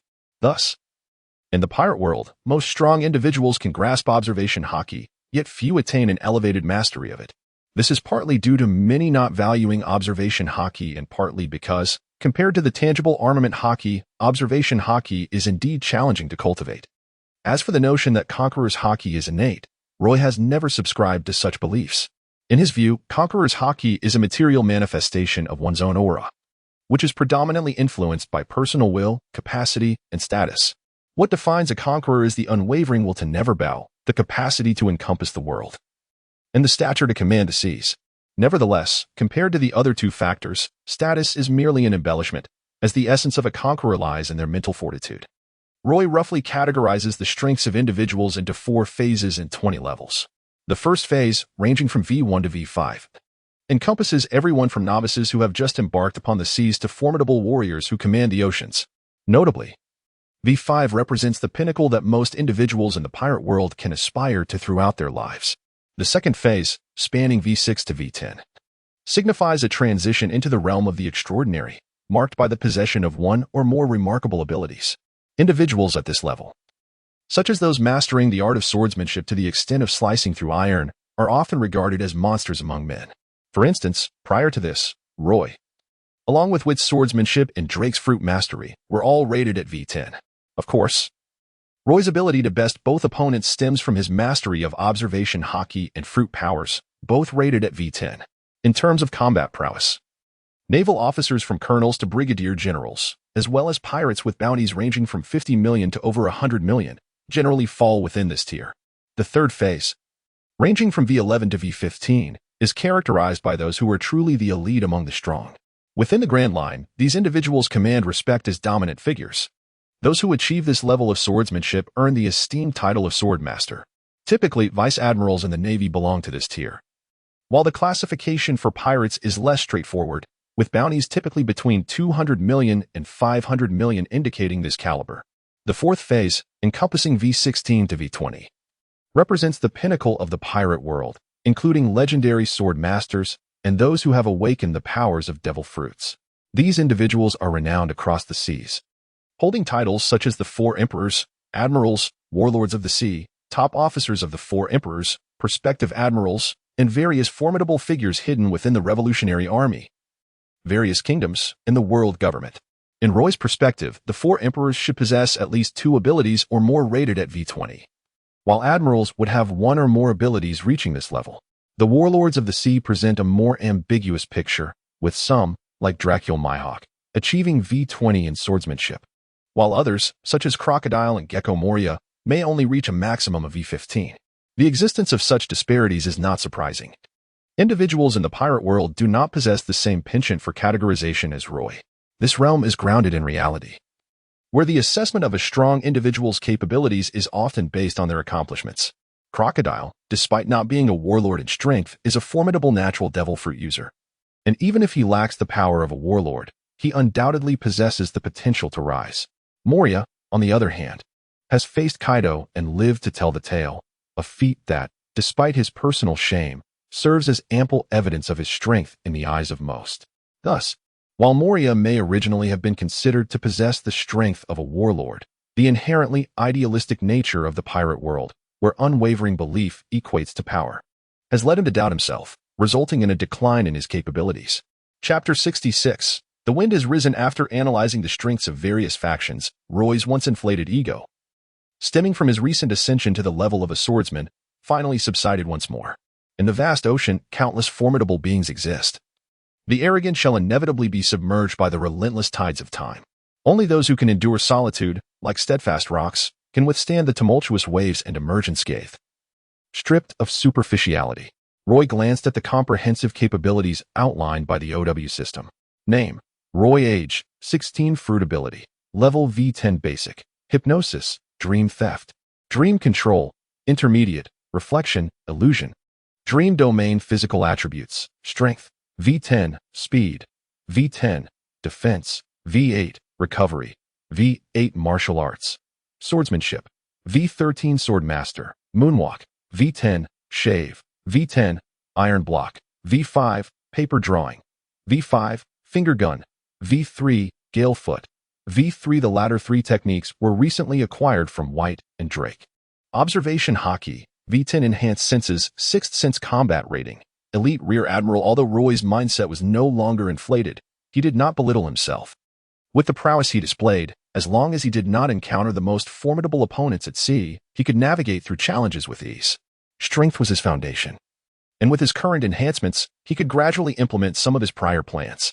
In essence, he intended to stir up some trouble, but before doing so, it was prudent to have a comprehensive strategy. Brute force was his style in battle, but not in his overall approach. Corporal, how long until we reach Winter Island? Reporting to Lieutenant Tim, we still need about 5 more minutes. Can't we go any faster? The weather conditions outside Winter Island are extremely harsh. This is the best we can do. The individual known as Lieutenant Tim was a youthful man in his 20s, his face still bearing a hint of boyishness. This was his first time issuing orders as the highest-ranking officer aboard the warship, leaving him somewhat at a loss. All the Academy-level officers have been taken by Major Drake. What on earth happened that compelled Major Drake to head to Winter Island at full speed? Even at the cost of a new warship?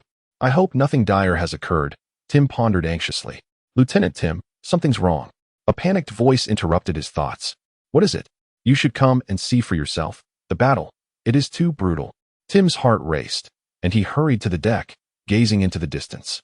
Stunned by the horrific scene before him, the sea was littered with the wreckage of ships, the waters stained crimson. The acrid stench wafted through the air, inducing nausea. Along the coastline lay dismembered bodies, with not a single whole corpse in sight, as vultures scavenged for remains, a scene reminiscent of hell on earth. Lieutenant Tim's legs weakened at the sight, but recalling his position as the commanding officer, he steeled his voice, attempting to mask the tremor. Proceed at full speed, and do your utmost to rescue the injured. Yet, this was merely a hopeful illusion. There were no survivors, only corpses that had begun to decompose, indicating they had been dead for some time. Loading more content. Please wait. This cannot be happening, Tim murmured, unable to fathom how the once invincible Navy could suffer such a devastating defeat. Lieutenant Tim, come over here quickly. I found Major Drake. Tim was startled and rushed over, only to find the spirited Major Drake from earlier now lying among the dead, his body riddled with wounds, particularly a deep gash across his abdomen that nearly severed him in two, his insides nearly exposed. Drake appeared almost lifeless, yet a faint breath remained. Tim's heart leaped with hope. I heard that Major Drake possesses an ancient Zoan-type devil fruit ability, granting him remarkable vitality, which explains his survival despite such horrific injuries. We must treat him quickly, or he won't last much longer. As Tim prepared to lift Drake, his arm accidentally brushed against the wound, causing a torrent of blood to flow forth as if cut by a sharp weapon. This is residual sword energy. How terrifying. What sort of formidable enemy did Major Drake encounter? Tim thought, struck by the eerie prowess of the swordsmanship he faced, akin to that of a devil fruit user. Suddenly, the ringing of a transponder snail jolted Tim from his thoughts. Realizing it was Major Drake's transponder, he fumbled to retrieve it. Hello, Major Drake. What is the current situation? Tim swallowed hard, aware that the person on the other end must be a high-ranking official from Navy headquarters, making him feel quite anxious. The voice on the other end soon recognized that the fearful expression of the transponder was not Drake's. Speaking in a serious tone, this is Rear Admiral Jando from headquarters. Who is on the line? Reporting to Rear Admiral Jando, this is Lieutenant Tim from Navy headquarters. Tim shivered as he responded, recognizing his comrade. Jando sighed in relief. Why are you the one answering for Major Drake? Tim glanced at the incapacitated Drake and replied with difficulty. Major Drake is on the brink of death and has lost consciousness. What? Jando's voice rose sharply before he regained composure. Frowning, have the highest-ranking officer there take the call. Reporting to Rear Admiral Jando. I am currently the highest-ranking officer on Winter Island. There was a long silence on the transponder, followed by a voice. The situation has deteriorated to such an extent. Are there any survivors on the island? None. We just landed, and aside from Major Drake, who is barely alive, all other naval comrades have perished. Tim's tone was heavy with sorrow, unable to believe that just half a day prior, they had been a fully equipped force capable of dominating the North Sea, now utterly decimated.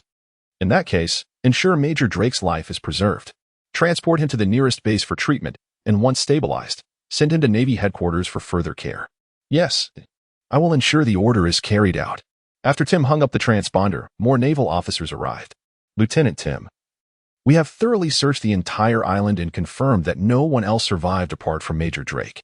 Let us evacuate immediately. But, Lieutenant, shouldn't we bury our fellow comrades? There is no time for that. Major Drake's injuries are too severe. He must receive treatment without delay. Understood.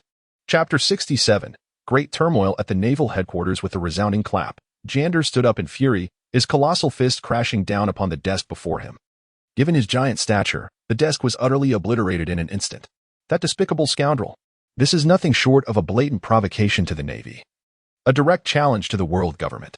Have we allowed the detritus of the sea to forget the Navy's wrath for far too long? Jander, Major General. May I inquire what transpired? A quaking naval officer cautiously poked his head into the office, startled by the commotion. However, Jander had no inclination to respond. He strode purposefully toward the marshal's office. Upon entering, he tempered his rage, for within resided the formidable Sengoku, the fleet admiral, known as the Wisdom General, whose reputation had commanded respect across the seas for years. To his surprise, Jander found not only Sengoku but also his close companion, Vice Admiral Garp, sharing the space. "Major General Jander, do you have something to report?" Sengoku inquired, disregarding the elderly gentleman beside him, who was engrossed in his meal. "Yes, Admiral Sengoku. One of the Navy's 7 clandestine research bases, the Winter Island base, has been breached. Should the information within be leaked, it could incite chaos across the seas." Jander summarized the alarming situation. "Ah, splendid work indeed. That nefarious place should have been eradicated long ago," Garp interjected with a hearty laugh. While Sengoku shared Garp's disdain for such malevolence, he was a rational strategist, believing that those who defy government orders do not embody true naval spirit.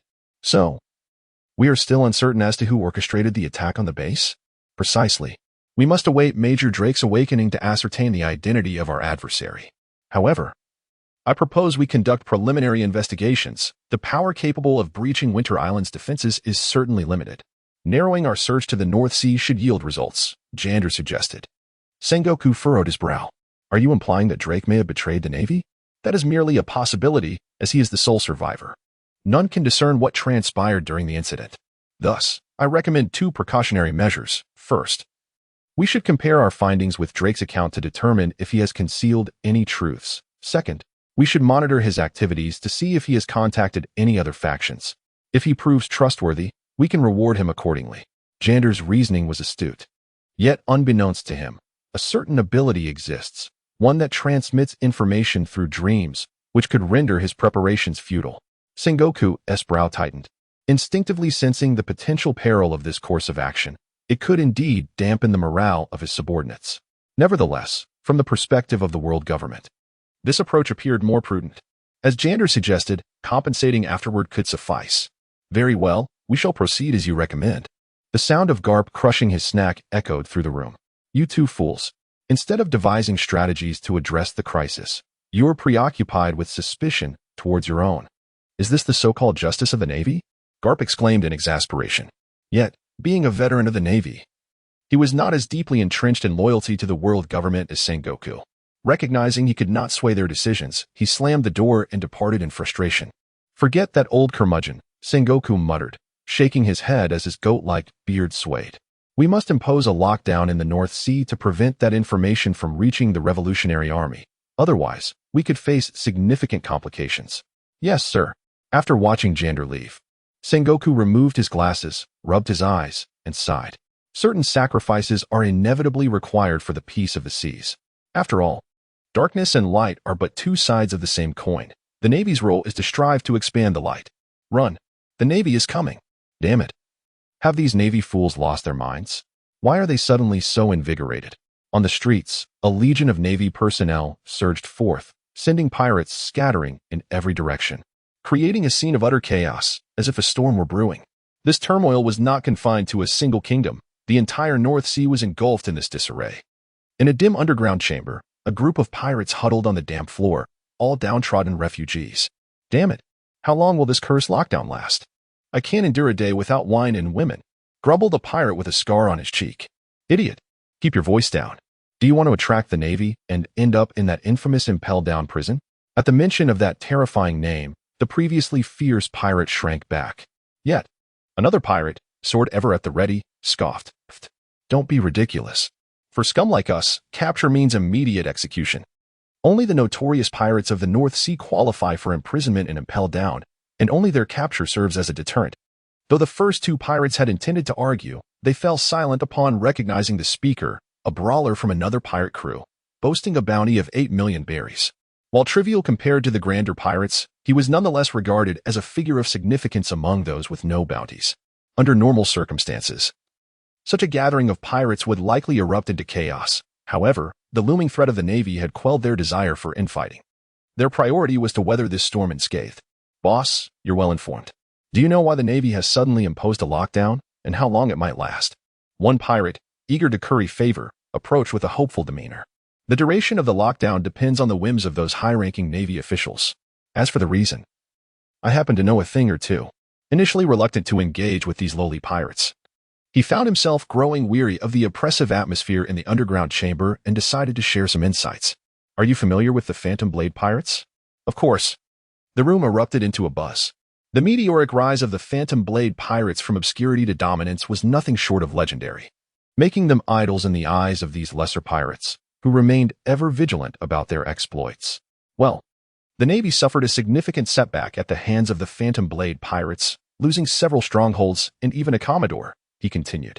Indeed, Lord Roy is a legend among pirates. During the time, even the Navy recoiled in his presence. Wait a moment, now that the Navy is so emboldened. Could it be that Lord Roy has been fooled?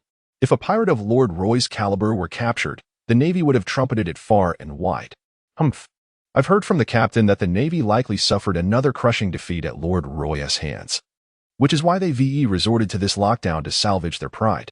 Lord Roy is indeed a legend of the North Sea, and perhaps in the future, he shall rise to prominence akin to that of Doflamingo. In such a scenario, the North Sea would boast two formidable warlords of the sea. Chapter 68. The False Conqueror's Haki. The surface of the sea lay still, as the salty breeze gently caressed the face. Roy sat cross-legged at the bow of the deck, lost in thought. It struck him that, with a fever of 36 degrees, the situation was peculiar. Given his current physical strength and mental fortitude, he should find it relatively easy to awaken the armament Haki in the memories of wit.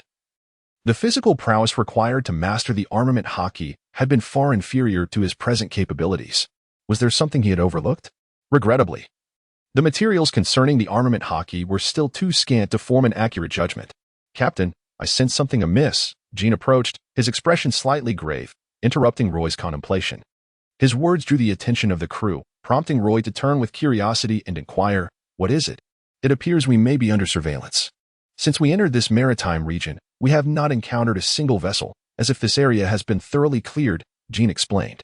Yongji, unfazed, remarked, "This is quite normal. Naturally, no one would dare show their face while we, the Phantom Sword pirates, traverse these waters.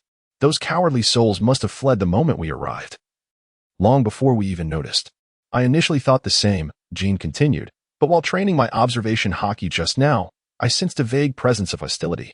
"Wah." Eager for action, chimed in, "Is there an unwitting enemy? It would be a perfect opportunity to test the complete abilities I developed on the island." Sun puffed out her chest, adding, "And I've been diligently honing my skills as well." Jean sighed, rubbing his forehead. "Do you not grasp the severity of the situation? Those who know our strength yet still have the audacity to ambush us are no ordinary foes. We must approach this matter with utmost caution." Roy clapped his hands in admiration, exclaiming, "Jean, your mastery of observation Haki is quite impressive. The ability to sense hostility indicates you are nearing the third stage of its development." "Haha, Captain, you flatter me," Jean replied, a mixture of bashfulness and pride illuminating his expression. However, he suddenly paused, realization dawning upon him. "Wait, Captain, you had noticed this long ago, hadn't you?" "Of course," the captain responded, "but these fellows are truly timid. I nearly fell asleep waiting for them to make their move." Roy spoke with a sense of inevitability. Jean felt an overwhelming fatigue, questioning the captain, "Is this truly wise? To willingly walk into another's ambush? Rest assured, I have a fair understanding of their methods. They pose little threat. Moreover, they have willingly come to us in droves. Would I refuse them? If I let this opportunity slip by, I may not have another chance to deal with them." "Very well, you are the captain. The decision rests with you." Haki, realizing the situation a moment too late, rubbed his hands together and exclaimed, "I understand. Does that mean a fight is imminent?" The others merely twitched their lips in response, noting his delayed comprehension. "But Captain, your observation Haki is rather formidable. While I can barely sense hostility, you seem to discern their entire strategy. Surely, this mastery of the third stage of observation Haki is beyond mere capability," Jean remarked, feeling the pressure as he regarded the second-best practitioner of observation Haki aboard their vessel. "It cannot all be attributed solely to observation Haki. My fruit abilities, when combined with it, have significantly enhanced its effectiveness," Roy explained. At times, even Roy would marvel at how well his dream fruit abilities complemented his observation Haki.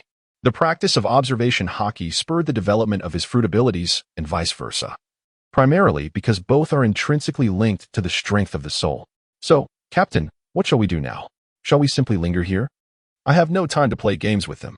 We have entered their net. If they still refuse to show themselves, then I am left with no recourse. Let us lower the sails. In the distant waters, atop a massive sea snail, the man known as the strange bird Garuda, Vinsmoke Judge, quietly set down his telescope and addressed those behind him. Their ship has halted. It seems they have discovered something.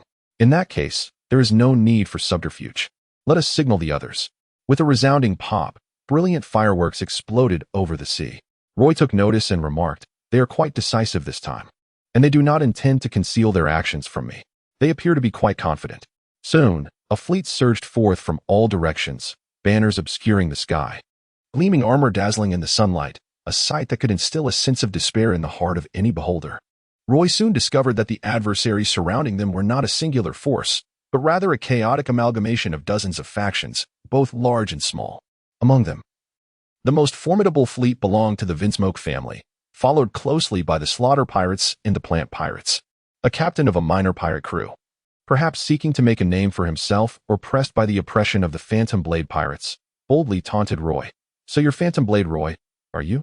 I've heard you enjoy crushing others with sheer military might. I wonder what your thoughts are now, considering we command a massive fleet of 1,000 ships."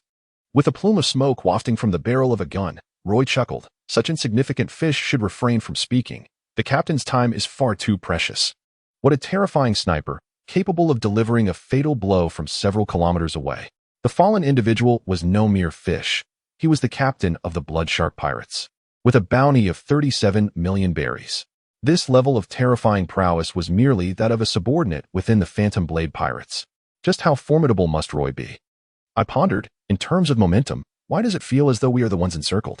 Although the three prominent figures of the alliance were somewhat displeased with the one who had spoken out of turn. His demise at the hands of Roy's subordinates only served to further diminish their dignity and the alliance's overall morale. Truly audacious. To dare make the first move while surrounded by so many of us, remarked the captain of the Slaughter Pirates, wielding a massive axe, the leader of the Phantom Blade. "None of us wish to reach this point, yet your tyranny has compelled us to unite against you. Therefore, if you are willing to surrender and acknowledge your mistakes, perhaps we could still sit down and negotiate," suggested the captain of the Plant Pirates, attempting to undermine Roy's fighting spirit. "I say, have you all misconstrued something? What has led you to harbor the delusion of your superiority? No matter how many insignificant fish you gather, they remain mere fish, incapable of posing a true threat." Roy spoke in a tone that was calm and composed, yet his voice resonated in the ears of the crowd, manifesting a level of mastery far superior to the hoarse shouts of others. This only deepened the pirate's wariness towards him. "How dare you look down upon me?" he exclaimed. Roy's condescending tone ignited a spark akin to a lit fuse, inciting chaos among the pirate alliance, nearly leading to a riot. "I am aware of your formidable prowess and your disdain for others. However, today, you are destined to be vanquished by those you deem inferior. We possess 1,000 ships, each armed with 10 cannons, which translates to a staggering firepower of 10,000 cannons. I understand that even such might may struggle to fell you. Yet can you assure the safety of the vessel beneath your feet?" Gaji proclaimed loudly, unperturbed by the revelation of his strategy. "I unequivocally inform you that every cannon is aimed at the ship you stand on. With 10,000 cannons, I am eager to witness how many you can intercept." Ha ha. The pirates roared with abandon, for the prospect of annihilating a notorious pirate like Roy was an unparalleled thrill. This proclamation even rendered Roy's senior officers somewhat pallid. Their lack of fear towards cannons did not extend to the vessel below, even if only 1,000 of the 10,000 projectiles struck true. Intercepting them all was an impossible feat, making this plan particularly insidious. Nevertheless, Roy maintained an air of composure, chuckling, "Allow me to impart a lesson. The strategy of overwhelming numbers holds no merit before me. Furthermore, remember to act more and speak less." "Oh, my apologies, I forgot you have no future." Gaji, already unsettled by Roy's unflinching demeanor, felt a surge of anxiety upon hearing such words and bellowed urgently, "Fire the cannons. Time is of the essence." A wave of intangible energy enveloped the battlefield. With a series of thuds, countless individuals collapsed onto the deck, as if orchestrated in a symphony, in perfect unison. A few managed to hold on for a moment, but soon their bodies succumbed, and they fell, unconscious. What is happening? Why is this occurring? Is it sorcery? Why has the situation reversed so swiftly? Am I dreaming? Yes, that must be it. Awakened from this nightmare. Only about 30 individuals remained standing. primarily captains or high-ranking officers, renowned figures capable of causing tremors across the North Sea with a mere stomp. Yet, they were now lost and disoriented, utterly bewildered by the unfolding spectacle, unable to fathom how a favorable scenario had so abruptly transformed. Gaji, seasoned in the ways of the world, quickly paled as a realization dawned upon him, yet he preferred ignorance, wishing to flail about like the others in panic. You possessed the legendary conqueror's Haki, a power so rare that only one in a million might wield it, a born leader's gift, Gaji stammered. Iji and Niji were taken aback. Clearly aware of the existence of conqueror's Haki, their lost emotions of pity, sorrow, and fear were deemed futile by Gaji, yet they could still express astonishment. Reiju's eyes widened as she gazed at Roy, realizing that the individual capable of subduing her ruthless brother was indeed the fabled master of conqueror's Haki. Such a terrifying man might indeed possess the means to restore emotions to others. Impossible. None of your companions have fainted. Could it be that you have developed your Haki to a level capable of influencing those within your vicinity? How could someone your age achieve such a feat? This revelation sent Gaji into a deeper panic. Possessing conqueror's Haki is already a rarity, and those who can further hone it are truly the strongest of the strong. Legends among legends. I apologize, but I have no habit of providing answers to my adversaries. Roy shrugged in response. This was not the manifestation of the conqueror's Haki, but rather a similar application derived from the powers of his fruit, causing the feeble-willed to succumb to slumber in an instant. This was largely due to his ability to expand the range infinitely. Otherwise, if he had concentrated his power on a single target, no more than 5 would have remained among the 30-odd individuals. The rulers of the North Sea emerged with spirited confidence, pointing to the mountains and rivers, only to find themselves in a state of panic and despair moments later, akin to defeated hounds, illustrating the profound ups and downs of life. The sheer terror of Roy's recent attack was overwhelming, incapacitating 100,000 in an instant and eroding their will to fight. Such a monster should not have been present in the North Sea. It was not that they did not wish to flee. On one hand, their subordinates lay unconscious, and these prominent figures were not adept at navigating a vessel. On the other hand, aboard Roy's ship was a formidable sniper, and they could not guarantee their safety while attempting to steer the ship and evade deadly aim. It appeared that the tide of battle had turned dramatically. However, judging by the despondent expressions on their faces, it seemed they had even lost the courage to fight, which was unacceptable, for they were the sharpening stones selected before the march into the Grand Line. Lord Roy, I am willing to submit and join your crew. I humbly request you grant me mercy, proclaimed a pirate captain loudly. The others silently refrained from branding him a traitor, as they harbored the same sentiment, merely restrained by their pride from voicing it. Do you take this place for a refuse heap or a sanctuary for the worthless? You unworthy scoundrels do not deserve to join my crew, Roy retorted. Roy's words were undeniably harsh, yet they elicited not even a flicker of anger from the group. Only silence. This indifference stemmed from Roy's long-standing disregard for them. After retreating from the Grand Line, they had long since lost their ambition. To Roy, such individuals, regardless of their strength, were merely pitiable weaklings. Very well, I shall grant you an opportunity. Engage in battle with my subordinates. Should you emerge victorious, I shall allow you to depart. This is your sole chance, cherish it wisely. With Roy's prowess, he needed little effort to contend with these individuals even before his breakthrough. Now, having ascended to the level of a swordsman, he regarded them with even greater disdain. Collectively, they were insufficient to withstand a single blow from him, rendering this encounter merely the final trial before venturing into the Grand Line. Surely, someone of your caliber would not reconsider?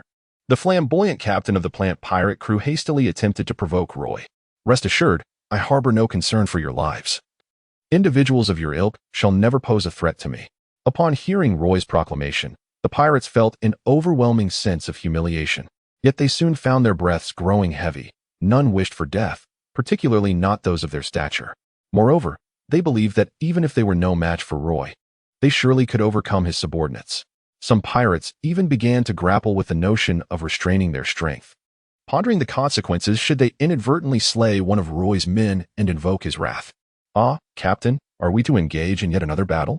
Sailing with you is truly a delight. Each day brings endless opportunities for combat. Packus exclaimed, nearly pounding his chest in excitement like a gorilla. Roy's lips twitched uncontrollably, almost cramping, and if he were not well acquainted with Patchy's character, he would certainly interpret this as a mockery of his propensity for trouble. YG, with a dark smile, remarked, Lord Roy, Leave the Vinsmoke family to me. I assure you, I will make my siblings and my esteemed father recognize your greatness, enlightening them to the folly of opposing you and guiding them towards redemption. Can you truly handle them alone? Roy pondered, holding the Vinsmoke family in high regard, particularly Judge. Although this individual displayed a lamentable character, his prowess in scientific endeavors was undoubtedly exceptional, having collaborated with a genius like Vegapunk. He had effectively harnessed the potential of lineage factors, thus earning his place among the foremost scientists in the pirate world. Roy has never underestimated the power of science. For science and technology are indeed the foremost productive forces. Moreover, the advanced technologies in the world of pirates are exceedingly formidable, to the extent that even terrifying entities like pacifists can manifest. Underestimating science will inevitably lead to significant repercussions. Roy had long contemplated the recruitment of a scientist, for the data he had previously acquired from the Dongdong Island base was utterly unusable. That was classified information, a closely guarded secret of the world government. Studied for many years, and to disregard it would be an egregious waste. Lord Roy, rest assured and await my good news. After enduring this rigorous training with you, I have ascended to a level far beyond theirs. Chapter 70. Each fights their own battle. Are you the captain of the slaughtering pirates, Parkis? Parkis swiftly identified his opponent, for it was evident that the adversary favored a brutal, overwhelming approach, exactly to his taste. Indeed, I am William, the infamous butcher. However, selecting me as your opponent is undoubtedly the gravest mistake of your life. When I engage in battle, I spare no consideration, even if you are Roy's subordinate. I will crush you without hesitation. Who cares what your name is? I only concern myself with the strength of your abilities. Damn you, you scoundrel. William's fury surged. For it was one thing to be looked down upon by Roy, but to be belittled by Roy's subordinate was utterly intolerable. Go to hell and repent. William swiftly swung his battle axe, colliding with Parkis's iron fist, producing a resounding clash that nearly left William astonished enough to bite his own tongue. He had not roamed the Grand Line for long, and thus had never encountered the Navy's six styles. To him, the human body could hardly withstand the might of his colossal axe. Not bad. I didn't expect your bounty to be lower than that of the foolish bull, yet your strength surpasses it. William was initially astonished that Parkis could withstand his axe with mere flesh and bone. Upon hearing Parkis's words, his soul trembled, and he blurted out, "What foolish bull? Wasn't it slain by Roy? Ha, what a joke. If even a foe of that caliber required our captain's intervention, then we, his subordinates, are utterly useless." William's heart quaked. In their subconscious, they had always believed that the foolish bull had fallen to Roy's hand, never considering the possibility that Roy had not intervened at all. If what this bald man claimed were true, it was a revelation beyond comprehension. He had always thought that as long as Roy did not intervene, none present could rival him. Yet now, it seemed he must fight for his life. After all, even if his strength exceeded that of the foolish bull, it was only marginally greater. He was confident he could defeat the bull, but he could never kill it. Defeating and killing were entirely different concepts. Previously, he had fantasized that Roy's displays of power were mere bluster, that the ability to annihilate tens of thousands was but a fleeting mirage. Yet now, witnessing the terrifying prowess of Roy's subordinate, it was evident that Roy's own strength had reached unfathomable heights. Lost in thought, he was promptly suppressed by Parkis, forced to retreat repeatedly, barely able to muster a counterattack. Roy nodded slightly. Since setting sail, his progress was not singular. Each of his subordinates was a battle enthusiast, having honed their skills in a manner reminiscent of the Navy's martial traditions, coupled with his own dream-invoking cultivation method. Their strength seemed to evolve daily, while others had yet to engage in combat. Witnessing one of Roy's officers effortlessly subdue William, the infamous butcher and one of the three great tyrants of the North Sea, was nothing short of astonishing. It is worth noting that among the remaining individuals, William's prowess undoubtedly ranked within the top three. In fact, prior to Roy's emergence, he was widely recognized as one of the three strongest in the North Sea. Yet, now, he found himself overpowered by one of Roy's subordinates, creating an almost surreal sensation. Even more alarming was the implication that if each of Roy's officers possessed such formidable strength, their fates were indeed sealed. Not every pirate captain could boast William's level of capability. Others believed that should they confront Parkis, they would be reduced to mere pulp in mere moments. Then, let us see who shall be your adversary. Jian Hun, unwilling to lag behind, set his sights on Andrew, the captain of the plant pirates. "Pray, do take it easy on me, dear sir," Andrew chimed playfully, his fingers elegantly poised. Jianhun maintained an outward composure, yet turmoil brewed within, nearly causing him to regurgitate his previous meal. To prevent Andrew from continuing, he decisively drew his sword, the chilling blade's radiance swiftly advancing. With a crack, a substantial length of vine fell, revealing that Andrew, in a moment of urgency, had summoned writhing tendrils to block this lethal strike. Oh dear. You nearly frightened me to death. Such speed in your swordplay. However, I am a plant human, having consumed the plant fruit, so such tactics hold no sway over me. Roy remained silent in the rear, struck by the absurdity of the moniker mute vegetable and the peculiar habit of revealing one's trump cards before the onset of battle in the pirate world. Next, it was time for me to make my move. Eternal prison. Andrew's words barely left his lips when an inexhaustible surge of vines erupted from the ship, obscuring the sky and resembling colossal waves, swiftly forming a prison that ensnared the sword's spirit within. Ha ha ha. The vines I command possess not only the unique flexibility of plants but also the hardness of steel, rendering it utterly impossible for any swordsman to escape this prison. It seems, dear master of illusions, that in this battle, victory is mine. I trust you will uphold your promise. Otherwise, this young swordsman may find himself entombed alongside me. Andrew chuckled softly, clearly brimming with confidence in his technique. Captain Andrew, truly the highest bounty among the three great overlords, established his dominance with that single move. Excited shouts erupted from the pirate crew. Should Andrew prevail, it would undoubtedly serve as a potent morale booster for them. It appeared that not all of Roy's subordinates possessed formidable prowess, as some gazes lingered on Xia and Sun. Despite their reputations as powerful figures, bullying young girls seemed excessive. However, with their lives on the line, such concerns were easily cast aside. I'm afraid I cannot let you go just yet. Roy shrugged indifferently. What do you mean? Are you saying everything you just spoke was merely a jest? Andrew's expression shifted dramatically, momentarily disregarding the formality of addressing him as he sought to retort. No. What I mean is, Roy's words were abruptly interrupted by a voice that exuded an air of aloofness while feigning harmony. What my master implies is that you must first defeat me. In an instant, a resplendent sword light erupted from the prison, akin to the blazing sun melting away remnants of snow. The proud vine prison that Andrew had constructed shattered into countless pieces. The might of a swordsman lies in his ability to attack. There is nothing that cannot be severed. The sword's spirit, relentless in its pursuit, unleashed a barrage of strikes without pause, resembling a surging tide that left one gasping for breath. The vines were cleaved by the dazzling sword light, swirling in the air like leaves caught in a tempest. Andrew found himself in a frantic scramble to respond, teetering on the brink of disaster as the situation took a swift turn for the worse. This exemplifies the formidable prowess of the skyward sword technique. One must never afford them an opportunity to breathe. Should one find themselves at a disadvantage, the outcome is inevitably sealed. Roy calmly commented on the battle before shifting his gaze elsewhere. Chapter 71. The Great Escape. The remaining opponents were evidently of a lower caliber compared to the two infamous pirate captains and the Vinsmoke family. Thus, when it came time for Xia to make her selection, she directly chose 5 adversaries. Although the captains felt a twinge of humiliation at being underestimated by a mere girl, they accepted it with a sense of resignation. Who could tell if this seemingly harmless child might also be a monster in disguise? They had little confidence in confronting her alone. The notorious cannibal captain spoke. I particularly favor delicate little girls like you, especially after a good steaming. The flavor is simply exquisite. This peculiar obsession was detested even among pirates, and had he not been so powerful, he would have long since been dispatched by those who found him distasteful. The other 4 subtly distanced themselves from him, yet silently approved of his approach. They thought that even if this girl was strong, her mentality should be her weakness. After all, while one's strength could dramatically increase through the consumption of devil fruits and other fortuitous encounters, the transformation of one's character takes time.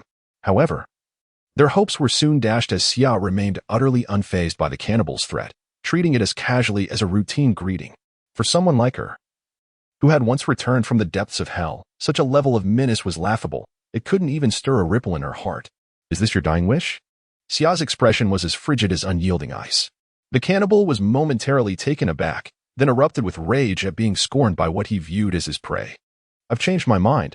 I shall shatter your bones one by one, and then suck the marrow from them. None of the 5 were weak and understood that there was nothing more to be said at this juncture.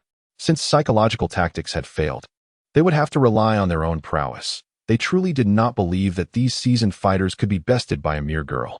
They tacitly agreed to launch a joint assault. In an instant, Xia transformed and soared above them, her imposing size casting an intimidating shadow, unmistakably a formidable opponent. What a joke. She's a Zoan-type devil fruit user capable of flight. The astonishment was palpable. In the world of pirates, such abilities were exceedingly rare. This only highlighted the significance of the moonwalk technique, yet for these five, who roamed the North Sea, such advanced martial arts were beyond their reach. Consequently, they were left dumbfounded. With Xia possessing the aerial advantage, the battle was rendered unwinnable. They had no knowledge of the fact that Zoan-type devil fruits encompass ancient and mythical breeds, which are exceedingly rare and often unheard of. Typically, ancient breeds are massive. And for Zoan users, a larger form equates to greater strength post-transformation. This is why ancient Zoan-type devil fruits are highly coveted. Their scarcity alone does not justify their value. After a light chirp, Xia from the sky, a fierce gust of wind following her descent as if a hurricane had been unleashed. Quick, evade. The five reacted swiftly. A collision would certainly spell disaster. However, the cannibal was targeted. Xia's wings, sharp as the finest steel, cleaved through him, rendering a clean cut as he managed to emit a final scream. The onlookers were left in stunned silence, realizing that all of Roy's subordinates were indeed monsters. Regardless of who the adversary was, the outcome would remain unchanged. Just as the pirate captain's spirits sank, Roy spoke up. It seems you still have around 20 of you left. I am rather disinterested in repeating a similar battle. Instead, let us engage in a new game. Their anxiety surged. Was Roy growing impatient and preparing to intervene personally? While facing Roy's cadre, the chance of victory seemed slim, but against the inscrutable Roy, they feared they might lack the courage to even engage. One man chuckled nervously, surely. You do not intend to join the fray yourself? Rest assured, I do not retract my words. I merely wish to alter the rules of the game to make it less tedious, he replied. From this moment forth, you may boldly sail away. The crowd held their breath, awaiting further instructions, unconvinced that Roy would genuinely allow them to escape unscathed. Indeed, Roy continued without pause, of course. Those left behind will face the merciless pursuit of Jean. Thus, this is a contest of time and speed, with your lives as the prize. Is it not far more thrilling than before? The pirate captains, fuming with indignation, felt their tempers flare, nearly grinding their teeth in frustration. Had Roy truly reduced them to mere prey in a hunt? Captain Roy, I respect you. But a man who stepped forward was cut short as he collapsed on the deck, a bullet hole steaming above him, his face still etched with disbelief. My apologies. But I am not here to negotiate, Roy stated, and at that moment, the game had officially begun. Jean, with an air of nonchalance, continued speaking as if they were of no consequence at all. Though the pirate captains were filled with reluctance, their bodies instinctively moved to adjust the sails because, in this game, the most crucial rule was to never fall behind. Meanwhile, within the Vinsmoke family's communication system, Yanji and his brother Ichiji stood at an impasse. Behold, this is the power of Lord Roy. If you are willing to submit, you too can grasp the essence of true strength, Yanji proclaimed. Arms outstretched as if embracing the world, his eyes gleaming with fervor, resembling a zealous cultist. Yanji, have you forgotten the honor of the Vinsmoke family? The nobility of our divine bloodline? Your actions are truly disappointing, Ichiji replied solemnly. Ah, dear father, your words are rather amusing. Should we not be referred to as the demon bloodline, having seized the devil's power? What are you babbling about? Ichiji's golden hair bristled as if he were an enraged lion. Honestly, it matters not. Today, you have but one fate. Surrender early to avoid suffering, Yanji shrugged nonchalantly. I thought one foolish brother was enough. Yet here we have another. Niji clenched his fists. Indeed. It seems we must ensure he experiences the torment that our foolish brother once endured. Iji tilted his head and spoke. Chapter 72, The Vinsmoke Civil War. Bang. Iji and Niji's bodies crashed heavily onto the deck, producing a tremendous sound. Even with their exoskeletons, it was somewhat difficult to bear the impact, resulting in a sharp, cracking noise. Reiju and Sanji stared wide-eyed, unable to rush forward for support. They believed that the three brothers were of comparable strength, and determining a victor would certainly not be a simple matter. However, they were taken aback by the overwhelming power displayed by Yanji, who defeated the combined effort of the two with a single strike. Oh, foolish brother, if you wish to kill me, let hatred and resentment guide you, and live on in your ugliness. Flee, and continue to survive by any means necessary. Upon hearing these oddly familiar words, Roy awkwardly covered his forehead, pondering whether some chaotic memories had inadvertently been infused during their transformation. Damn it, you bastard. The fight isn't over yet. Don't celebrate too soon. Iji and Niji quickly rose. Their superhuman physiques, coupled with the cushioning of their battle suits, allowed them to endure such injuries with relative ease. How has your strength become so formidable? Have you truly awakened the power of your bloodline factor? Sanji expressed his excitement, as technological breakthroughs were enough to make him forget the precarious situation. Well, those answers can wait until father has you kneel before him, Yanji replied with a smirk. Reiju remained silent, simply searching for an escape route. Given the overwhelming power Yanji had just exhibited, victory seemed elusive, yet fleeing before Roy appeared even less feasible. She discreetly observed the man reclining leisurely in his chair, seemingly enjoying the spectacle, as if he were a nobleman, devoid of the previous awe-inspiring presence that had stunned the crowd, making him inscrutable. Unlike Sanji, who had acquired extraordinary physical abilities while retaining human emotions, Reiju could be regarded as the most exceptional among the Vinsmoke family in terms of humanity. However, in Sanji's eyes, her retained emotions rendered her merely a half-finished product, leading her to live on the edge, perpetually cautious and fearful of suffering a fate akin to Sanji's. A person who must always conceal their true feelings naturally contemplates more than others. She had long sensed that the Vinsmoke family's extraordinary technology and tyrannical methods could lead to their downfall. Yet, deep down, she believed that perhaps Germa deserved to be destroyed here. Nevertheless, she had no time for such thoughts as the battle erupted once more. Brilliant sparks, ethereal electric arcs, and virulent purple toxins merged, unleashing a terrifying force that caused the very air to resonate with a deafening roar. Yet, the power within Yanji seemed inexhaustible, allowing him to hold his own against 4 adversaries, even subtly suppressing them, which was intolerable for Iji and Niji, who sought strength above all. Do you feel my power? This is our rightful form. Father has granted us robust physiques, while Lord Roy has bestowed upon us perfect souls. Yanji continually tempted them with words. Fully aware of his brother's characters, for them, the allure of power was akin to a drug. If they were not constrained by Sanji's orders, there was a possibility they might even betray him mid-battle. In truth, Sanji himself was deeply anxious. While augmenting his children, he had instilled within them an unbreakable compulsion to obey his commands. Otherwise, his rebellious sons would likely disregard his decisions altogether. Yet now, Yanji was completely disregarding his commands and even enticing his 2 brothers. Sanji appeared calm on the surface but was internally in turmoil, fearing that Yanji possessed some means to break free from the bloodline factor's constraints. Ironically, the man who forbade his children from retaining weak emotions was, in fact, the most cowardly within the family. Faced with circumstances beyond his control, he was utterly disoriented and at a loss. Your heart is in disarray. Yanji detected a hint of Sanji's panic, realizing that Sanji had become the flaw in their united front, and quickly directed his fervor toward him. Damn it. Who do you think you are? Everything you are is a result of my creation. The sting of being mocked by his son was unbearable for Sanji, whose already unsteady mindset crumbled further under the provocation, causing him to lunge at Yanji.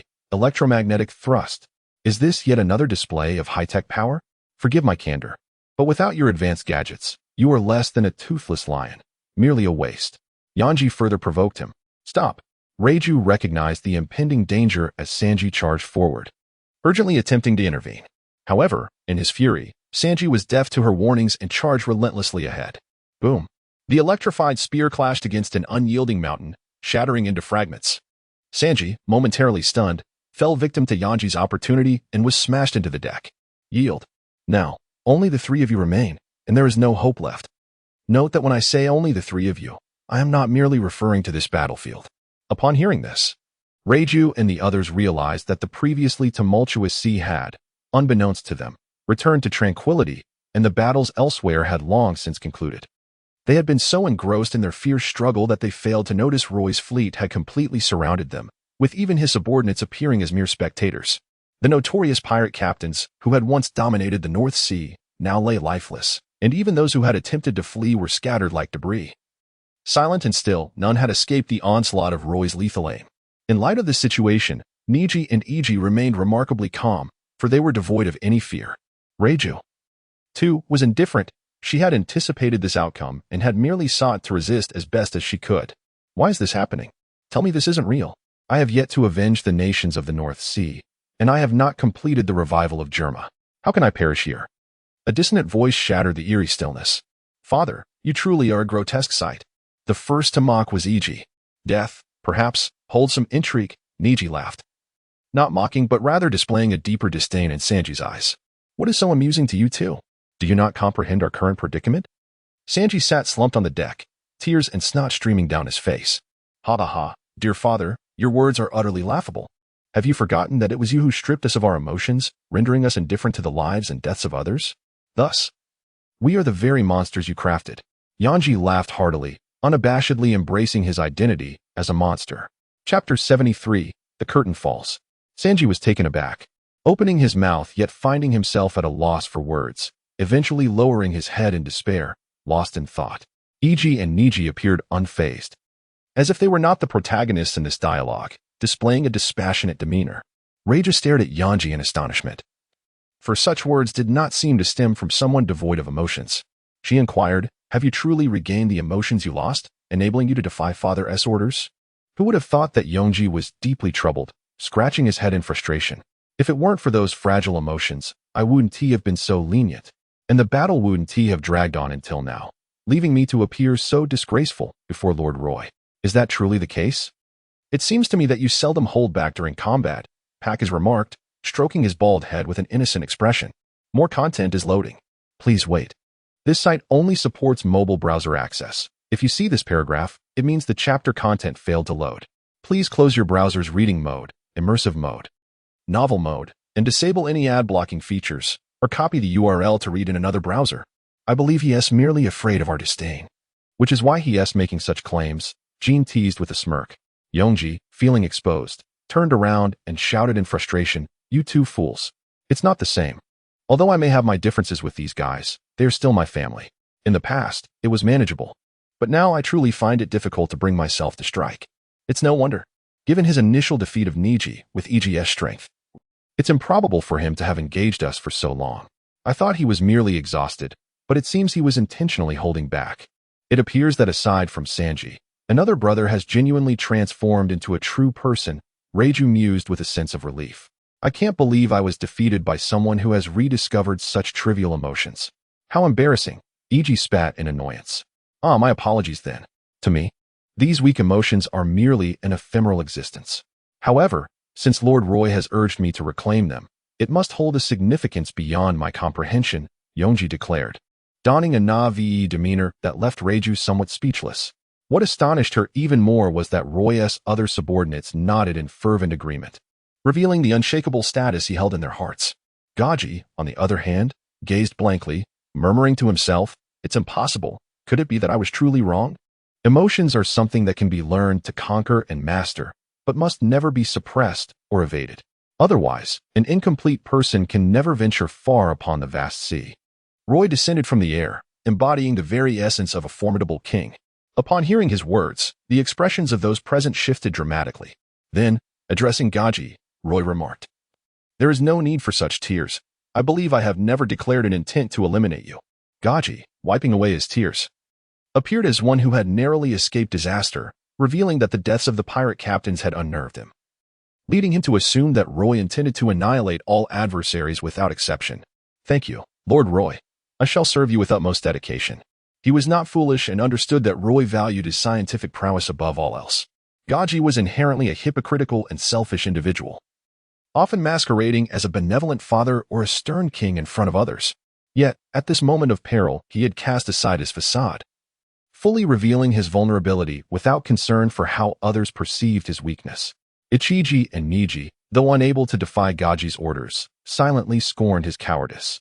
Their upbringing, marked by a lack of emotional connection, had instilled in them a reverence for strength and powerful figures, rendering Gaji's feeble behavior utterly incongruous with their ideals of strength. Reiju, who had long harbored disdain for her stifling family, was taken aback to discover that beneath Gaji's cruel and indifferent exterior lay a fragile and ineffective heart. This revelation filled her with an inexplicable sorrow. Perhaps Gaji's awareness and disdain for his own weakness fueled his desire for his children to become strong, thus birthing this tragic reality. In truth, even Roy had not anticipated that the king of the fearsome German kingdom, known as the monstrous Garuda, Vinsmoke Gaji, would be a man of such timidity and frailty. However, this made it all the easier for him to manipulate Gaji. And what say you three? Roy inquired, directing his gaze toward Ichiji and his brothers. They exchanged glances, their eyes aflame with intensity as they asked, "If we submit to you, shall we also gain strength akin to that of Yanji?" Roy was not surprised by their inquiry, for they were inherently driven by a pursuit of power and reverence for the strong. Indeed, after undergoing the transformation of your genetic factors, your physical abilities will surpass that of ordinary men. Even a simple regimen will grant you formidable strength, allowing you to effortlessly reach the limits of human potential. Not only Ichiji and Niji, but Gaji as well listened intently. Having dedicated years to the study of genetic factors, he was the most eager to comprehend how Yanji could wield such incredible power. However, as I mentioned earlier, an incomplete individual can never traverse far upon the sea. To become a true powerhouse, one must relentlessly explore their own potential. Since your souls cannot resonate with your bodies, achieving this is inherently impossible. Thus, while the transformation of genetic factors can grant you unparalleled strength with ease, it simultaneously obstructs your path to becoming true warriors. What I aim to accomplish is to guide Yanji from his dreams back to his original state, enabling him to reclaim the missing pieces of his soul. At this point, the crowd was left bewildered by his final statement. Even Gaji, who prided himself as a top-tier scientist, blinked in confusion, questioning his own intelligence. Observing their reactions, Roy sighed, recognizing that his last few words had fallen on deaf ears. "Never mind. You need not grasp every detail. Simply understand this. I can make you true warriors. But the price is your unwavering loyalty to me. Ha ha ha. As long as we can gain power, the means are irrelevant. After all, we were never able to defy our father's commands. Now that he has submitted, we are merely changing our object of loyalty." Ichiji and Niji laughed heartily. For them, yielding to a true powerhouse was not a source of shame. "And you, Miss Reiju?" Now, Reiju was not yet the mature and composed figure she would become 7 years hence. She remained a youthful apple, her impressive figure just beginning to emerge. With skin as pale as porcelain and slender, fair legs that seemed capable of captivating souls. Much like Roy's pursuit of culinary delights, he had never resisted the allure of beauty. After all, bringing a charming woman aboard was visually pleasing, especially considering the 2 young maidens on deck were of a rather grim caliber. Reiju pondered for a moment before covering her mouth and chuckling. "Since father has already consented, I have no objections." She had always been one to adapt to circumstances, accepting her fate without resistance. Even during her years in the Vinsmoke family, which had been far from pleasant, she had never contemplated fleeing like Sanji. Moreover, she believed that joining Roy might offer a chance for the Vinsmoke family to rise anew from the ashes. Excellent. Henceforth, the Vinsmoke family shall be integrated into the Phantom Blade Pirates. Let us all cheer for our new companions. Elsewhere, Quan observed Reiju and Xia back and forth, causing Xia to feel a prickling unease. Unable to restrain herself, she patted Quan's head and scolded, "What are you up to, you little scatterbrain?" Quan, unfazed, teased her back. "Sister, some of your plans may falter before they even materialize. Your adversary is formidable. Do take care." Xia, seemingly struck by her words, blushed and pinched Quan's cheeks playfully. "You little rascal, you're getting a bit too bold." She then shot a hostile glare at Reiju. "Humph, just an old woman. I shall not be bested by her."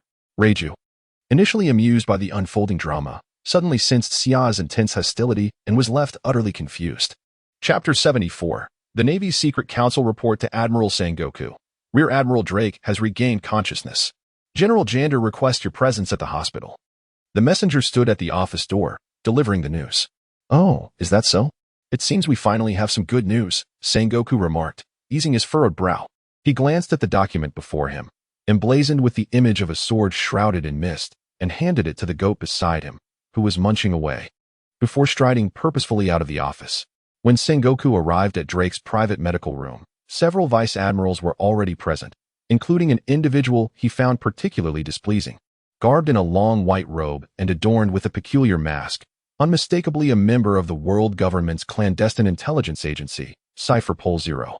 Though the presence of Zero signified the world government's grave concern over the fall of Winter Island, Sengoku felt uneasy about a member of Zero intervening in what was fundamentally a naval matter. Nevertheless, as a loyal servant of the world government, he prudently refrained from voicing his discontent.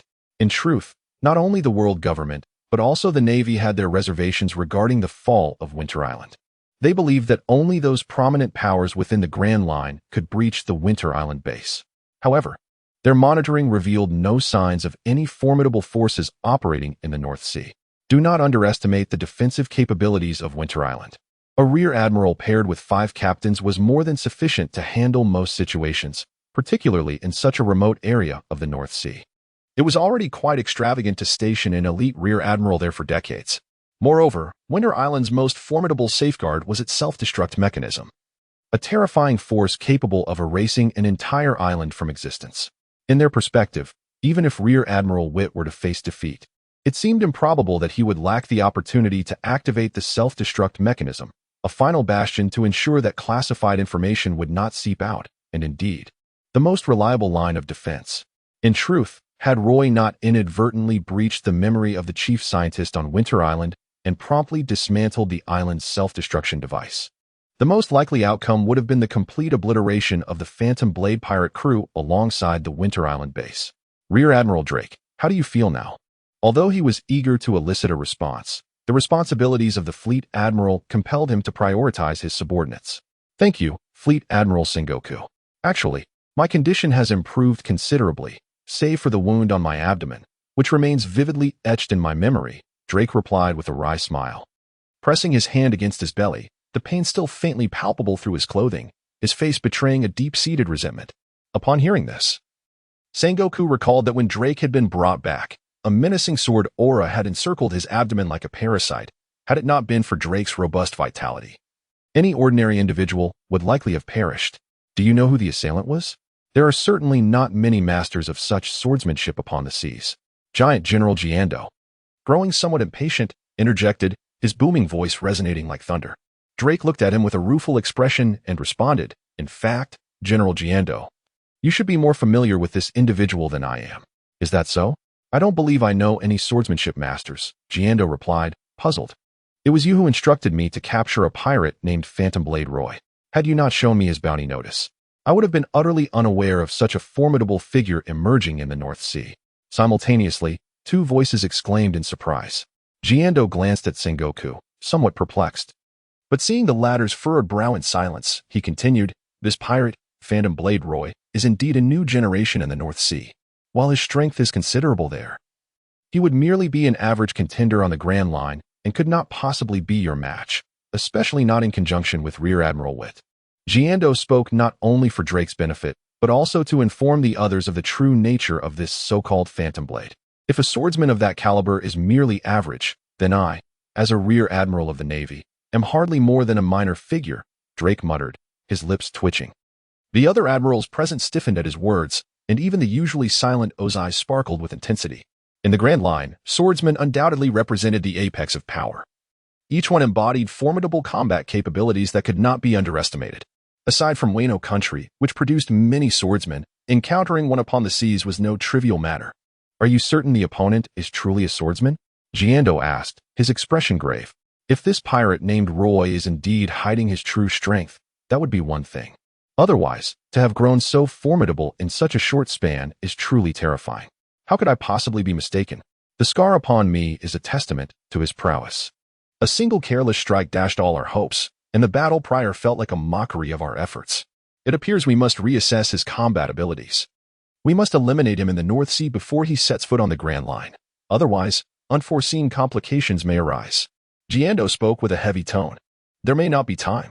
He will soon advance into the Grand Line. Sengoku interjected, interrupting him. Just before my arrival, I received the latest intelligence. A group of pirates has defeated the pirate coalition in the floating sea of the North Sea and has even acquired the military strength of the German kingdom. Their influence in the North Sea has reached its zenith, and they are likely to soon venture into the Grand Line. This group of pirates is the Phantom Blade pirate crew. Fleet Admiral Sengoku, this indeed reflects my intelligence failure, which has brought about significant disgrace to the Navy, Giando conceded, harboring an overwhelming hatred towards Roy. Nevertheless, the key issue now is to swiftly eradicate this audacious band of pirates and reclaim the chip from the Winter Island base. Sengoku had no intention of being overly critical, as he still held considerable trust in the giant general who had long been allied with the Navy. The urgent priority is to significantly raise the bounty on the Phantom Blade crew, hoping that pirate hunters can pose some inconvenience to them, while also alerting other Navy personnel to avoid provoking this brutal enemy without sufficient strength, lest unnecessary casualties occur. As for pursuit, it seems we can only strategize once he enters the Grand Line. Though Sengoku felt some reluctance, he made the decision with rationality. At that moment, who had been a mere observer, suddenly spoke up. Fleet Admiral Sengoku, since you cannot take action before the enemy enters the Grand Line, then allow us to handle this incident. Have your forces become so sufficiently equipped that you even have arrangements in the North Sea? Sengoku retorted with sarcasm. Although O had individuals of strength comparable to that of admirals, renowned as the strongest shield of the celestial dragons, overall, their elite strength was undoubtedly inferior to that of the Navy, for not every powerful individual willingly lurked in the shadows. Not at all. Our existence is solely for intelligence gathering and safeguarding the celestial dragons, nothing more. His tone remained unchanged, as mechanical as a machine. What I propose is that the world government intervene and deploy the Shichibukai to impose sanctions upon the Phantom Blade crew. The Shichibukai? Sengoku's brow furrowed even deeper at this suggestion. Indeed, the 7 great pirates possess disastrous destructive power and a military strength that rivals nations. While accepting the privileges of the Shichibukai title, they must also comply with the world government summons. Given your Navy's intelligence network, it shouldn't be difficult to ascertain that one of the Shichibukai has already appeared in the North Sea for some reason. And my proposal is to have him deliver a devastating strike against the Phantom Blade pirate crew. Are you referring to Don Quixote Doflamingo? Yes, Doflamingo's prowess is exceptionally formidable. Even among the Shichibukai, he ranks at the top.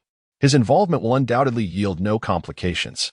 I have no doubt about his strength. However, Doflamingo is notoriously infamous. We cannot risk losing the chip indefinitely. Rest assured, Fleet Admiral Sengoku, he holds secrets far more vital than the chip itself. And he is a clever individual who knows better than to provoke us over such a trivial matter. Since you have broached this topic, I shall say no more. However, the Phantom Blade crew must be dealt with swiftly. Otherwise, their exposure will tarnish the Navy's credibility. Phantom Blade Roy. It seems the North Sea has given rise to an extraordinary individual. Put down the phone. Doflamingo chuckled with a devilish charm. Unexpectedly, the world government has even resorted to compulsory summons. It seems they are truly in a desperate situation this time. Torpol leaned closer to Doflamingo, almost splattering mucus on his face. If memory serves, the one who defeated that little ruffian is called Law, so it appears his defeat is not without reason, considering the enemy is someone the world government is eager to eliminate. Doflamingo gently swirled the red wine in his glass and remarked, "So, Doflamingo, do you wish to give him another chance?" How could that be? Failure is failure. Regardless of who it was at the hands of, there is no justification for it. My subordinates have no place for losers. However, I do find some interest in this new pirate who has managed to give the world government a headache. I hope he can add some color to my otherwise mundane journey. If Roguetown is the essential gateway from the East Blue to the Grand Line, then in the North Blue, there lies a city named Westwind Town, close to the entrance of the Grand Line. Although it may not be renowned like Roguetown, thanks to the presence of the Pirate King, Gold, Roger, it remains a place where the dreams of many pirates begin. In a bar in Westwind Town, an array of uniquely styled pirates celebrated with raucous cheers. "Cheers to Lord Law's early conquest of the Grand Line," cried a young pirate, raising his cup high. A long sword sheathed at his waist, embodying the rumored attire of Law. Yet, in this bar, his presence did not seem out of place. Many others adorned similarly. Ha ha ha. Ever since Lord Law first rose to fame, I knew he was destined to become the king of the North Sea. That's why I specifically came to Westwind Town to wait. I know Lord Law will surely venture into the Grand Line. I want to seize this opportunity to join the Phantom Sword Fleet and embark on adventures with them, exclaimed a disheveled middle-aged man, his eyes gleaming with ambition. What a noble aspiration!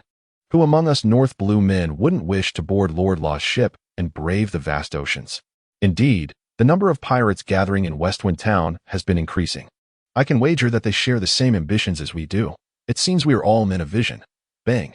A handsome young man, nonchalantly reclining with his legs crossed, slammed his cup onto the table, drawing the ire of the crowd.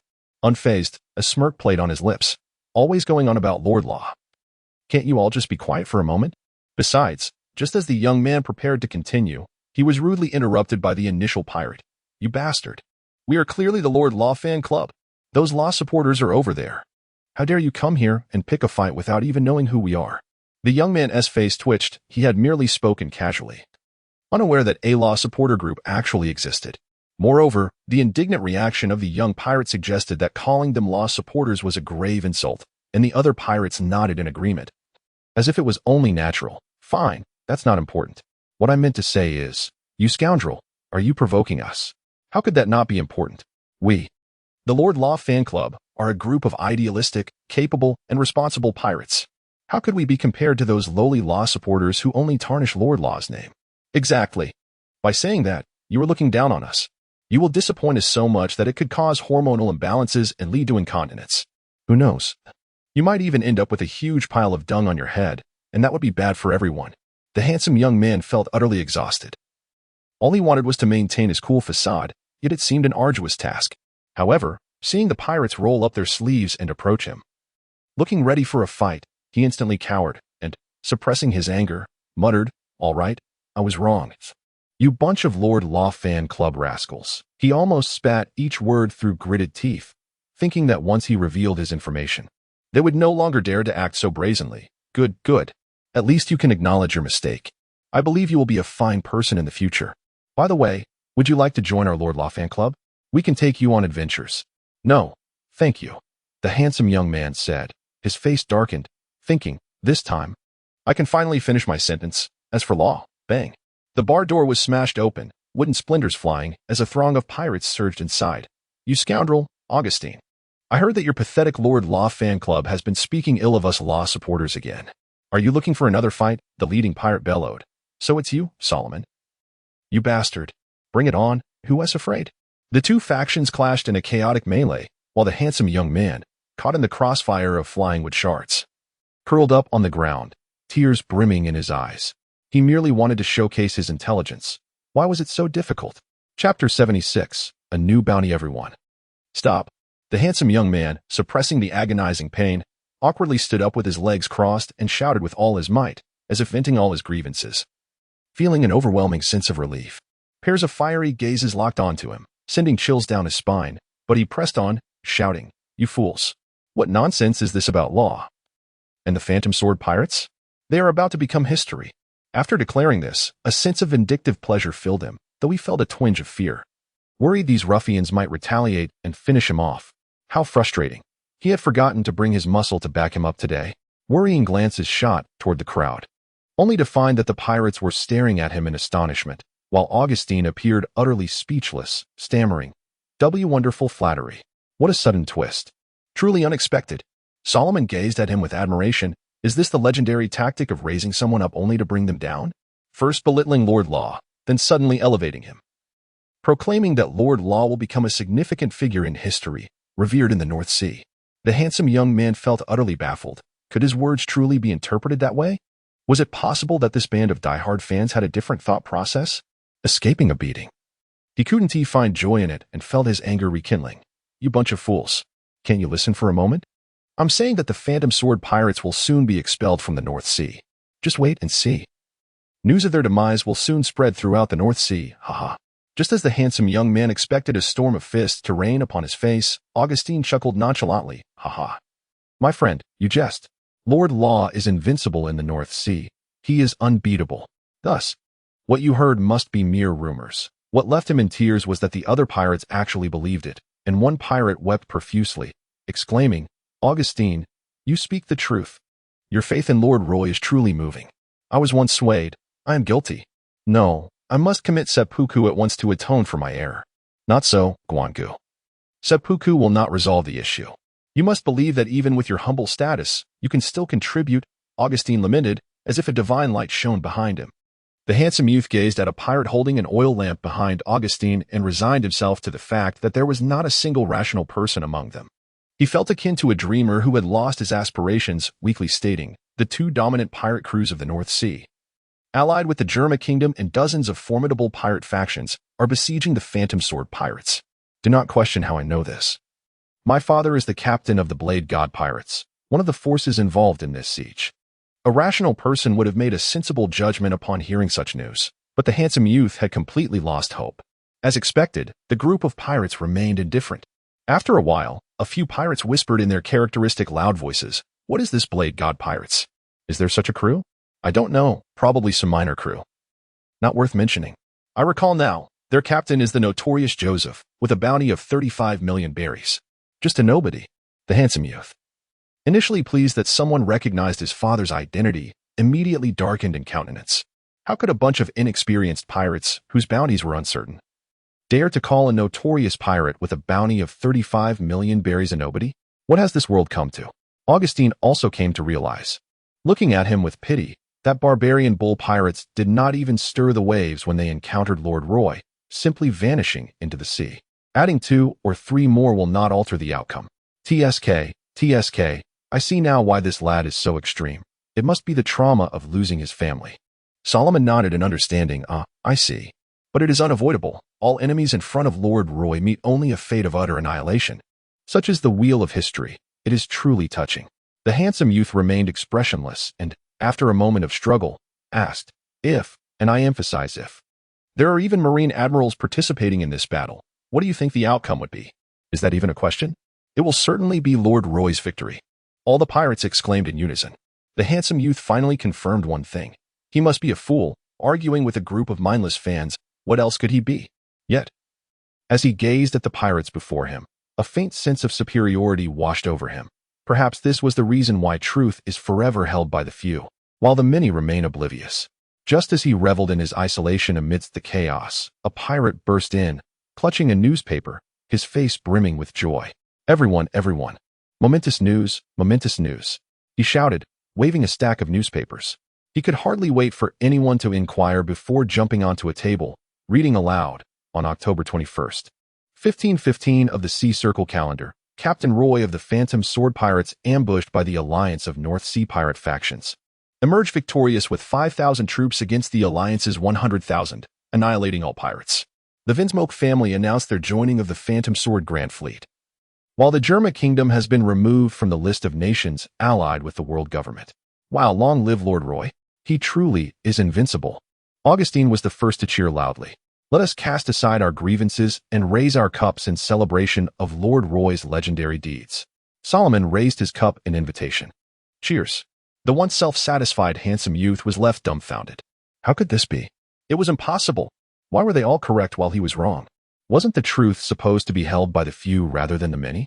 Overwhelmed by the magnitude of this information, he began to spiral into confusion. Everyone, there's more. This is Lord Roy's latest bounty notice. The newspaper reader announced, pulling out another sheet. Let me guess, Lord Roy's bounty must be 100 million berries. Solomon exclaimed, his eyes sparkling. Solomon, how cunning. I guess it will be 120 million berries. I'll say 150 million berries. Augustine surveyed the room.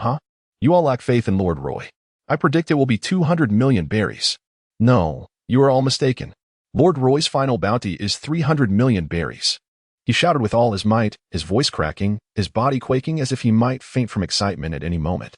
The tavern fell into a deathly silence before erupting into raucous cheers. 300 million berries. What a concept. No one in the seas had ever commanded a bounty exceeding 100 million before entering the Grand Line. Even in the first half of the Grand Line, pirates with bounties exceeding 100 million were deemed supernovas. If prior to this moment, Roy's name was only whispered in the North Sea, from this day forth, his name would surely resound across the seas, renowned throughout the world. The handsome youth's eyes glimmered with a keen insight. It is all a fabrication, merely an illusion. Even if Roy truly becomes the king of the North Sea, a bounty of 100 million is the absolute maximum, considering his potential. It could not surpass 200 million. A bounty of 300 million berries at once? Do they take me for a fool? It seems I must be dreaming. But this nightmare feels too tangible. I pinched myself so hard I nearly cried, yet did not awaken. Looking at his bruised thigh, the handsome youth wittily remarked, it appears this nightmare is indeed terrifying, compelling me to unleash my ultimate technique. Watch as I commit seppuku to awaken from this dream. The pirate, caught in a state of bewilderment, gazed at the individual who had suddenly taken their own life amidst the chaos. Chapter 77, a name known throughout the world. Flames roared, casting a crimson hue across the sky, illuminating countless faces marked by an unfathomable despair. No, please, I do not wish to die, cried a man. Half of his body charred, clawing desperately at the ground as he fought to escape this infernal place. Have mercy on my child. A woman wept, blood streaming from her eyes, unable to comprehend why such calamity had befallen them overnight. You devils, I curse your souls to eternally wail upon the sea, never to find peace. An elder, brandishing his cane, directed his final curse at the grotesque band of pirates. Yet, regardless of their pleas, cries for mercy, or curses, the pirates remained unmoved, their hearts as hard as stone. For them, this was perhaps the most exquisite song of blood and fire. Kill them, leave no survivors. If we slaughter a few more towns, my bounty will surely rise again. Then, I shall surpass those scoundrels and claim the top spot among all the supernovas. Cackled a man, sunglasses perched upon his nose, as he fired his guns wildly. Fear not, Captain. Your bounty has already reached 35 million berries. While the highest bounty among the supernovas, that of the Bellringer, is merely 16 million berries. If we orchestrate a few more massacres, who knows? Your bounty might even soar to 200 million. The entire world will take notice. I like your enthusiasm. Now, let us bombard this island into oblivion. Let the name of Knight Demon Victor resonate throughout the Grand Line. No, Captain. A new and terrifying supernova has emerged upon the seas, stammered a pirate who had come bearing news, fully aware of their captain's obsession with the top bounty among supernovas. He knew that the bounty he bore tidings of was one that Victor could never hope to surpass. Who knew if he might take out his wrath on him? Without waiting for the pirate to finish speaking, Victor snatched the newspaper from his hands, glancing at it disdainfully. When did the pirates of the four seas earn the title of supernova? Mere greenhouse flowers, nothing more. As if their bounty could surpass 100 million. As he spoke, Victor's eyes appeared as though they might pop from their sockets, pressing his face against the newspaper for a closer examination. His expression twisted as he exclaimed, "What a joke! Are the fools at the Navy headquarters truly this incompetent? How could such a bounty be bestowed upon a rookie who has yet to set foot on the Grand Line? See, Captain." The quaking pirate could hardly finish his words before Victor, in a fit of rage, struck him with a punch that exploded his head, blood misting the air and rendering the other pirates silent. "Return. Head to the entrance of the Grand Line. I wish to see just how formidable this newcomer with a bounty of 300 million can be. His bounty will be borne by me, Knight Demon Victor. Water. Quick, bring me water." In the desert, the sounds of struggle gradually faded, leaving behind only a withered body, which, upon the whisper of the breeze, crumbled into dust and scattered into the air. Another group of fools, just having set foot on the Grand Line, dreaming of soaring to great heights. How tiresome they are. Crocodile's countenance darkened. On one hand, he guarded the forefront of the Grand Line, on the other, the disparity between his own formidable strength and the bounty he bore led many newcomers to believe him an easy target. Every so often, a blind pirate would seek trouble with him. In most cases, these lowly pirates would never even lay eyes on him, as his subordinates would swiftly deal with them. Even those who managed to confront him would meet a swift demise, much like the last unfortunate soul. While he took a perverse delight in toying with the weak, relishing in their endless wails of despair, the frequency of such encounters began to irk him. After all, he was one of the 7 warlords of the sea, a force capable of instilling fear throughout the Grand Line, recognized by the world government as a formidable pirate, not merely a benevolent village boss to be trifled with. Indeed, those who have never witnessed the vastness of the sea cannot comprehend the significance of the name 7 warlords of the sea. However, among the recent newcomers, one particularly remarkable individual has emerged. Dressed in a white suit, Robin appeared enchanting, her smile exuding an air of noble elegance. "Oh, is that so?" Before even entering the Grand Line, a newcomer with a bounty of 300 million, hailed as the King of the North Sea.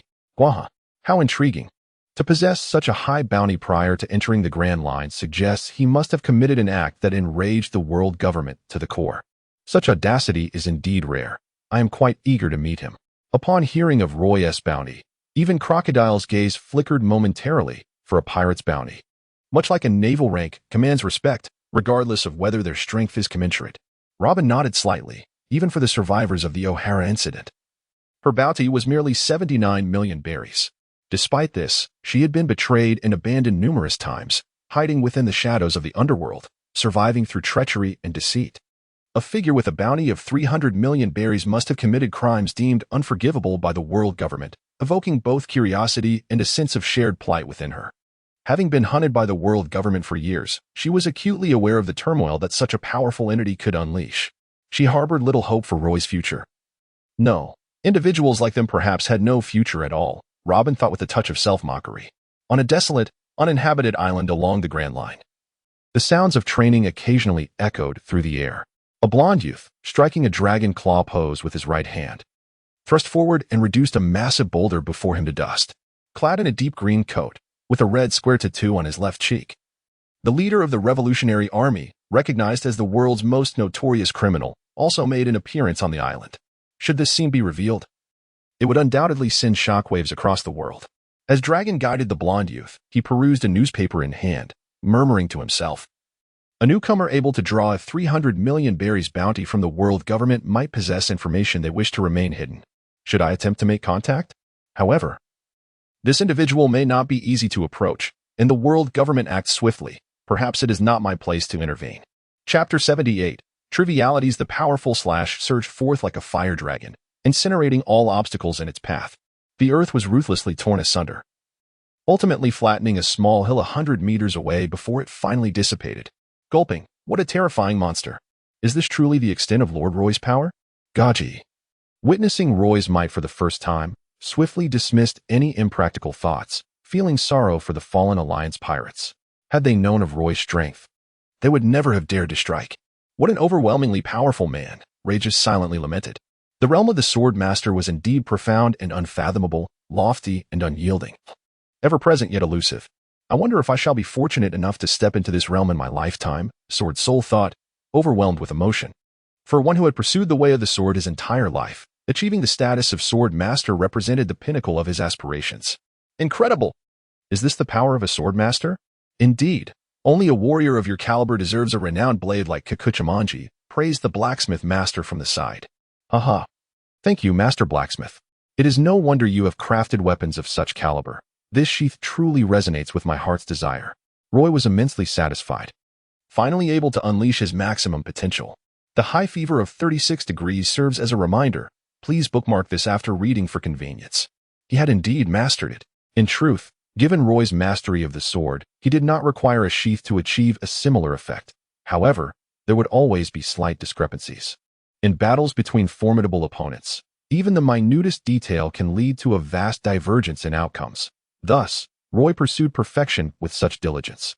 After expressing his gratitude to Master Blackhand, Roy turned to Gaji. Have you examined the data within that chip? What are your thoughts?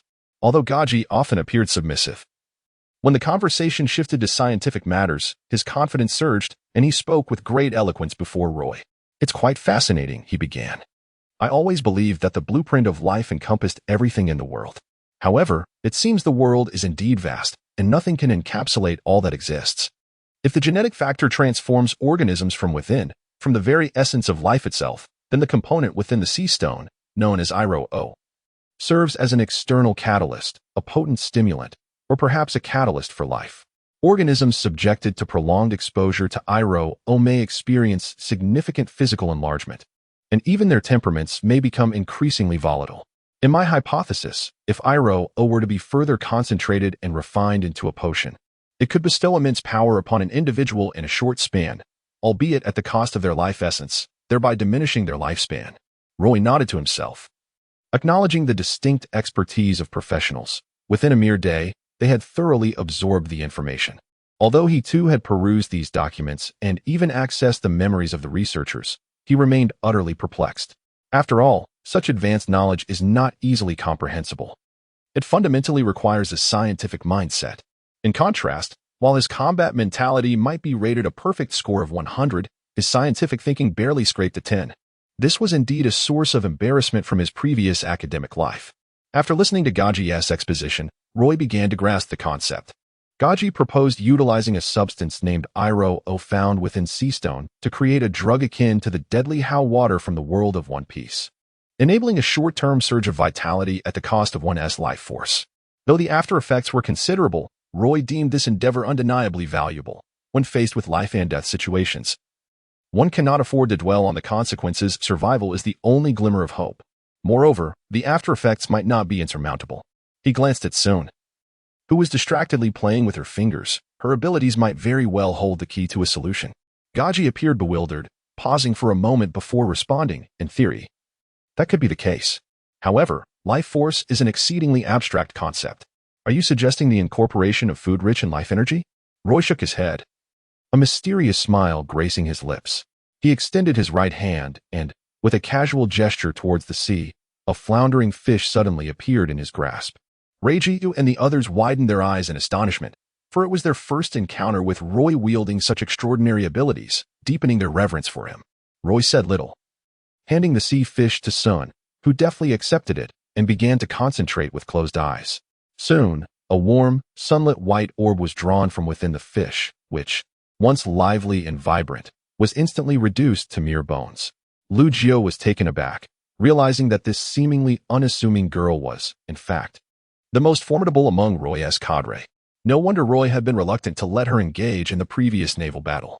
Jiaji, eyes wide with astonishment, felt the pulsating vitality within the orb, gasping in awe. Could this truly be the manifestation of life? How extraordinary, how marvelous. Indeed. The fusion of science with the powers of the devil fruit heralds the brightest of futures. Is this suitable for use in potions? Roy inquired. Absolutely, came the reply.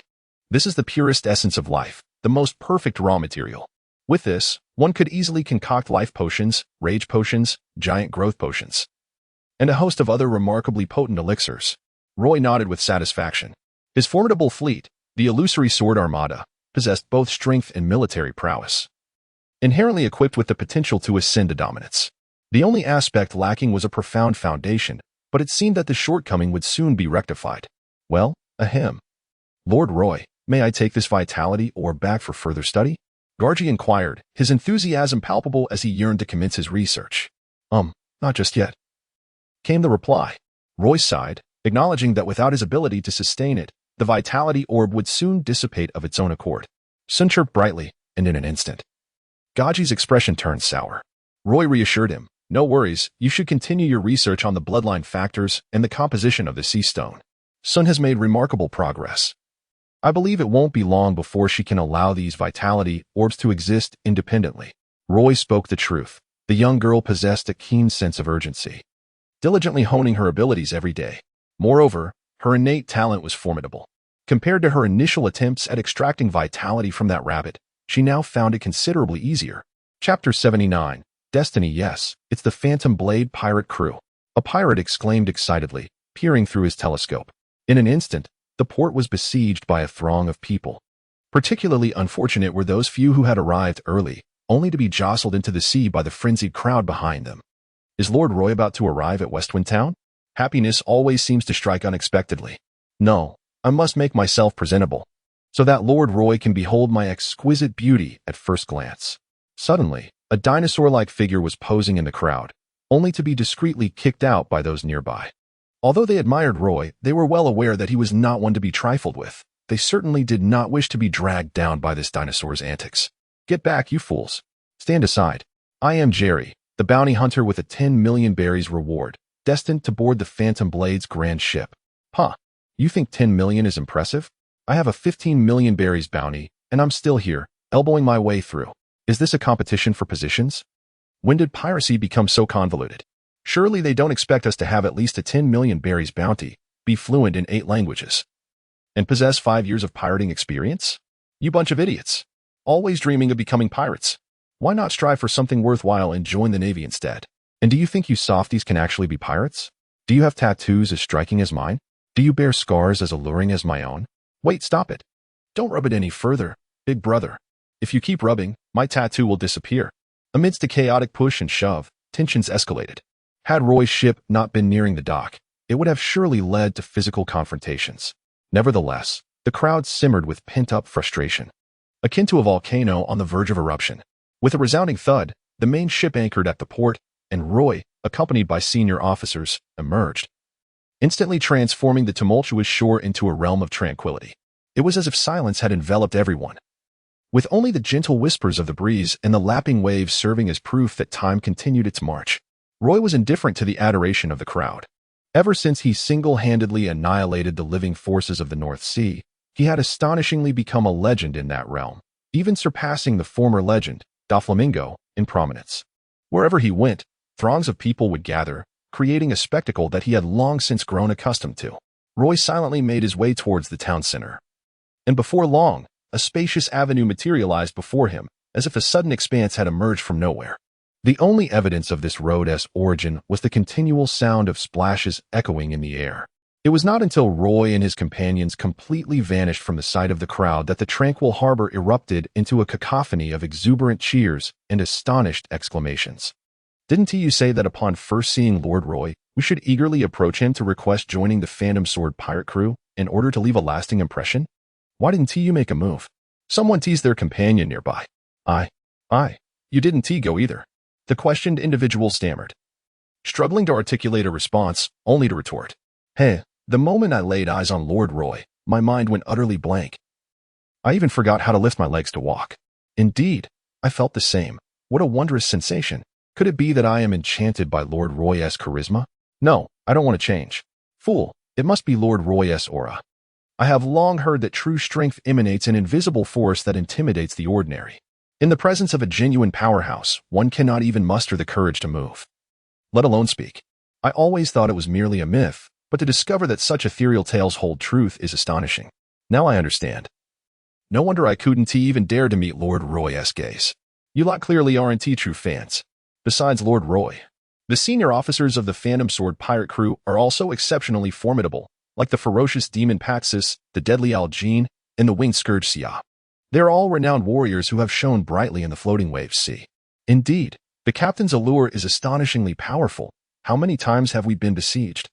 Jean remarked with a sigh. Lord Roy, your presence has reached such heights, yet you have yet to comprehend the Conqueror's Haki? Reiju was now aware that Roy had not yet mastered the Conqueror's Haki. His previous display was merely a demonstration of his abilities. Much like the armament Haki, he was still a step away from full mastery. Roy shook his head, believing that the Conqueror's Haki was a fusion of momentum and conviction.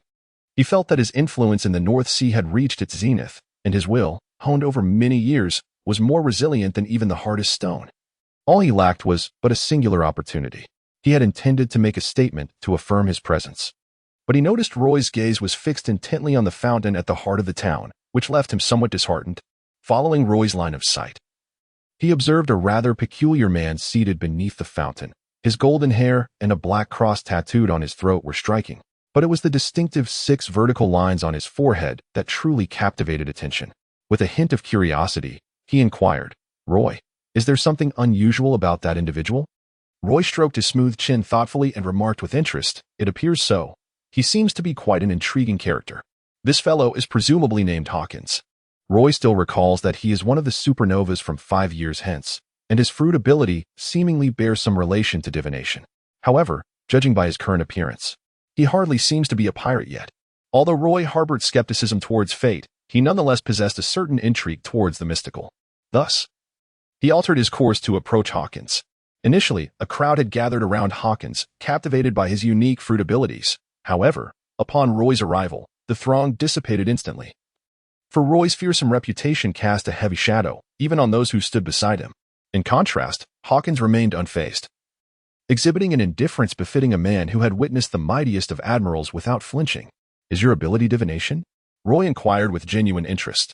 Indeed, Hawkins replied, manipulating the tarot cards in his hand without lifting his gaze. How intriguing. Might I request a reading of my fate for today? Hawkins glanced up briefly, his voice low yet resonant as he stated, regrettably, I see death in your cards. It appears today is your destined end. How dare you scoundrel? Are you seeking death? Packus roared, his body rapidly expanding. Gold remained silent, merely aiming his sniper rifle at Hawkins's head, while Sia completed part of her transformation, pressing the blade of her sword against Hawkins's throat. In an instant, the atmosphere shifted dramatically. A terrifying aura enveloped the surroundings, sending a chill down the spines of those who had gathered at a distance. They lamented the folly of provoking the Phantom Sword pirates, cognizant that should a conflict erupt, the entire town could be reduced to ruins. Nevertheless, Hawkins remained remarkably composed, continuing to shuffle his tarot cards, while Roy raised his right hand, signaling his subordinates to quiet down. Probability of defeat, 100. Probability of escape, 0. Probability of evasion, 0. Probability of survival, 100. Regrettably, your future has been predetermined. To submit to the so-called fate is merely an excuse for the weak to evade responsibility. True strength lies in seizing fate by the throat. Roy had never been one to believe in destiny. He asserted that even the most ordinary individual possesses the right to command their future. The crowd's eyes lit up with admiration as they gazed at Roy. Even the usually composed Hawkins appeared moved. Clap, clap, Clap. How splendid. I now understand why the world government holds you in such high regard. Should you continue to grow, I fear the very dynamics of the sea may shift. Alas. Fate is indeed capricious and enigmatic, came a slightly arrogant voice from above. The onlookers looked up, eager to discern the identity of the audacious individual who dared to speak in such a didactic tone to the new sovereign of the North Sea. Descending from above was a man adorned with sunglasses, clad in a flamboyant pink feather coat, and perched upon high-heeled shoes, Don Quixote da Flamingo. Recognized as the most perilous of the 7 warlords of the sea. Trailing behind him were a disheveled old man with a runny nose, a native draped in a red cloak, a bizarre creature with a fan-like head, and a smoking maid, members of the Don Quixote family and Da Flamingo's elite guards. Moreover, in Da Flamingo's right hand was Bellamy, a man battered and bruised, devoid of the strength to resist, a stark contrast to his former bravado. Yet, the attention of those present was decidedly not on this defeated man. Roy's focus remained fixed on Da Flamingo, who chuckled lightly. It seems the inevitable has arrived. One of the 7 warlords of the sea, Don Quixote da Flamingo. Fufufufru, you appear unfazed by my presence. Indeed. Roy had long since gleaned from the dreamlike memories transmitted by Drake the formidable opponent he was about to confront. To be candid, among the 7 warlords of the sea, Don Quixote da Flamingo was undoubtedly the adversary he least desired to encounter. Not only was Da Flamingo immensely powerful, but his capabilities were also remarkably balanced, leaving scarcely any discernible weaknesses. His wealth of combat experience was forged amidst the carnage of battle, and his resolute spirit was unwavering. The sole vulnerability that might be exploited was perhaps his overwhelming arrogance. Upon hearing the dreams of the 40 pirates, Roy's subordinates were intrigued. Roy was astounded to learn that their adversary was none other than the legendary warlord of the sea. Even though they had never set foot on the Grand Line, the name of the 7 warlords resonated in their minds as thunderous. To them, the warlords held the same stature as the admirals and the 4 emperors. Both were the pinnacle of maritime power. They had never anticipated that before even entering the Grand Line, they would confront such formidable foes. Yet, rather than succumb to fear, they resolutely formed a defensive formation, encircling Da Flamingo and his entourage. Fufufu, you truly have a commendable group of subordinates, Da Flamingo remarked, though he regarded Roy's followers with disdain. To him, only Roy was worthy of note among them, as the others fell woefully short. Moreover, his devil-fruit abilities rendered him impervious to tactics involving sheer numbers. His senior officers merely observed with amused expressions, showing no inclination to intervene. Meanwhile, the pirates of West Wind Town began to regain their senses. It was a clash between the old and new overlords of the North Sea. Rational individuals commenced a frantic retreat, convinced that this place would soon transform into a hell on earth, as the aftermath of such a powerful battle was beyond their endurance. In contrast, the reckless chose to remain and witness the spectacle of combat, knowing that encounters of this magnitude were rare and that missing it could lead to lifelong regret. It was truly moving. Even when faced with the formidable warlords of the sea, none chose to retreat. Roy's subordinates proved to be exemplary. As the president of Roy's fan club, Augustine could not possibly miss witnessing Roy's battle. Overwhelmed with emotion, he was brought to tears by the scene before him. To be a subordinate of Roy was surely the most fortunate position one could hold. Solomon, unwilling to lag behind, embraced Augustine tightly, their previous animosities forgotten in the heat of the moment. With a bounty of 300 million, you have become a thorn in the side of the world government, which has urgently summoned me to eliminate you. I, too, am curious about the deeds that have incited such fury from them, Da Flamingo said with a flippant tone, seemingly eager to witness Roy's panic. But that is a secret. Roy shrugged, feeling an inexplicable stir within him, a desire to utter a secretaxenon, but he quickly dismissed the thought. Although the agents of the world government urged him to eliminate you on the spot, he still wished to extend an opportunity. Oh, what opportunity? Roy raised his eyebrows slightly, already discerning Da Flamingo's intentions. Should you choose to join the Don Quixote family, I can not only ensure the world government rescinds their bounty on you, but also elevate you to a prominent position within my family, which would not be a dishonor to your talents. What do you think? This proposal, however, seemed rather unremarkable. Da Flamingo pursed his lips, letting out a cold snort, the temperature around them seemingly plummeting in response. Since the day I set sail, I have never contemplated kneeling. Even if death awaits, it must come on the path of advancement. Otherwise, what have my years of toil been for? Would my life not become a pitiable jest? Would you not agree, Da Flamingo? Ha ha ha. If we cannot be family, then we shall inevitably become foes. Have you contemplated how you shall meet your end? The atmosphere in the room grew increasingly tense, an invisible pressure weighing heavily on all present, as if heralding an impending storm.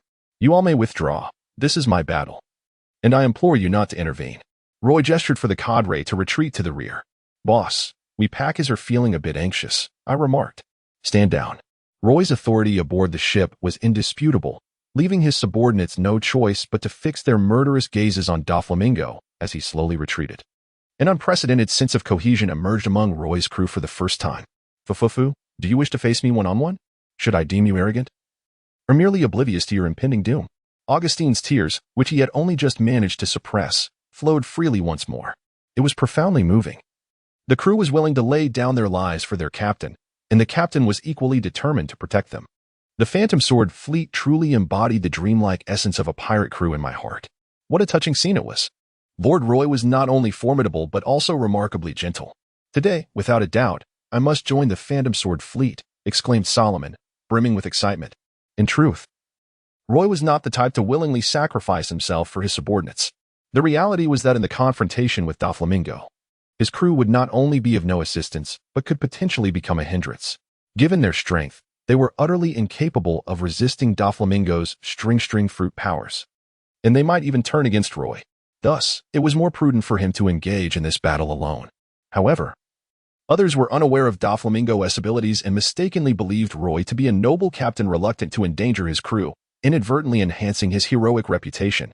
Chapter 81. Survival through desperation. Curse that scoundrel Doflamingo. He has brought nearly half of the family's elite combatants with him. It seems he is indeed targeting me. Roy, observing from a distance through his telescope, felt a surge of frustration. Previously, it had only been Doflamingo's subordinates pursuing him, forcing him into hiding. Now, with Doflamingo himself in pursuit, despair enveloped him. Despite his intense hatred for Doflamingo, having fantasized countless times in dreams of killing him, Roy was acutely aware of the terrifying demon that man was, emerging from the Don Quixote family. Even if his own power were to multiply tenfold, he knew he would still stand no chance against Doflamingo. Facing Doflamingo was none other than the recently emerged strongest newcomer, Phantom Sword Roy. Alas, although their bounties were not vastly different, one at 300 million and the other at 3 billion, Roy perceived their strengths as worlds apart. One was overestimated, while the other was underestimated. Even if Roy were to be swiftly defeated, he would harbor no surprise. Roy inhaled deeply, having mentally rehearsed the confrontation with Doflamingo numerous times. For a peak powerhouse, tentative strikes bear no significance. The opportunities bestowed upon him were already scant. It was only by embracing the certainty of death that he could potentially wrest survival from the jaws of despair and discover a glimmer of hope. Thus, his strategy was to exchange his life for injury. Indeed, the sole wager he could place was to use his 9 lives to inflict a devastating blow upon Doflamingo. As a swordsman renowned for his offensive prowess, Roy now intended to forsake all forms of defense, employing unparalleled speed to render Doflamingo unable to evade his onslaught, delivering 9 consecutive strikes that would culminate in lethal damage. Furthermore, Doflamingo's most significant weakness lay in his arrogance. If Roy could adeptly exploit this flaw during their battle, the prospect of a turnaround might not be entirely implausible. Come forth, let me witness the capabilities of the most formidable newcomer, boasting a bounty of 300 million. Doflamingo. Doflamingo, with his hands casually tucked into his pockets, exuded an air of disdain, seemingly dismissive of Roy's presence. Swift as lightning, Roy's skin instantly transformed into the scorched hue of a furnace wall, large billows of white mist billowing from above his head. Confronted with an adversary of such caliber, Roy had no intention of holding back. He unleashed his full might at the very first moment. A deafening roar erupted, as terrifying energy surged forth from the heart of the town, radiating outward in an instant. Vast expanses of land were lifted by an invisible force, resembling tumultuous ocean waves. Surrounding structures were even propelled into the air, creating an illusion of floating palaces when viewed from a distance. In that fleeting moment, the entire town crumbled and collapsed. Upon closer inspection, the epicenter of the clash appeared to distort space itself, reminiscent of a mirage. Those who had fled to sea witnessed the town's instantaneous obliterations, feeling a mix of dread and profound relief. Given their capabilities, even a mere ripple from the aftermath could have spelled their demise. Even Roy and Doflamingo's subordinates found themselves retreating in haste. Otherwise, they too would have been unable to survive in the heart of such a cataclysmic battlefield. The intensity of this conflict was truly apocalyptic. As the residual waves subsided and the dust settled, the world regained its clarity once more. Roy collapsed onto the ground, teetering between life and death, while Doflamingo pressed a hand against his abdomen, blood seeping through his fingers, indicating that he too had sustained injuries. The Swordmaster's assault was indeed terrifying, particularly when wielded by one who fights with reckless abandon. It was so formidable that even I could not defend against it. It is a pity that a warrior destined to evolve into a great swordmaster has fallen in such a manner. Doflamingo licked his lips, reveling in the prospect of having personally obliterated a potential future powerhouse, causing his very blood to boil with exhilaration. What an astonishing attack! What a fearsome adversary! Were he granted an additional 3 years to mature, he might have stood a chance against Doflamingo. Alas, it is still far too early. In the distance, Law sighed deeply, preparing to flee swiftly. Otherwise, he would not escape in time once Doflamingo regained his composure. Truly, facing off against the warlords of the sea is a daunting endeavor, and the disparity in strength is glaring. However, the fact that you two can be wounded suggests that you are not invincible. Just as Law was poised to escape, he heard Roy's robust voice, his eyes widening in astonishment. Having consumed the Opopnomi, Law could be considered one of the most skilled doctors in existence. He had sensed that Roy's heart had been pierced, a wound from which survival seemed impossible. Ah, this is becoming increasingly intriguing. Is this a manifestation of your fruit's power, substitution, or resurrection? Hawkins, observing from afar, felt a surge of emotion. This ability bore similarities to his own straw man. Yet, he remained skeptical of Roy's prospects. As someone possessing a comparable ability, he understood well the advantages it could confer in battles of equal standing. But against those whose strength far surpassed his own, it proved nearly futile. For them, whether they were to kill once or 10 times, it was merely a matter of a flick of the finger. Ah, how fortunate I am to have you. In the recent skirmish, my observation Haki has made significant strides. Indeed, the terror of life and death is the most potent catalyst for unlocking human potential. My long-stagnant observation Haki has finally transcended, entering its 3rd tier, which manifests as an intuitive insight akin to precognition. This is essentially a simplified version of foreseeing the future, providing a vague yet profound sense of impending events. In truth, it is a renewed enhancement of my 6th sense, nearing the capabilities of a 7th sense regarding the perception of time. Roy was invigorated, unexpectedly grasping the long-anticipated ability at a crucial moment. With this newfound power, his plans for the day could finally be realized in their entirety. If his previous chance of survival had been a mere 0.01, akin to a death sentence, he now found himself with a 10 chance of survival, which was already a significant improvement. Doflamingo's expression darkened, not due to the threat posed by Roy's breakthrough, but rather because he felt deceived. For someone who prided himself on controlling every aspect of his surroundings, the unpredictability introduced by the shift was particularly vexing. Truly, what an anomaly.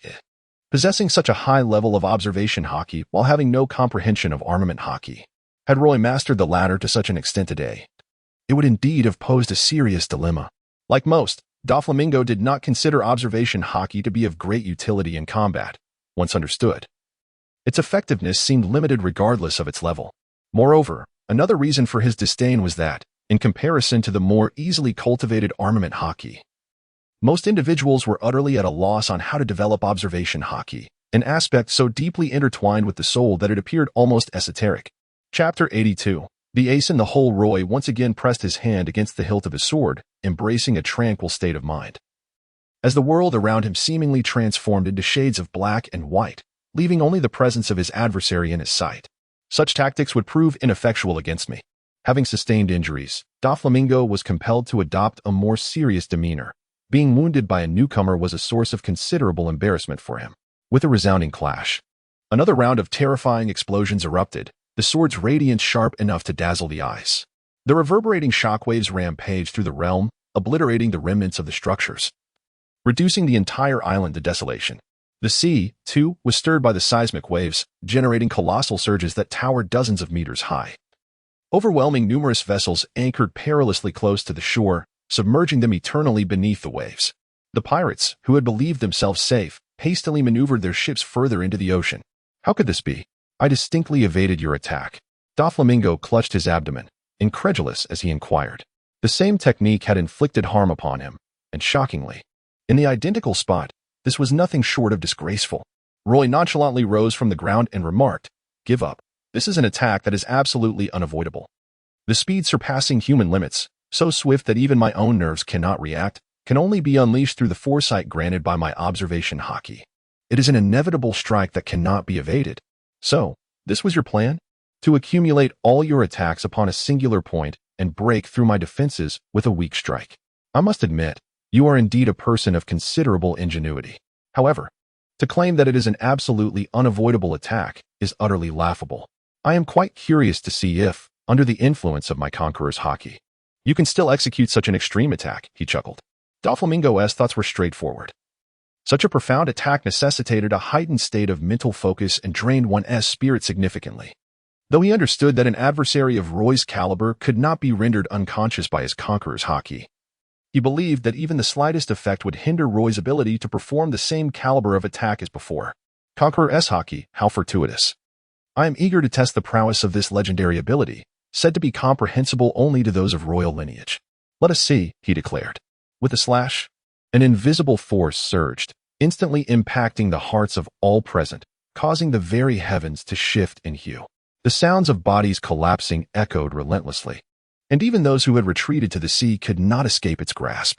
Only Roy and Doflamingo's cadre remained steadfast, struggling against the overwhelming pressure. Their hearts filled with dread at the realization. Was this truly the famed conqueror's Haki? Indeed, it was terrifying. They could barely withstand its effects, leading them to ponder the unimaginable pressure Roy must be enduring from such a direct assault. No, it cannot be. Why are you still able to harm me? How can you remain unaffected beneath my conqueror's Haki? Doflamingo exclaimed, growing increasingly agitated as the relentless blows took their toll, robbing him of his signature laughter. I have stated that this attack is absolutely unavoidable, he laughed maniacally. Roy finds himself on the brink of mastering the conqueror's Haki. And considering that a swordsman's swordsmanship can be regarded as a simplified version of this power, he remains unaffected.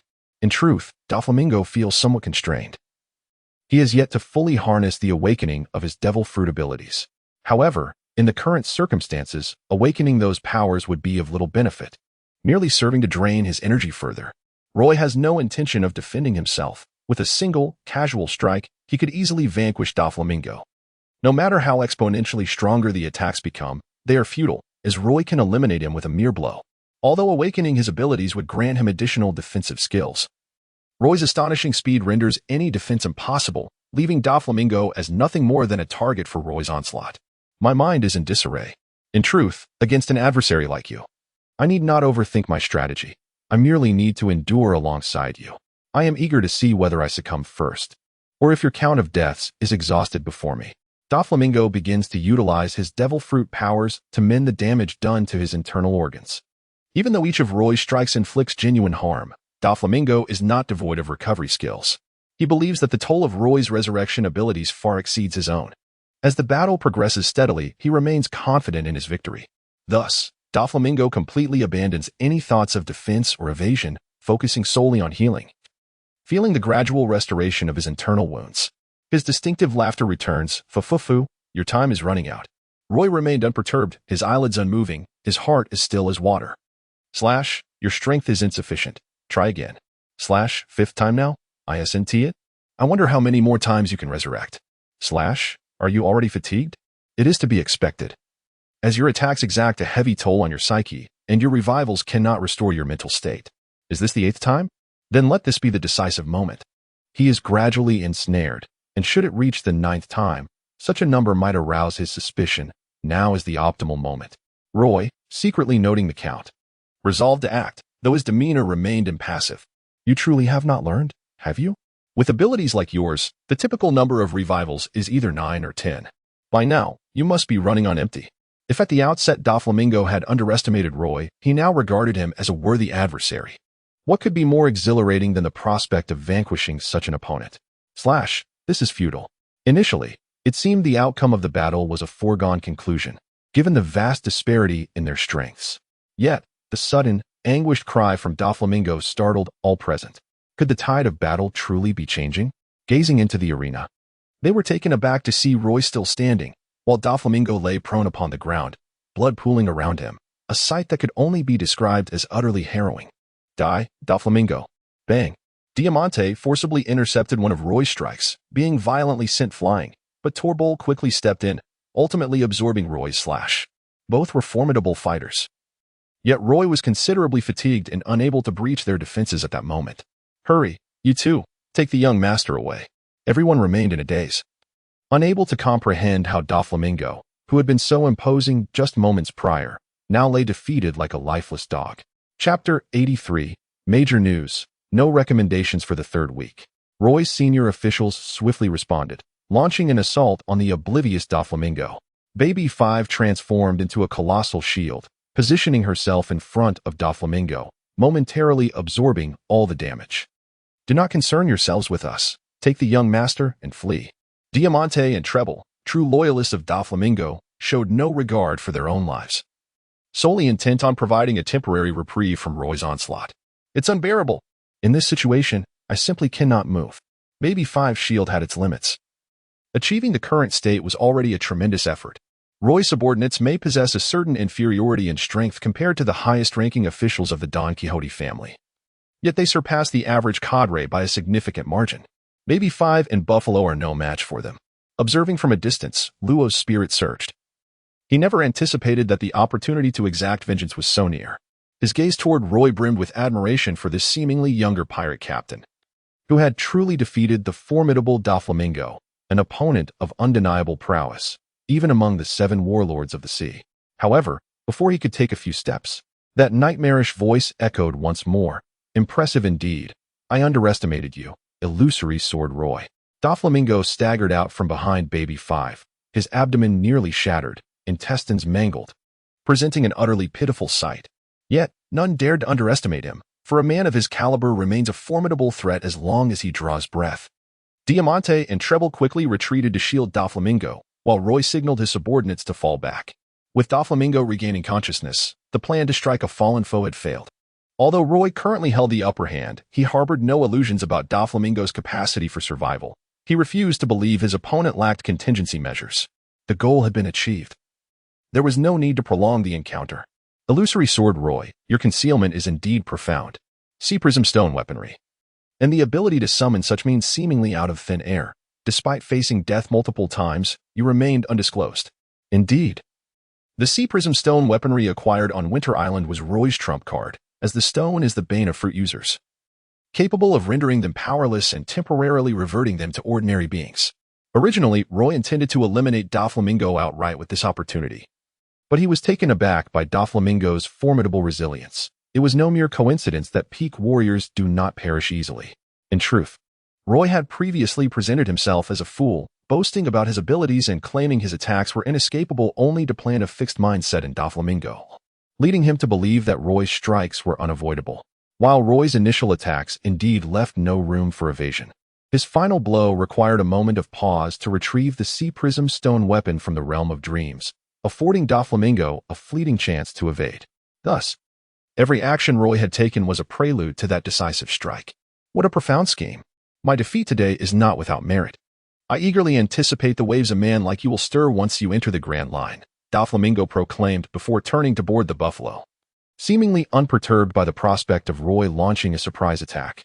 Meanwhile, Diamante and Treble remained on high alert until they ascended into the skies, at which point they felt somewhat reassured. Captain, should we finish him off? One of the crew members gestured, inquiring whether Roy wished to pursue a complete extermination. No. Although he is gravely injured, he retains some strength. A cornered dog will only lead to mutual destruction, allowing others to reap the benefits. Furthermore, given Doflamingo's character, he will not seek trouble with me again until he possesses absolute confidence in countering my lethal move. Roy had yet to express one more thing. He was nearing the brink of exhaustion, although he still possessed one chance of resurrection. It was indeed as Doflamingo had articulated, his mental state was irretrievably compromised. He was plagued by an excruciating headache, merely mustering the strength to persist. Moreover, both Roy and Doflamingo were acutely aware that while Roy's final strike could be evaded, Doflamingo's observation Haki was suppressed by Roy, allowing for at most an 80% chance of successful avoidance. This indicated that both held the potential to eliminate the other. Despite the overall advantage that Doflamingo maintained, they bore no profound animosity towards one another. He would not jeopardize his life merely on account of a command from the world government. Such troubles were best left for them to grapple with. Furthermore, in Roy's estimation, while Doflamingo's prowess might have reached its zenith, his potential for further growth remained vast. By the time they next crossed paths, the dynamics of their roles could very well be reversed, rendering it unnecessary for Roy to engage Doflamingo in a futile contest of strength. Law abruptly halted his steps, gazing at the departing figures of Doflamingo and his entourage with a heart heavy with frustration. However, he recognized the futility of compelling Roy to engage in a confrontation. After all, even a battered ship has its defenses, and a man like Doflamingo surely possesses his share of life-saving trump cards. Observing the jubilant group surrounding Roy, he hesitated momentarily before ultimately deciding to turn away. Although they shared a common adversary, the disparity in their strengths rendered any dialogue between them inherently unequal. Moreover, as a user of the Opop no Mi, his worth was immeasurable. The possibility of Roy seeking eternal life for himself or capturing him to appease the world government, thereby lifting his bounty, loomed large. Having traversed the dark underbelly of the world for many years, he had cultivated a cautious disposition, unwilling to place himself in jeopardy for the sake of his own Na'vi aspirations. Yet, the formidable strength and meticulous nature of Roy left an indelible impression on him, prompting thoughts that even if he were to confront another warlord of the sea, he would prefer to avoid an opponent like Roy altogether. Roy remained oblivious to both the presence and departure of Law. Despite his formidable observation Haki, which was undeniably powerful, he had exhausted it during previous battles, leaving his mind in a state of turmoil, unable to fathom the arrival of two future supernovas on a solitary island. This island had become a cauldron of conflict, destined to attract the scrutiny of the world, while Roy, in need of recuperation, chose to depart early. How could it be? How could Doflamingo possibly be defeated? In truth, neither Roy nor Doflamingo cared for the fate of a trivial figure like Bellamy. Yet, by sheer luck, Bellamy survived the aftermath of their clash. However, his spirit was deeply scarred, not only by Doflamingo's disdain but also by the shattering of the invincible myth that had once loomed over him. It dawned upon him that the future could indeed be altered, and the shackles of destiny could be broken. It seemed that Captain Roy's words held truth. Destiny is never immutable, and the future should rightfully lie within one's own grasp. Thank you for your guidance, Captain Roy. I too shall embark on the path of piracy, following in your footsteps, aspiring to become a pirate capable of mastering my own fate. Roy had never anticipated that one of the future supernovas, Hawkins, would become a pirate solely because of him, such as the marvel of fate. In the distance, a plump bird excitedly opened its sharp beak in midair. One of the 7 warlords of the sea, Don Quixote Doflamingo, had been defeated by the newcomer. Phantom Sword Roy, a momentous piece of news indeed. Chapter 84, The World Shudders Marineford, the headquarters of the Navy, symbolized peace in the era of great pirates. Yet it now found itself shrouded in an unsettling silence. Doflamingo, that scoundrel, had fallen to a mere child. It was outrageous. His title as a warlord should be stripped. Sengoku slammed a stack of newspapers onto the desk before him. Doflamingo's defeat not only allowed the Phantom Sword Pirates to successfully enter the Grand Line, but also dealt a significant blow to the reputation of the warlords. Though he harbored a deep disdain for those lawless rascals, the warlords were necessary to maintain equilibrium between the Navy and the 4 emperors, their renown serving to intimidate and suppress ordinary pirates. Generally speaking, failure was unacceptable for the warlords. Once defeated, their very existence would be rendered meaningless, and the world government would promptly revoke their titles. However, Doflamingo's situation was peculiar, and he could not be deemed completely vanquished. Thus, the Navy and the world government found themselves at an impasse regarding him. Doflamingo was not easily subdued. There must be underlying circumstances. Vice Admiral Tsuru, who had pursued Doflamingo numerous times, possessed a deeper understanding of him than others, making her the most authoritative voice in the matter. She knew that he was adept at concealment. If he were truly so easy to defeat, he would not have evaded capture under her watch. Objectively speaking, it could only be said that Roy had repelled Doflamingo, as he had been at a disadvantage from the start. Even when Doflamingo retreated, he had not been without the capacity to fight back. Nevertheless, the news of a newcomer defeating a warlord was monumental. Hence, Morgans was lauding Roy, making it seem as if a 5th emperor had emerged from the sea. Pirates are inherently unreliable. To capture that rascal Roy, it would require the Navy's intervention. Vice Admiral Doberman stated with a serious tone. Given his achievements, we must regard his existence with utmost seriousness. I believe it is imperative to deploy more than 3 vice admirals for a joint capture operation. If necessary, we should even dispatch admirals. Isn't this excessive for a mere pirate rookie? Questioned another vice admiral, doubting whether such a display would diminish the Navy's dignity. No. I assert that regardless of the circumstances, the combat prowess of Phantom Sword Roy cannot be underestimated. We must elevate our vigilance regarding him. If we strike, it must be with overwhelming force to ensure he never rises again. As the atmosphere began to grow chaotic, Sengoku hastily concluded the meeting. In the latter half of the Grand Line, known as the New World, a perilous realm for pirates, a nameless island was alive with the sounds of revelry among numerous pirates. A man with crimson hair, missing an arm, bellowed joyfully like a drunken reveler, utterly devoid of the imposing aura befitting one of the legendary four emperors. Beckman, why aren't you drinking? Life at sea must be celebrated every day, Shanks exclaimed, slinging an arm over Beckman's shoulder with a hearty laugh. I have merely discovered an intriguing newcomer, Beckman replied, perusing a newspaper. Oh, let me see. A supernova with a bounty of 300 million before even entering the Grand Line? Remarkable. In my days aboard Roger's ship, I barely had a bounty at all. Shanks chuckled, his eyes bleary with drink. Continue reading, Beckman urged, exhaling a cloud of smoke. Recently, he defeated one of the 7 warlords of the sea, Don Quixote da Flamingo. At this revelation, Shanks sobered slightly, regaining a semblance of his commanding presence. TSK. He defeated da Flamingo? That's quite formidable. Even among our crew, few would dare claim they could best him. Prior to this, Roy's bounty of 300 million was regarded as a joke by many. Few believed that a newcomer who had yet to set foot in the Grand Line could possess the strength to justify such a reward. However, da Flamingo was a different matter. His reputation was built upon the corpses of countless foes, and he was acknowledged as a peak powerhouse of the sea. No one dared to underestimate a warlord's existence. You must tread carefully. Individuals like him, if not stifled by the Navy and world government, are destined to arrive in the New World to vie for a position among the 4 emperors. Ha ha ha, the seas are teeming with pirates. Yet only 4 can hold the pinnacle. This hierarchy cannot be easily disrupted by a mere newcomer. So, he defeated da Flamingo? It seems this kid has some merit. If he survives to reach the New World, we should send someone to make contact with him, perhaps arrange for Bruley to marry him.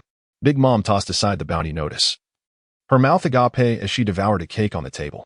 For Big Mom, powerful offspring garnered her favor, while the weak were merely tools for alliances. She never cared for others' opinions, for those who dared to harbor dissenting views would meet their demise at her hands. Da Flamingo, that waste. Defeated by a mere boy, what a disgrace. Yet, as long as it does not impede my creation of an invincible crew of devil fruit users, I shall not concern myself with the details.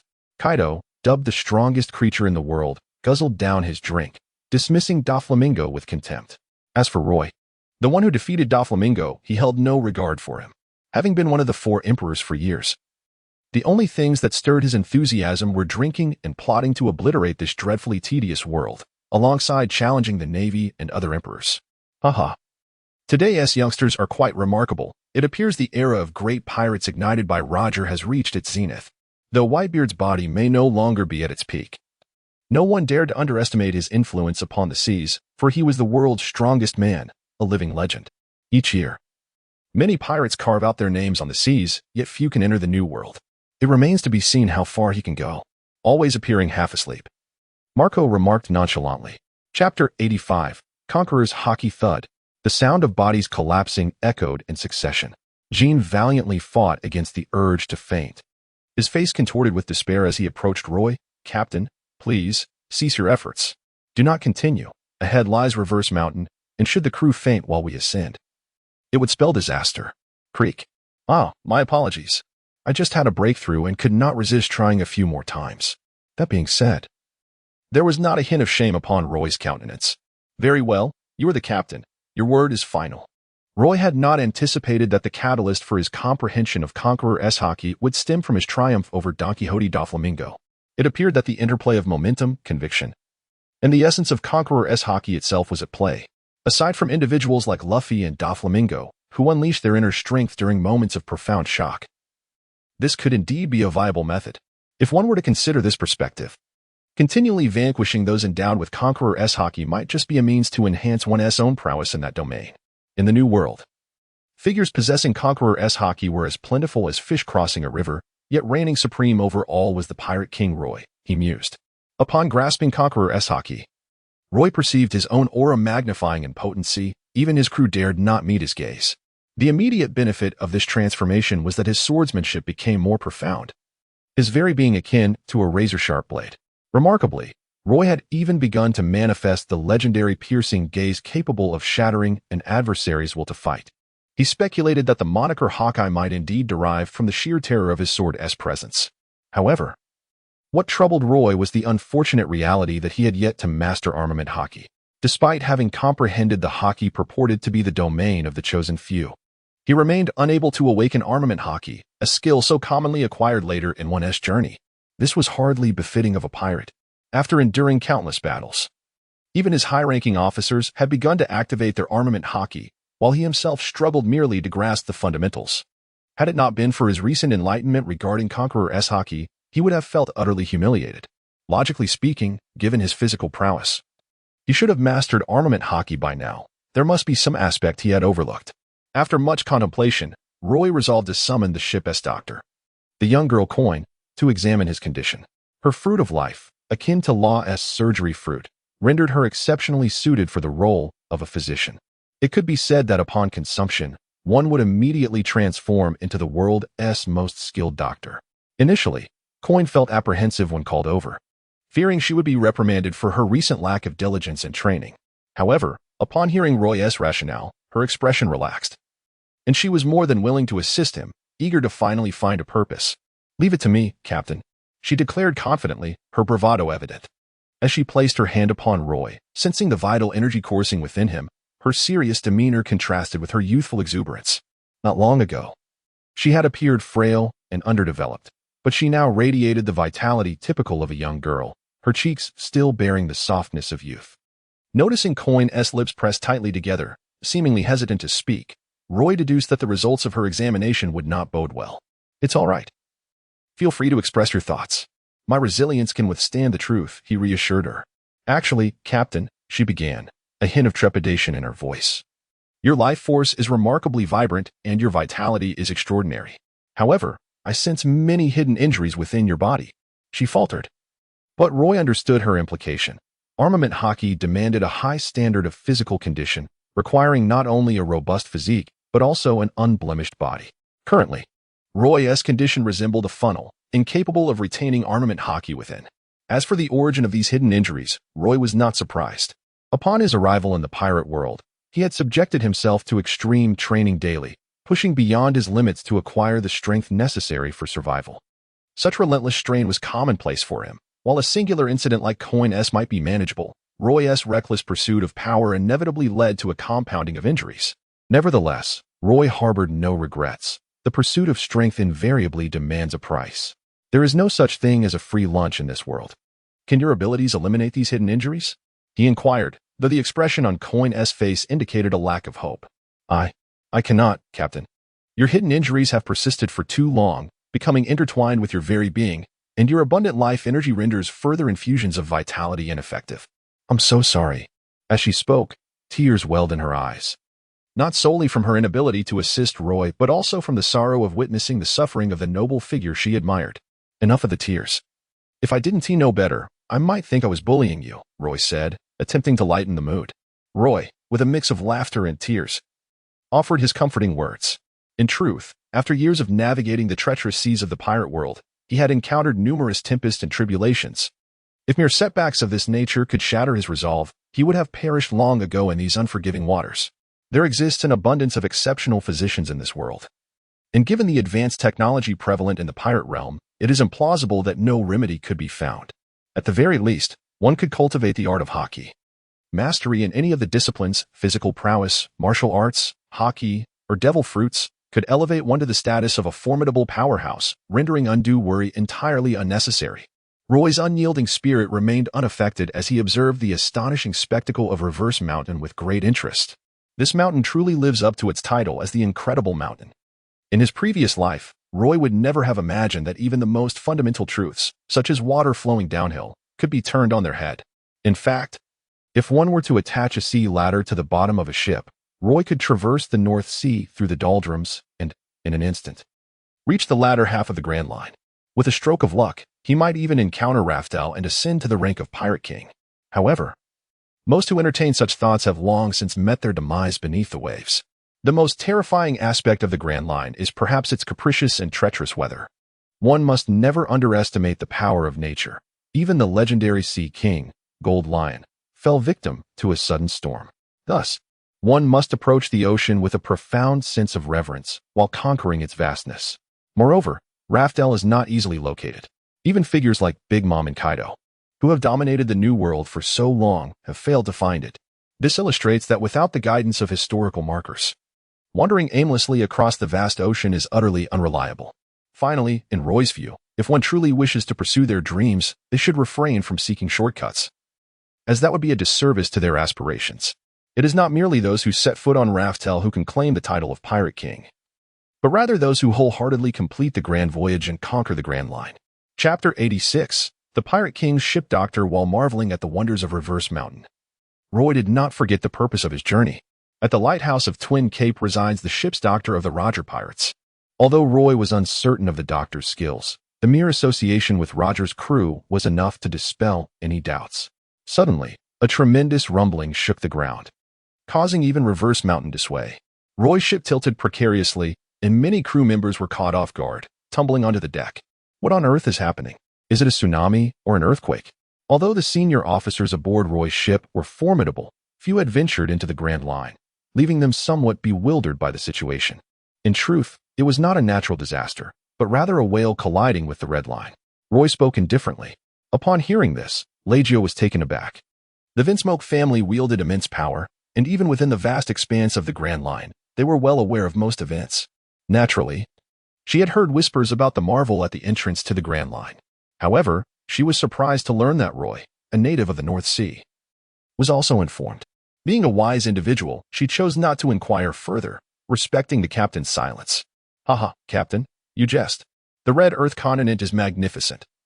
Even a horde of colossal sea kings could not possibly make an impact.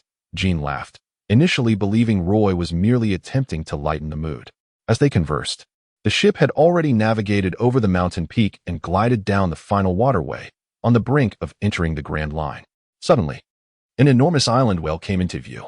Goodness, what a massive whale! It rivals even the giant sea kings. Many crew members stood in shock.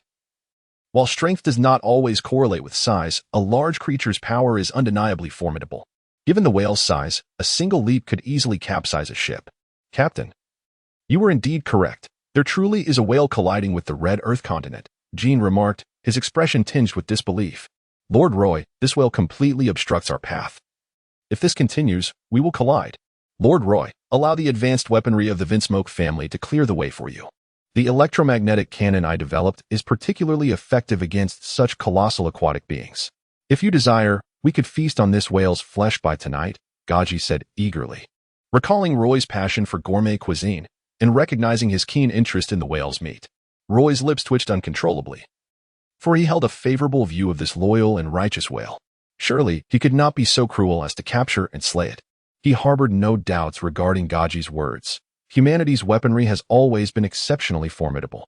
Even a colossal creature like the Elephant Lord found it difficult to withstand cannon fire, let alone this island whale.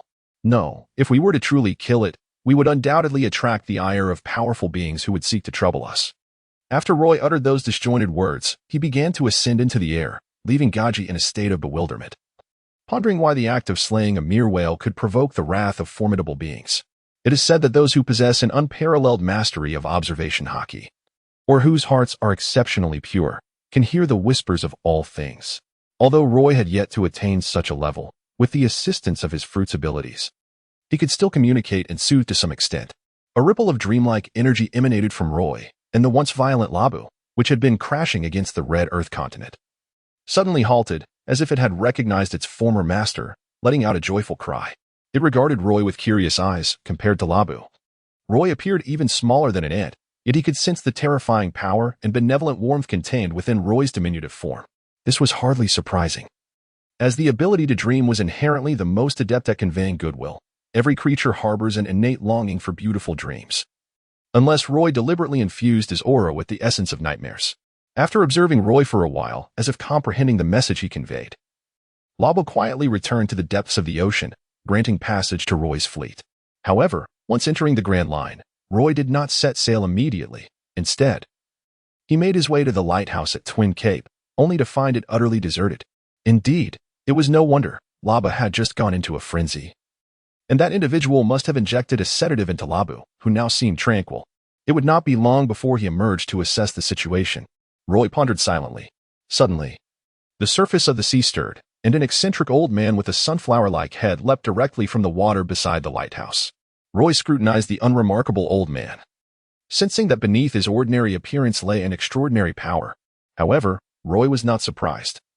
It would indeed be peculiar for the ship's doctor on the Pirate King's vessel to lack any formidable ability. Chronicles was also observing Roy, and with his keen intellect, he could easily deduce that it was Roy who had calmed Labu. Furthermore, after Roy had comprehended the Conqueror's Haki and integrated it into his swordsmanship, he still struggled to control his own aura. Like a glimmering sword, it was nearly impossible to remain unnoticed. My young friend, it appears you are the one who has brought tranquility to Labu. I sincerely thank you for that, Chronicles remarked, his words imbued with genuine gratitude. For his supply of tranquilizers was running low, and Roy's assistance had alleviated his immediate predicament. There's no need for thanks.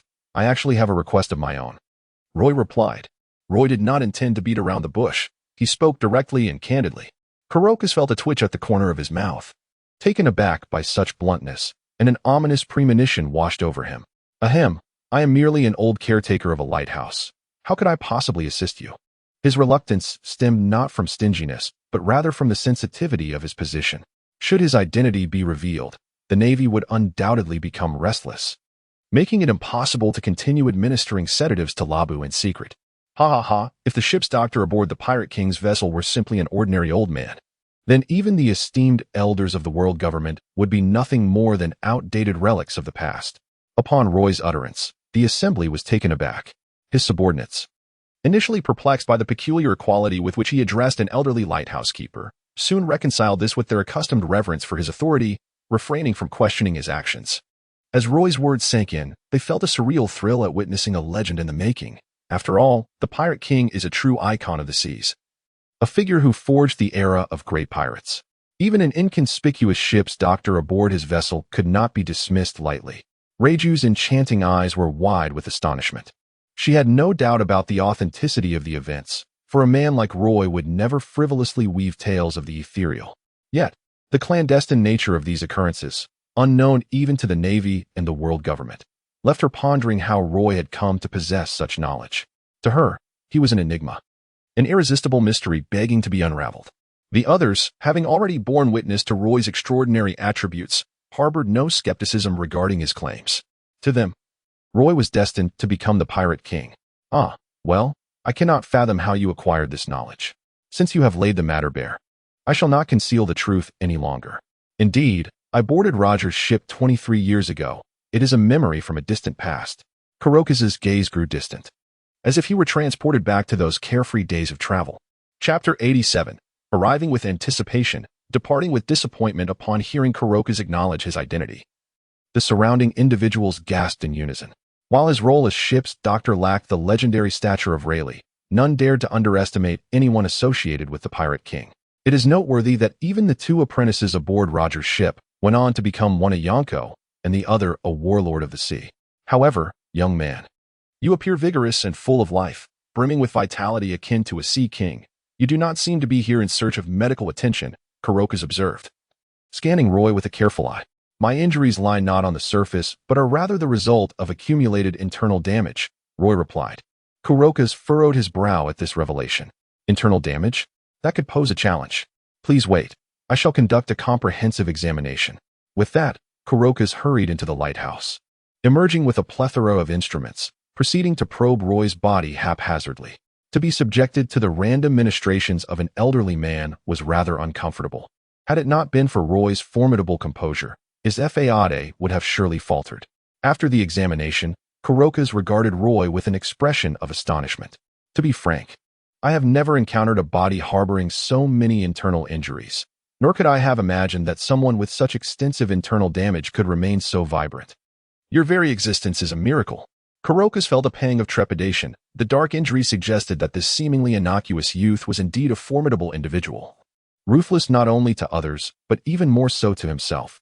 Such a person would be challenging to engage with, and a single misstep could spell disaster. Yet, after a moment's reflection, he adhered to his medical ethics and spoke candidly. I am sorry, but I cannot treat your internal injuries. Old man, are you seeking death? Patches bellowed, suddenly inflating to a giant size, his voice booming with indignation. You are the ship's doctor of the Pirate King. Surely you can treat such minor injuries. Gold directly aimed his sniper rifle at Kurokas's head, his expression a mix of disbelief and anger. Seeing the reaction his words incited, Kurokas could only manage a wry smile. Realizing the high regard in which Roy was held by his companions. Please do not elevate me to an unrealistic pedestal. I am merely an ordinary ship's doctor. Moreover, medical knowledge is vast and profound. No one can claim omniscience. Just as in the realm of cultivation, even Whitebeard would not dare assert mastery in every aspect. I am simply an expert in treating bodily ailments. Roger invited me aboard his ship due to his affliction, and thus, I am powerless to assist you with your internal injuries. Kurokas resigned himself to this reality. As the ship's doctor for the Pirate King, he undoubtedly possessed some skill. Yet he was not a combatant. The examination had revealed that the youth before him was indeed a monster of strength, far beyond what an old man like him could contend with. If Roy were to unleash his ire, Kurokas had no means of defense. He could only lament the fate of Laboon. Put away your weapons. I am not so petty as to take my frustrations out on those uninvolved in this matter. Roy shook his head, acknowledging a tinge of disappointment within him. However, he conceded that Kurokas was indeed correct. No one could excel in every endeavor. And there existed a plethora of renowned healers among the pirates, alleviating his concerns.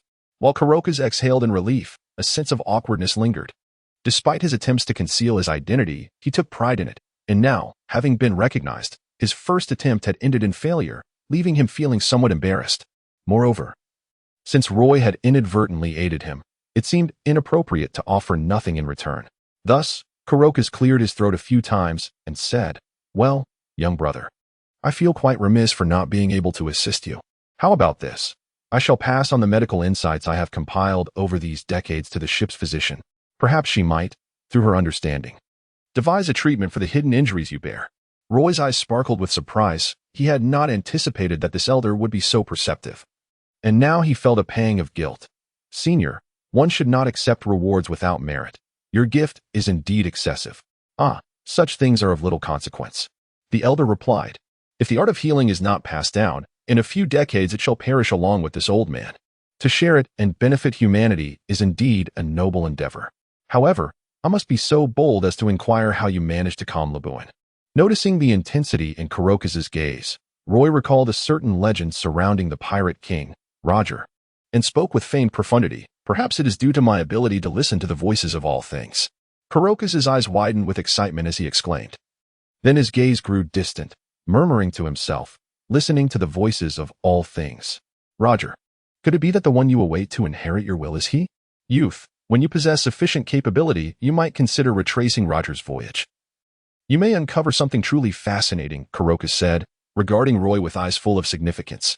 The route of the Pirate King? It seemed valuable information had been gleaned. Roy pondered quietly, deciding it was premature to discuss such matters. After shaking his head, Kurokas looked at Roy with hopeful eyes and asked if that ability could halt Labu's collision with the Red Earth continent. I am powerless. I can only express my goodwill and convey my intentions to it, but it has long been aware of everything, has it not? Kurokas could only manage a wry smile. As the saying goes, time is the best medicine for healing. Yet Labu, being a whale that values emotions to the point of stubbornness, has not forgotten the promise over the span of 50 years. Instead, the bond has only deepened. However, I can ensure that it regains tranquility swiftly during its impact with the Red Earth continent. Otherwise, the continuous administration of sedatives would not bode well. Upon hearing Roy's words, Kurokas awkwardly nodded. As a physician, he understood that sedatives were not a desirable solution, although the harm posed by sedatives was negligible compared to Labu's massive form. Prolonged use would inevitably have some effects on it. Roy did not hesitate. All he needed to do was to cast a dream seal for Labu. When it violently collided with the Red Earth continent, it would trigger the seal, plunging into a sweet dream. Upon awakening, he would naturally find peace for a time. As for making any agreements with Labu, Roy deemed it unnecessary.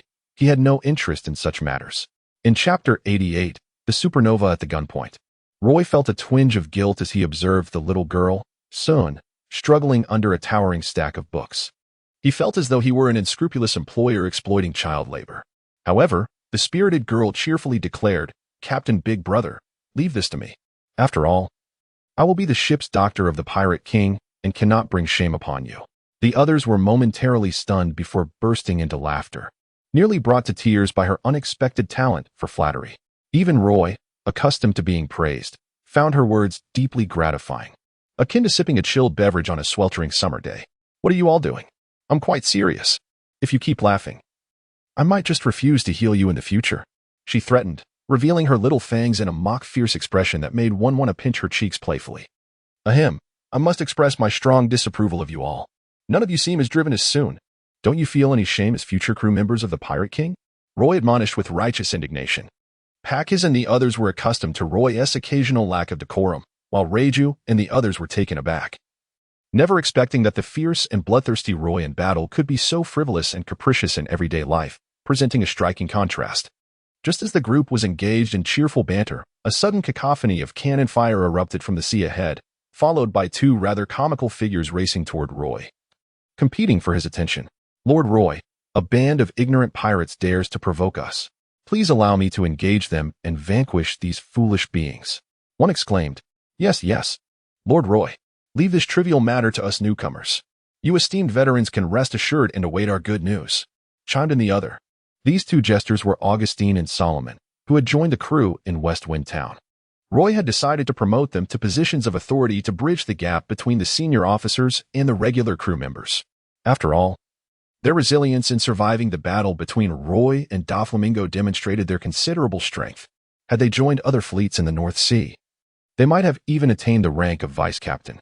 However, as ardent admirers of Roy, they were already content to be part of the crew.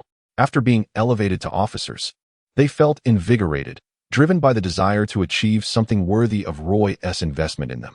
"How dare they challenge my crew? They must not be mere trifles," Roy mused. A chill ran through Roy's heart. He was not one to indulge in the pretense of feigning weakness or stealthy maneuvers. Typically, when ordinary pirates beheld his formidable fleet, their spirits would plummet, and any impractical aspirations would swiftly dissipate. Even those emboldened by their own formidable prowess would first seek intelligence before engaging, once apprised of Roy's terrifying record. Even the most arrogant among them would weigh their own capabilities with prudence. If his previous bounty of 300 million could be attributed to potential or the threat he posed, then his triumph over Doflamingo was a tangible testament to his might. Under such circumstances, any who dared to challenge him were undoubtedly formidable opponents. "Do you know which pirate crew has come to provoke us?" Roy inquired gravely, his thoughts racing to the possibility that it might be another of the 7 warlords or a fleet of the 4 emperors. "My Lord Roy, I am certain. Judging by their flag, it is undoubtedly the Night Demon, Victor, who ranks 3rd among the supernovas in terms of bounty," Augustine promptly replied, while Solomon withdrew his hand. A look of sorrow and indignation etched upon his face. Roy's expression was one of bewilderment. What on earth was happening? It was nothing like he had envisioned. Wasn't it supposed to be the 7 warlords or the 4 emperors? It wasn't that he looked down upon the supernovas. In truth, any pirate capable of amassing a bounty exceeding 100 million in the first half of the Grand Line, earning the title of supernova, undeniably possessed formidable strength. However, not every supernova could boast a record of overpowering the 7 warlords like Luffy. Generally speaking, supernovas would be unceremoniously crushed before the 7 warlords, especially since the current era of great pirates had yet to reach its zenith. Excluding Roy, who was an anomaly, the highest bounty among the supernovas was merely 1.6 billion berries, a far cry from the 11 individuals who would later be known as the worst generation. While a bounty does not entirely equate to strength, it certainly illuminates many issues. This indicates that the supernovas of Roy's generation lacked substantial merit. In such circumstances, how could this Night Demon, Victor, dare to challenge him? Should he consider him insane or perhaps harboring an ace up his sleeve? Roy did not underestimate Victor due to the bounty placed upon him, even when hunting a rabbit. A lion exerts its full strength. He would not commit the same blunder as Doflamingo. Let the fleet clear the way and allow him to enter. "I am curious to see just how much strength those who dare to challenge me possess," Roy said with narrowed eyes, his voice slow and deliberate. "TSK. Someone is heading straight for the muzzle," the captain thought, already in a foul mood. This provocateur was undoubtedly adding fuel to the fire. One could only hope he possessed the strength to match his audacity. Otherwise, the consequences could be dire. Jean quietly mourned the impending fate, relishing the misfortune. "Ah, does that mean I won't have to make a move?" Pakis said, somewhat disheartened. "Will we witness Lord Roy in action again?" How delightful, Augustine exclaimed, tears streaming down his face once more. Such is the essence of youth, Solomon remarked, leaving Roy to wonder if he had been possessed by some watermelon-headed spirit. Open fire. Shatter them to pieces, let them scream and wail, ultimately succumbing to endless despair. Victor shouted madly, his face flushed with excitement akin to that of a drunken reveler. Captain. A crew member interrupted Victor's fantasies with a sorrowful expression. Our firepower is no match for the Phantom Blade pirates. Their cannons have greater range and power, and even their ship is sturdier than ours. At this rate, we might not even catch a glimpse of Phantom Blade Roy before we face total annihilation. This is to be expected. With the addition of the Vinsmoke family, Roy's technological prowess has surged to the forefront of the world. Even naval vessels may not compare to Roy's fleet in various aspects. Pirates like Victor, who rely on sheer guts, simply cannot compete with Roy's armament. What, Victor? A feverish 36 degrees Celsius warning prompted. Please bookmark after reading for easier access later. Then, overwhelmed with embarrassment, Victor vented his frustration by punching the hapless subordinate who had spoken out of turn. He began to ponder deeply. To be fair, such situations were hardly significant. With his strength, he could swiftly turn the tide if he chose to act. However, a man as prideful as he was reluctant to make the first move before Roy had a chance to demonstrate his own prowess, that would be far beneath him. Humph. Only relying on firepower, what a waste, Victor bitterly thought. Captain, the Phantom Blade pirates have ceased their assault and opened the way for us. Could this be a trap? A subordinate reported just as Victor was lost in thought. Fool, what is there to fear? It is evident that this so-called Roy recognizes my name and dares not offend me, which is why he has retreated. Victor spat, his heart devoid of fear. Had it been daylight, he might have hesitated to delve into enemy territory, but he was the night demon Victor. Darkness was soon to envelop the land, and it would soon be his domain. Chapter 89. Expired intelligence can lead to death. Roy's fleet operated with strict discipline, presenting no obstacles to Victor's ships. Yet many gazed at them with the eyes of the doomed. Only as they ventured deeper into the territory did Victor and his crew grasp the true horror of their adversaries. Flags obscured the sky, stretching across mountains and plains. The forces they had previously encountered were mere skirmishers. The core fleet resembled a bastion, a veritable fortress upon the waves. Each figure standing at the prow was a seasoned warrior, exuding an aura of iron and fire, unmistakably veterans of countless battles. Surrounded by such a formidable group, they felt akin to lambs amidst a pack of wolves, trembling in fear. Victor, however, was not completely daunted. Yet, when he compared Roy's fleet and subordinates to his own meager remnants of small sailing vessels and timid crew, he nearly succumbed to internal rage. After all, he was a renowned supernova along the Grand Line. How could he appear as a beggar before Roy? It was utterly disheartening. Victor felt an overwhelming mix of envy and resentment towards Roy, who not only commanded the immense bounty he coveted but also boasted a powerful fleet and formidable subordinates. With avarice in his eyes, he surveyed the scene, convinced that this day would yield bountiful rewards. On the grand flagship of the night demon Victor, a young man sat confidently, his voice echoing forth. Ha ha ha, indeed. I am the night demon Victor. If you are afraid, surrender your fleet at once. Victor wore a proud countenance, seemingly dismissive of Roy. In stark contrast, his subordinates were not as assured, their hearts quaking with apprehension. Boss, are you sure you can handle this? The opponent's bounty surpasses yours by more than double. Roy was at a loss for words. With such prowess, why not be called Longout yet? He even pondered whether his wariness towards such individuals was perhaps excessive. So, you have come to challenge me. Roy rested his chin upon his hand and inquired from a lofty perspective. Indeed, I have come to issue a challenge. No, this is not merely a challenge. I am here to bring judgment upon you.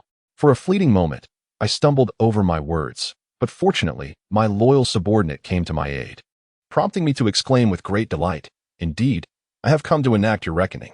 Such foolishness coupled with adolescent bravado is beyond redemption. Roy swiftly pronounced the death sentence upon him. Enough with the trifles, come forth and show me what justifies your bounty of 300 million. Victor brandished a long staff, revealing himself as a rare opponent wielding such a weapon. Loading more content. Please wait. This site only supports mobile browser access. If you encounter this paragraph, it indicates a failure in loading the chapter content. Kindly disable reading mode, browsing mode, and ad blocking features. Or copy the URL to read in another browser. Indeed, pirates should communicate in the manner befitting their kind.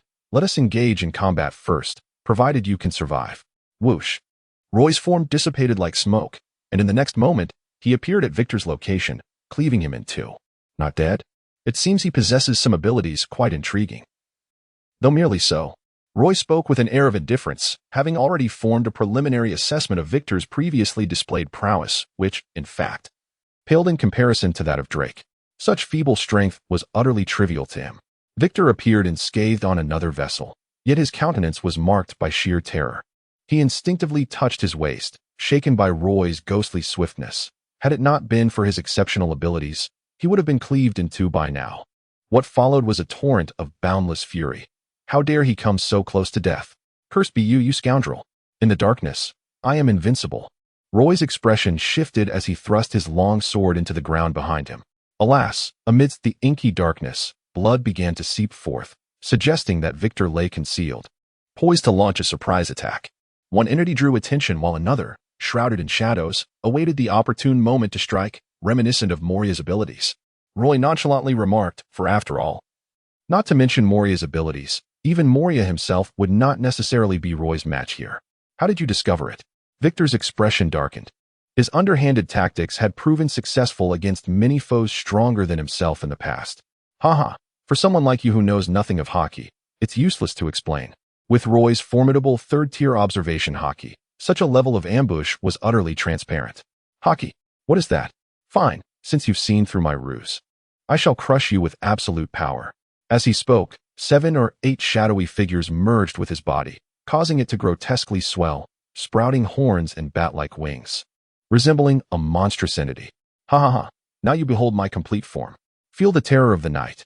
A wail, seemingly from the depths of hell, assailed Roy's psyche, aiming to plunge him into boundless fear. In such overwhelming dread, how much of your strength can you possibly muster? Victor's words trailed off as a devastating slash sent him flying, blood splattering and lingering in the air. Boredom washed over Roy as a master of the mind.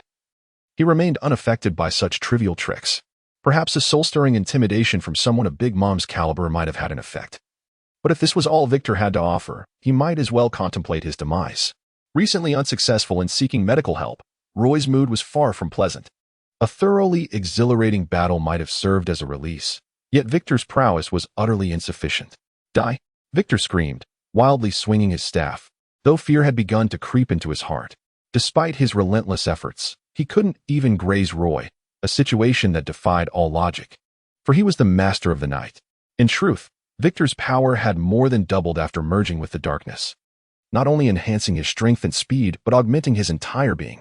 Yet the chasm between him and Roy was as vast as heaven and earth, even in darkness.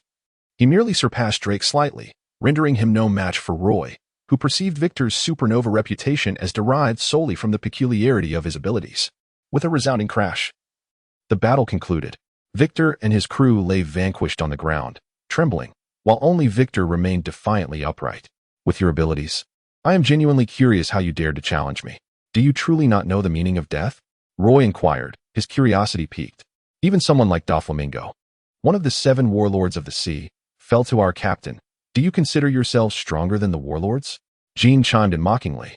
The crew of the 7 warlords stammered, fully aware of the weight that title carried and what it meant to defeat a warlord. In fact, even the notoriously obstinate Victor crumbled upon hearing this news.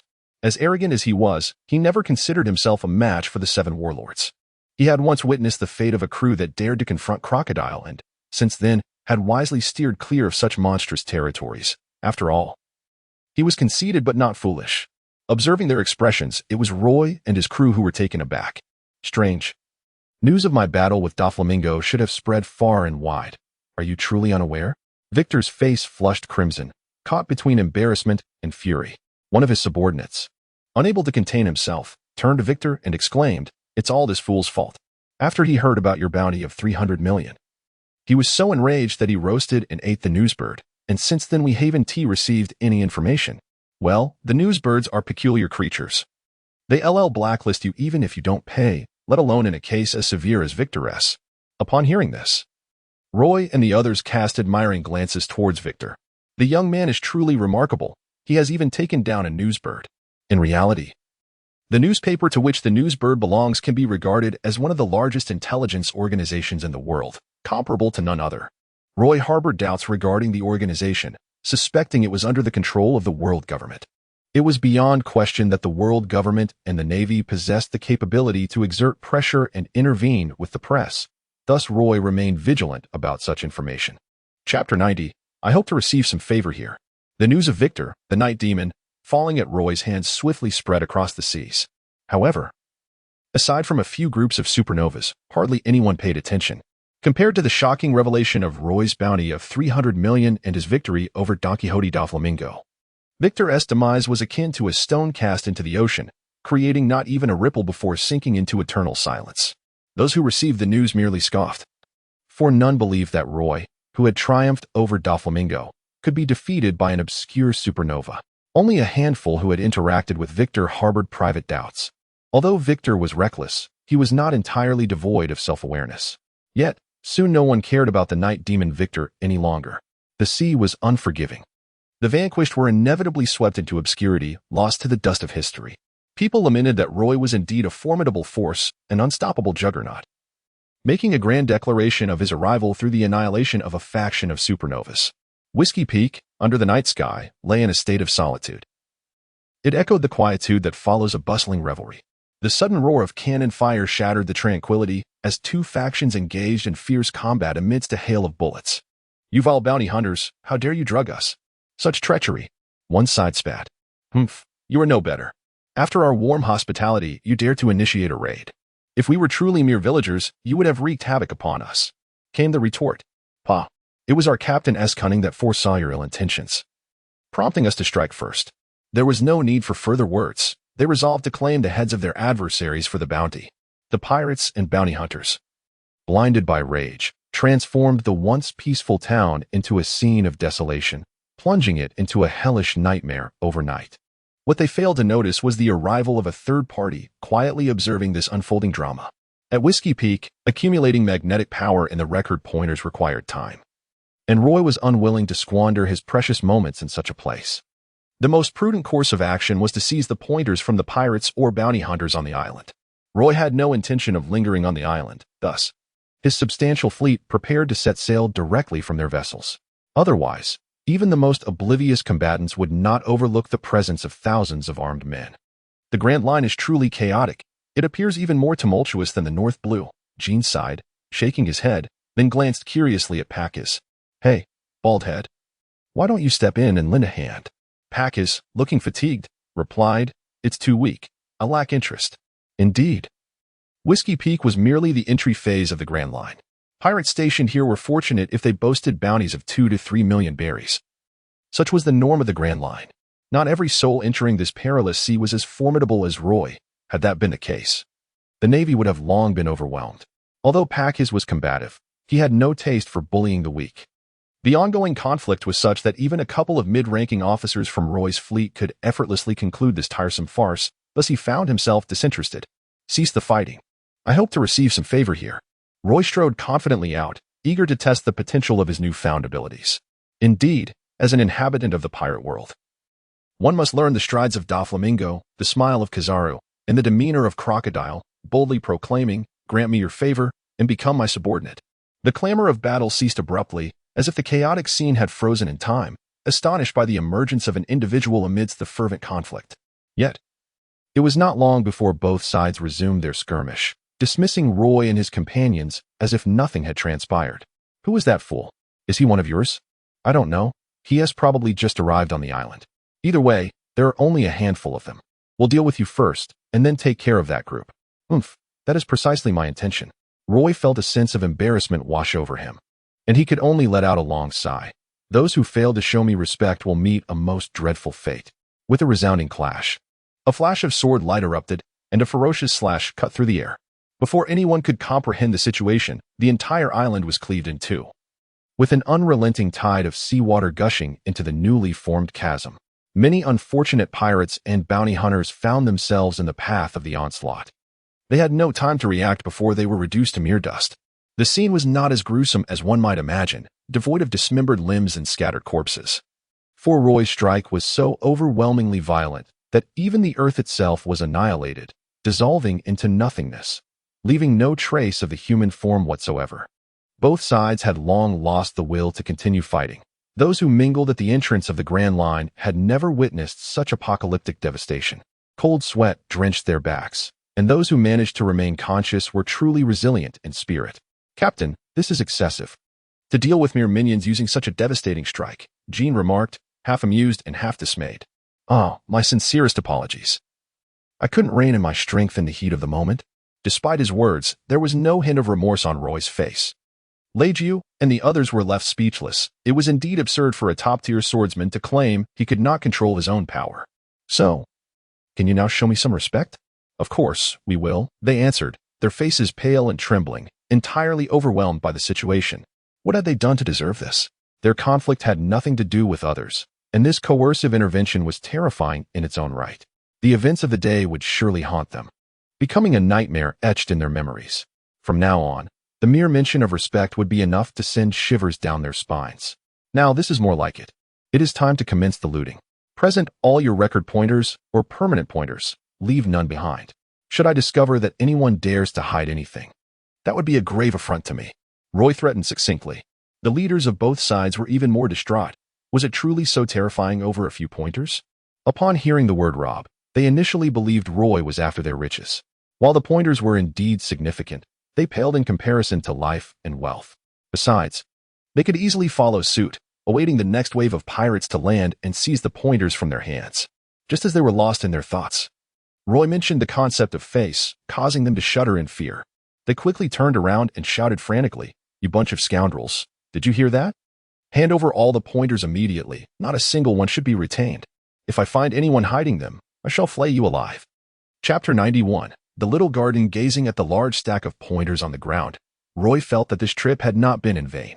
This group of bounty hunters, seasoned as they were, managed to produce such an abundance of pointers. It seemed that the pirates who had fallen into their hands were certainly not few. "Lord Roy, do come visit us often. We shall miss you," one of the leaders suggested. "Why not stay for a meal and rest for the night, leaving tomorrow instead?" Upon uttering these words, the leader instantly regretted it. Not only did others glare at him with murderous intent, but he also wished to slap himself severely. How could they not send away this harbinger of death? They would be on pins and needles, unable to sleep peacefully. Fortunately, Roy and his entourage offered no response and left without a glance back, allowing them to finally exhale the breath they had been holding. The group settled down, relieved, and many pirates and bounty hunters even began to chat amicably, experiencing a sense of survival after a calamity. After Roy's commotion, both sides had long abandoned any thoughts of resuming battle. Surviving was already a stroke of luck, and without pointers, they could not leave. Having no choice but to wait for the next group of pirates to arrive before making any plans. Sighing, the pirate captain lamented the vast difference between those who had just entered the Grand Line.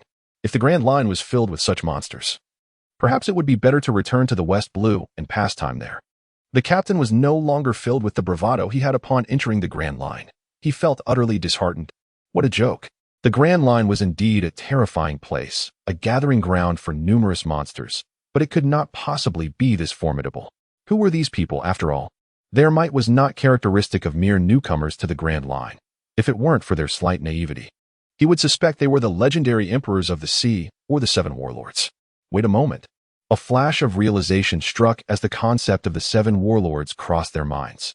The bounty hunter leader swallowed hard and, with great difficulty, asked, "That esteemed gentleman earlier, was he called Roy?"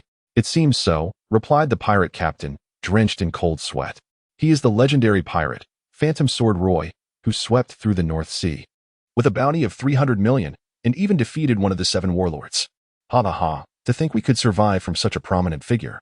It is truly a stroke of fortune. It seems we must drink until we are inebriated tonight. Indeed, let us toast. Cheers. Wait, why do I feel so lightheaded? Is this wine affecting me so quickly? Oh no, I forgot. This wine was laced with drugs." With pointers for Magnetic Drum Island and Alabasta secured, he felt relieved. Now, there was no need to worry about the accumulation of magnetic force. Roy nodded slightly. The pointers arrived just in time. "My Lord Roy, where shall we head next? Shall we alter our course?" asked Lechu gently as she tucked away the pointers. "No, there is no need to change our course. Proceed directly to the small garden." Roy made a decisive statement. "I remember that the small garden was referred to as the Island of Pangu, and it seems there were rumors of giants roaming the land." Raja gathered her thoughts. As the eldest daughter of the Vinsmoke family, she was privy to many secrets.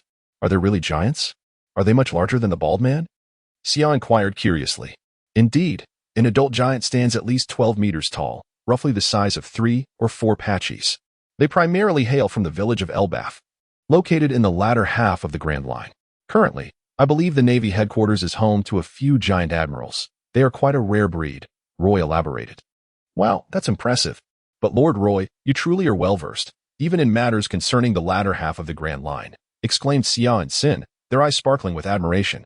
In truth, even if Roy were merely fabricating stories, their enthusiasm would remain unwavering. Although the two sisters were generally composed, they transformed into starry-eyed fans in Roy's presence. So, Lord Roy, is your goal to seek out those legendary giants? Reiju continued to probe.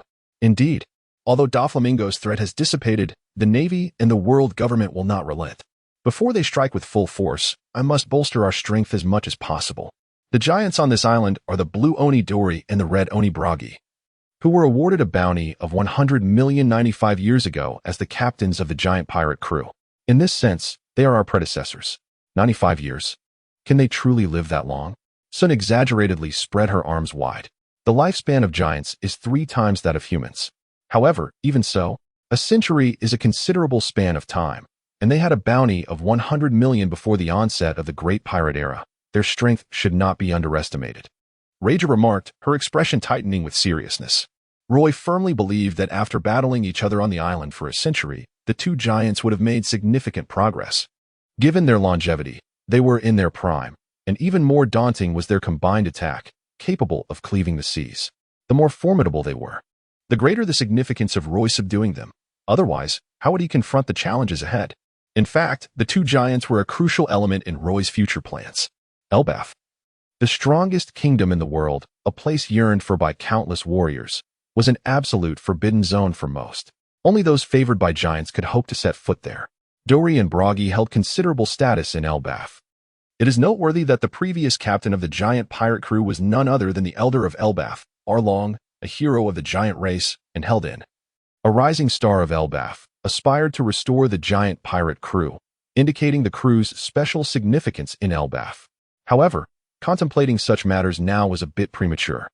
Roy's primary task remained to recruit Dori and Bragi into his crew. This was not an insurmountable challenge, as their century-long battle for honor was indeed commendable. However, they were undeniably unfit as captains, having allowed a minor dispute to fragment the giant pirate crew, with even their subordinates being deceived by the Navy into becoming gatekeepers on Judicial Island. This unfortunate outcome stemmed from the giants' simple-mindedness and straightforward nature.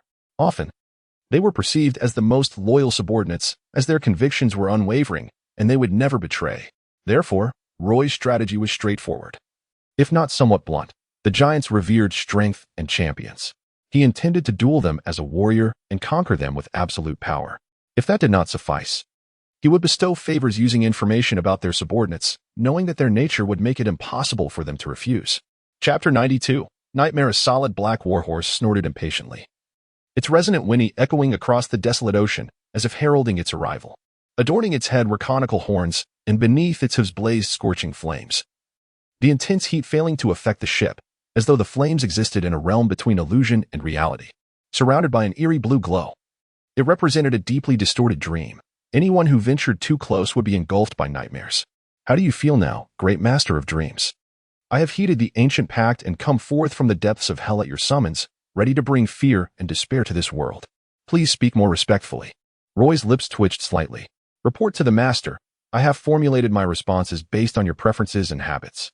If you find them unsatisfactory, I shall gladly amend them. What a jest! To use me as a template. Am I truly such an absurd character? Roy silently scoffed. Now, I possess the ability to traverse freely between the realms of illusion and reality. The first dream creature I have crafted for my master embodies a modicum of dream power. To some extent, the master may regard me as a mere avatar of himself. The infernal steed before us is the inaugural true being of Roy's dream domain, in essence. It was originally the OW system he had created. However, it is no longer known by that name, for Roy has bestowed upon it the title of Nightmare. Its current form as an infernal steed is not fixed. Indeed, as a dream being, it does not conform to the notion of physicality. It may manifest as a hellish warhorse, a malevolent dragon, or even an unparalleled divine weapon. Its core essence resides solely in its soul, which exists in dependence on Roy's dream origin. Thus, from this perspective, it may be regarded as an immortal entity, as long as Roy's dream source remains intact. It can be reborn infinitely. The transformation of an ethereal dream creature into a tangible life form is, in fact, a testament to Roy having advanced the development of his fruit ability to its third stage. Roy's fruit ability and the level of his observation Haki are both rooted in his soul. In Westwind Town, after Roy's observation Haki ascended to the third stage, it wasn't long before his fruit ability naturally followed suit. This progression was entirely within Roy's expectations and could hardly be deemed a surprise. Nonetheless, his strength has indeed seen a notable enhancement. His abilities across various domains have now reached the third tier. Although his overall combat power still falls short against the formidable figures who have attained the fourth stage, he has at least gained the capability to contend. If he can rectify his physical deficiencies, elevating his bodily strength to the third stage and subsequently unleashing his armament Haki, then his true power could ascend to the pinnacle of the ocean, granting him greater influence and allowing some of his ambitious dreams to gradually unfold. Roy pondered silently. My lord Roy, we have arrived at the small garden ahead. Shall we deploy the entire army or proceed with a lighter entourage? As Lecho spoke, her gaze was fixed on the majestic nightmare, a creature that, in her eyes, held more allure than the giants themselves. Despite being a being that ought to exist only in legends, overall, the area of the small garden was not particularly vast, especially for the two giants, making it resemble a quaint family courtyard. Consequently, Roy's massive fleet could not fully enter. At most, only smaller sailing vessels could navigate the river into the small garden. No need for a show of force, just bring a few people along with me. No, it would be better to take more hands, so they can help unload the fine wines from the ship. Haha, what a rich aroma of wine. Have new guests arrived on the island? Exclaimed Dongli, his eyes gleaming as he took a deep sniff, bursting into an excited laugh. Few warriors from Elbaf could resist the allure of fine wine. And after a century on this isolated island, the absence of exquisite beverages had been quite unbearable for him. However, it would be discourteous to arrive empty-handed. Dongli turned and swung his giant sword, cleanly dispatching a dinosaur that had attempted to ambush him. Haha, now we have a gift. When Dongli arrived, drawn by the scent of wine, he found Brokey seated on the ground, engaged in jovial conversation with a group of pirates. Ahaha, Dongli. This time you are not as swift as I. Brokey laughed heartily, eager to compete with Dongli in every aspect. This does not count as our battle, Dongli chuckled heartily, then turned to Roy and his companions. Guest from the sea, may I join you at your banquet? It is a privilege to encounter such formidable warriors of the giant race. Let us raise our glasses in celebration.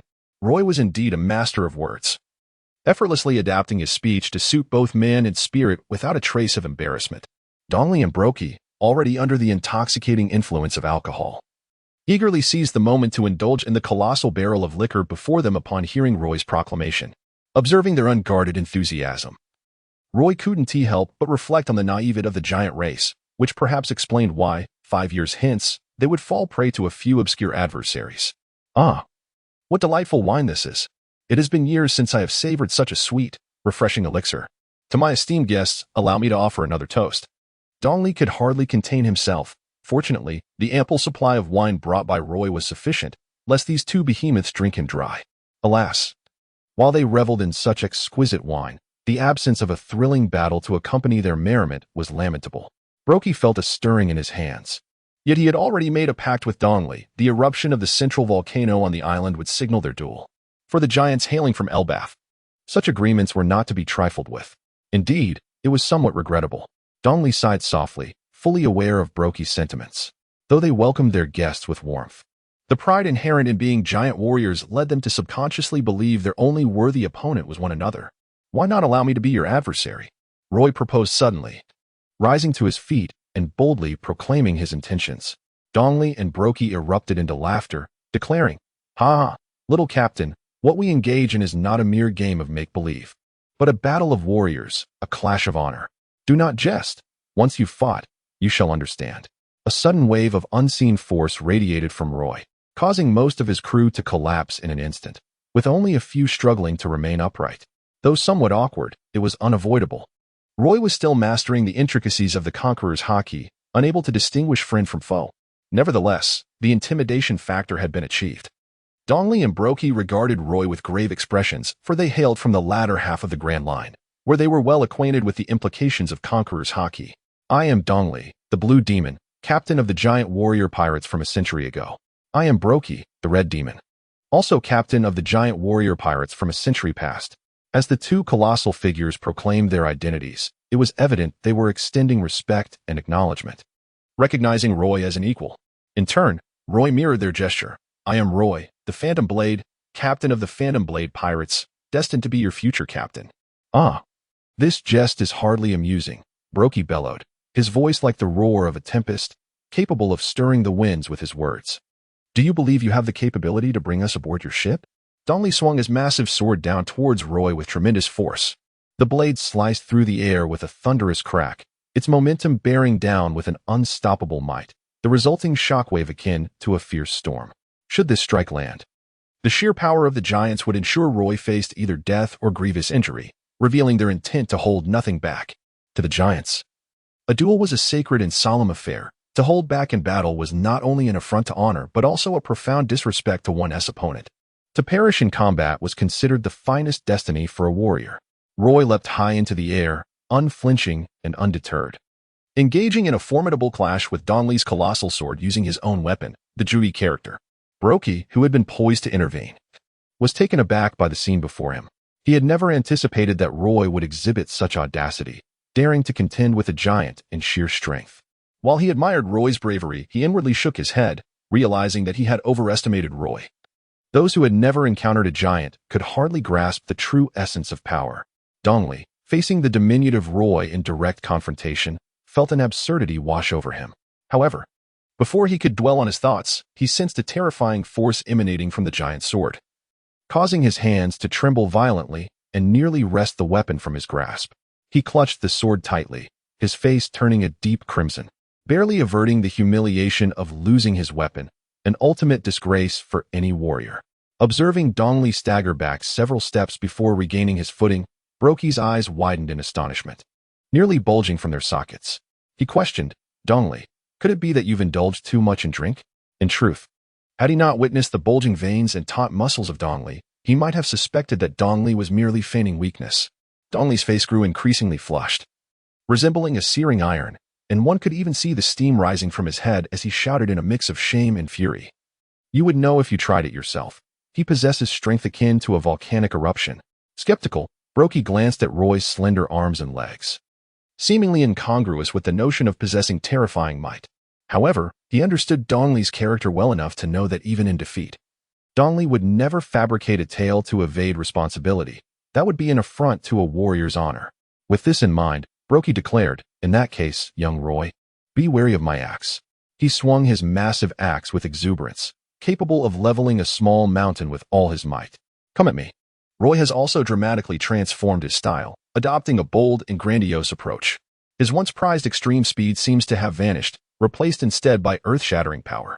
Despite Brokey's mental preparation and his unwavering respect for Roy, when struck by a single sword and sent crashing into a small mountain, he felt his spirit shatter, contemplating the possibility of hiding away among the rubble for the remainder of his days. It was utterly humiliating, while Dongley merely staggered back a few steps.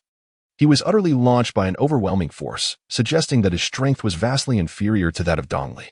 He instinctively refrained from comparing himself to Roy, whom he deemed a monster. Indeed, it was befitting of a monster, as even a giant like him could not contend with Roy's might. In reality, having fought Dongley for nearly a century, their strengths were naturally comparable, and this predicament arose solely because, during the initial strike, Roy had yet to master the explosive surge of power. By the second strike, however, Roy had begun to grasp that power, and it was then that misfortune befell Brokey. In truth, it was not only Dongley and Brokey who struggled to accept this reality. Even Roy's subordinates were rubbing their eyes in disbelief, as if caught in a dream from which they had yet to awaken. After all, the two colossal figures were unfamiliar with Roy, mistakenly believing he possessed innate giant strength. While such phenomena are exceedingly rare, the vastness of the ocean makes the occurrence of even a single instance unsurprising. However, for Roy's subordinates, the implications were entirely different. Roy's dominance across the seas relied not merely on unyielding swordsmanship, lightning-fast speed, the foresight of observation Haki, and the unpredictable capabilities of his devil fruit. Yet, Roy had never been defined by sheer strength, although his physique had indeed enhanced over time, enabling a significant increase in power. It could never reach a level that surpassed that of giants in raw strength. The power borrowed was indeed difficult to control, lacking the finesse of true mastery. As Roy felt the surging power within him, he could not help but reflect inwardly. Unlike the nightmare, which could effortlessly transform into any mythical creature, Roy was bound by his own physical existence, rendering him incapable of such shape-shifting. However, he could harness a fraction of the powers belonging to various fantastical beings from the realm of dreams. For instance, he had previously borrowed the might of the Titan, each strike imbued with the force of a volcanic eruption, unstoppable in its ferocity. As long as he stood upon the earth, his strength was boundless. Yet, this ability was not flawless. In wielding such power, he faced limitations, having now sacrificed his once prized speed. Otherwise, the combination of overwhelming force and unparalleled swiftness would unleash an unimaginable might. In truth, even without the Titan's strength, Roy possessed the capability to overcome the two colossal giants. Nevertheless, he understood that to truly subdue these proud beings, he must best them in their area of expertise. For giants, who revered strength, surrendering to absolute power was not a mark of shame. Such formidable power, indeed. Roy, dear brother, tread carefully. We shall strike together henceforth. Upon hearing Dongley's words, Brokey cleared away the rubble from his body, regaining his confidence. We are the mightiest warriors of Elbath. How can we fall so easily? Roy was not surprised. The warriors of the giant clan are not easily vanquished. Only by utterly defeating them to the point where they lack the strength to rise can one hope to see their proud heads bow. Dongley and Brokey, true friends for many years, demonstrated that even after nearly a century without facing a common foe, their collaboration felt as seamless as ever. Their swords clashed and axes hewed with an innate harmony, unleashing a force that transcended the mere sum of its parts. Roy seldom engages in direct confrontation. Most of the time, he operates like an assassin, seeking opportunities for a decisive strike. However, this does not imply that he shuns the thrill of a fierce battle. Within the heart of every man lies a fantasy fueled by fervor and passion, a desire to dominate all through sheer, unassailable strength. In Chapter 94, The Domination of Nations, it becomes evident that Roy merely exploits the naivety of giants. Otherwise, he would be nothing more than a mere target, possessing only brute force, easily manipulated and led to his demise. Roy understood that the two colossal giants were not oblivious to this fact. However, their inner pride forbade them from acting otherwise. Only by defeating Roy through sheer strength could they reclaim the honor they had lost. The clash of such raw power was terrifying, as the ground could scarcely bear the force of their combat, fracturing like a spider's web. The tremors of their confrontation reached the coastline, stirring up wave upon wave of the sea. Even when Dongley and Brokey joined forces against Roy, they found themselves unable to breach the barrier of his formidable might. Nevertheless, the two giants took some solace in the fact that their combined strength allowed them to hold their ground, alleviating the previously one-sided situation. In the world of pirates, physical prowess is the cornerstone of all power. It can be said that as long as one possesses a robust physique, even if one is inept in all other aspects, one can ascend to the ranks of the elite. A prime example of this is Edward Weevil, who claims to be the son of Whitebeard. Most giants embody this principle. Few choose to consume devil fruits, and even their mastery of Haki and martial arts is often superficial. They place their unwavering faith solely in their physical strength, adhering to the philosophy of pure power, devoid of any ostentation or elaborate techniques. According to certain beliefs from a past life, the giants tread a path of unyielding strength, validating their existence through sheer force. Roy was also swept up in the fervent battle, seemingly oblivious to his own formidable swordsmanship, as he engaged in a raw contest of strength against the two giants. If the Kikuchimanji possessed a soul, it would surely be engulfed in sorrow, for it is a premier blade of the ocean, not a mere bludgeon. Fortunately, the Kikuchimanji in Roy's grasp is one of the legendary 21 supreme swords, crafted from remarkably resilient material. Otherwise, with his reckless abandon, any ordinary weapon would have shattered into dust in mere moments. However, Dongley and Brokey were not in a much better state. Their shields were already battered beyond recognition, and their weapons bore countless scars. After a century of relentless combat and lacking proper maintenance, their ability to endure until now was commendable. How about joining me on my ship? Ha ha ha. It's still quite early. We are the mightiest warriors of Elbath. How could we easily choose defeat? Brokey bellowed, gripping his massive axe as he charged toward Roy. In that instant, as Roy swung his long sword to deflect the giant axe, Dongley's colossal sword appeared perfectly positioned above him. Seizing the fleeting moment when Roy could not raise his sword in defense, seemingly aiming to secure victory with a single blow. Yet, in the eyes of the astonished onlookers, Roy, with an astonishing display of audacity, raised his left hand and grasped the blade's edge, astonishingly intercepting Dongley's assault with his bare flesh. With a powerful grip, he crushed the tip of Dongley's great sword as if it were nothing more than a child's toy, rather than a weapon forged from steel. Roy's subordinates were at a loss for words. Had it not been for the unwavering presence of Roy, they might have suspected that he was an impostor of some sort. Only Patchy's eyes sparkled with fervor, wishing he could plunge into the fray alongside the three combatants. However, he remained steadfast, recalling Roy's orders to maintain his composure, contemplating that once the two colossal figures joined the battle, he would ensure they fought together every day. The giants were indeed born warriors, not only in physique, but also in spirit. The damage to their weapons did nothing to diminish Dongley's fighting spirit. He simply drove the remaining giant sword into the ground and effortlessly uprooted a towering ancient tree, swinging it towards Roy. Brokey's eyes lit up as he emulated this display by using his colossal axe to level a small mountain, subsequently discarding his weapon and hoisting the fallen peak above his head, hurling it at Roy with tremendous force. The mountain stood approximately 10 meters tall, and with such a massive volume, coupled with Brokey's throwing speed, its impact was undoubtedly comparable to the explosion of dozens of artillery shells. Roy, with remarkable dexterity, retrieved the object known as Geo E1Z, effortlessly catching the small mountain hurled by Brokey with both hands. This scene was both astonishing and ludicrous, as Roy's diminutive stature resembled that of an ant lifting a colossal boulder many times its size, creating a striking sense of incongruity. "Haha, this is for you." Roy caught the mountain and effortlessly hurled it towards Dongley. The collision between the mountain and the ancient tree produced a thunderous explosion, shattering everything in its vicinity.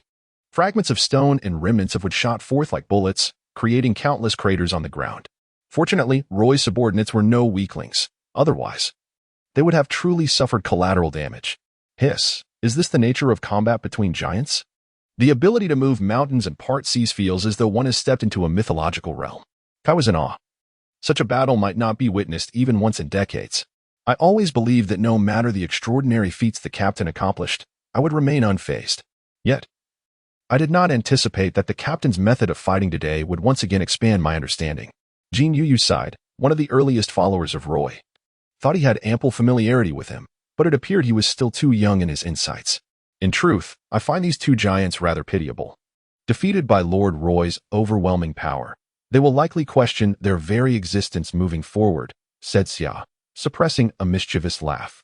Recently, Roy's strength has been surging almost daily. Fortunately, combat serves as the best means to adapt to newfound power.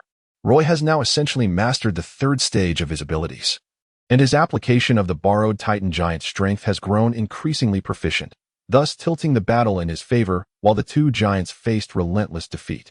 Bang! After yet another strike sent the two giants reeling, Roy calmly addressed the toppled Dongley and Brokey, who were now planted headfirst in the ground. Surrender. Your strength has reached its limit, while mine continues to grow. Any further struggle is futile. The two giants struggled to rise, their condition utterly disheveled. Not a single part of them remaining unscathed, as if they had endured a barrage of cannon fire. Esteemed warrior Roy, your formidable and vast power has earned our acknowledgement, Dongley proclaimed, retrieving the massive sword previously lodged in the earth. However, we still have one final technique to present for your appraisal. This is the mightiest spear of the Elbaf giants, Brokey declared, grasping his giant axe. I understand now. Let us engage in a final confrontation. I, too, wish to witness the true strength of Elbaf's giant warriors. Roy was indeed quite curious about the formidable power behind the strike that had effortlessly vanquished the colossal goldfish monster. In Chapter 95 of The Dominant Nation, Magnetic Drum Island, as the two titans raised their weapons high, Roy was already brimming with utmost vigilance, never underestimating the enigmatic might emanating from the world's foremost power, Elbaf. Yet, when this unparalleled force erupted, Roy realized he may have underestimated the might of the dominant nation, as though he had been struck head-on by a maritime locomotive. No, it was more akin to being relentlessly crushed beneath its wheels. Roy felt as though his body had betrayed him, his innards churning into a chaotic mess. Even a Zoan fruit user would find themselves perilously close to death in such circumstances. Fortunately, Roy had borrowed the strength of the Titan giants. As long as he remained grounded, he could harness boundless power and vitality. Otherwise, he would have had no choice but to feign death to escape. The powerful shockwave continued unabated, even breaking through Pangu Island, cleaving the sea in two, an injury that refused to heal. As if an invisible force were preventing the waters from closing, Roy's subordinates stood in stunned silence, their eyes wide as they beheld the scene before them. Until now, the might of the two colossal figures, while formidable, had remained within the realm of their comprehension. However, the spectacle unfolding before them transcended all they had previously known. Is this truly the power of Elbaf? It is utterly terrifying, Jean thought, his voice faltering, a bitter taste lingering in his mouth. He wondered how long it would take for the 47 to sever this overwhelming force with a sword. The sword soul muttered to himself, too powerful. Even if I were to amplify my fruit's abilities tenfold, or even twenfold, it would be impossible to achieve such an effect. Patchy's eyes sparkled with excitement, his body trembling as he eagerly surveyed Dongli and Bragi. The two giants suddenly felt a chill creep up their spines. As if they were being watched by some malevolent presence, a sense of unease settling within them. Is this indeed the power of Elbaf? It is truly terrifying. If the opportunity arises in the future, I must visit Elbaf and witness it for myself. Roy calmed his boiling blood, stabilizing his breath before turning to the two towering giants, Doli and Brogi. Now, you may make your decision. In truth, after unleashing their formidable powers, both giants had drained their vitality and merely pretended to hold on, eager to see the outcome. Upon witnessing Roy's nearly unscathed form, their resolve crumbled and their legs buckled, leaving them to slump onto the ground. Exchanging glances, Doli and Brogi managed a wry smile and bowed to Roy. Captain Roy, we shall rely on your guidance from now on.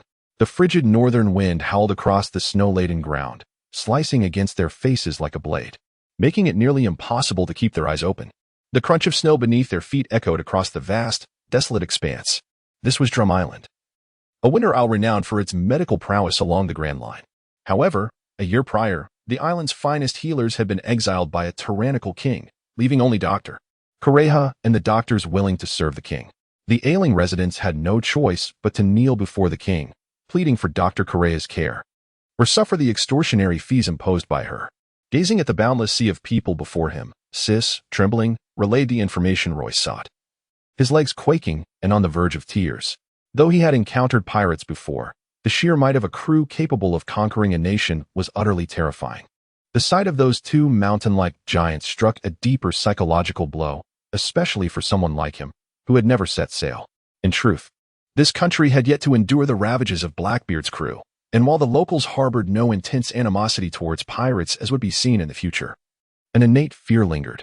Furthermore, Sis was gripped by terror at the nonchalant conversations among those at the forefront, fearing for his life. Lord Roy, shall I fly to the castle at once and bring that king and Dr. Correja here? He was eager to prove himself, confident that his fruit abilities granted him unmatched speed in flight, even surpassing Roy. Drum Island was indeed a great medical nation, and with Dr. Correja being among the 20 finest doctors, could they not declare war on that useless king? With their might, they could conquer the nation in no more than 10 minutes. Roy's crew were indeed a band of unruly miscreants, lacking any reverence for a mere king. However, their casual talk of capturing the king and overthrowing the kingdom left Sis wide-eyed in shock, nearly fainting. No, my true purpose here is to find the doctor you overlooked, the witch Dr. Correja. Her medical skills are extraordinary, in my view. She surpasses that of the pirate king's ship doctor, Carocas. After all, she is a living fossil of over 130 years. Though the strong figures in the pirate king world possessed immense power, none could escape the passage of time. Rarely did anyone but the long-lived giants reach such an age. Dr. Correja's vigor at her advanced age raised suspicions. Had she perhaps once been a beneficiary of the ultimate ability of the surgery fruit? If such an ability circulated in the seas, it suggested a history of at least one benefactor of the ageless surgery throughout the ocean's past. Nonetheless, these matters held no interest for Roy. He had no desire to pry into other secrets. For him, 1,000 years was far too long. He sought only the present. Is she truly a normal human being? How could one live for so long? Reiju exclaimed in awe and envy. Though her interest in immortality was minimal, no woman could resist the allure of eternal youth. Aha! This is the first time I've heard of a human whose lifespan rivals mine. Truly, sailing with the captain was the right choice. Brogy's laughter boomed like thunder, echoing around them. Shut up. Do you want to cause an avalanche? Roy admonished, aware that a giant's roar could easily trigger a snowslide on Drum Island. Realizing his blunder, Brogy sheepishly grinned. They dispersed, searching diligently for Dr. Correa's whereabouts. But one thing was imperative. They must not act disrespectfully. This was precisely why Roy had brought a large force. Having many hands often proved advantageous. Regrettably, Dr. Correa had yet to settle in the castle, leaving Roy to flounder about aimlessly. Understood.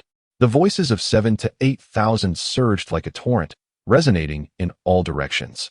With a casual whistle, Roy remarked, "The weather is splendid today. Let us move swiftly." Chapter 96. Correa, is it really possible? Perhaps you should take another look. A bearded man implored, his hands clasped in a display of servility.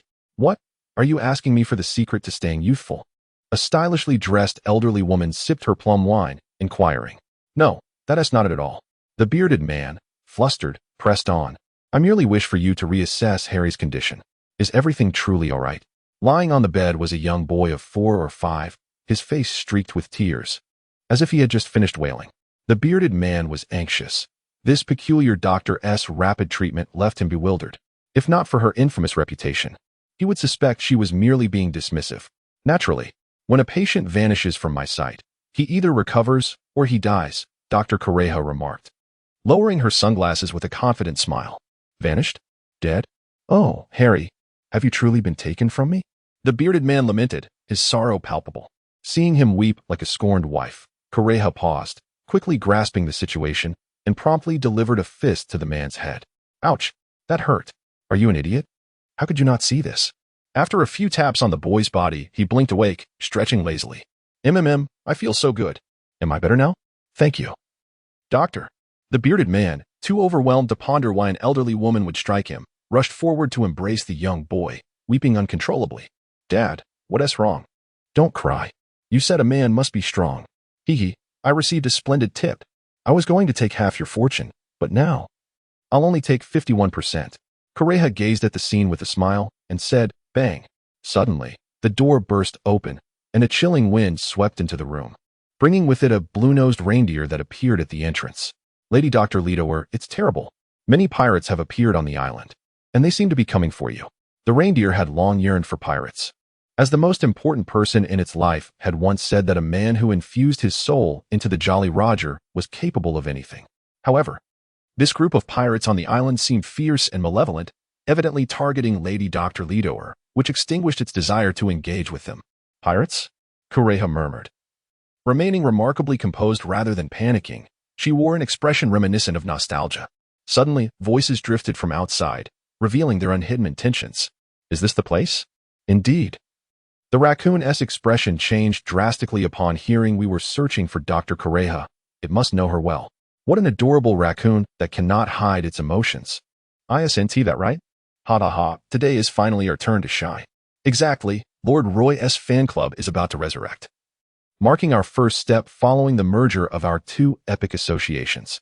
The voices grew louder as the two clowns from Roy's ship, Augustine and Solomon, approached. Chopper listened intently to their conversation, realizing that they had been followed and that he had inadvertently led the enemies here. Overwhelmed by the thought of bringing disaster to those he cherished, tears streamed down his face. Lady Dr. Lidower, I'm sorry for bringing them here. You must run. I will hold them off. Yet, being a resolute reindeer, he quickly composed himself, blocking the door and resolutely stating, don't say such foolishness. Magnetic Drum Island is not that big. If they are determined, they will find me regardless. Correa remained unflustered, sipping her plum wine before continuing. Besides, if I'm not mistaken, their captain might be that little rascal who caused quite a stir recently. With his power, it wouldn't be difficult for him to locate me. Solomon looked at Correa with surprise. The old lady is quite insightful. Yet, unexpectedly, the calm and composed Correa suddenly exploded in anger, pointing at the two and shouting, bastards, don't talk nonsense. I'm merely a vibrant 134-year-old woman.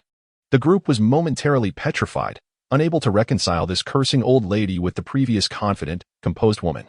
Moreover, they were left speechless. Could 134 years old be considered youthful? Even for giants, 134 years was hardly young. Ahem, Dr. Correja, you needn't worry. Our captain means no harm. He merely heard of your remarkable medical skills and wishes to invite you to treat someone. Augustine, recalling Roy's words, spoke gently. I don't mind being consulted. But your previous actions frightened my beloved reindeer. Correja regained her composure, appearing cheerful as long as her age was not mentioned. Ah, a reindeer is a raccoon, right? Haha. Once you come over, we will surely treat Mr. Cat with a lavish feast of fresh fish. Bastard, don't say that. I'm a reindeer, not a raccoon. Chopper, hearing himself mistaken for a raccoon again, could only shout in indignation. Speaking raccoon, I hadn't noticed that before. Could it be a Zoan fruit user? Solomon was greatly intrigued. He had seen many Zoan users, but one who maintained a human-animal form was quite peculiar. Indeed, Chopper has consumed the human-human fruit. Wow, that is quite rare. A creature that has eaten the human-human fruit. Augustine offered his admiration, but remained focused on his mission. Dr. Correja, is there anything else you require us to do? Correja discerned the implication behind his words and chuckled. The youth of today truly lack patience. Very well. I shall accompany you to meet that pirate rascal who has been causing such a ruckus lately. Pirates? I too wish to experience this. Chopper followed closely behind. The bearded man who had been frightened by the pirates finally mustered the courage to ask, Please wait, Dr. Correja, where shall I send half of my fortune to you? Correja waved her hand without looking back. Forget it. I'll let you off this time. After all, there's a bigger fool to deal with shortly. The bearded man broke into a cold sweat, wondering if it was truly safe to speak so casually about their leader in front of pirates. Solomon and Augustine exchanged glances, recalling Roy's previous words, and decided to feign ignorance. Chapter 97, Treatment. The north wind howled. It's deep. Mournful sounds echoing as if an invisible monster lurked within the land. Walking atop the thick blanket of snow, only the crunching of footsteps resonated in the vastness. Eventually, Chopper could no longer contain his curiosity and asked Correja, Lady Dr. Leadower, are they the kind of pirates the doctor spoke of? I cannot say if they are the same as those mentioned by Dr. Hiluluk, but they certainly appear to be a formidable crew, Correja replied, unwilling to part with her plum wine even in the bitter cold, sipping it as she spoke. Are there many different kinds of pirates? Chopper's small eyes brimmed with confusion. There are aimless pirates exploring the world, vicious pirates committing atrocities, and foolish pirates dreaming of conquering the seas. Indeed, pirates can be the most complex beings upon these waters. Wow, is that so? Chopper's eyes sparkled with wonder. Then he quietly inquired of the two clowns. What kind of pirates are you? Before they could respond, a deep voice resonated. We are not of any specific type. We merely pursue what we desire. Pirates are the freest and most unrestrained people upon the seas. I have explored uncharted waters, saved a nation, slaughtered countless foes, and once aspired to rule these seas. You see, pirates are indeed the most complex beings of the ocean. At this moment, Chopper realized they had unknowingly arrived at a snowy camp, surrounded by numerous bizarre figures that appeared even more monstrous than he, who was referred to as a monster. Especially the two towering figures, whose height was truly intimidating. It seemed that it could scarcely reach their ankles. The one speaking appeared to be a young lad standing foremost, his demeanor seemingly modest. Yet his gaze was as piercing as a sword, rendering it unable to meet his eyes. Startled, Chopper decisively hid behind Dr. Correja, though only his head was concealed, leaving most of his body exposed. This comical gesture of his elicited laughter from many, particularly from Sun, whose eyes sparkled with delight as he clapped his hands, exclaiming, Oh, what an adorable raccoon! You imbecile, I am not a raccoon. Moreover, even if you praise me, I shan't feel pleased. Observing Chopper's contradictory expression, joyfully twisting his body, the crowd could hardly contain their amusement. If it were during the initial days of arriving in the pirate world, Roy would have been so exhilarated by the sight of the adorable Chopper that he would have lost sleep over it. However, now he had shed such frivolous thoughts. In his eyes, only profit held eternal significance. Naturally, this did not prevent him from harboring fondness for the little creature, merely indicating that he did not possess an obsessive desire to claim Chopper for himself. What remarkable spirit you possess. It is rare to encounter a pirate as vibrant as you upon these vast seas. Oh, it seems Dr. Correja has sailed the seas in the past. That memory is indeed a distant one. Hey, little one, do not attempt to pry into my past. Instead, share your own story. You must have come to me regarding the hidden injuries within you, correct? Roy was taken aback. Dr. Correja was indeed extraordinary. able to discern even the hidden injuries within his body at a glance. Such keen insight placed her far above her peers, affirming that he had made the right choice in coming to Drum Island. Dr. Correa's perceptiveness was remarkable. He had once sought the expertise of the Pirate King's ship doctor, Dr. Carocas, who needed sophisticated instruments to assess his internal injuries. It seemed that the renowned first doctor of the world truly deserved that title. Huh. That little brat Carocas is nowhere near your level, Roy chuckled. However, unlike you, I find such superficial accolades meaningless. In truth, with her medical prowess, gaining worldwide fame would be an effortless feat, yet, despite her century-long existence, her name had never circulated across the seas. And even the inhabitants of Drum Island held a skeptical view of her skills. This clearly illustrated her indifference to fame and fortune. There is no need to flatter me. I can only discern your issues in a general sense. To truly understand your ailments, a thorough examination is necessary. Chopper, please fetch my medical kit. Yes, Dr. Correa. Chopper responded, initially engrossed in observing these pirates. After regaining his composure, he hurriedly handed her the medical kit.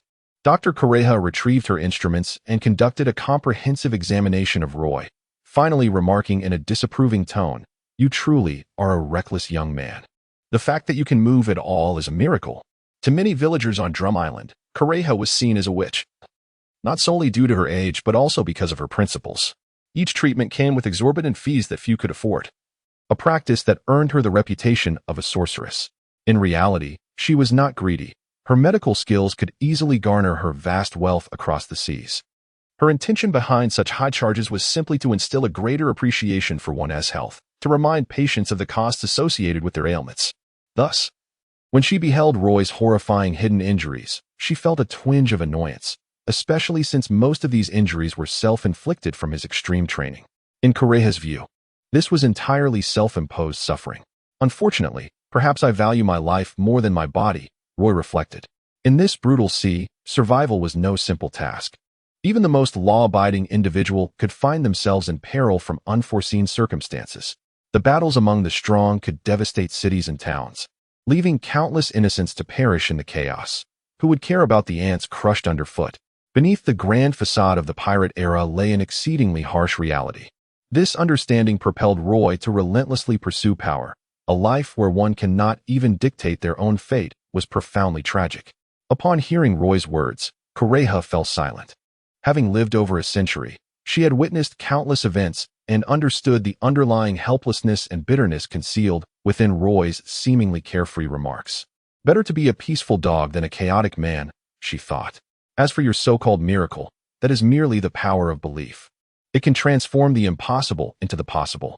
As long as my conviction endures, my body shall never falter. Correa trembled. She had heard such sentiments many times before. Yet since a year ago, she had not encountered similar words. Chopper's innocent eyes brimmed with tears. I know. The man who infused his soul into the skeleton flag faces no impossibility. Chapter 98. The Fearsome Walpohaha. What law shall we enact today? Perhaps one mandating that everyone must crawl while walking? Only I, the noble king, can enjoy the privilege of walking upright.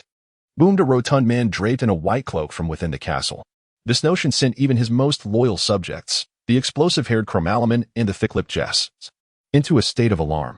Would they, too, be forced to crawl, especially on the icy ground? The thought was chilling. Chromalaman quickly interjected, Lord Walpo, I believe your previous laws were somewhat flawed. They should reflect the disparities among different social strata. Jess chimed in, rubbing his hands nervously. Indeed, Lord Walpo.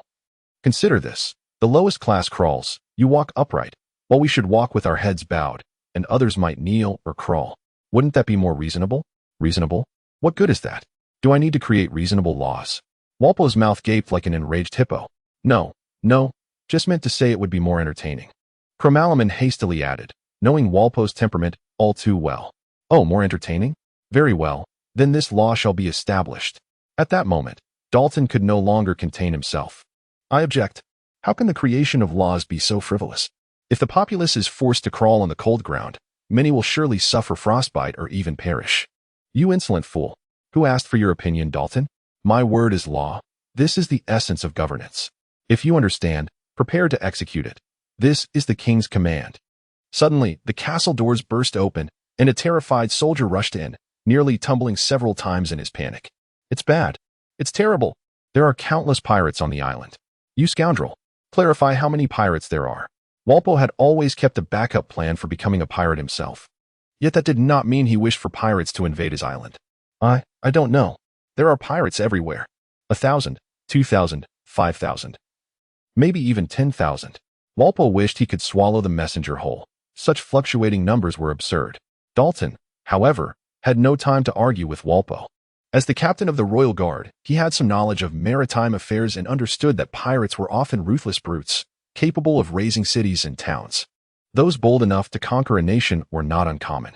If they truly invaded this kingdom, the devastation would far exceed what a foolish king could comprehend.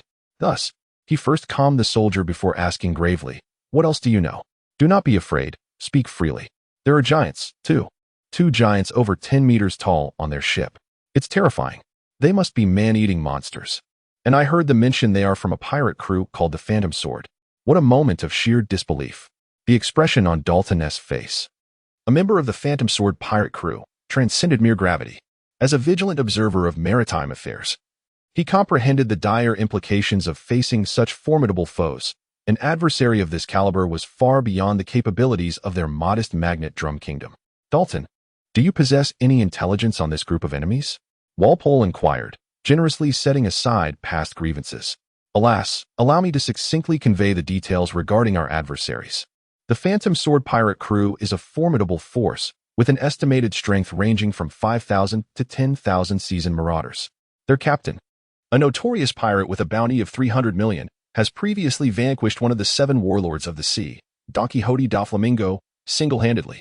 The more Dalton spoke, the deeper his despair sank. Such enemies were simply insurmountable.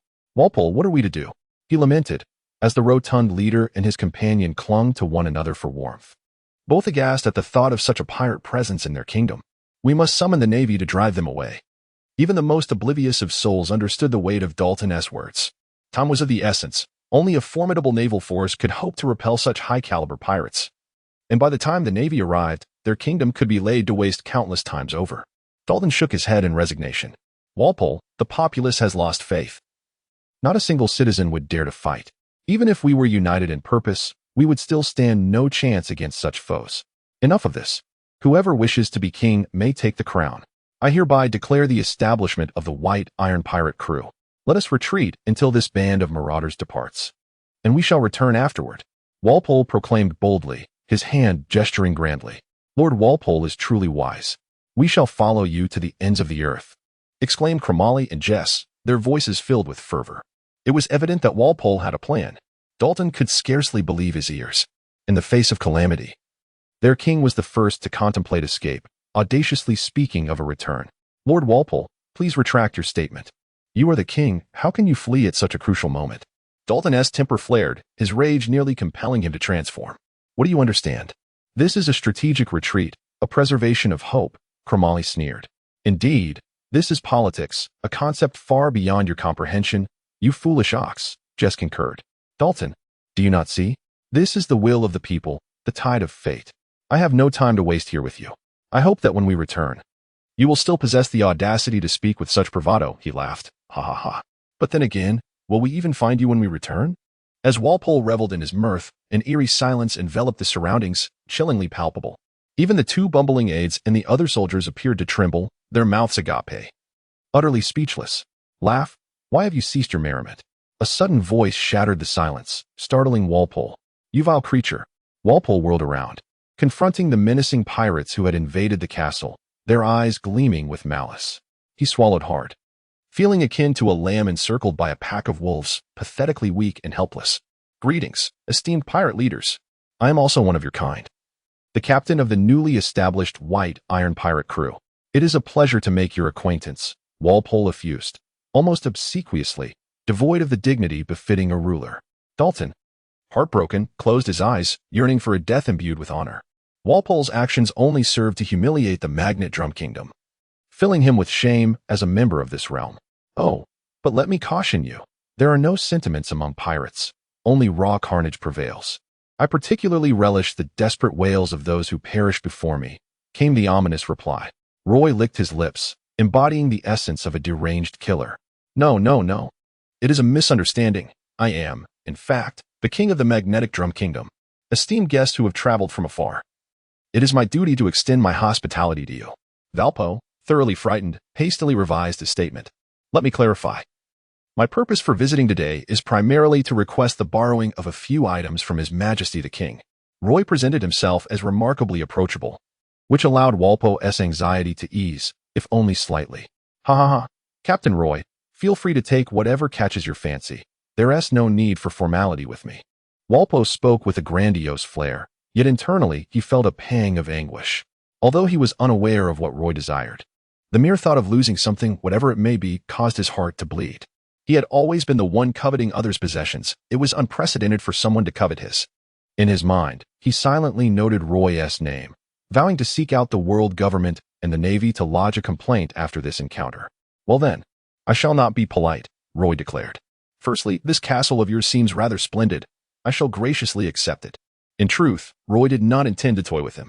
After all, it would take at least 4 or 5 days for his injuries to heal, and recuperating in a castle was undoubtedly preferable to a tent. What? Walpo's enormous mouth dropped open in disbelief, utterly unprepared for Roy's audacious appetite, which had led him to claim the castle outright. More critically, without the castle, what remained for him? Did Roy also covet his royal title? What? Are you unwilling? Roy's eyes narrowed, his expression taking on a dangerously menacing air. And no, I am willing, Walpo managed to stammer, his face ashen, forcing the words out as if squeezing toothpaste from a tube. His spirit had endured a tremendous blow, his anger nearly reaching a boiling point, compelling him to console himself internally. The world is so beautiful, yet I am filled with rage. This is unacceptable, unacceptable. Just wait. I, King Walpo, shall exact my revenge. Upon hearing Valpo's declaration of willingness, Roy felt an overwhelming wave of revulsion. Could such words be uttered so carelessly? Since His Majesty the King is so generous with his castle, why not relinquish his very life to me as well? Roy regarded Walpo with a mocking gaze, causing his blood to first freeze in despair and then boil with rage, akin to a volcano erupting. How dare you toy with me? Walpo, having completely unleashed his inner self, was a man of brutality who had previously feared Roy's notorious reputation.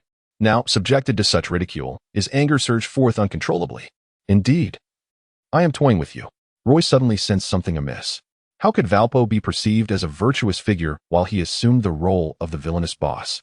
Well, it is true that he hardly embodies the essence of goodness. Valpo, in a fit of rage, suddenly caught sight of an individual amidst the crowd, glaring at him with eyes filled with hatred. In that moment of realization, his indignation only intensified. So, you are here to exact revenge for that inept doctor. How despicable. You, a pirate with a notorious reputation, dare to masquerade as a hero? I am the king. I am the one who embodies justice. Roy, inexplicably, had a high fever of 36 degrees. He looked at him and said, I wonder if you have misunderstood something. Surely, justice has nothing to do with me. After all, I am a pirate. Such words are better suited for the Navy, don't you think? Oh, my apologies. I forgot you have no future. Valpo, filled with indignation, exclaimed. Since we harbor no grievances, why do you treat me this way? Let me ask you, he continued, do you require any justification to kill an innocent civilian? Of course not, Valpo replied, as if it were the most obvious thing. Then what purpose do laws serve? Simply for amusement, he answered. You already know the answer. Why ask me? I do not need a reason to kill you. If you truly wish to understand, consider it merely for the sake of amusement. Roy spread his hands wide, adopting an expression of stark innocence, provoking an overwhelming sense of nausea in Valpo. How infuriating. I am a noble king. How could I possibly be equated with those base commoners? It only makes it all the more entertaining. What could be more intriguing than the demise of a king? Roy's words were chilling, yet I must admit, I rather admire your audacity. The concepts of justice and evil are mere absurdities. What constitutes justice is simply power. You are stronger than others. Thus your words become law, become justice. And I am even stronger than you. Hence my words embody justice. Confronted with Roy's twisted rationale, Valpo found himself at a loss for words, his mouth agape, for the first time in his life questioning his own actions. Just as Valpo pondered the meaning of existence, Roy extended his right hand, fingers splayed, slowly curling them into a fist.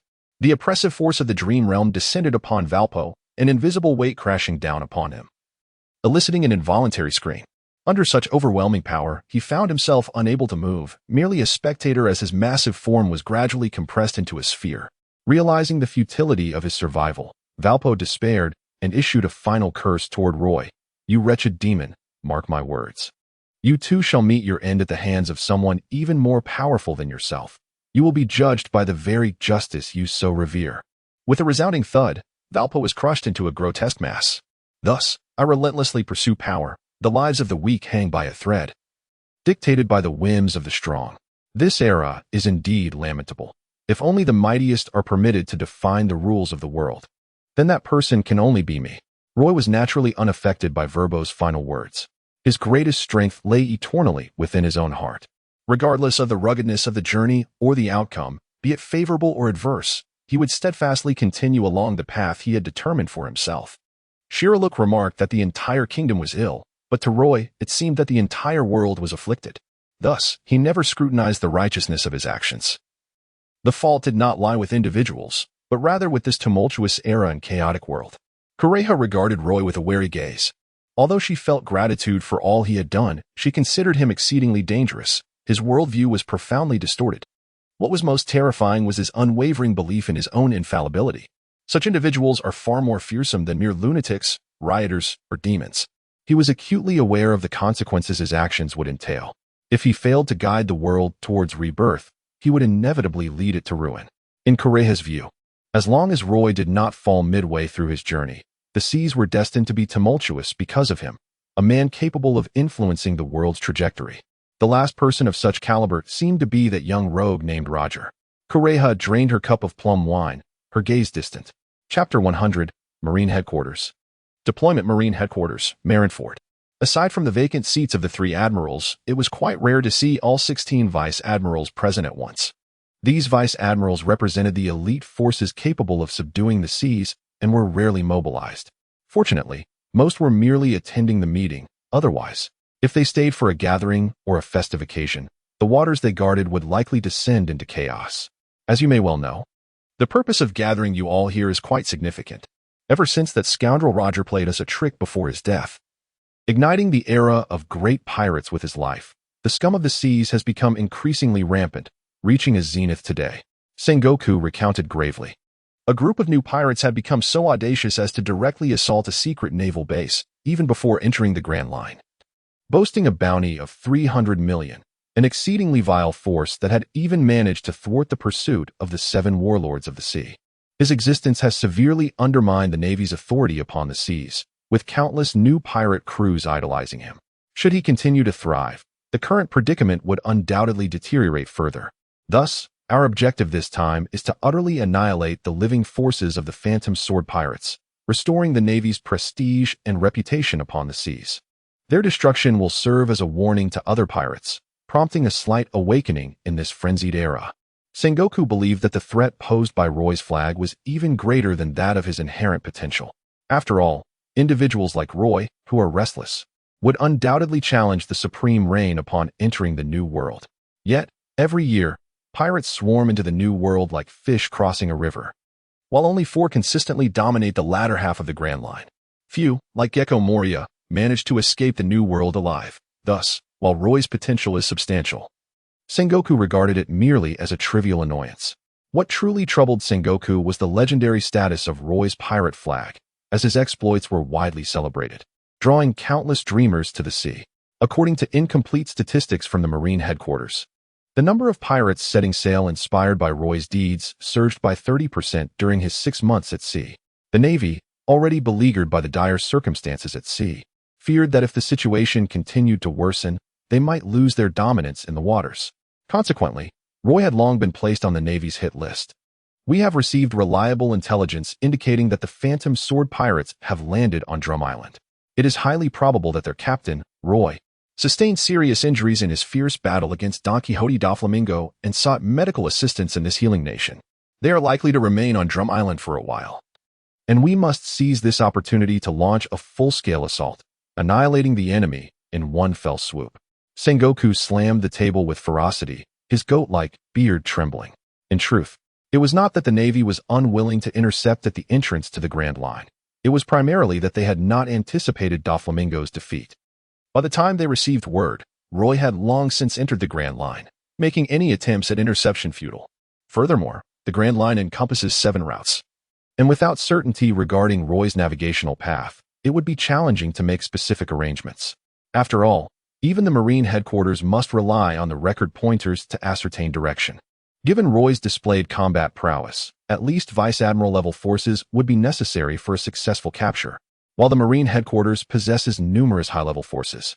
It would be impractical to assign 2 or 3 Vice Admirals to every route simply because of Roy.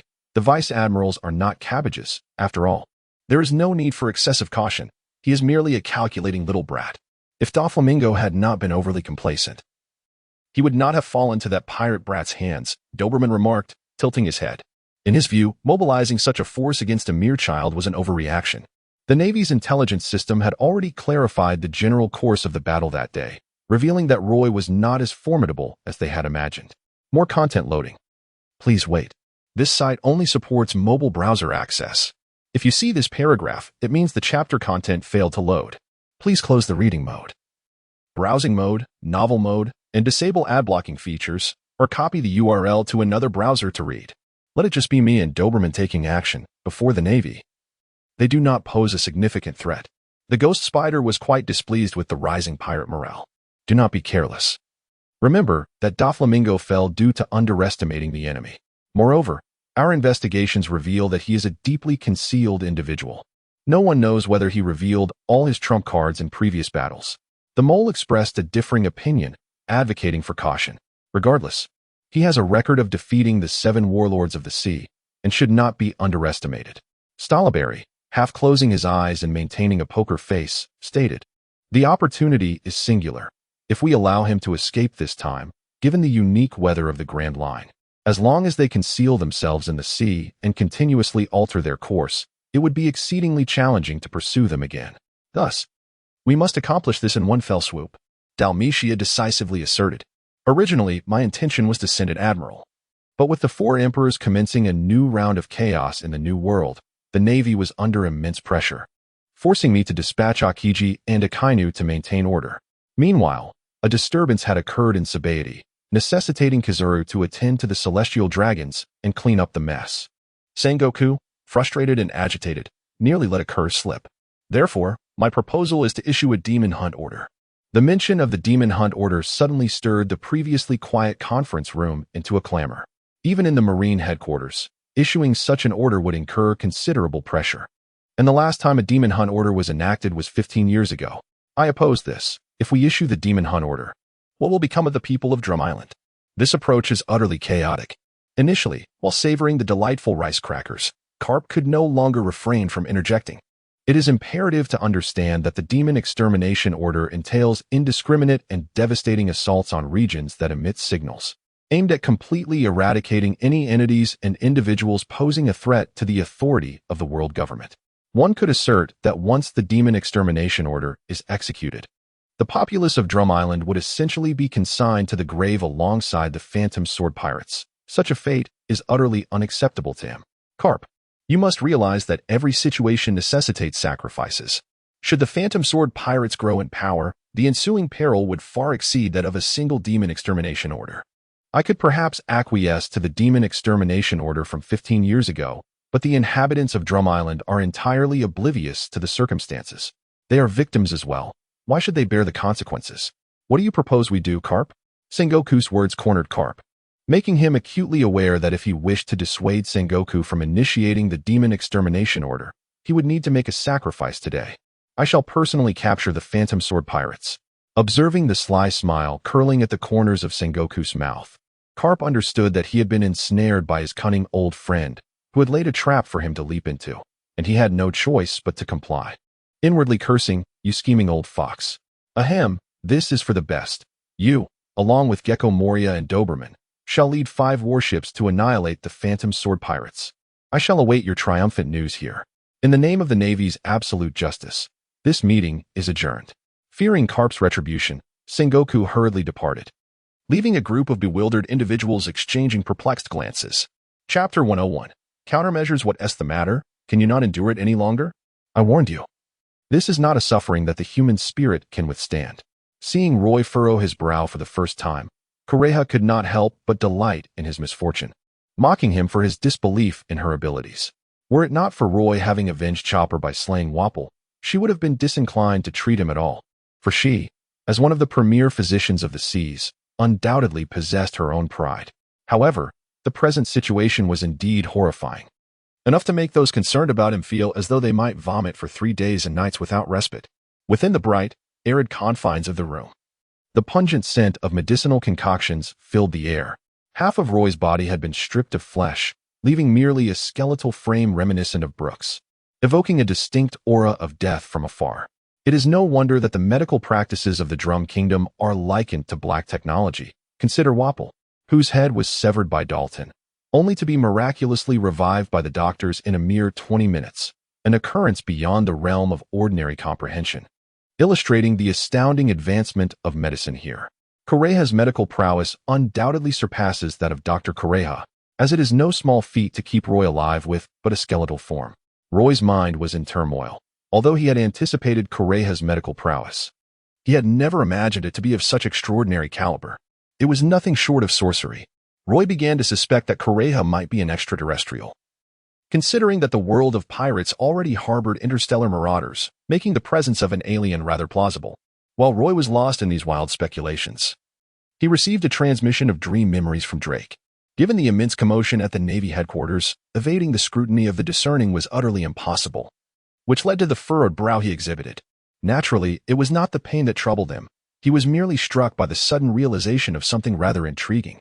A mysterious smile played at the corners of Roy's mouth. Witnessing Roy's nonchalance and his inclination for light-hearted banter, Kureha was taken aback. Although she felt displeased that Roy harbored doubts about her trustworthiness, she could not deny the remarkable strength of his will. Setting aside the excruciating pain of having his flesh stripped away, the sheer psychological shock of witnessing his own body transform into that of a skeleton was an ordeal few could endure. She found it incomprehensible that such a tenacity, more resilient than steel, could manifest in one so young, merely 16 or 17 years of age. The process of scraping the bones for healing was indeed a torment that penetrated to the marrow. Yet when compared to the agony Roy experienced from repeatedly pushing the limits of his physical endurance, it seemed almost trivial. After all, this was merely corporeal suffering. At that time, he was subjected to a dual torment of body and spirit, sufficient to make even the most resolute individual question the very essence of life. Roy refrains from accepting the anesthetic injection primarily because he has never been accustomed to entrusting his life and death to others. Even now, should Kureha harbor ill intentions, Roy is confident in his ability to recover using his fruit powers. Although he understands that such a scenario is utterly improbable, he chooses to place his faith solely in himself. After years of navigating the vast seas, he recognizes that blind trust in others and reliance on his so-called intuition about people could have long since led him to a grave. It is precisely this behavior that may irk Kureha, prompting Roy to leverage Walpo as a bargaining chip. Although he did not explicitly state it at the time, Roy is certain that someone as astute as Kureha comprehends the motives behind his actions. Little did he expect that the Navy would hold him in such high regard. He truly finds himself in a predicament now. Roy couldn't help but chuckle to himself. Facing merely 3 vice admirals would be manageable given his current strength. However, the crux of the matter lay in the presence of someone as formidable as Carp among them. It was truly perplexing that someone with such a lethargic disposition would take action merely because of his involvement. Roy was unaware that Cap, initially indifferent towards him, was reluctantly compelled into action by the machinations of a certain unscrupulous individual. Although Cap held the rank of merely a vice admiral, in Roy's estimation, his prowess surpassed even that of the 50 dominators of the pirate dream, placing him above the 3 admirals. He brought an end to the era of rocks and earned the title of Navy Hero, having repeatedly cornered the Pirate King, Roger, and alongside Sengoku, vanquished the Golden Lion. Any one of these feats alone could send ripples of upheaval throughout the world. While the situation was far worse than I had anticipated, it was still not the most dire outcome. After Roy calmed his mind, he felt a sense of relief. If the adversary were a Kainu, he would unhesitatingly abandon treatment and depart. If it were Kizaru, he might need to prepare more thoroughly. However, if the opponents were Garp or Akiji, Roy was entirely confident in his ability to escape from both.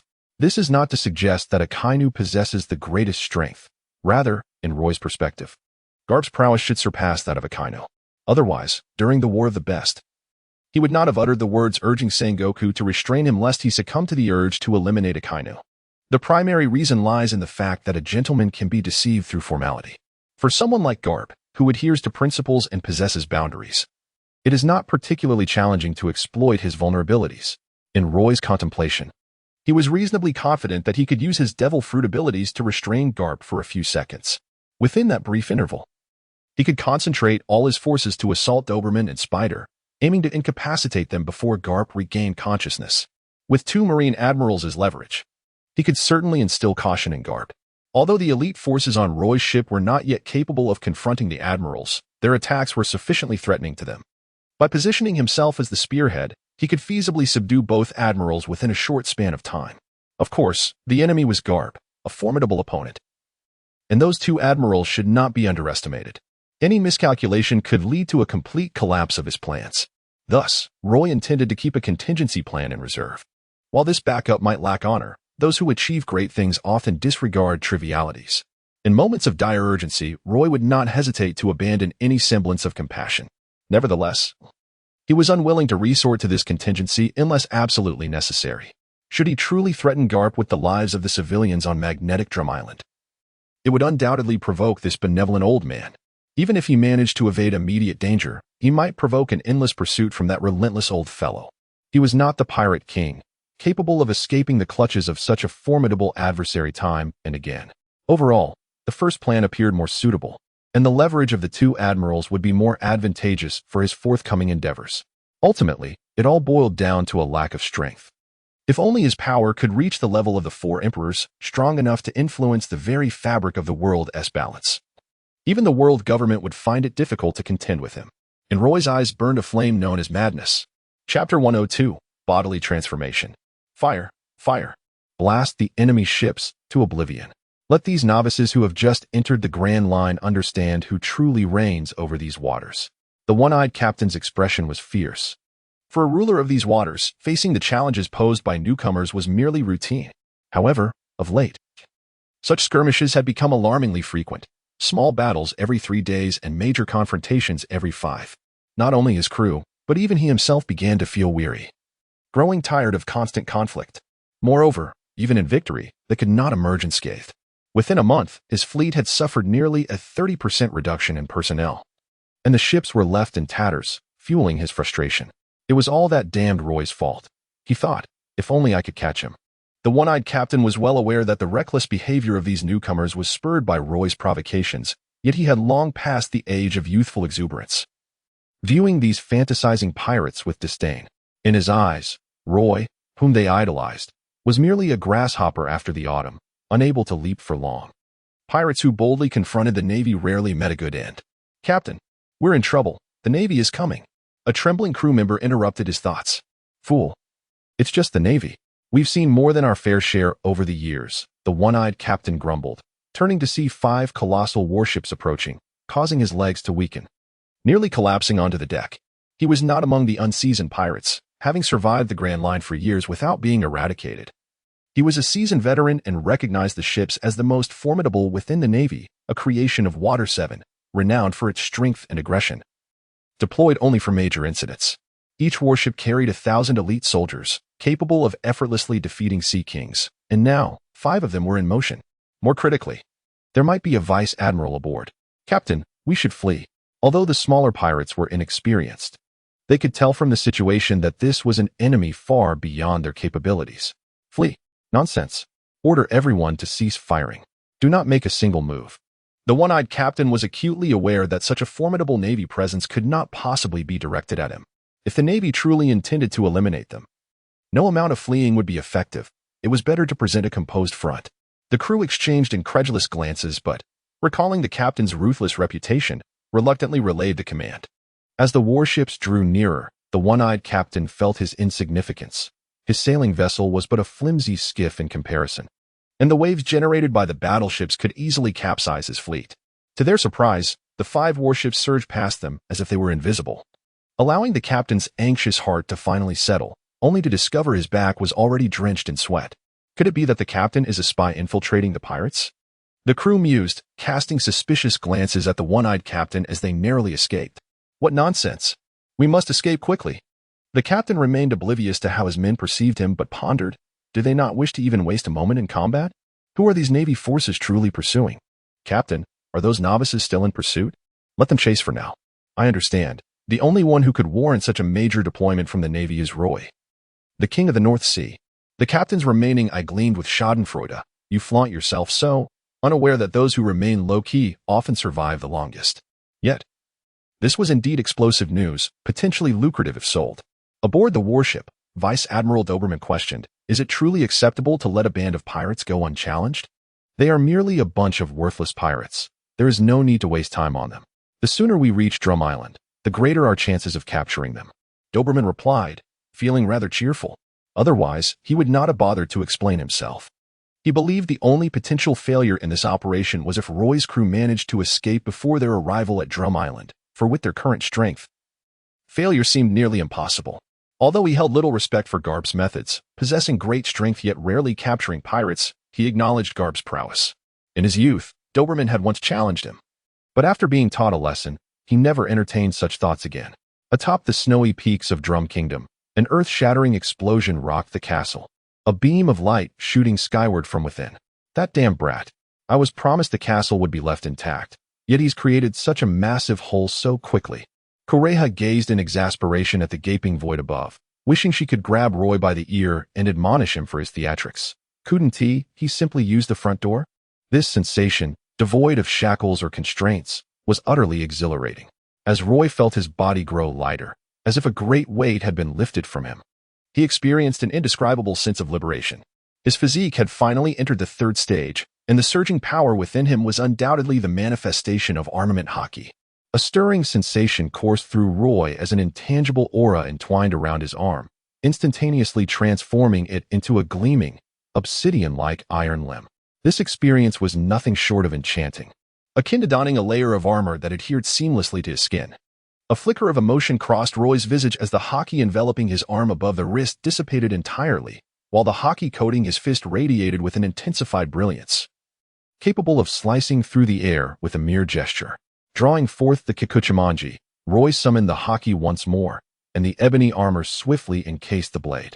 He wielded it with a gentle flourish, noting that the weight remained unchanged, yet its fortitude had undeniably escalated to a remarkable degree. Having just awakened this power, he could already achieve both hardening and entangling. It seemed the solid foundation I had established previously played a significant role. After all, had it not been for the lingering injuries, I should have grasped the essence of Haki long ago. With my physique ascending to the third tier and the mastery of Haki now in my possession, my overall prowess has undoubtedly surged to a new echelon, granting me greater confidence in the challenges that lie ahead. Roy exhaled a heavy sigh, feeling a flicker of anticipation for the impending battle. Chapter 103, The Ascendance of Power. Nightmare. Summon my current strength panel. Name, Roy. Age, 16. Fruit ability, level V13. Beginner hypnosis, dream theft, dream manipulation, level V13. Intermediate reflection,